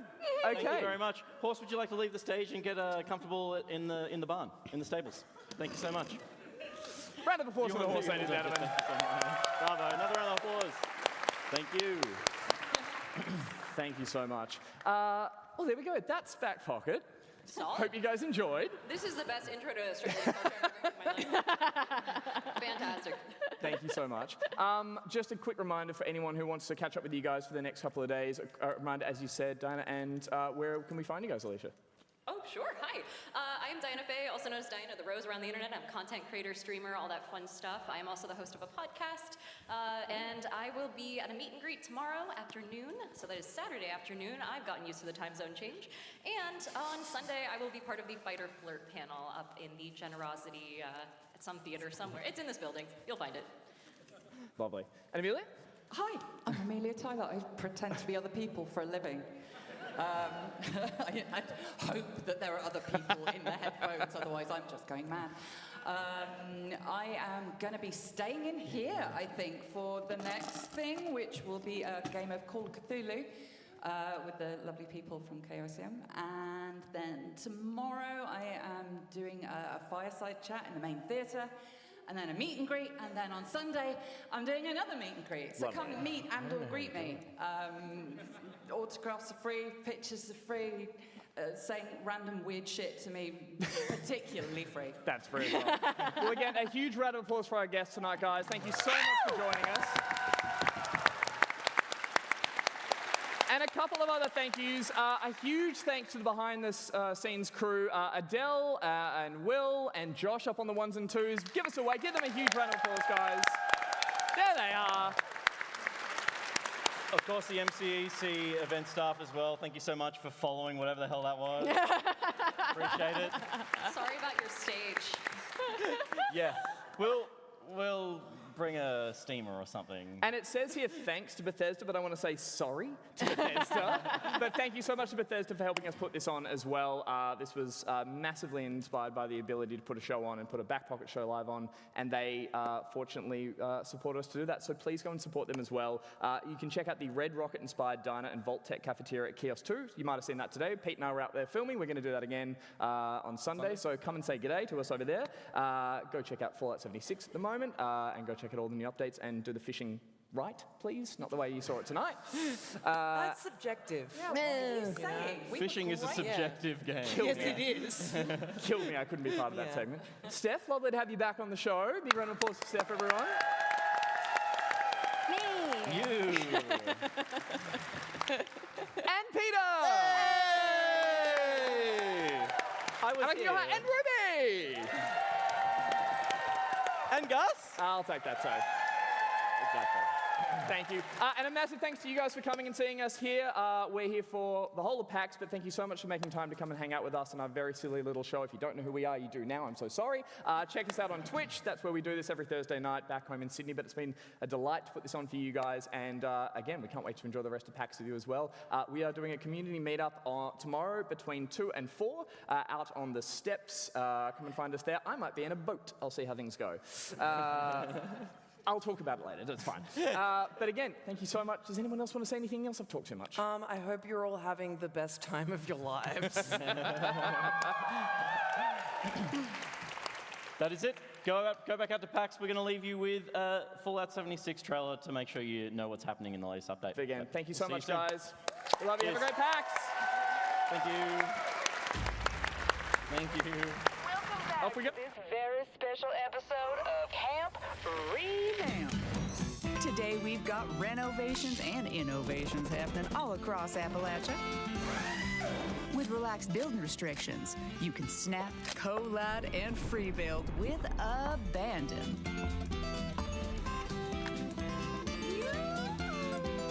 Neighbors needn't be jealous. They can do it too.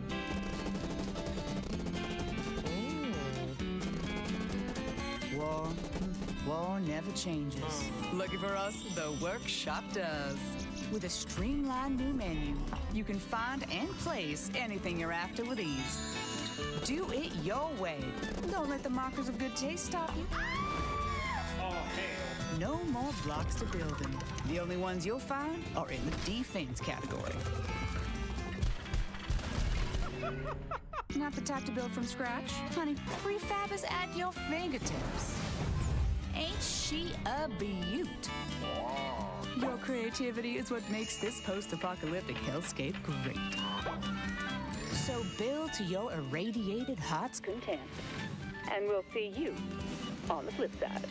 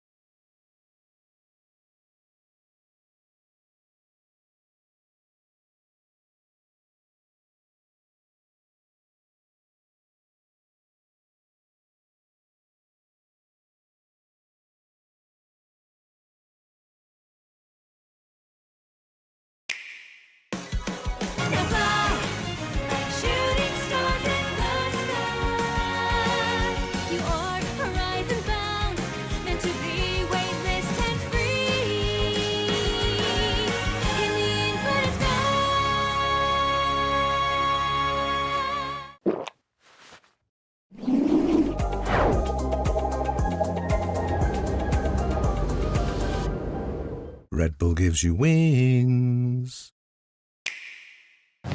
When night falls over Lumio City, the battles begin.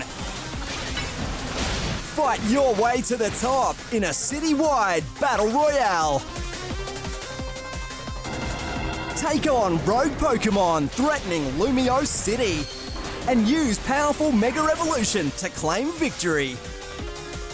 Pokemon Legends CA, available 16th October.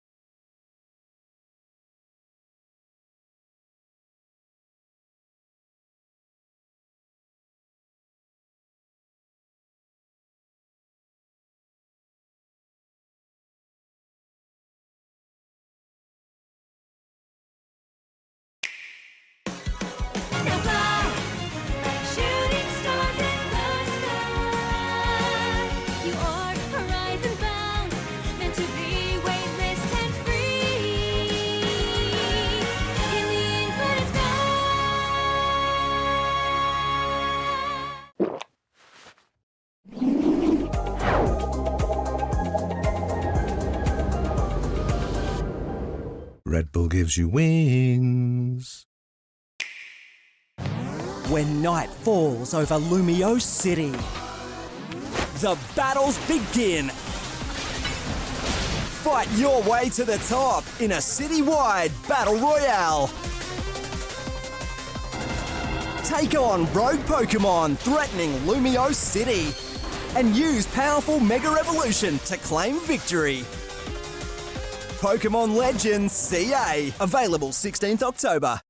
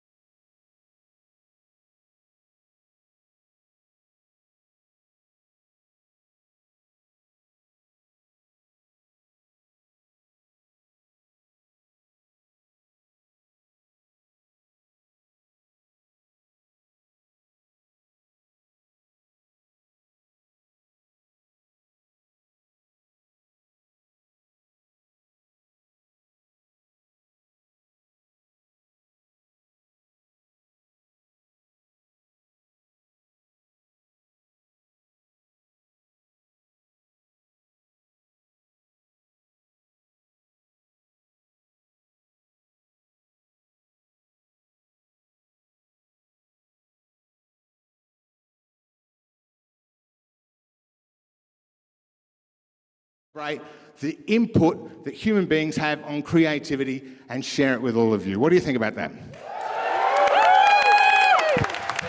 That's what I thought. So, little bit of housekeeping. Douglas, are you at the back there?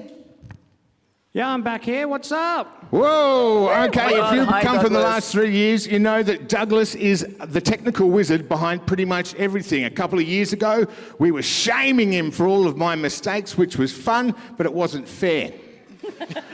So last year we made up for it and we then identified with the pain that Douglas was going through and we fixed it all a bit. And now it's just normal Douglas. So we're not going to yell at him for any reason. He's done a fantastic job. And thanks for being back there, Douglas.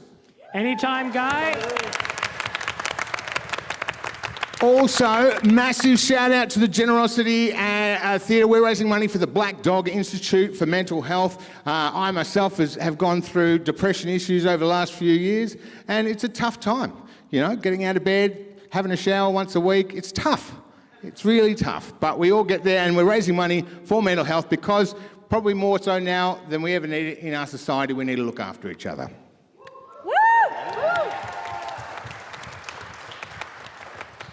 If you want to follow our new TV show, it's at Who's Speaking Please. It's not Who's Speaking Please, it's Who's Speaking Please. So there's no two S's.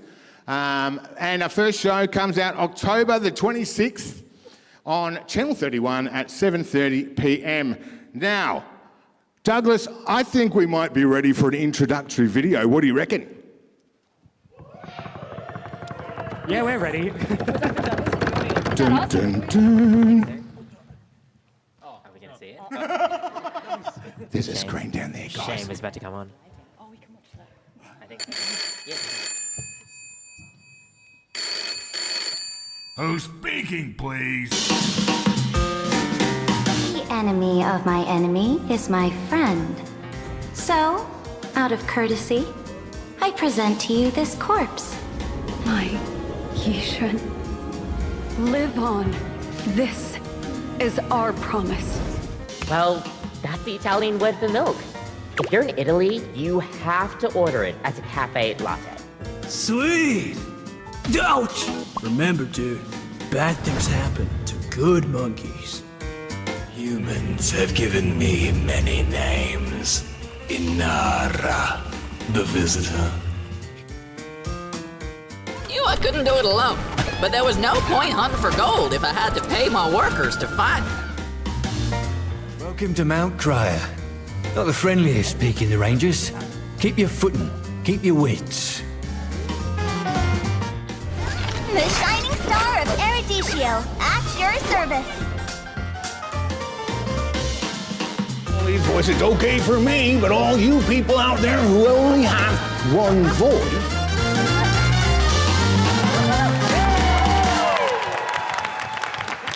Wow, it's like they got a video of me right now. That was crazy how they could do that. Whoa, technology is crazy. All right, so introducing the heroes, team heroes we're going to have over here, which is Rhiannon Marshall, all the way from the UK. She's from here originally, but she's come back. Dom Din, Vera Tan, and a newcomer to the panel this year, Vikram Rajan from New Zealand. So, team heroes, are you going to win this year? Absolutely, absolutely. There's no, we're here to... There are some doubts. Yeah. Right. We like an underdog. We like an underdog winning, right, guys? We're gonna lose. I prefer the overdog. Every second you're talking, this goes down and down and down. You're like, yep, 100%. Let's make that 80, maybe 50. Okay, if we get through the intro, I'll be happy. We're heroes, we're not comedians. We're voice actors. Who needs comedians? They're silly. That's what I do here. Throw these cards around. Anyone's been here before realises what kind of a wasting person I throw all my stuff around because I like to move around. Team villains. So team captain, Rhiannon is the team captain on the heroes. As you can tell, because she was like, absolutely, and everyone else was like, nah. Thomas G. Burt, first time as a captain of the villains. Followed by Daniel Denova, Amy Smith, and Alex Shea. How are you guys approaching this? You're confident? We're evil, obviously. So we're Villains good, never full of win, so it's about time. Yes, yes, I do believe so, yes. That's true. Villains never win. No. When I was captain of the villains, we won. Aren't you a hero? What's with the shade? Just come back and you'll win again. Well, I don't know how it's going to... Do you know what? You guys have a part in this, so as much as they're all trying to suck up, a lot of the games come with a clapometer at the end. So how it's going to work is that 2 players are going to come up and play a series of games that we invented. And if you came last year, except for that sound game, which was invented by somebody else. But the game's going to come up, we're going to explain the game, how that works. 2 players are going to come up, we're going to have a brief chat to them. There's not going to be any questions like you might find in other panels, because we don't like that. I mean, we do, but we'll get to know them as we go along anyway. So are you guys ready to start the very first game, Accenturians? Hook us up, Douglas. Let's hope our teams have been practicing their accents. Each team will select one performer that'll read out a famous speech, and they'll have 2 minutes to read. The performer will be given an initial accent to begin reading the speech in, and then every 30 seconds the telephone will ring and the host will change the accent for the performer reading. At the end of their respective 2 minutes, each performer will have done a total of 4 characters, and the audience decides who nailed their accents better. All right. So just to go through that, they've got 2 minutes on the board. Every 30 seconds there's going to be an accent on the screen come up. They're going to be reading look, last year it was a speech, and we've ran out of inspirational speeches. So now we're doing songs as if they were speeches. Okay? So they're not going to be singing them, they're going to be talking them like they're a speech, and still playing it through like we did last time. So first up off the rank, we've got Dom Din. Woo! Sorry. So, yep, grab a roving mic. So, Dom. Hi. How are you? I'm good. That's fantastic. You were on our first episode on the television last week, I weren't you? was, yeah. I felt a little bit stitched up about some stuff. Yeah. Well, that's well. It was great for you to come on to the first episode. It was a lot of fun. This isn't one of your normal questions. So, Date Everything. Yes. You play Kopi. Yes, Kopi the coffee pot. So, has anyone played Date Everything out there? You can pretty much date everything in your house? Yes. And the coffee pot, you say? Yes, the coffee pot. So I was a writer on the game as well as a voice actor. I was the only voice actor in Australia, like an Australian voice actor on the game. Yep. And yeah, you can date over 100... Sorry. I'm a voice actor, yes. You can date over 100 objects in your home. So personified objects come to life and want to date you. Or maybe not want to date you. You never know. Yes. I've just moved house, so I'd be dating like boxes. Yeah. That would happen. That would do This is my third girlfriend, Boxy Box. Taped up at the moment. All right, so how does it feel being a voice actor in a game that you helped write? It was so interesting because when I first wrote for Kopi and some other characters as well, I wrote them with no specific voice in mind. I think the only character I wrote for a voice in mind was Dante the Fireplace, who is played by Dante Bosco, who you might know from as Zuko from Avatar, right? But when I was writing Kopi, Ray Chase, who is the senior producer of the game, he asked me to audition, which felt so special because I only came into it as a writer. And so it was really special to be able to come into the project, provide a little bit of that Australianisms to the game, and just really bring my own character to life. It was really special. Oh, that's really great. Yeah. And I mean, you're from Melbourne and you were playing a coffee machine. It makes sense. Yeah, it worked out really well that I was playing the coffee pot. All right, are you ready to play Accenturians? Not really, but let's go. Great. Let's do this. Yes. I heard you are. So I'm going to give you your starting speech. Okay. Here it is. Oh no. Yeah, no, it's going to be all right. So, and in a second, so when Douglas starts the clock, there's going to be 2 minutes on the clock. Okay. Your first accent's going to come up. Now, they're not normal accents. It's not like Scottish and whatever. They're going to be weird. So, good luck. Thank you. And Douglas, hook us up. Cool. Are we ready to see what speech Dom's got?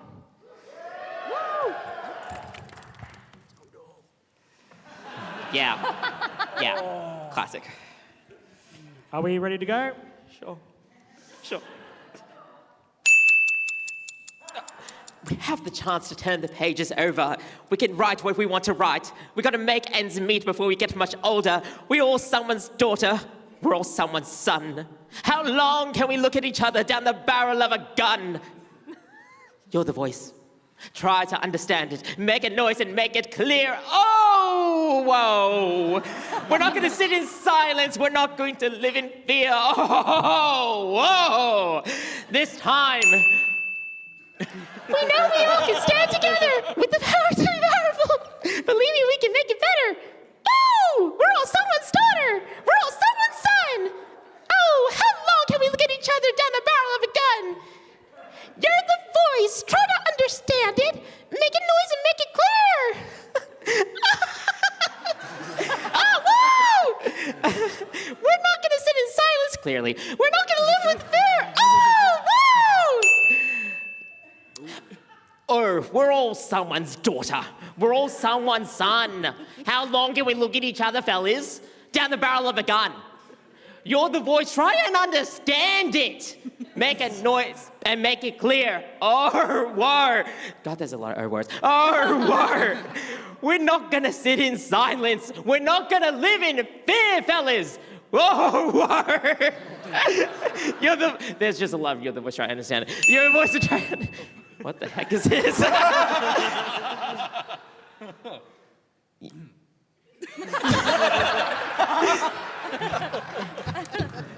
You're the voice, try and understand it, make a noise and make it clear. Wow. Oh, we're not gonna sit in silence, we're not gonna live in fear.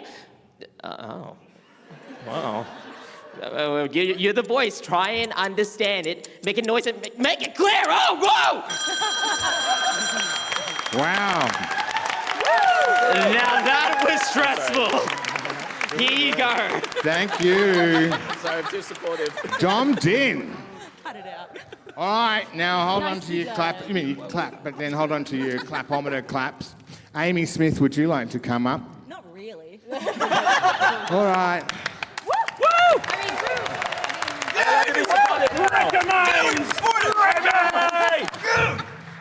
No, have you got a microphone? Yeah. She's going a cappella, everyone. I told you I wasn't ready.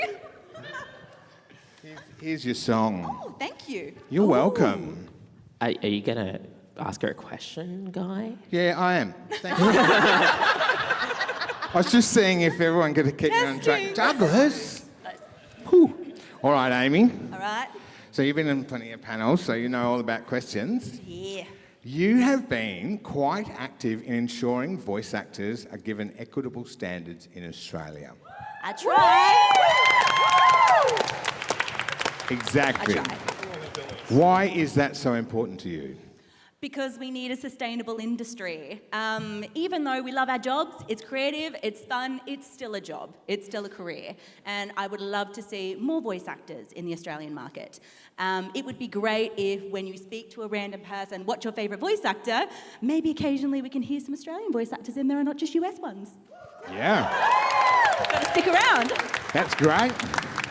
And you coach and train newcomers a lot. I do. Is that your school teacher coming out in your voice acting world?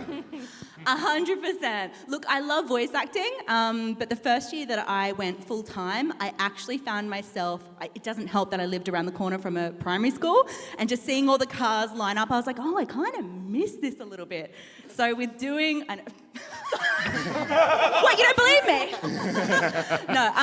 But no, it kind of keeps that spark alive too. I love voice acting, but I also love teaching, so I get the best of both worlds, which is really great. Do they have colour-coded binders and stuff like that when you coach people? No, I'm a little more progressive. We stick to online.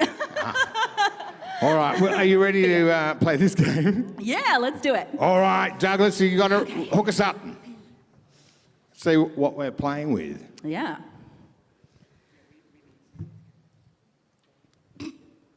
Sorry, just talking to the AV team. Are we ready to go?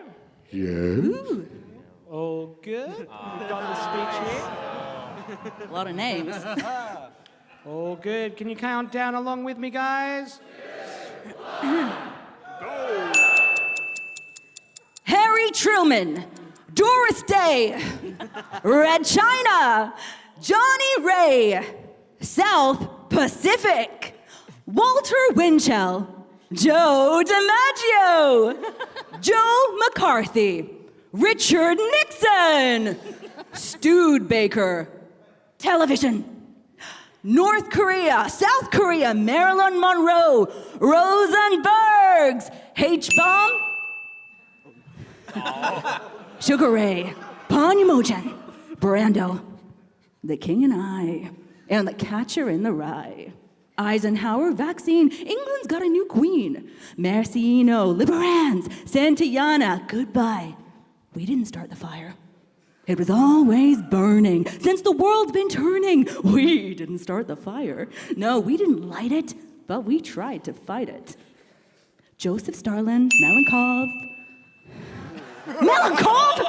Nasrin Prokofiev, Rockefeller, Campanella, Communist Bloc, Moicon, Juan Perón, Toscanini, Dacron, TNB and Popos, Rock around the clock, Einstein, James Dean, Brooklyn's got a winning team, Davy Crockett, Peter Pan, Elvis Presley, Disneyland. Badu, Budapest, Alabama, Khrushchev, Princess Grace, Peyton Place, Trouble in the Suez. We didn't start the fire. It was always burning since the world's been turning. We didn't start the fire. It was always burning since the world's been turning.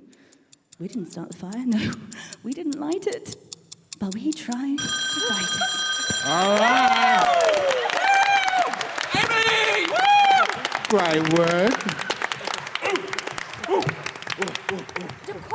I ought to ask who came up with those prompts. They are really something. Yeah, I don't know who did that.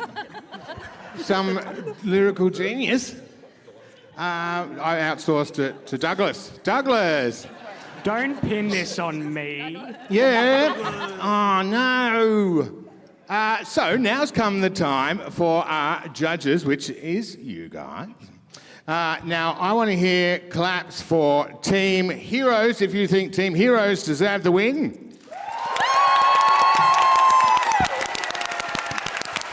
Okay.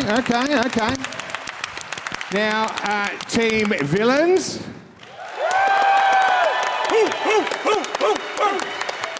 All right. Douglas, do you want to officiate? Who do you think gets the 10 points? Who gets the 5? Oh, I'm thinking that villains were a little bit louder this time. Oh, Team Villains get the 10 points. All right, 10 points on the board. First game done and dusted.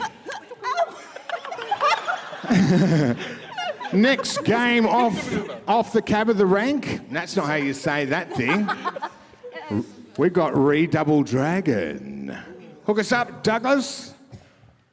We got a call from the execs upstairs. They just watched the new scenes we gave them. They said they're a fan of what we got so far, but they want to add a bit more pizzazz to the scenes to really spice them up.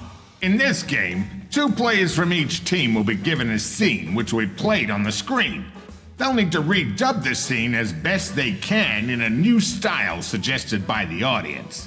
At the end of the 2 minutes, the audience decides which redub they like better. All right, so you got that. So, taking 2 famous cutscenes from gaming movies, because this is a gaming convention, then both players are going to redub the scene. So, Vera and Alec, would you like to come forward? Grab yourselves a microphone. And go. All right, time.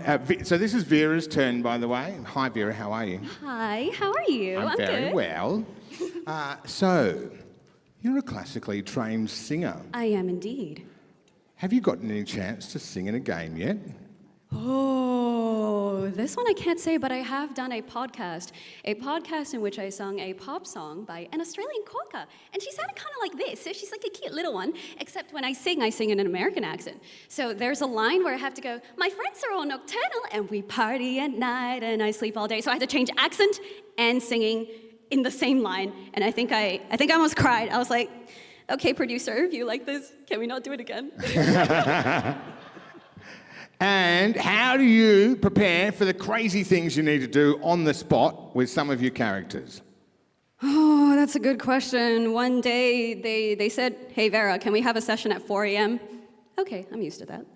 Hey, Vera, can you do a monster? Okay, I can try.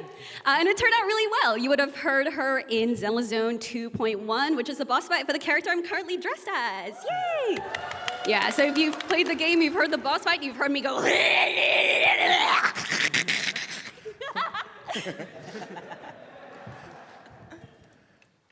That's awesome.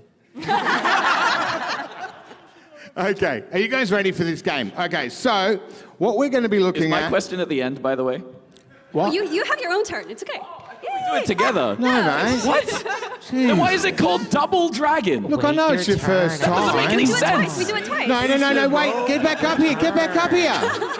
I know it's your first time, but just calm the farm.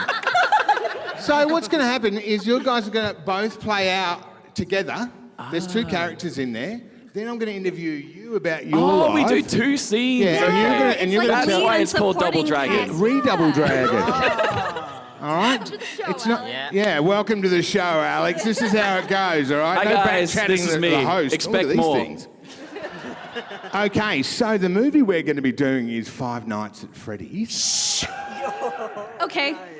So, but Vera, instead of this scene's natural playing it out, you're going to be playing the female character, auditioning for the role as a police officer, and Alex going to be playing the director. So there's only two characters, one's male, one female. Are you ready? Watch, that's your screen right there. And, oh, look, it even says, Heroes Police Act. That's pretty good. That's handy. What do you reckon, Douglas? Right, we're ready to go. So similar to when you're doing dubbing, you're going to see a little counter. When you hear the blip, that's when you get started. Are we ready? Yes. We love when So tech yes, so works. yes. That is a yes. Give me one moment, guys. The joy of being AV tech, guys. It's so great. I respect and appreciate everything you do. Oh, thank you. Oh, give a round of applause for that. You took my name away. Here we are. There we are. Oh. Is this the audition room? Oh, God. Did I Hi, are you looking for the bathroom? Sorry, I'm here to audition for like a police officer. Oh, sorry, I just came from the bathroom. I'm sorry, I was really busted Could you up. at least tell me where it is? I mean, to be perfectly honest, I don't live here. At least let me in. Look, this is like my big break, okay? I don't know. Please. I don't know if I can do that. I mean, I'm kind of bleeding and maybe. That's is that special effects? That's pretty good. I'm just gonna come in anyway. Okay, look. I guess the blood's fine then. All right, come in, whatever. Ooh, trees. Yeah, I don't know whose those are. Oh, look. Then why are you even here in the first place? Look, okay, I have the costume. I'm I ready told to you go. I really had to go to the bathroom. Okay, then go. Who's telling you to stay here? I'm sorry. I'm already gone. Huh. Yeah, you're gone already. Hmm? Yeah, I didn't put those there. Crazy props, though. I'm not gonna lie. Prop department really popped off with this. Yeah, I guess. Seriously, I mean, though, where is Michael Bay? He said he would be here. You know. wait, you're looking for Michael Bay? Yes, he's the director. Oh God, he's my brother. What? Yeah, I mean, why do you think he let me into his house to use the bathroom? You know what? Sure. Why not? Cool. Yeah, raised eyebrow. Oh, lights, camera, action. Is it my time? It's my time. Yeah, you want to like maybe eat something or? No. I'm not eating anything from here. Okay. I mean, the food's pretty good, but. Sure, you would say it's good. Oh yeah, I This is mean, biased. it's my brother's I'm house. just gonna go on stage, and it's gonna be fine, right? Michael Bay's gonna be there, right? You weren't lying to me, right? Right. No, he's definitely my brother. I swear. Oh, if I get murdered here, I'm not going to be very happy about that. Hey, how'd you know that button was there? What? Great work. Yeah, Vera. Now, Vera, don't go anywhere because I'm not gonna. now you're going to be Alex offside. This is the bit where we talked about you. Oh. So, have you ever seen Vera in a game? Have I ever? Just kidding. So you're a sound designer as well as a voice actor. Yes. How do you find being on both sides of that coin, in front of the mic and behind the mic? It's a good question. I definitely think that being on both sides helps you understand everything much better. The way that I voice act has changed thanks to the way that I direct voice actors. And it also makes me feel much more comfortable when people are like being real direct and real brutal, and I'm just like, yeah, I'd be doing the same thing right now if I was that guy or that girl or that person. Oh, that's good. Seeing things from both angles. So, what is your most treasured character, either in a game or not, that you've enjoyed playing? Oh, that is a tough question. But I think I'm probably going to have to go with the prospector guy from the Little Gnomes clip before, because I got to do so much improv on that game. Pretty much all of the voice lines are improvised. It wasn't even supposed to have voice acting, and I kind of just shoehorned it in. And I guess that's one of the positives about being on the other side of the camera. Yeah, you get to decide whether a game even has voice acting sometimes. And then you get to decide what the voice actors say, and it's great. That's awesome. Are you ready to play? Of course. Wonderful. All right, so many cards on this. In this next game, we're going to be playing a clip from, what is this? Sonic 2 with Eggman and Knuckles. Now, Alec, you're going to be playing Dr. Robotnik. And Vera, you're going to be playing Knuckles. Are you kidding me? No. Okay. But It's Keanu Reeves. Alec is Dr. Robotnik chasing up Knuckles after not returning a library book from Vera. So Vera hasn't returned her library book. Do we have a prompt for the previous one? Because we did. I didn't use it. The prompt was that I was supposed to be a police actor in an audition. Yeah, doing an audition. You were the director. I was like Michael Bay. right. You were supposed to be Michael Bay. Sorry, I got caught up too much in the fact that I just went to the bathroom. Yeah. It's all right. It's your first go, Alec. We'll give you a bit of leeway. Thanks for all the guidance, guy. That's okay. Douglas, what do you reckon? Are we ready? I think we're ready to go. All right, getting this ready. It should be working properly this time. There we are. Borrowing a library book. I forgot to return a library book and you're chasing me up.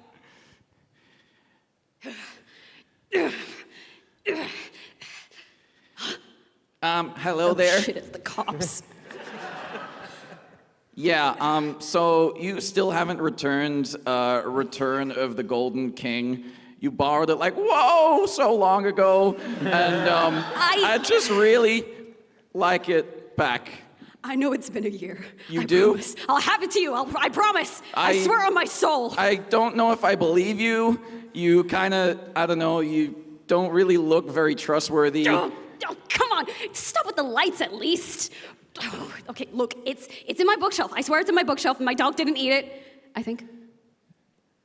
Look, I'm just a humble librarian, okay? I get paid minimum wage to go find people and Then say... why are you putting in so much effort? Because if I don't, I have to do great, TikTok now dances you're for money, dancing. okay? You're not even taking this seriously. Come on. Do you know how demeaning it is to do TikTok dances 24 hours a day? It's terrible, okay? It's so terrible. Ah! I hate it. Ah! Do you want a job, man? I mean, I work at a construction site. I could hit you. I Well, could get my boss to hit you up. I mean, I don't think that solves the library book problem. Can we agree that... Oh, yeah, God, I'll you're give it to way you next stronger week. than I thought. Yeah. Whoa. Ow. I'm not stressed at all. I'm like stress gripping your hand. It's Oh, okay. I asked for the library book you borrowed years ago. Like, come on, man, that wasn't very nice. Oh, look, it's in the bookshelf. I promise. My dog didn't eat it. Page by page, chapter by chapter. That's really problematic. It's not overly specific or anything. It didn't really happen, I swear. Oh, God, my finger is back in place. Ah, that was my good reading finger. Oh, jeez. It's okay. You won't have to do that much reading anyway because the book is in my bookshelf and not in my dog's stomach. Reading is all I do. I'm a librarian. Well, surely you have other tasks. Hey, this is my library collecting robot. It looks really dangerous. Great work. Awesome work there by both of you. Thank you very much. If you could please take a seat.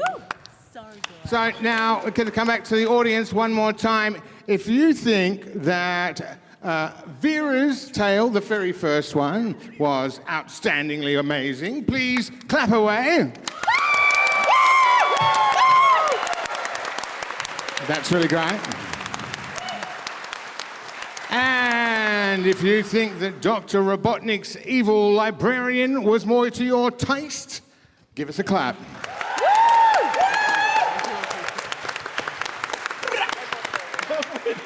Douglas is the official person up there I can't see. Who do you think got more claps? I'm thinking that we heard a bit more from the heroes that time around. Oh, great work.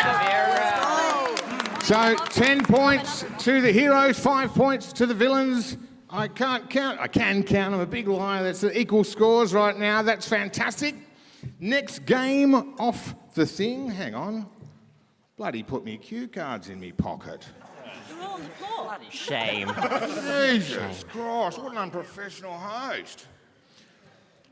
Douglas, have we got a video for this one? We do, yes. Are we ready? Hook us up, I'm ready. We will be playing that sound game, guys. Let me get this. Ever wondered what charades would be like if you could only make sounds? Well, wonder no longer, because we have that sound game. One person will be the sound master, while the rest of the team will be guessers. The sound master rolls a dice to decide which category to draw from. And then they will act out each card using sounds while the remaining players guess. At the 1 minute mark, the phone will ring and a new player will become the sound master to roll the dice again. Each team has 2 rounds before they pass it over.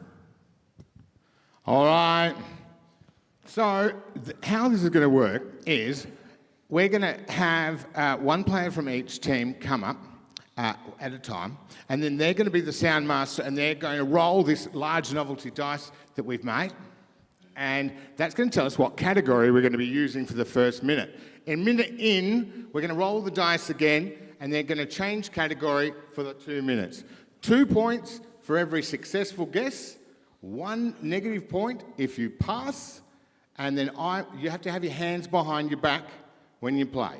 So I'll be holding the microphone to your mouths, and then I'll be passing you cards and throwing them around on the ground like I've done here before, because it's my shtick. So, first cab off the rank. Put this over here. Throw that around. Team Heroes. Vikram, would you like to come up here, please? Newcomer to the game, but you were here last year, saw how it was played, not this game. Yeah, I was here last year, yeah. Yeah. So, I've got a couple of questions for you first. You ready? Shoot. Balloons. Yes. So, balloons. Anyone play balloons out there? Wow. Who do you play in balloons? I play ZJ in Blues Car Storm. Blue. All right, so it's a massively popular mobile game. Tell me about your character in balloons. Oh, hell yeah. So, with ZJ, it was, I remember auditioning for him, and the reference was Ted from the Bill and Ted movies. So, I watched all 3 of them before auditioning, then I got the role, then I watched all 3 of them again, and it was just more like, the scene reference they had was like, what was it? It was, we're just dust in the wind, dude. All we are is dust in the wind. Ted Theodore Logan. It's so great. So great. And question number 2.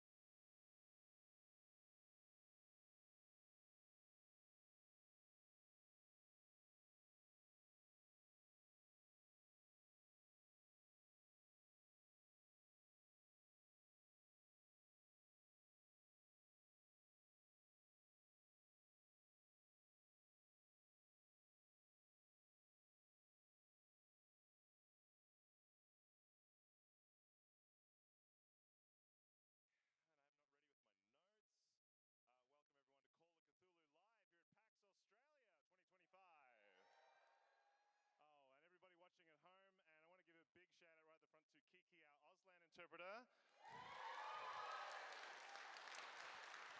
And now that I've reminded myself that she's here, I'm going to speak a little bit slower. Before we bring out a wonderful cast, I've got a couple of really fun giveaways for people, unless nobody wants free stuff. Anyone? Okay. All right, the first thing we have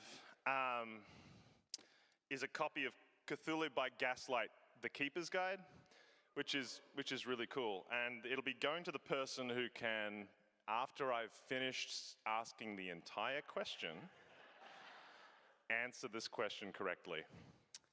What did Bill Finger and Bob Kane borrow from Call of Cthulhu when creating Batman? Arkham what? Who said it? Yeah, all right, I believe you. Someone want to run?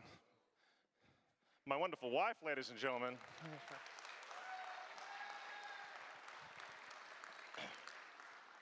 The second thing that I have down here prepared is a copy of Call of Cthulhu Sutra of Pale Leaves, Twin Suns Rising, which is rules for playing Call of Cthulhu in Japan in the 1980s.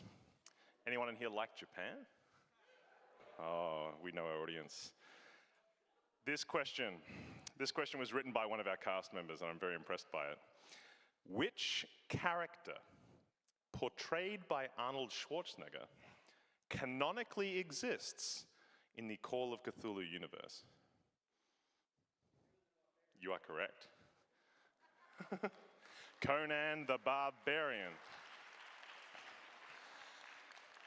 Okay, let's invite some people out here. Who should we start with? Please welcome my friend and colleague, who some of you may know from the Stream of Chaos, Big Jim James Quokka. Come on out here.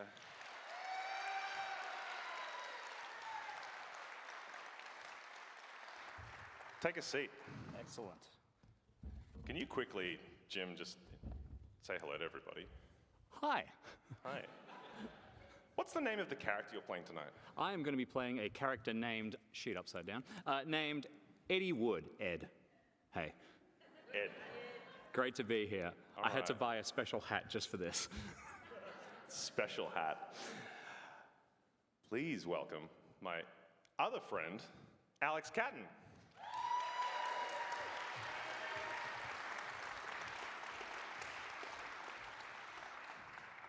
Hi, Alex. Hello. You were here last year. I was. So were a lot of the other people that I'm about to introduce. Was anyone here for our show last year?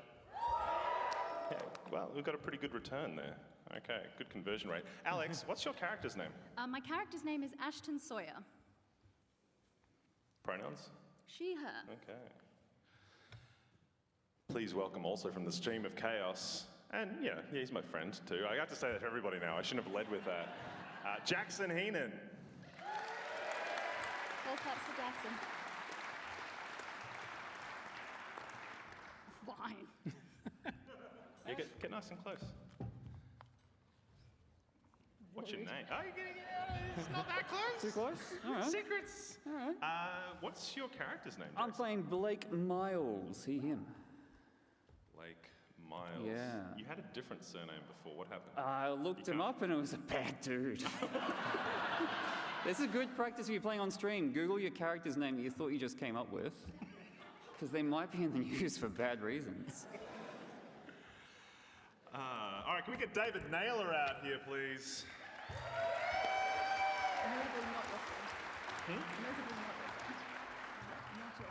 Oh yeah, not my friend. Notably not my friend, David Naylor. Take a seat, Dave. You've got a cool little box there. Yeah, look. Yeah, yeah. Everyone's looking. Cool, right? Yeah, a bit of SponCon here. All right. David, who are you playing? I am playing medical student Wally. That's his official title. You know when you're in, Bilson. You know when you're in school and you lead with "I am medical student." I am medical student Wally. You just ruined that you're secretly a robot for everybody. The wonderful and wickedly talented Art Hunter.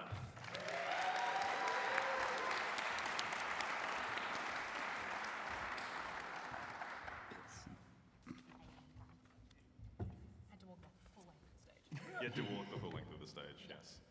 So please take a seat, put down your various accoutrements. You have so many things. Yeah, I'm a dice goblin. You're a dice goblin. Yeah. And what is your name? Asenath Montgomery Smythe. Asenath? Asenath Montgomery Smythe. There's a hyphen between the two. My parents, you know. So people call you Asenath all the time? There's no abbreviation for that? Monty to my friends, but I don't have many of those. People are stupid. Just gonna write down Monty. Our last guest, you may have heard in this little, she was in this independently developed dating simulator called Baldur's Gate 3. Please welcome Amelia Tyler.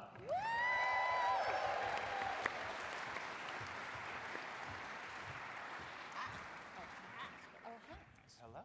Hi. You have fewer things than our last guest. I do. Rude, you took them off. I do, and I should go and get some water at some point. Oh, okay. Yeah, so we can get water. What's the name of your character? I will be playing Maisie Chapman. Maisie Chapman. Cool. All right, that's everybody. I'm Brian Holland. I'll be the keeper of arcane lore tonight. Most of us, some of us, me, I work at Chaosium, the company that creates and publishes Call of Cthulhu. It's really, we're excited to be here for this. Is the fourth year in a row we've done one of these at PAX, and we have a great time. We're going to be running, I'm going to be running a scenario from the award-winning No Time to Scream, which you can buy at the Chaosium booth. It's actually been a pretty good seller today. That's that. However, there is somebody on this panel who was the editor on that book.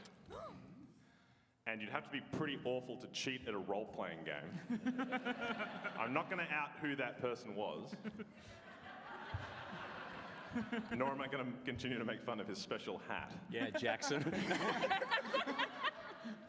So, given the fact that Jamie is very familiar with some of the content in this book, I have made pretty significant changes that I'm now going to share with everybody. First of all, what period does Call of Cthulhu take place in? Anybody?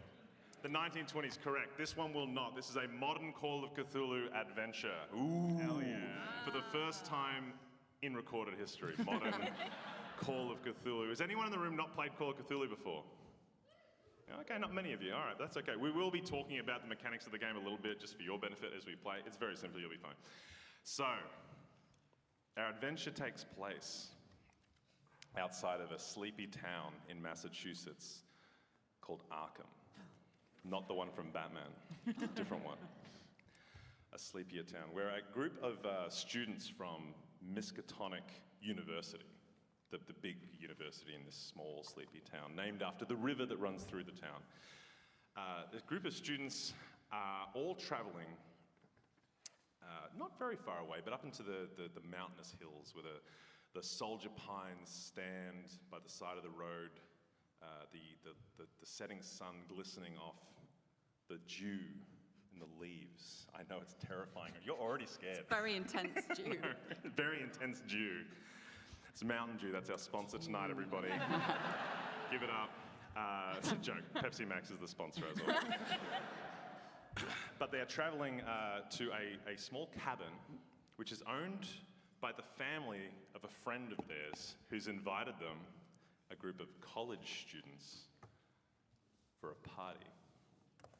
Everybody loves parties, especially college students. And what more efficient way for both storytelling and environmentally friendly reasons to get to the cabin than for all of them to be in the same vehicle. All 6 of you, not the person who has invited you, they're going to be at the cabin. Who has got the highest drive auto skill? This will be a number between 0 and 100 on your character sheet. Drive auto, anybody? Can't drive, Chief. Can't drive. You can drive. Does no one have drive auto? You made the characters, Brian. Sort of. Who would like to be driving the car? I'm pretty sure I live in my van, so sure. Okay, that's cool. Ashton, can you describe for us your van that fits 6 people? Or maybe doesn't fit 6 people and we're being a little naughty. Well, no, I mean, a little bit naughty. naughty. There's your driver's front bench, and then there's 2 seats in the back. So you've got to squish a little bit, but I am living out of it. So it is, I know it's modern day Cthulhu, but it is brown, 70s brown. And in the back of the van is a bed and a little gas stove that I cook my meals on, because I'm technically enrolled at Miskatonic, but technically. 70s, it's all 70s. There's carpet in the back that's like a nice orange color, and it's brown, orange, and a little bit of green. A little bit of green. Safe to say you're driving this vehicle, right? Yeah? Okay, Yeah. cool. What a great opportunity to meet more of our characters a bit more in depth by figuring out where in this vehicle they are seated. Let's maybe start with Ed, who came out here first. Ed, what's your vibe? What's your whole deal? And where in the car, the van, this brown, beaten up van, is this a van that's intended to be lived in? Was it like a Winnebago style, or have you taken seats? No, it's just a van. It's just a van. Oh, it's just a van. It's just a van. Oh, there's not Like even a seats in the delivery back. van. Oh, like no, a delivery seats. van. No, my bed's in the back. Oh, So I okay. live in Sorry, it. I was picturing something different. So Ed, where are you seated? I reckon I get along with Ashton pretty well. So I'm up the front, also because I like to spread out a little. I am a football player, American football, or as I call it, from America, football player, I think. Is that what I'd call it? Yeah. Okay. Yeah. Regular football player. Not big into, academics, but I got an arm like a cannon. 2 of them, sometimes.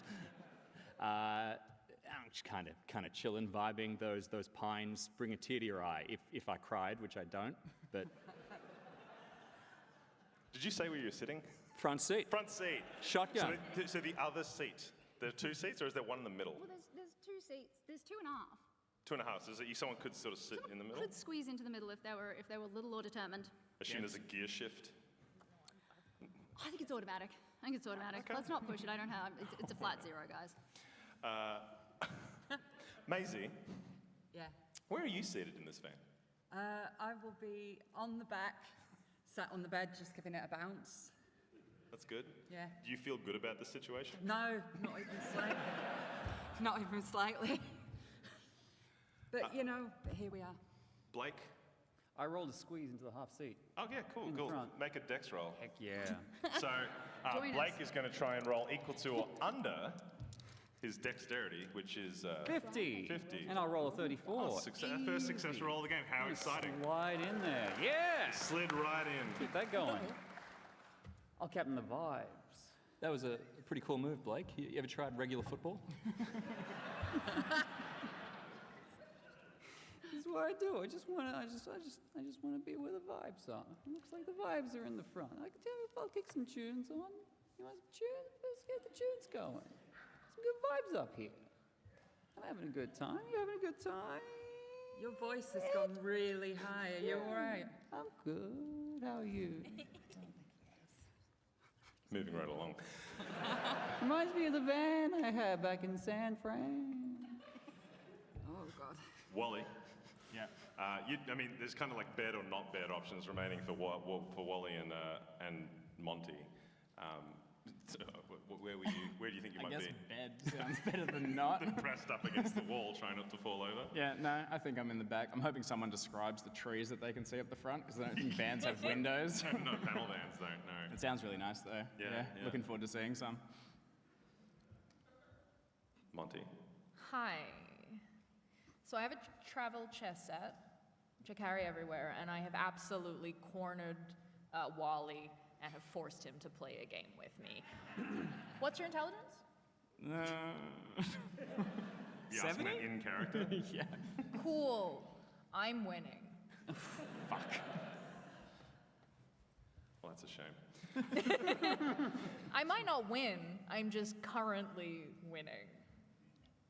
At life, in general. Look, my mom thinks I'm winning at life. Nepotism.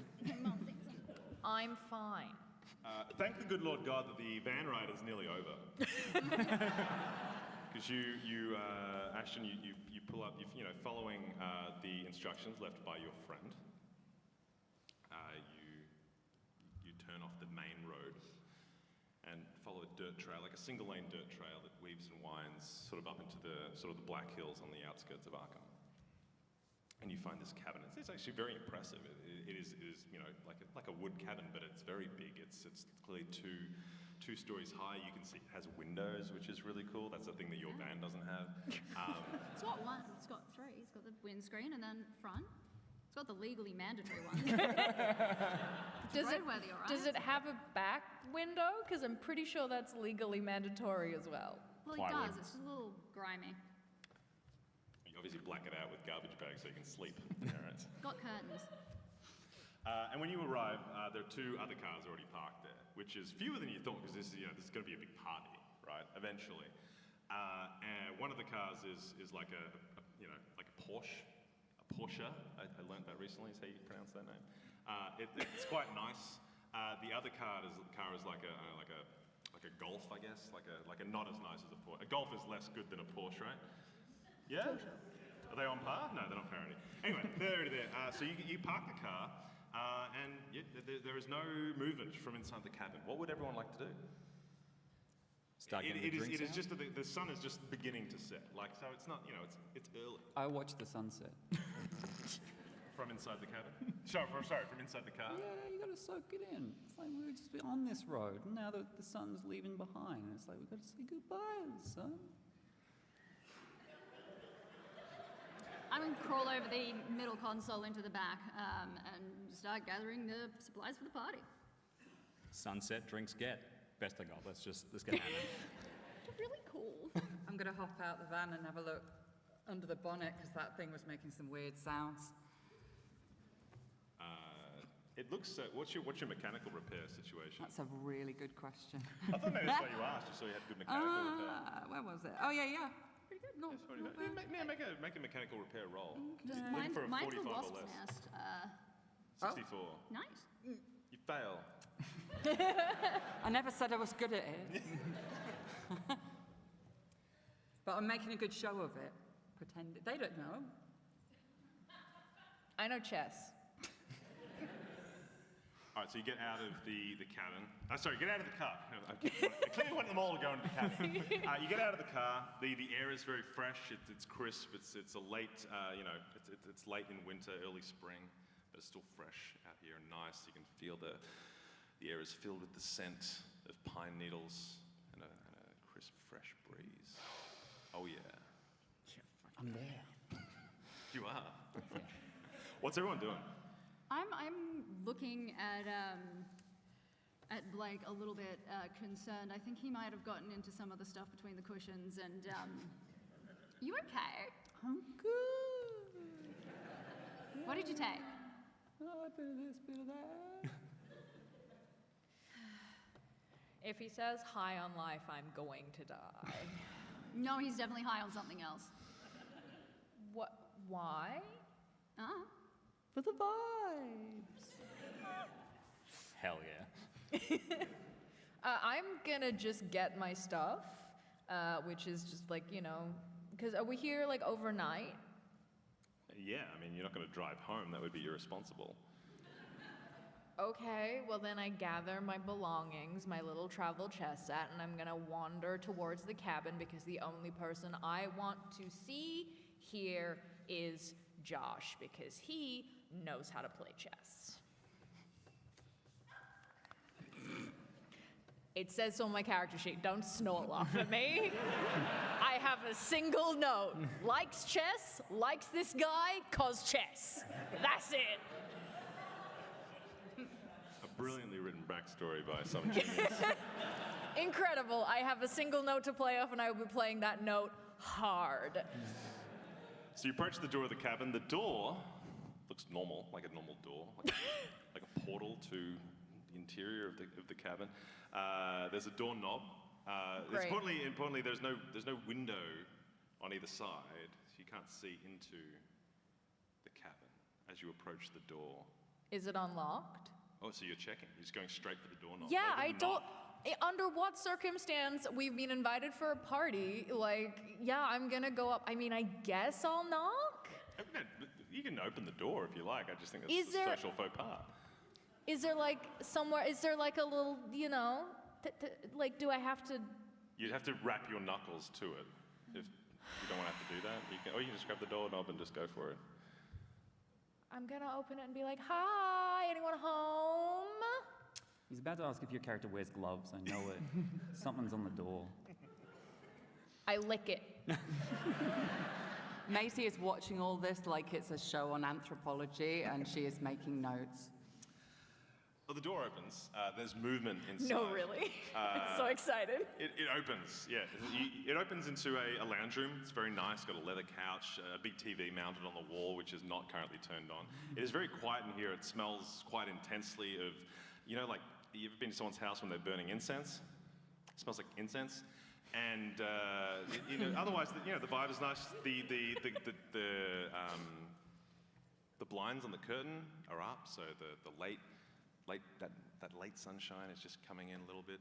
And your friend, Josh, or some of you know him by his nickname, No Breaks. No Breaks. Cool. How many of his bones are broken? None. Okay, Yes. cool. I just, you know, you were really leaning on the no breaks, and I was like, something's broken. Well, I mean, maybe we'll find out the origin of his nickname, maybe we won't. But he is standing in the hallway, staring at you like aghast, looking in you. Hello. Hi, Hey. Josh. Sorry, I wasn't. We just arrived, and I was, you know, hoping that we could come in and drop our stuff off. I'm sorry. Yeah. Oh, all right. He walks over to the window to look out at the van. Is anyone else approaching the cabin, or you're still under the hood? I've followed her in. Everyone's. Oh, you followed in. Watching. Everyone's got their stuff. Yeah. Yeah. Cool. He turns around. Oh, wow. There is many of you here. Yeah, man. Already. Okay. Brian. Yeah. Can I make a psychology check? Because this guy seems off. He's a close personal friend of yours who plays chess. Surely you'd know if he seems off. Great. Can I make a chess roll to see if he seems off? You can make a psychology roll. Go ahead, roll your psychology. Because my highest skill is chess. That'll come up later. Oh, good. I'm Maybe. glad. I was wondering when or how that would come up. It's a 10. That's low. Is it beneath your psychology score? Well, given that my psychologist. Psychology? Excuse me, that's a little personal, don't you think? Well, given that psychology's base score is 10 and I have 45, yeah. Okay, well done. It is, in fact, a hard success. And if you would like, Brian, because we're starting off as such good friends, would you like a point of luck to make it an extreme? No, that's okay. Cool. No. Unless you really want to do that. I mean, do I need an extreme? Would you like one? Yeah, why not? Sure, spend the luck. I'll spend a point of luck. Certainly won't need it. Tell me more things that I observed. All right, let's just go around, because every character at this table knows Josh or knows No Breaks. So let's just get a quick Josh No Breaks fact from everybody. Let's start with Ed. What's Josh? What's Josh's deal? Call him No Breaks because he never slows down when he's tearing across the field. Absolute champion. I've pre-shaken a beer to let off in his face as soon as I get in because I am here to party. Ashton. No Breaks is here to party. He is my best ecstasy customer. I think we dropped all pretense. You're being like, oh, I'm going to get the stuff, and oh, don't touch between the cards. Oh, he's my best ecstasy customer. You always said I was your bet. Maisie. Josh No Breaks, his great-grandfather's an archaeologist, and I'm really into that, so I'm just trying to butter him up to try and, you know, get a look at some stuff I might not get to see otherwise. His grandfather? Blake. No Breaks. His great-grandfather, Yeah. important distinction. Had unpublished notes, very fascinating. No Breaks is a straight student, and he helped me get through some exams in exchange for some surfing lessons, and we bonded. We're tight. In exchange for surfing lessons. Yeah, from me to him. I'm just trying to farm my own knowledge to find out if I know if Massachusetts is like known for its No, we had to do it in a lake. We had to do it in a lake. Oh, you're surfing a lake. Just got on the surfboard. He stood up, and I just kind of pushed him around a bit. Shoving each other down the hill. It was a good time. Vibe was nice. Wally, what's a Josh fact? No Breaks really believes in me, and he really wants to see me on the stage. No one else does. On the stage. If Yeah. he could see you now, he'd tear up. Yeah. Really First stage out of town. Monty, you've already shared that Josh likes chess. So with your extreme Thanks. psychology success, you know, yeah, he's acting weird. That's weird. It's strange. He invited you to a party at his cabin, and he seems surprised that you've arrived.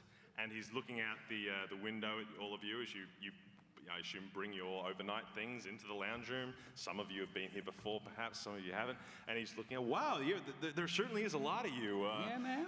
Okay. Yeah, all right. All Are right. we early? What time did you intend to be here? And then I can confirm whether or not you're early or late or on time. Party time. The party time. Party time. Partying is something that you do on a birthday. Whose birthday is it? Classic no breaks. No breaks. Hey, hell yeah. Spraying him in the face with a beer. Yeah, just try and shove it into his hand. I seem to. I'm soaked now in this wheat soda. Yeah, you've sprayed onto me. Jovially, it would appear. Absolutely. Okay. I'm hella jovial right now. All right, I think it would be socially acceptable for me to excuse myself to the bathroom so that I can clean up after your very well-intentioned prank. Oh, you! He turns on his heel and beelines for the stairs where he very quickly, no Foley in here, goes upstairs and you hear a door slam. I love that guy. I think he's cheating on me. I think he's found another dealer because he ain't right. He might just be going through some stuff. Maybe he just needs a shoulder to cry on. I think he's going through a lot of stuff up there. Right. I open a bottle of vodka and splash it across Ed's face. Hey, what the hell? Party, man. Yeah, all right, fair enough. Nice. Let's settle in. Move a few couches around. I'll see if I can find some music to put on. It's going to be great. I mean, there's a big stereo attached to the previously mentioned gigantic television. I'm going to start messing with that. Yeah, cool. What cool. music are you putting on? I think you've got really good taste in music, by the way. I know. Straight to Life of a Showgirl, track 5. Charlie XCX. On repeat. Whatever. No one found that funny. Okay. I didn't get it. Sorry. It's a reference to. You can get into it right now. ever since you stopped being on Twitter, you can't keep up with the zeitgeist. That's true. Yeah. Cool. And what's everyone? Yeah. So you're all settling in. He's upstairs. The most attentive person. Who is the most attentive person in this group? Do we think? Vibe check. Attentive to what? Attentive in general. I think you. Right? You're a science major. Yeah. You're here because you want. Could you make a listen roll for me? Do you have listen? It'll be under L. Listen. Oh, the alphabet. Listen. I believe it's listen. I have whatever the base level is. 20%. That's not very high. I have ears. I thought you were so attentive, but we'll find out. I It's suspect mainly looking. All right. Maybe. Make a roll. Let's see what you do. 69. Nice. Nice. It's very nice. Would you like, if you would like to, you can spend 49 points of luck to make that a success. No, I like this role. As nice as it was, you don't hear anything important. Unsurprising in this company. Yeah. A few moments later, Josh No Breaks, Joshy No Breaks, appears at the top of the stairs shirtless, and his hair is wet, and he's walking down the stairs. Well, I am sure are glad to be refreshed. Oh, it would appear I have forgotten to adorn myself with clothing. And as proud as I am of my physique, I think it would be gauche to continue to socialize in this manner prior to inebriation. So I will retire to my bedroom just briefly. Please make yourselves at home. The receptacle with the low temperature container. The fridge? Oh, one of those has beverages. Many of which are good for sustaining life in all forms. Life in all forms? Well, no, I mean, there's studies life cannot exist without water. So it is a safe assumption on my part. But I will be You're right telling us your fridge is full of water. back. Well, different types Oh. of sustenance. I will return very briefly. He goes back up the stairs and he closes the door. I kind of want to study him. Monty has fully popped themselves in like a kind of armchair off to the side and has like pulled out a book of chess puzzles that they are just like filling out. Like one would do a Sudoku. And at like everything that's happened, just looks up, observes shirtless Josh, makes a mental note, snapshot, and then like kind of just goes back to the book while occasionally glancing up to see if he's coming back down, shirt or no shirt, is confused by the vibe. Is Monty confused, or who is confused? Monty. Are you asking a question? No, Monty is confused With that by extreme, he's definitely acting very strange. No, This is I've not- got that. Yeah. I'm saying Monty is confused by the vibe. Pardon me, I thought you asked me. Oh, no, Is terribly Monty- sorry. No, I am narrating that Monty is off in a corner, appreciating the aesthetic, doing chess puzzles, and being confused. Brian? Yeah, I'm here. Do we know what car Old Mate drives? The Porsche. He's Okay. got money. So Look at the there's a- cabin. Didn't you infer that from the description of the very big television and the equally Suppose I big, should've. That's big on me. stereo? That is on you. Well, I'll not make the mistake again. Media literacy on this guy. So who's, Down. who owns the golf? There were 2 cars. Yeah, who owns the golf? I'm gonna go see if anyone else is here. I'm gonna scurry off, hit kitchen, bathrooms, to see if there's any other life. The kitchen, normal as hell. There's a lot of red cups. We know what that means. All right. Party time. There's a keg Oh. in the corner. Unclear if it's Guys, filled. there's a keg. Door to the left of the kitchen leads to a small hallway. Hallway. Yeah. A couple of doors. Yeah, there's 2. Yeah. Some couple Can I, main- can I start sketching out what he's saying You just in the say- margins of my like chess book? Yeah, it's Get a n- little map of what's happening. Oh, Yeah, good, a hallway, sure. couple of doors. The fuck? Monty's the epitome of those "you're fun at parties" people. Sitting I'm in the corner of the only chessbook, here. sketching the environment. Yeah, no, fully. I'm only here because Josh said, "Hey, come along to a party," and I was like, "Okay, I guess." I'll knock on everything. Knock on everything. Hey guys, all right. The first door, there's no answer. No answer. Would you like to open the door? Yeah, or- give it a go. It is not locked. It is clearly a guest room. Dibs. And dibs on the guest room. Well, you might think dibs on the guest room. This one is unmade. Like it's like just a bare bed, and there's like a pile of sheets and linen, like coiled, like not nicely folded, like coiled on the floor next to the bed. Gross. Yeah. Ooh, a nest. Where did you come from? Where did I go? Finish it. Come on, finish it, Ed. I'm too busy playing Taylor Swift. Also, I'm not entirely sure what I'm meant to be finishing. Where did you come from? Where did you go? Oh, Not no joke. Arkham. Yeah, I guess I wandered behind, kind of because you disappeared off. Wally disappeared off. I was clear where I was going. So I was like, oh, I'm losing audio of what's happening. I better trail behind to make sure I can finish this map of the floor plan, I guess. Yeah. Complex I'm- form of echolocation. Yeah. Hallway. Doorknob. Guest room. Hallway. And the next door. I knock. That also appears to be a guest room. It is not unmade. There is a bed here, and there's also an overnight duffel bag at the foot of the bed, which has been opened, and someone has begun to remove clothing from it and placing it amongst the room.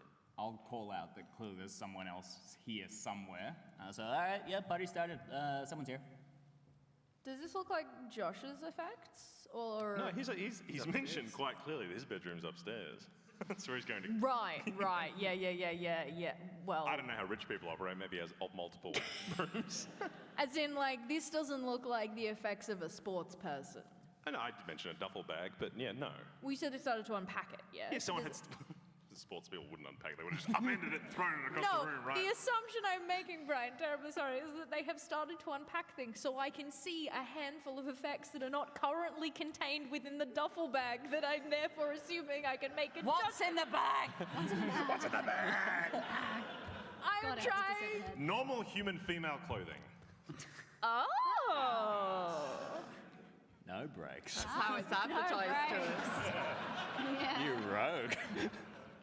Well, now I'm a interested. lady friend to a different room of your house. That's why he's acting weird. Yeah, it's fine. Give him some privacy. Is that why he came down without a top on? Maybe. Maybe. You really do want to study human behavior, don't you? It's fascinating. They're all so weird. I wonder, we doesn't explain the fridge, though. What?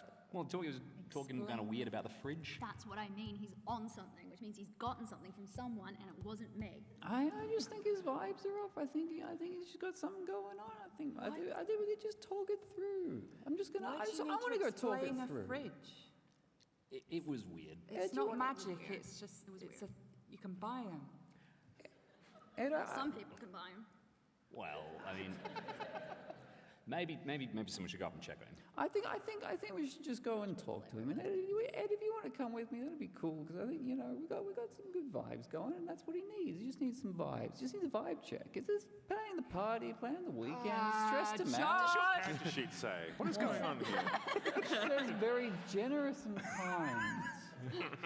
And I'm generous and kind with my vibes. That's what I'm gonna do. So you're going to go upstairs? Yeah, I'm asking Ed if he wants to join me. I want a couple more beers before the touchy-feely stuff, but yeah, I'll check the fridge. Let's go go ones up there. Fine, yeah, I'll come with you. All right. Let's just warm him up. Let's just warm him up. Sure. So Okay. you begin to go up the stairs, just walking normally up Yes. the stairs. Yeah, Track, with my track six of Life of a Showgirl. What's that called? What's track 6? That one. That one's playing, filling with the house with totally chill, And normal that in vibes. itself is the biggest review of the album. Really uncontroversial vibes in the house, and you're heading up the stairs. heading upstairs with my full list of gear and possessions, which is a 6-pack of Coors Light. Light beer. And that's printed on there. So, Yeah, a 6-pack of Coors Light. You're six-pack going of to a Coors Light. party. Everybody should have party things in their gear. You've got the 6-pack of Coors Light. You mentioned the bottle of vodka. I got a couple bags of chips. I have LSD mushrooms and psilocybin, weed, speed, Jesus. E, and a toad. A live toad. Dead or alive? Okay. We've been going to very different parties. I've got a half-read copy of a scientific journal, a pocket flashlight, and a bottle of red wine. You also brought one beer. You sprayed in his face. Oh, you're that I wait. He said I presumed it'd be catered. I don't deal with this. He said there's drinks in the fridge. All right, so you're heading up the stairs, and as you head up the stairs, the door to what we would assume is Josh's room, because he's the one that emerges from it, opens, and he pulls the door closed behind you. Oh, you've found your way. You've ascended to the floor that is above the other floor. Can I help you? Are you looking for? Are you seeking something? We're just Are you seeking- looking for the room into which you do the defecation? Is that what you were? We're seeking to help you, my friend. Oh, assistance for me? Yeah. you No, seem I managed to change my clothing, No, as I mean, you can see. You seem a bit out of sorts. It's the whole stress and plan the weekend stressed you out. Is that what it is? Yes, Because you can tell us what's going on. That is exactly what it is. It is the stress of the weekend. Perhaps you could go over the itinerary for the weekend with me, and I will become less stressed as you speak with every additional detail you fill in. That makes sense. I knew something was up as soon as you didn't ask me to play a game of regular football. As soon as I got in the door. I'm excited to play a game of regular football with you. Hell yeah. It's been a little while since I played regular football. Well, we'll go for the weekend, then we'll toss the pigskin around. Perhaps you could explain to me the rules of regular football, Ed. Always good to go for a review. What are the rules of regular Yeah. football? Why don't you start? What are some of the rules? First of all, you've got to get the ball into the Coca-Cola red zone. That's the biggest thing I remember. You need to pull the change in. Oh, exactly. It's very loud. It's very loud. Yeah, I mean, I feel like I know this guy well enough that I can make psychology as well here. Is there something Let's up? go and make a psychology roll. I still do think he's probably just got a friend over, but even this is weird behavior. My psychology has failed pretty spectacularly. He's just having a good time. May I be Yeah. so bold? To do what? To have a psychology roll. Yeah, you can. Oh, I mean, I on, thought man. you had him pegged as just wanting a vibe check or whatever you said. But go on. He just wants the yeah. itinerary. He told you the itinerary. Yeah, I get that. Oh, 39.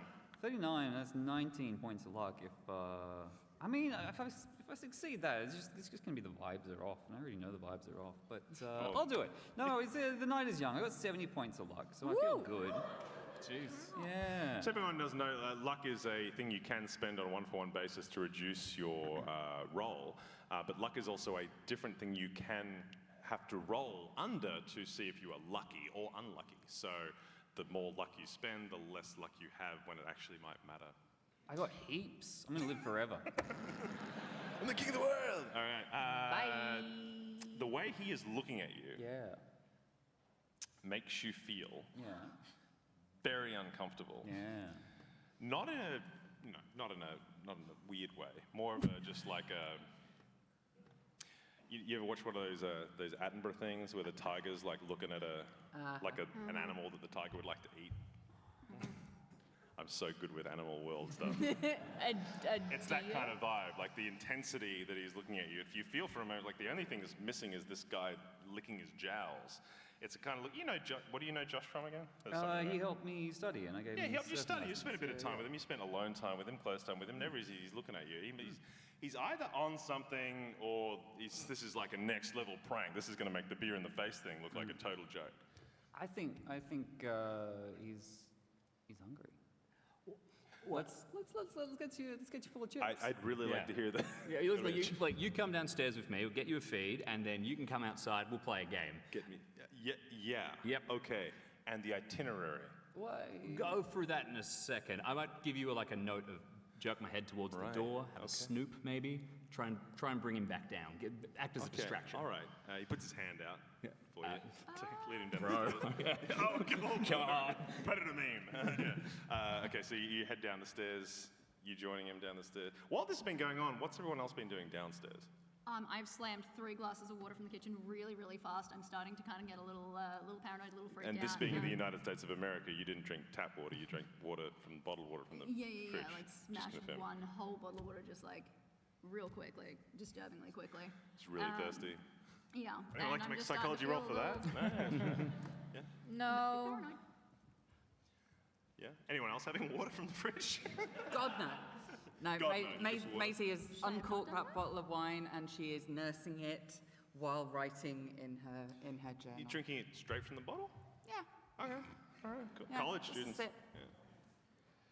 Wally's setting up a really complicated drinking game that has a lot of rules. So he's putting out cards, getting dice, there's cups involved. He's explaining them, but God, it's long. This is going to be really fun once we get into it. Like, the third act is strong. You have to drink now, and then I'll go. You made a 3-act drinking game. Yeah, it gets better. Tight. Well, it can't get worse.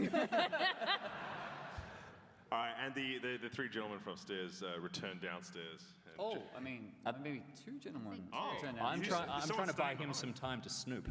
Oh, you're snooping, and you're going hand in hand with Joshy. I picked up on that. Ed and I are on the same Well, wavelength. he hasn't noticed anything, so he's heading downstairs with you, looking around. Oh, wow, dice and cups and wow. All right, so it would appear. How long do you plan on remaining in my domicile? Well, we got to get at least 1 round into that, right? Yeah, so that's like early tomorrow morning. We'll be fine. Oh. So it's your turn if you want to take the dice. Okay. All right, shake those. Yeah, shake. Yeah. Yeah. Okay. Yeah, mime that, Brian. All right, and you're gonna throw them and pick 2 cards. Any cards are fine. He throws the dice. It hits the wall behind the TV and gets caught in the spectacular cable management. I fucking freak out. They're gone, Wally. Gone. Those are your $200 dice. It's fine. I'll go spend a while getting those back. Okay. I'm like a cannon, no brakes. Yeah. We'll wait for the result, but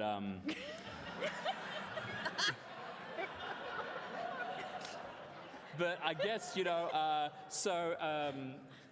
Blake's just upstairs, looking around. Did you folks maybe want to go check on Blake? We'll stay down here with Josh. Ashton, you don't feel well.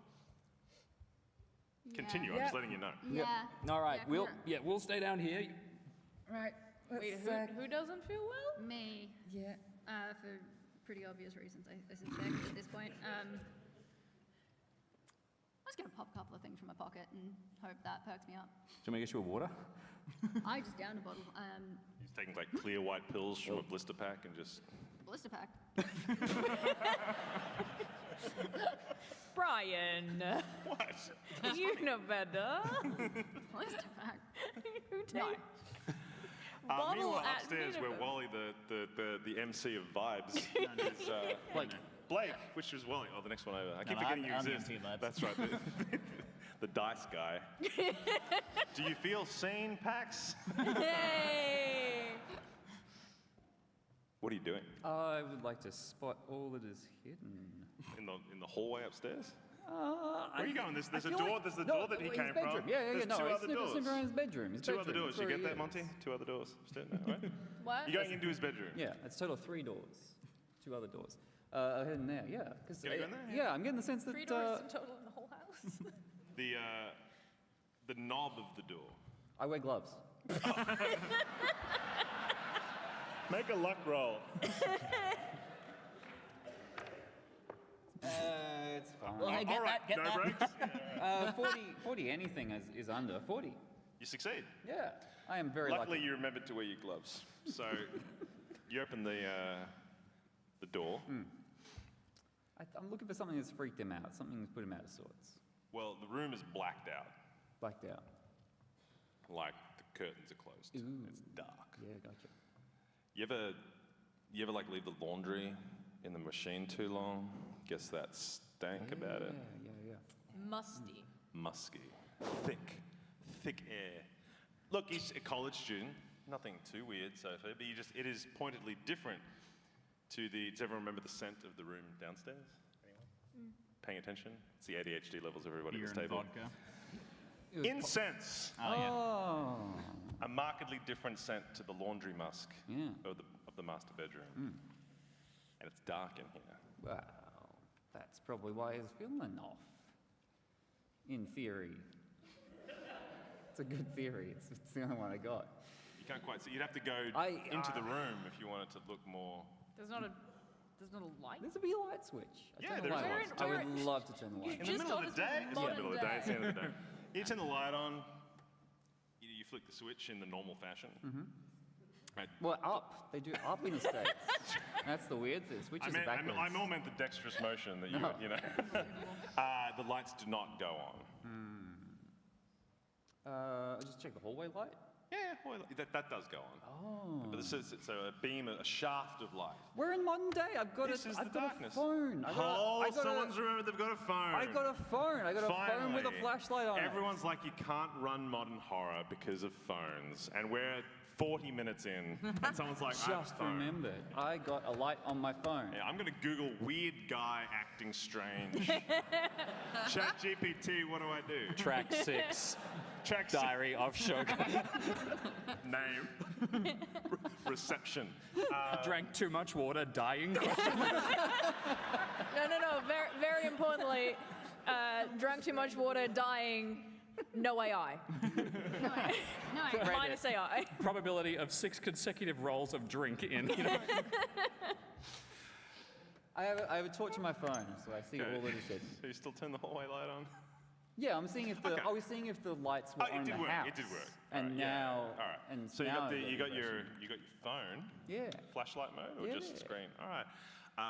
Bed, bedraggled. Just the mess. Nest? Unkempt. Unkempt. There's stuff all over the floor. Sordid Stuff all over the floor. There's like underwear, jock straps, polyester jerseys, football helmet, pigskin, more underwear. Literal pigskin or like a bowl? The colloquial term for a regular football foot.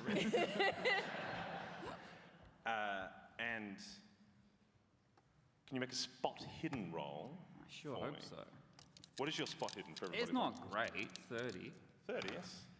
A 6. 0.6, which is bang A on. critical An extreme success.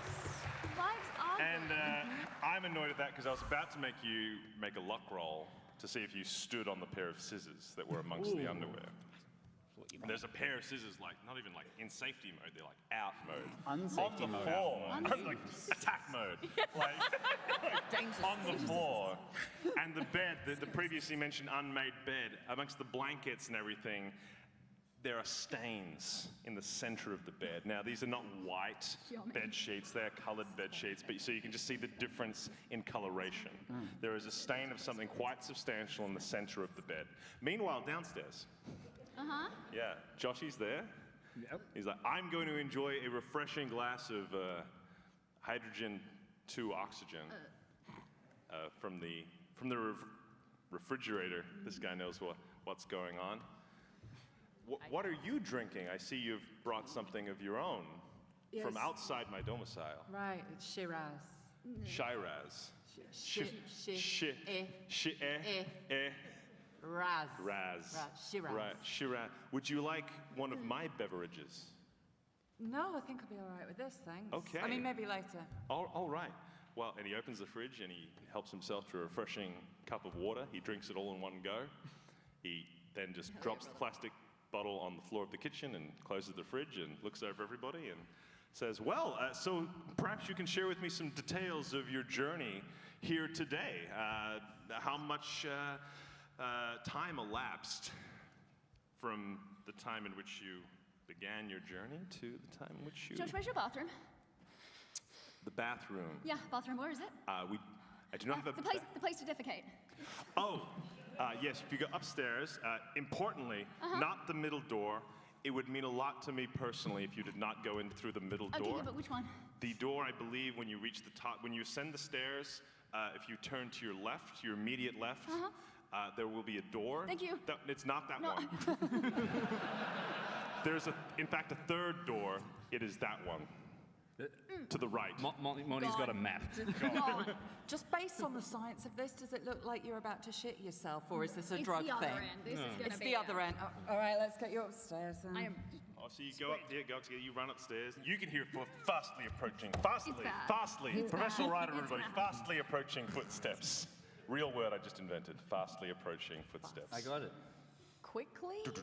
I guess I step out and Carefully, just act remember the natural. scissors. I remember the scissors. Cool. So you enter the hallway. Can you make a luck roll?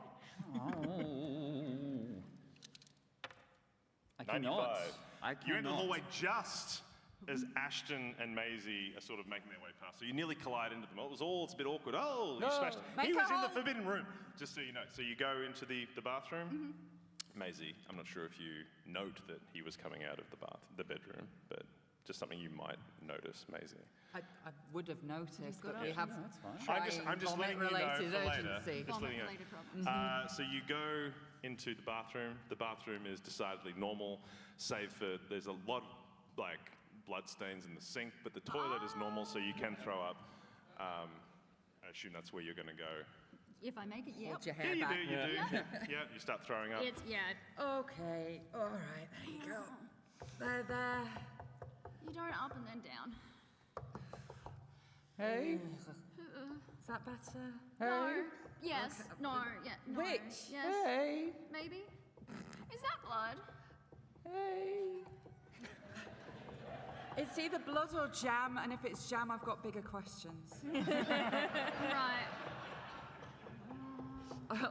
I'll run my finger in some of it, snip it. Does it? You're a science major. Yeah. You're going to start throwing up again. Make Yeah, a, that doesn't help. I think you have science or medicine, one of the two things. If you Yeah, have we could do medicine, we could biology. biology. It's like I planned the scene. Let's play Is This Blood? Dun, dun, dun. 30. That is a hard success. Not quite an extreme, but pretty good. Look, I'm going to say, unless you really want to have the blood on your finger, you're going to be able to tell that this is congealed blood from just looking at it, pretty much. As to the source of the blood, it could be animal blood, it could be nosebleed blood. You hang out with people that do cocaine, so that's a thing that I'm told happens to people who use cocaine. But yes, it is blood, and it's not like you know like a Jackson Pollock or anything. It's just like a few drips, and it just stands out because the ceramic of the sink is white, Right. so it does stand up quite harshly. So it looks like a small bleed as opposed to a person has been emptied into the Yeah, yes. I think if it was that bad, I think it would have undone your nausea or increased it. Or increased it. Or increased it. It's more just, just run the tap, brother. And that didn't happen. So more peculiar behavior. Yeah. Can I come in? This never happens to me.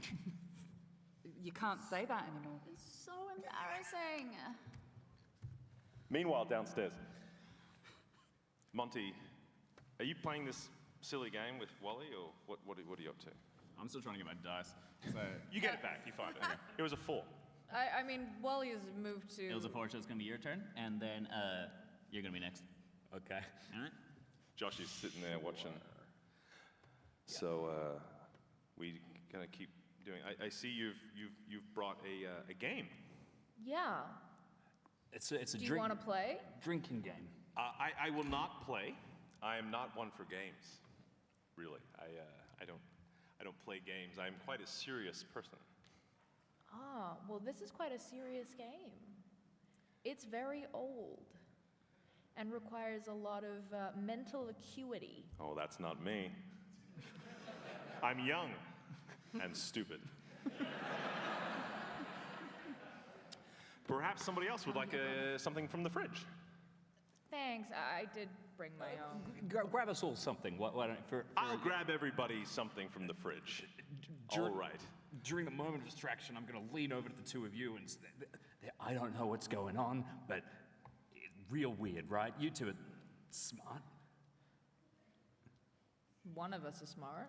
Okay, well, figure it out. What do you want me? What do you mean? I don't. He's acting weird. He doesn't know what chess is. We have played together for years. So is it like a Scooby-Doo thing, or? No, it's like there's a missing woman thing. I think it's a bit more. It's a touch above. Okay. So the place isn't that. I didn't watch Scooby-Doo. I hate to say it, but I think the game needs to go on hold. All right. We'll resume later. I'm going to save everyone's spots. So, I mean, distract while you guys check the car or something? I don't know, maybe? I mean, I could try and get him to play chess. Yeah. Okay. Hey, Josh. Oh, me. Sorry. Yeah. So I'm in the fridge getting bottles of water for everybody. It's good to stay hydrated. Did you know that all life has water in it? Yeah, I did actually. Even you. Yeah. Do you have water in you? Oh yeah. I drank a bottle before. There's the empty one on the floor. Why is it on the floor? Well, I was done with it. And you didn't want to put it in the trash? Would that be socially acceptable? Generally speaking, yeah. All right. Well, take me to this trash and I will put it in it. I point at the trash can. Oh, that's what that is. Yeah. Oh. He picks it up. He doesn't put it in the recycling, though. He puts it in the... Yeah. He is a monster.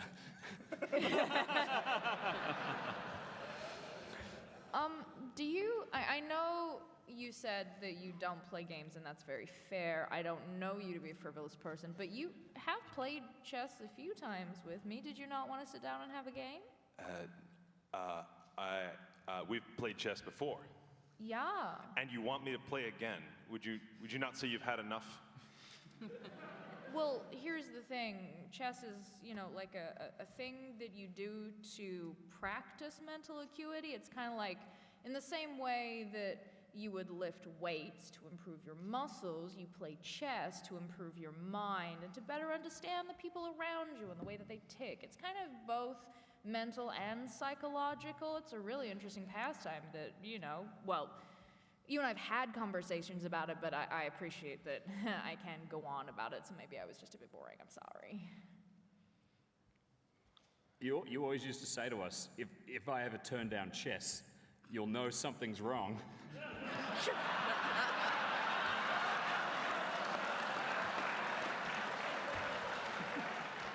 Do you want me to make a fast talk roll? He's getting me back for asking those questions about football. You can make a fast talk roll if you would like. Is that what you'd like to do? Fast talk, persuasion, intimidate. Scanning quickly. I'll go for persuade. Try and come across happy. Fumble. Fumble. I think playing chess is for people who are socially unpopular. Yeah. Did everyone And feel that?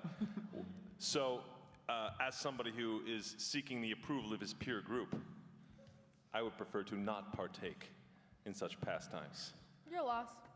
Where is the regular football? Over here. Let's go have a game. Let us go and have a game. Would you like to step out into the yard? Yeah, sure. He walks from the kitchen. There's a door that opens into the back. I mean, it is a yard. You're in the middle of the forest. And further down, you can see the big shed that is at the back of the property.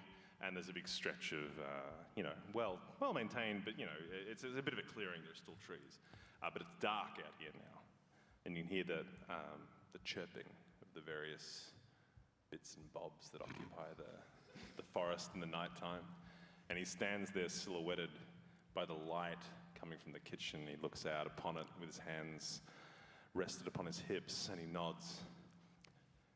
Out there would be a good time for regular football. Yeah. But let's not go to the shed. That would be unnecessary. Okay.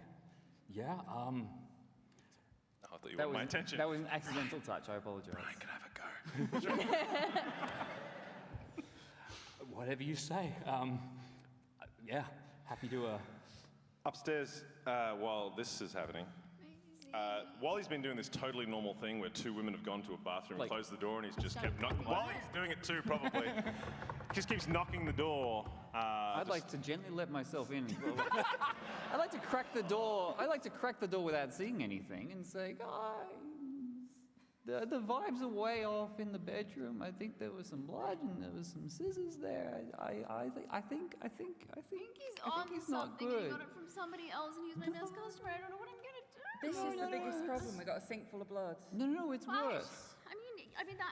Yeah, I guess maybe. I mean, it's obviously not going to be as good as anything I can get him. I'm just going to have a quick look through the cabinets here. I'm just going to go for a bit of a rifle. I don't know. It seemed like he was hungry for something. He was like looking at me like really, really intense. And he set up scissors. There was booby traps, and he's taking the light globes. What? Booby traps? He put some scissors in front of the door, and he's blocked out. Maybe he just dropped scissors. They were in attack mode.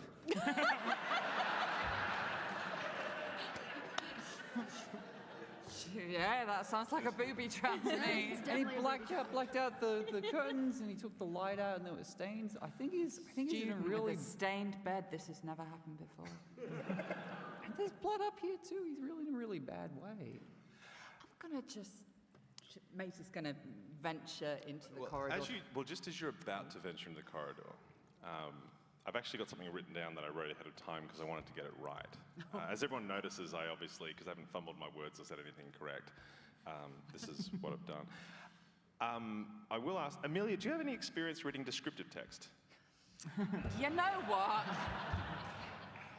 I might have done that once or twice, Okay. yeah. Would you like to read out this descriptive text, which I have not shown you before? Boy, would I! All right, this is in reference to you, Ashton. Oh, good. Okay. I love that it says read aloud text. You feel a strange pressure between the molars at the back of your mouth, similar to having a grain of rice wedged between your teeth. No matter how much you feel around, you cannot find the source of the pressure. It grows and grows, and within seconds, it's as if the back half of your jaw is trapped in a vice. A moment of blissful relief precedes an almost imperceptible pop. As to your horror, you feel your molars split in two like a stone struck with a pick. You barely have time to register your own anxiety before your mouth fills with several dozen twisting, fleshy tentacles that erupt slowly from the crevice of your tooth, feeling around and grasping for your tongue. Tasty.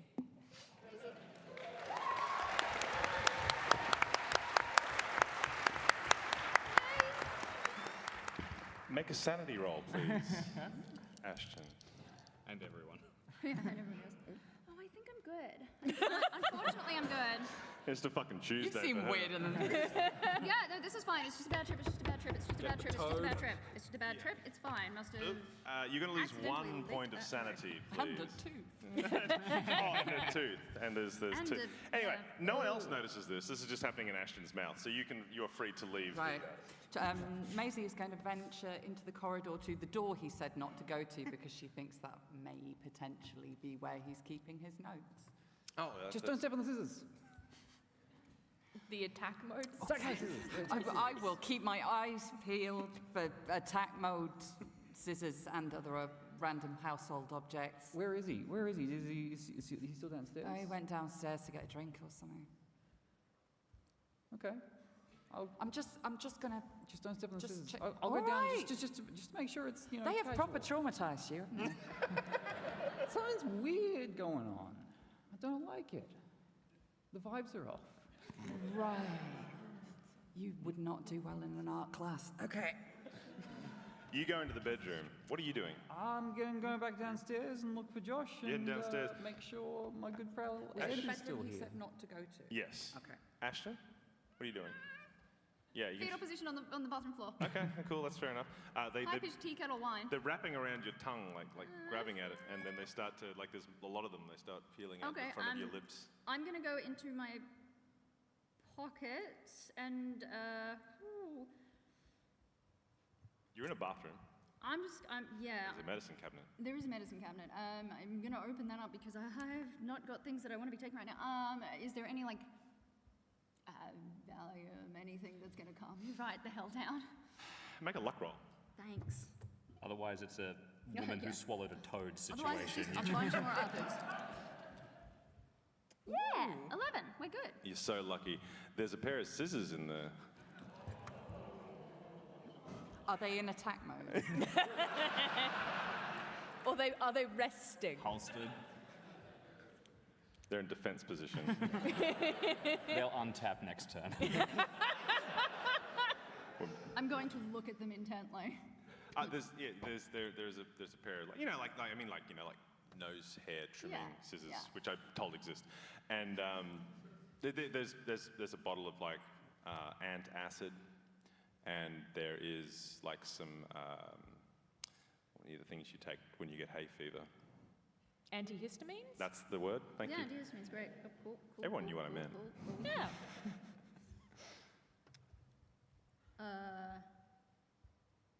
Well, I'm going to take a very strong painkiller out of my pocket, Mm-hmm. pop it, and bounce it on the balls of my feet for a second, just hoping that this goes pretty quickly. Yeah, so you put it in your mouth. The tentacles throw it back out. That's hilarious. They're now like peeling down your chin and up over the top Oh, I'm of going your to lips get to snipping. and start pulling out the front of your. Yeah, Hang I'm on, going hang on. I'm going to get to snipping. So if you open your mouth- I've had worse trips than this. So It's if you fine. open your mouth, it's fine. look- We're good. It's fine. It's all in my head. If I'm just going to override. You open your I'm mouth gonna and start look in the sniffing at the Look in the fridge.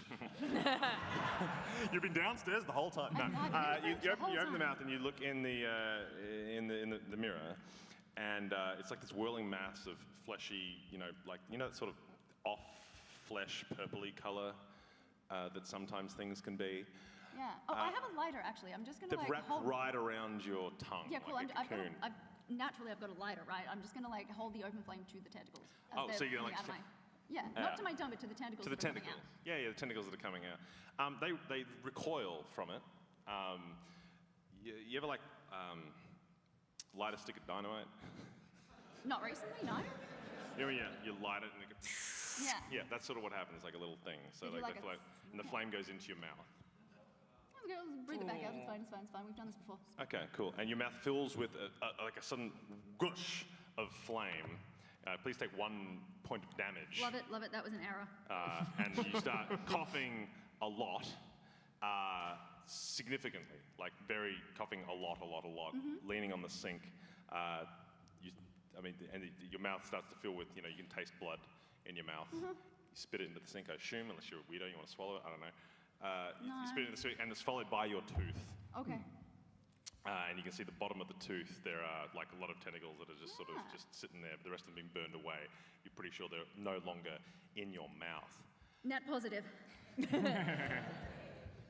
Back downstairs. Oh, this Monty and Wally. Yeah, so Josh was really keen to have us drink something from the fridge. And I don't particularly like any of the people here, but I do vaguely know them, and I happen to know that Wally is quite a good medical student.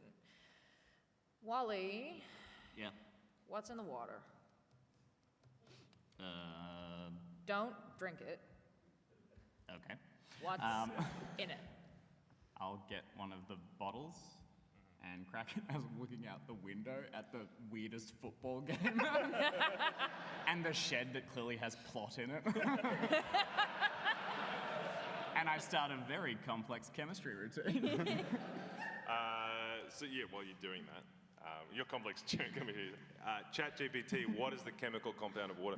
No, you looking out onto the. I would also, while this is happening, if you don't mind, because I have okay spot hidden. What are you doing? You're spot hitting? Spot hitting? Spotting hidden? Yeah, I'm punching things. No, I have relatively good spot hidden. And not terrible listen. I was wondering if I could potentially have a look around and see if there is, things out of place down here. Kind of get a more of. Other than the room with the woman's things for the woman you don't know who that is. Other than that thing. We've kind of moved on from that, and I didn't know whether that was the place that I was still able to access. You could if you like. It's down the ground floor. But if Great. you want to make a spot hidden roll while you, because you watching him do this chemistry thing by No, the I'm window? kind of he's the med student. He knows what he's doing. Okay, It's fine. all right. I've just asked him to look into something. I'm happy to go and have a look through this I got person's this. effects. Mm-hmm. Sure. If that part of the video game that we're playing, the door hasn't locked, and I am No, it actually hasn't still locked able to behind you. No, you haven't been access gated that part of it's not like a DLC or anything like Yeah. that. I can. It's not. No, you can't Great. access that. Then I'd like to go and have a look at the effects and spot hidden the effects. I get. If there's What anything. effect does that have? The effect on the effects. There's a purse in there, in the duffel bag. In the duffel bag. Inside the duffel. Because I said people, it So, started removing the items. Sorry, what? Someone had only started removing the items from the duffel bag. There is a purse inside of the duffel A bag. purse. Sorry, I heard. Yeah, I totally misheard that. I heard. What do you think I We said? all thought you said person. Oh. Just casually dropping a corpse. You And I was botched that like, spot hidden earlier. Okay, cool. What is the state You would want of to this? take all the clothes out first. Yeah, That's I'm a like, lot to- okay, person in a duffel bag. I'm assuming in bits. So I'm guessing this is really just, that went from being cool, I'm having a look through the effects of, cool, I'm having a time. A nervous breakdown. It would explain why they stopped taking stuff out of the duffel bag. Yeah, someone wanted to shoved get in. themselves And they wanted to be To comfortable. hide. Is the person in attack mode? It's a clutch. It's a clutch, like a wallet.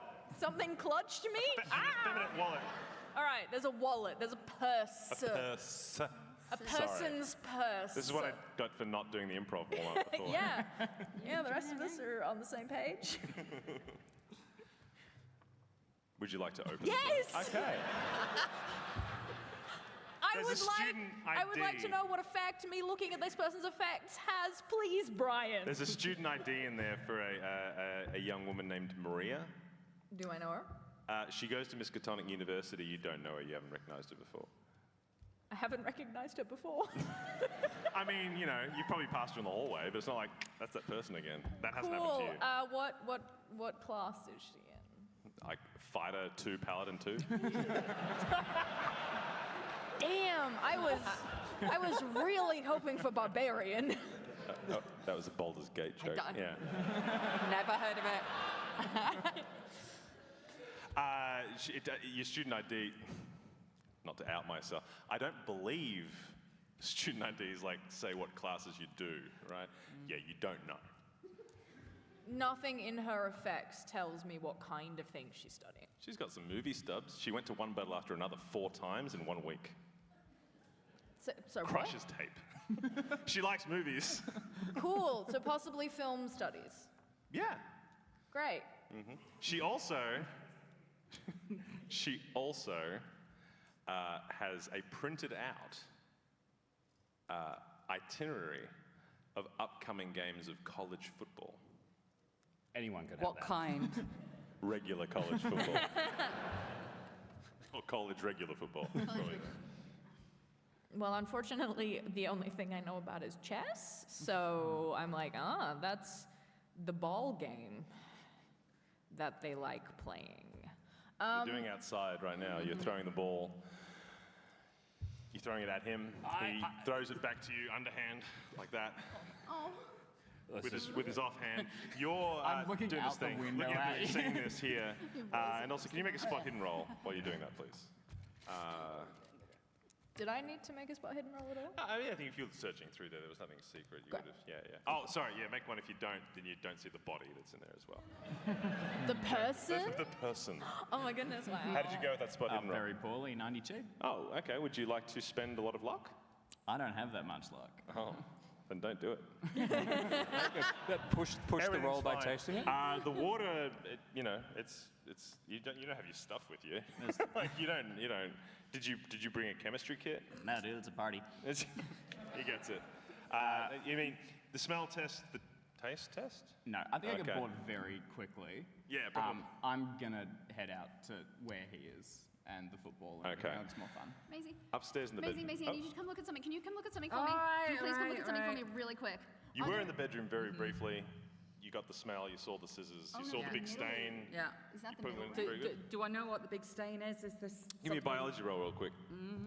Just from a glance. 41? Oh yeah. Yeah, it's blood. Nice. But there's a lot. Unlike the bathroom, there's a lot of it. Okay. In the middle like of the a bed. full person's amount. Like if someone were to lay in the center of the bed and bleed for some amount of time, then maybe. Enough. I'm not saying it. Okay. And I don't need to. We're picking it up. Right. Okay. Is that a friend over? What's up? Are those tentacles on that tooth in the sink? What? Are those tentacles on the tooth in the sink? They are. Make a sanity roll, please, Maisie. 41. Okay, yeah. Just lose 1 point of sanity. That is still pretty upsetting. Yep. Okay. Oh, so it's not just me. Actually, that's worse. What? Where did that come from? Oh, that's though? worse. Oh, that's so much worse. Where did that? Where did Oh, it that's not in my head. Oh, that's so much worse. That's Oh, my yeah. god. That's Wait, so Ashton much has like worse. ash and blood around her mouth, too. Oh, that's so much worse. Is that yours? Yeah. Why's it got a tentacle on it? I don't know. But I thought it was in my head. I thought it was a bad trip. And if you can see it too, it means it's not in my head. And I thought that would be better, but oh, it's not. That's not better.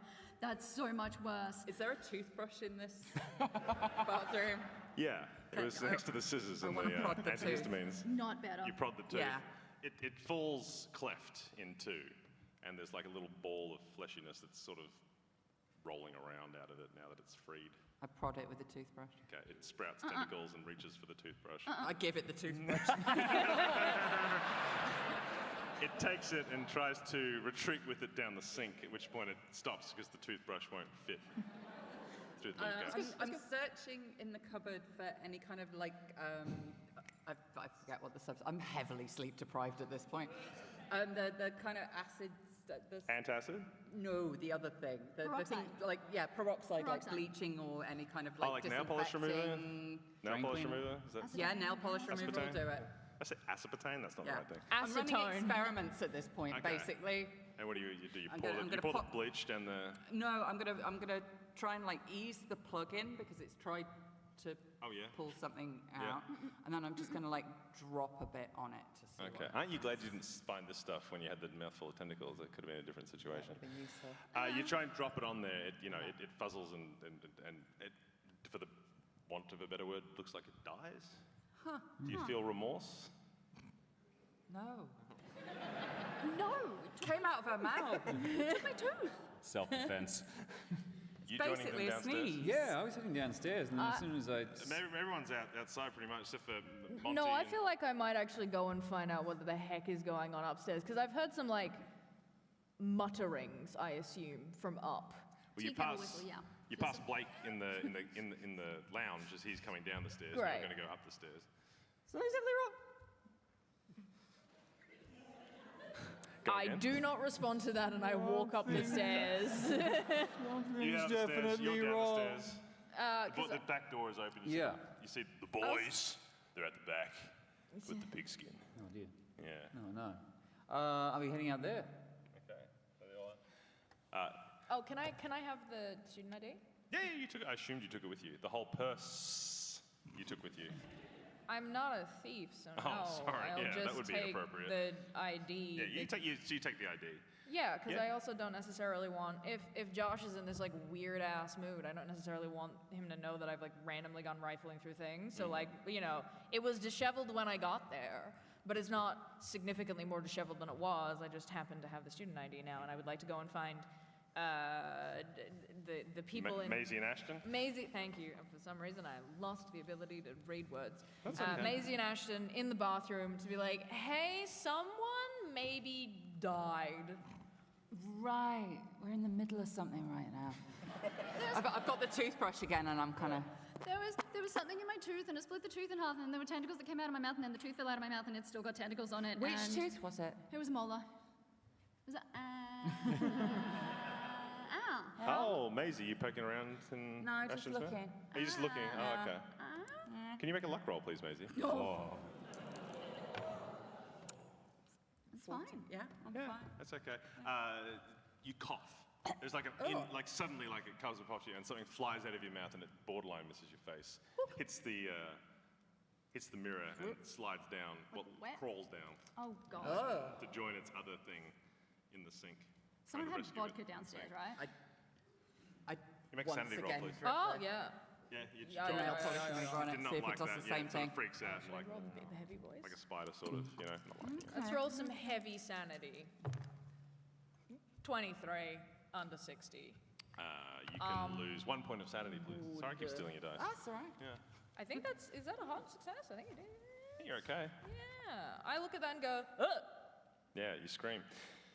ugh. It's unpleasant. Why? What do you... No, I'm just trying to see what we would really need to do is remove more of your teeth and see if the same thing happened again.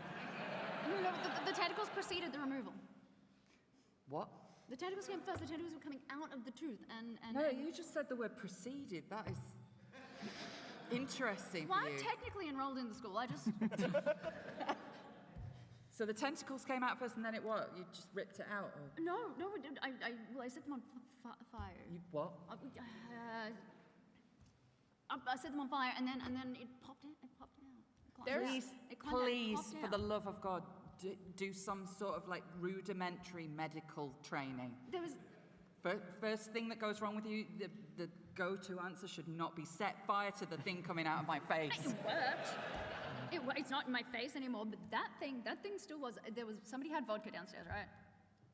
I'm gonna go downstairs and do a big Go get glug of vodka. vodka in the hope that kills anything that is still in there. Meanwhile, the boys, Blake, you've joined the boys at the back. They're having a throw. Give us your best mime of the football throw there, Well, Ed. I've got a whole plan. Yeah, Okay. When I thought he killed someone, that was one thing, but the way he's butchered this game, it's an insult to regular football, and I won't have it. And now that I've got some teammates, that's when people play together. I'm going to position myself, I organize it, tactics, game, get ready, and then I'm going to deliberately throw a really long pass over his head towards the shed to create an excuse for my teammates to get over there and be able to snoop around the shed. Can you I'll let you choose. Make a dex or strength roll. Ooh, let's go with... A good throw requires both, but which one are you going with? I will go with strength. Strength is 80. Pretty cool. Oh, actually, this game that I help make sometimes has a throw skill. It does. I cannot recall if I gave you throw. I have some throw. It's not as good as a raw more strength of a guy throw. with a hard head, judging by Tell that. you what, because you are a college footballer on a college football scholarship, even play you're good at college regular football. So you can make so with a bonus die. Fantastic. So I'll roll twice. You're going to roll the tens die twice, take the better result. That is going to be an extreme success. I'll just see if you do like a howitzer, I tell you. Yeah, okay, you do it. Extreme, so you step back to throw, you pass, and you throw, and your little finger hits the ball right at the end. And it spins around, tight spiral, that means good. And it goes all the way through, and it hits the Coca-Cola red zone.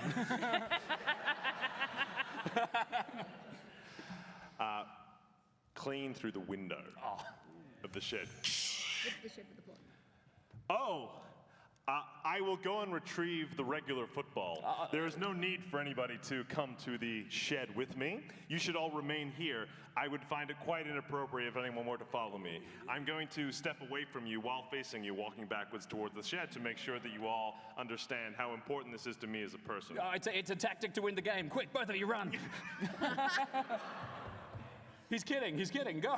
I'll go for it, yeah. I got it. Okay, you got it. I run. All right, make a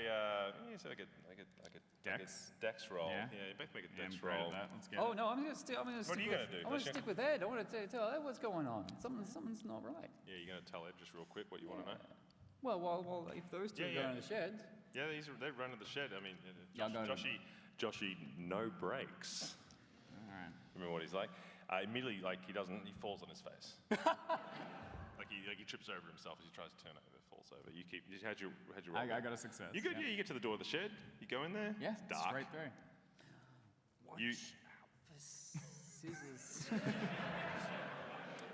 you're speaking to Dang. Ed. I feel like it's Yeah, no, I was in the talking to shed. Ed. What I'm are you sorry. telling Ed? I was talking What are you to telling Ed? I didn't notice. He's. I think Josh just might be trying to hurt people. We had scissors in attack mode, and there was blood upstairs.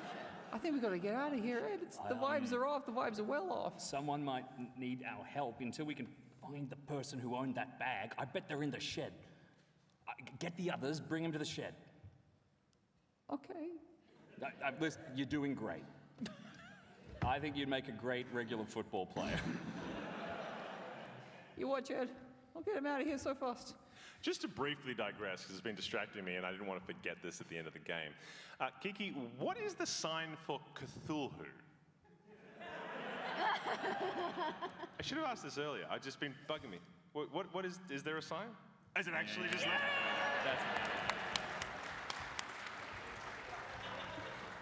It's the best thing I've learned.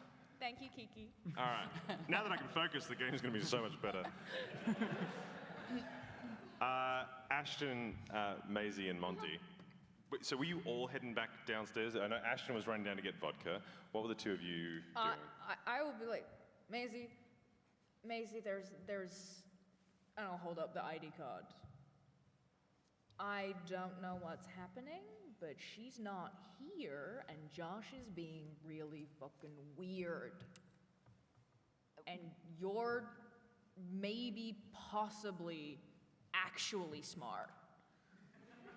Right. Well, from the state of the bedroom, it looks like she might be having a bit of a difficult day. From this... And he doesn't look like he was, mentally prepared to deal with that. So... He was immature. I have a feeling that her difficult day is that she might be dead. Right. We've got tentacles sprouting out of teeth. Yeah, no, I saw. Right. That's wild. I know her. I don't know her. Priority. Okay. I mean, my priority is not ending up like her. Do you have painkillers? No, but I'm sure Ashton does. Oh, there'll be some in here. Maisie is just raiding the cupboard at this point because she wants some. Painkillers? No, she wants supplies in case further experiments are necessary. Okay, cool. You take a bunch of stuff, Yeah. and if there's something really specific you want later, I'll ask for a luck roll. I basically want a selection of different base reactions. Mm-hmm. Some soothy, some. I don't know, science. I don't normally do this. I just noticed that you've taken some notes, including the drawing of a little tooth with a Yeah. tentacle, and the word science all in capitals with an exclamation point. Science!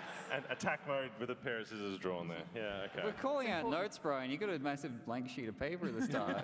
You've just written out character names around the word me, in case you forget your own This is, name. if anyone is not here on Sunday to come to the GMing panel that I'm running about GMing, this is like a map of the seating arrangement with my name and all of the character names not here. your name, just me. Well, it says me. I'm here, and then it's got the names of the people and where they're sitting, which is why I've frequently mistaken Wally and Blake, because this is a flawless thing to do.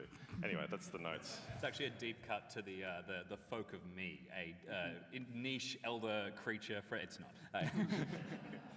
Okay. So before the tentacles happened, did you get some sort of like physical sensation that gave you like a heads up that it was gonna, or it was this? You felt violently ill. I'm real sick, and then I Right. vomited. You remember that? I vomited. Right. Take another. What glug was of- in it? Another glug of vodka. Just vomit. Just Right. a lot of vomit, and then. Well, you just that had a was lot of mostly water, right? You had like 3. Vodka. Was it vodka? I'm Yeah, the I'm from drinking the vodka fridge. now. And now you're drinking. No, but earlier. Oh, yeah, When but you threw like- up, you threw up the water. Didn't you I drink like threw 3 up bottles of water? yeah. So I was feeling Stares absolutely directly at camera. terrible. But I have not connected it to the water yet. No, I'm just it's letting you know. specific on my character sheet that I do quite a lot of drugs, so I'm assuming that's what went wrong. But yes, I would have thrown up the water. Alright, so you but got- it was like, then there was pain, and then there was no pain, and then there was a pop, and then there was tentacles. How long have we roughly got between like, ow, that hurts a bit, and Oh, like 4 seconds. Okay. It's pretty bad. All right. It's a rapid gestation period. Yeah. It's Yeah. pretty bad. Were there any Do you other doors wanna- upstairs, by the way? Sorry? Were there any other doors upstairs, by the way? Like, There is a third door that no That one's middle gone one into that you yet. didn't want us to No, go the into. middle one was there was the bedroom that he went to. There's the bathroom, and then there's a mysterious third door that no one's looked at, which he didn't say anything about. Okay. Maisie is gonna. Is there like a cupboard full of linen and stuff? Some people have those in bathrooms, or is that? Yeah, linen cupboard, sure. Yeah, okay. yeah. She's gonna go through the cupboard, grab a pillowcase, rip it up, make like a little face mask. Mm-hmm. So she can still breathe, she can still talk, but anything that tries to come out is going to be resisted. That's crazy. Where were you in 2020? You could have explained this to so many people. I was hiding. I think I'd look at this and like will join in the like, cool, yeah, I'm gonna pull out an actual face mask. Because I am the kind of nerd that still like, thinks about like, oh yeah, being around a bunch of people indoors You in the get modern two day. tentacles. I'm gonna just be like, cool, face mask. On yourself. Yeah. Okay, cool. Where else would I put it? Nice. You're going back inside? Yeah, I'm knocking on the door, getting everyone out. Which Oh, door? I've The got front downstairs door. to drink some the vodka. Everyone's downstairs, right? No, they're upstairs Oh, still. They damn. haven't come down just yet. I thought everyone- Tooling You're up. heading upstairs. Tooling up. I was And as soon as I can, I'm escaping downstairs, and All I'm right. just Is anyone I else will. doing I will be anything upstairs? following Okay. wherever you go. Are you following? Are you It's doing anything else disinfected upstairs? You said there was a third door? There is a third door. I'd like to look in that room. You go in that is a study, an old study. Great, I'm gonna start rifling through everything I can find in here. Oh, okay. So who, Joshy No Breaks' great-grandfather was a... Archaeologist. Yes. Yeah. It would appear that this is maybe like the untouched room that he used to study in. Maybe he was told by his family, like, just leave that there. That's a nice remembrance of our famous great-grandfather. Cool. So it looks like it's been untouched. Somewhat. Cool. Which bits have been touched? I mean, it's dusty, but they've been keeping it clean. It's nice, but there are some books, including some diaries and things, very old, like leather-bound, handwritten stuff from That look a like long they time have ago. been recently looked at, or they're just sitting on the Oh, desk? yeah. Great, I'd like to have a look at those, please. Yeah, you're cool. You come to an interesting entry. Do they happen to be written in either English or Russian? Duh. Yeah.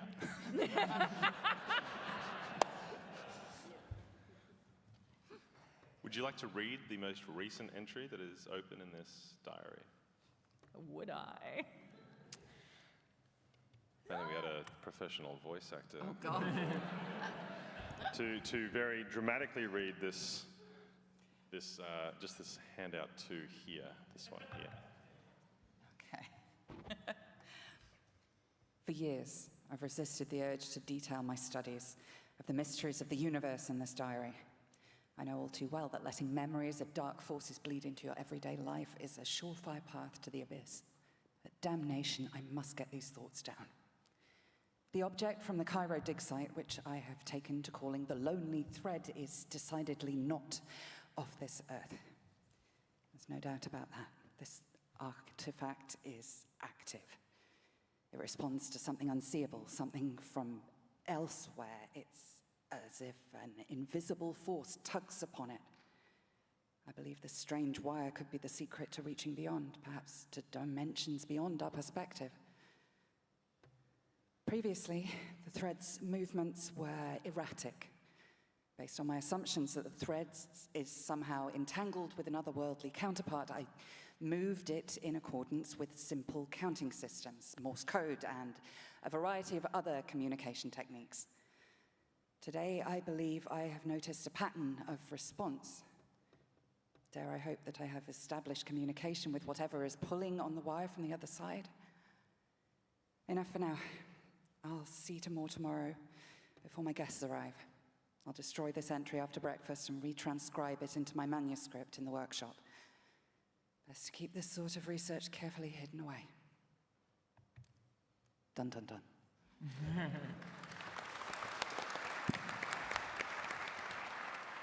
So just to be clear, this is an old-ass book. Like 100 years old. And is the writing that I just read old-ass writing? Yes. The fuck? It would just appear that somebody has maybe found and read this book recently. Yeah, but okay, but guests though. That's weird. Cool. So just because I don't know if it's going to come out in any other way, I'm terribly sorry, Brian. And my ideologies and beliefs are understanding as a path to enlightenment. I'd like to throw myself into understanding the fuck this is, if you wouldn't mind. How would you like to do that? Go mad? Oh, sure, sure. Yeah, just kind of like start going. Oh, he mentioned workshop, yeah? Yeah. Shed. Mother. Speaking of which. All right, I'm in the shed. You're in the shed. It's dark. Joshy's like, hey, don't go in there. I fell over. My center of gravity is different in this, in my body. I'm just going to stand up really slowly. Legal tackle, legal tackle.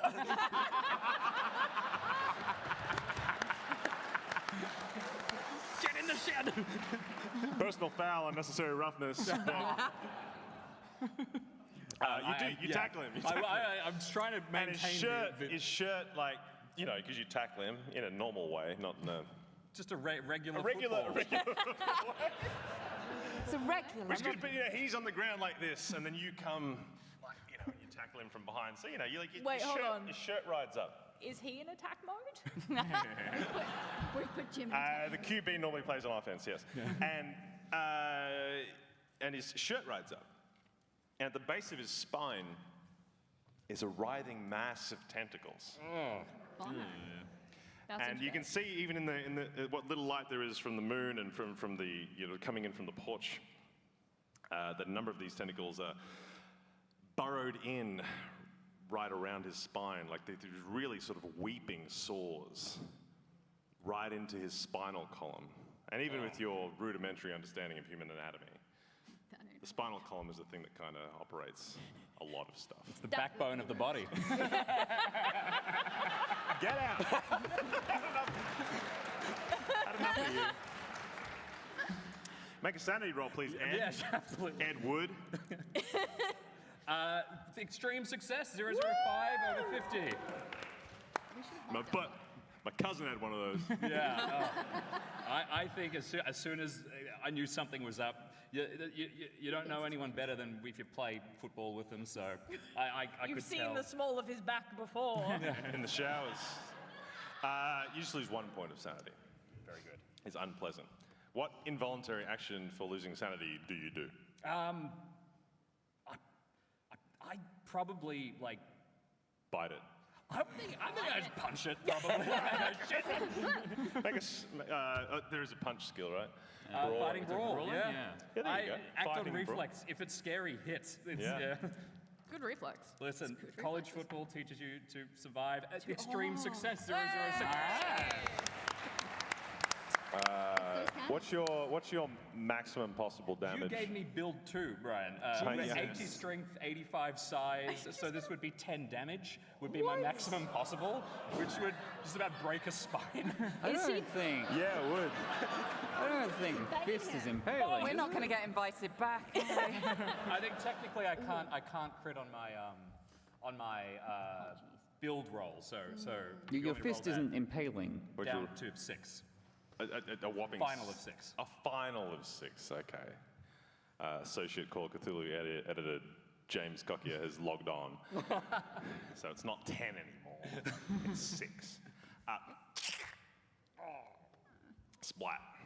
Tentacles suck themselves out of the spinal column and scurry under the fridge. They just scurry and I mean, still really hurt. It's just, what the hell?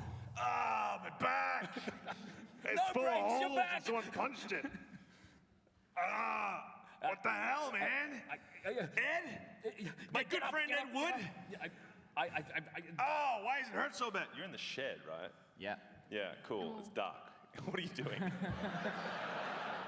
Just hanging out. May I ask a question? Do you want to turn the light? He's been standing in the doorway of this shed for like 12 minutes now. I need to find out what he's doing. Just really quick. It's dark. There's a light. All right. Sort of. 5 minutes is long you got enough. to ping. Yeah, I'll go for the light. Yeah, cool. It's cool. It lights up. There's like a cocoon. Oh, guys, there's a cocoon.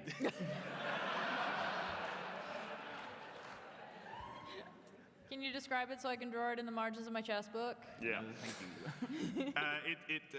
It hangs from the ceiling. This purpley, fleshy cocoon, sort of wrapped around like a big sack, dripping some sort of fluid that pools beneath it on the floor of this what was once some sort of workshop, but now like has bikes and like old boxes of DVDs in it and stuff, and also this cocoon. And it is undulating. Would you please make a sanity roll? Success. What's going on? You can always tell College when students Dave is built succeeds. different. Lose 1 point of sanity for seeing the undulating cocoon of flesh. Nuts. You can always tell when Dave succeeds a sanity roll. He gets really upset. You two, going down for the vodka still? You're screaming and shit from outside, but glug. they're playing football. A couple of big glugs. I'll probably go out after the screaming with the bottle of vodka. I don't know if you've ever had like a hole in your mouth from a tooth, but putting It's like gonna really hurt, yeah, yes. okay, yeah, right. It is So going to really, really hurt, but I thought it was going to be better than like gargling peroxide.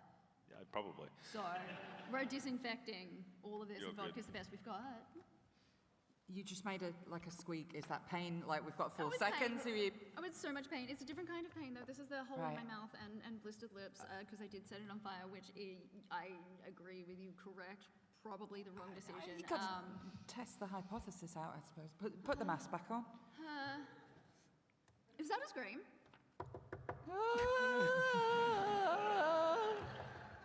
You keep knocking on things. They're just in the kitchen. The guy's got to go. I think Josh is going to try to hurt people, and I think we should go. We should probably just get back in the car and go. We should get everyone together.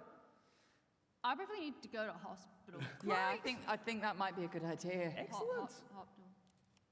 Let's go. Where are the others? There, I think Josh is going to try to hurt him. Ed's holding him off. What? You Why can do hear you think Josh, that? you can hear Josh from like outside. screaming. What the hell, my back? Oh, shit. Ed Wood, my good friend. Is this less weird? Shall we? Hospital. Come on. Hospital. Ed, just what's going on? Where am I? Just get up and come with me. Oh God, it hurts really bad. Yeah, that's remember what Coach Cruelty said. No, you push yourself. You push yourself. You get going. I push myself. I'm the most complex person here. I love medicine and the stage arts and chess and Drugs. college football. I love drugs. I love drugs, but not as much as I love my secret girlfriend Maria. She's a freshman and a bit of a loser, but I really like her. Oh God, we were going through my great-grandfather's old stuff because she thought it was cool. And then she said, we should go looking in the old workshop for this stuff. And that's all I remember. But hopefully she's okay. She was unpacking her stuff in the guest room because I didn't want to be too forward. Have you seen her? We should check the van. The van? Ashton's here. Oh, good. He'll probably have some painkillers. Did the horrible monster thing go scuttling towards the house, which means it's about to crash into these three? Probably. Oh, Your dear. house or shit? Didn't it go into the fridge? Yeah, Yeah, it's going towards the fridge. I had to get to the fridge. Okay, yeah, It's it's good to gonna get- get there it's just looking for the comfort of the fridge. Yes, Where all its brethren are. Yeah. maybe. So scum. You lot all right over there? I can hear exposition.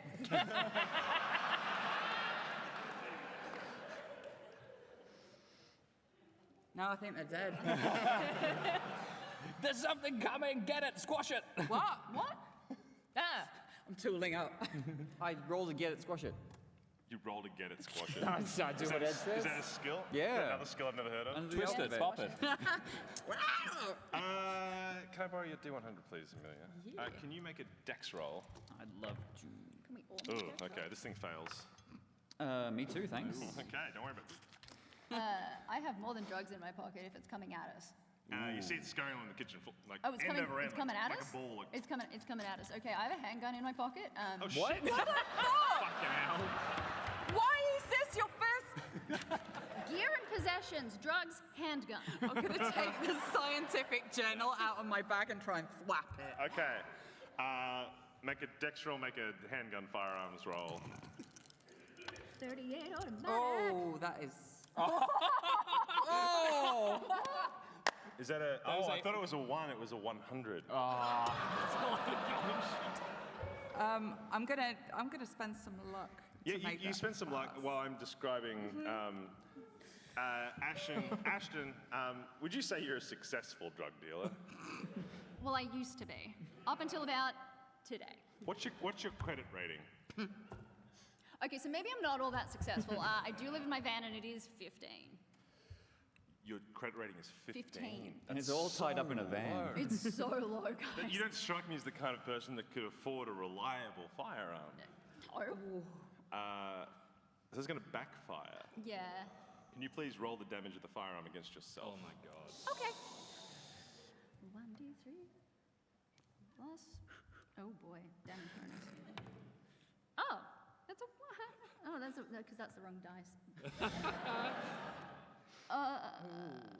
You're reading the right.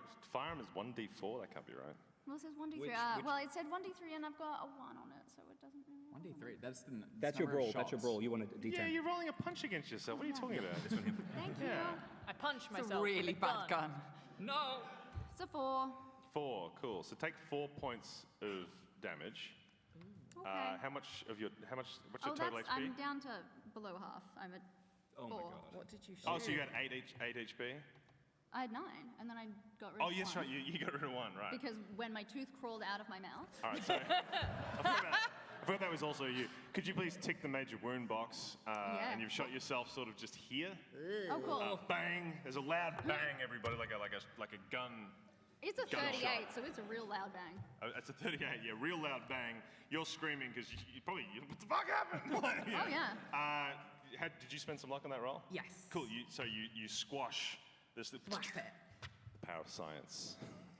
Yes! Science manual crushes it, and there's a big puddle of gross, fleshy purple blood under there. Shit. Oh God! What the hell's going on? Why is there a Grab gunfire? a towel and get that on there. Quick. We got it squashed. All right. What is wrong with you? There's a lot happening. Dexterity order, please. Who's got the highest dexterity? Oh, What's shit, it's everybody's probably me, dexterity? 80. Ed, what's your dex? 70. 80. 60. 50. 50. 55. Ashton, what are you doing? Screaming.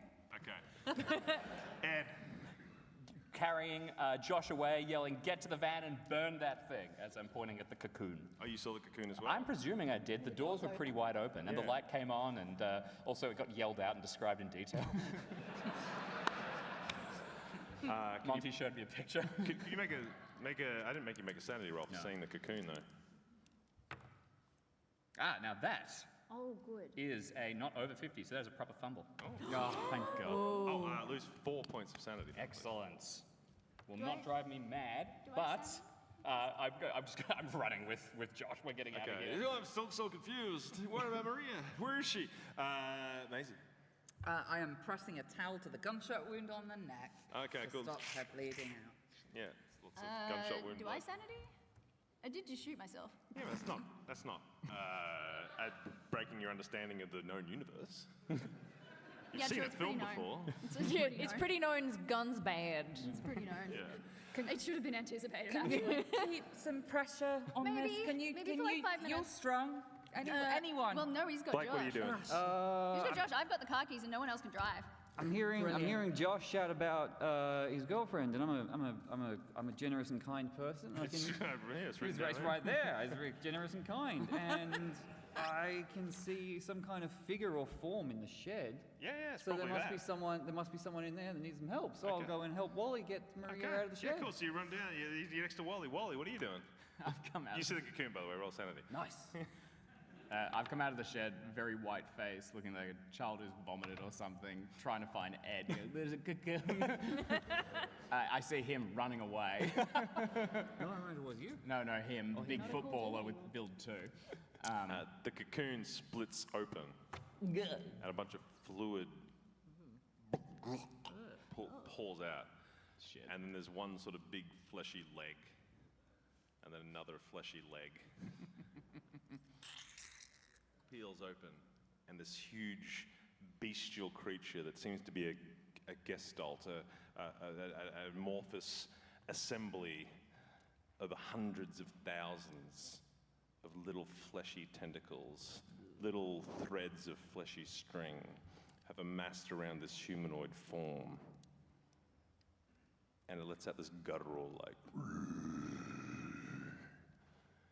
and it lumbers towards you.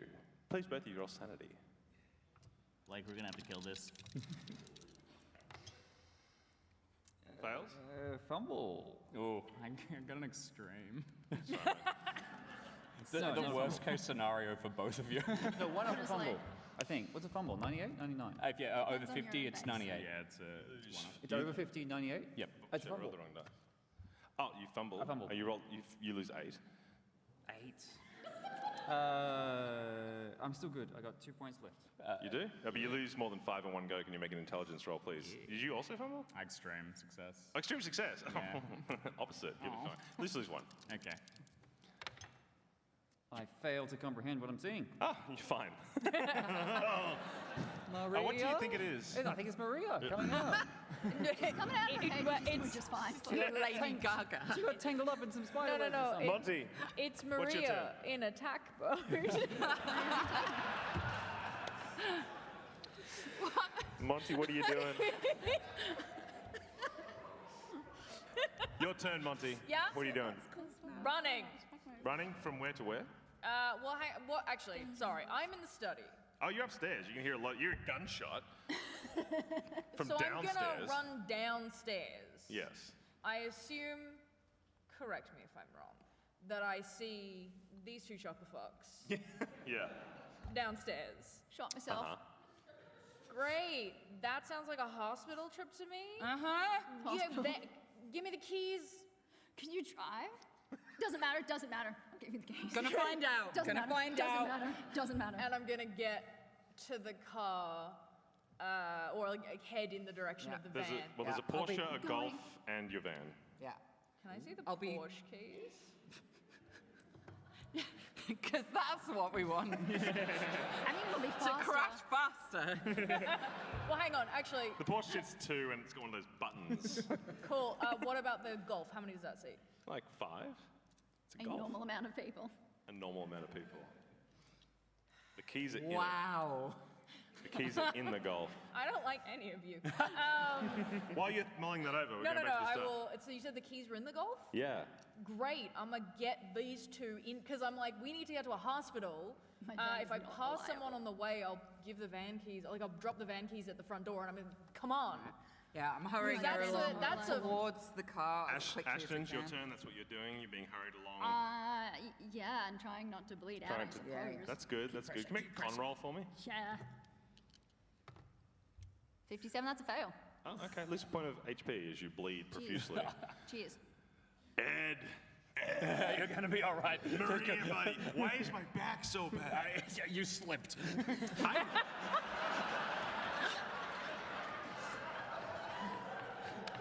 I'm really thirsty, man. I don't.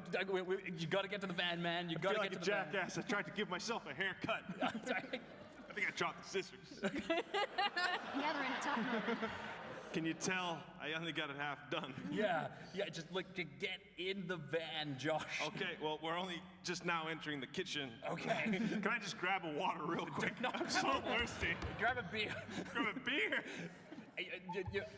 You want alcohol in your system for medical reasons. Okay, I kind of smell like beer, which is weird. Why do I smell like beer? It's a party, Josh. Okay, well, I'll have a beer real quick. Just a few small beers. Anyone? Yeah. Anyone? Two of you? Go to the movies, guys. Cinema is so good right now. Anyway, yeah, that's what you're doing. I'm trying to scare him into the car as quick as I can. Maisie. Hi. Hi. You're helping? What are we doing? Yeah, trying to get her outside while you hear this? stopping the blood. Like, from a distance, not close. Which Unpleasant. direction? Like, the backyard. The backyard. Like the other The side. same direction that But it's you the others echoing have, through the forest. Yeah, the yeah. others have yeah, gone in that direction. Yeah, yeah. Science. Faster and maybe passing them along. You're going into... Yeah, Into passing Maria's them. golf? Keep the pressure on Maybe. neck. Keep the pressure on Maybe, that. maybe. Bind it right round her neck. Don't Choke her. completely, like... You know how humans work, right? I forget how normal people think. Do I know how humans work? Yeah. The English major who likes chess. Guys, I think I'm dying. All right. Hang on. Wait, Ashton. Pulp Fiction. You got one of those? Oh, yeah. Great. Gimme. Well, gimme. This is a reference to a syringe full of adrenaline? Of like Movies. an EpiPen. Yeah. Movies. Just an EpiPen will do it. An It's- EpiPen. That Do you is a have kind of one? adrenaline. That is an adrenaline. Do you have one of those? Oh, I assume so. Make a luck roll. American healthcare system, you gotta, get anything you can. Oh dear. Never mind. I had one, but I used it for a party trick. Maybe like call that plan B, plan A, keep the I'm blood just in. taking Ashton to the golf. Hospital. Into Maria's golf. Where have the others gone? Blake. Yeah. And Wally. What are you doing? The others are coming. We just have to fight.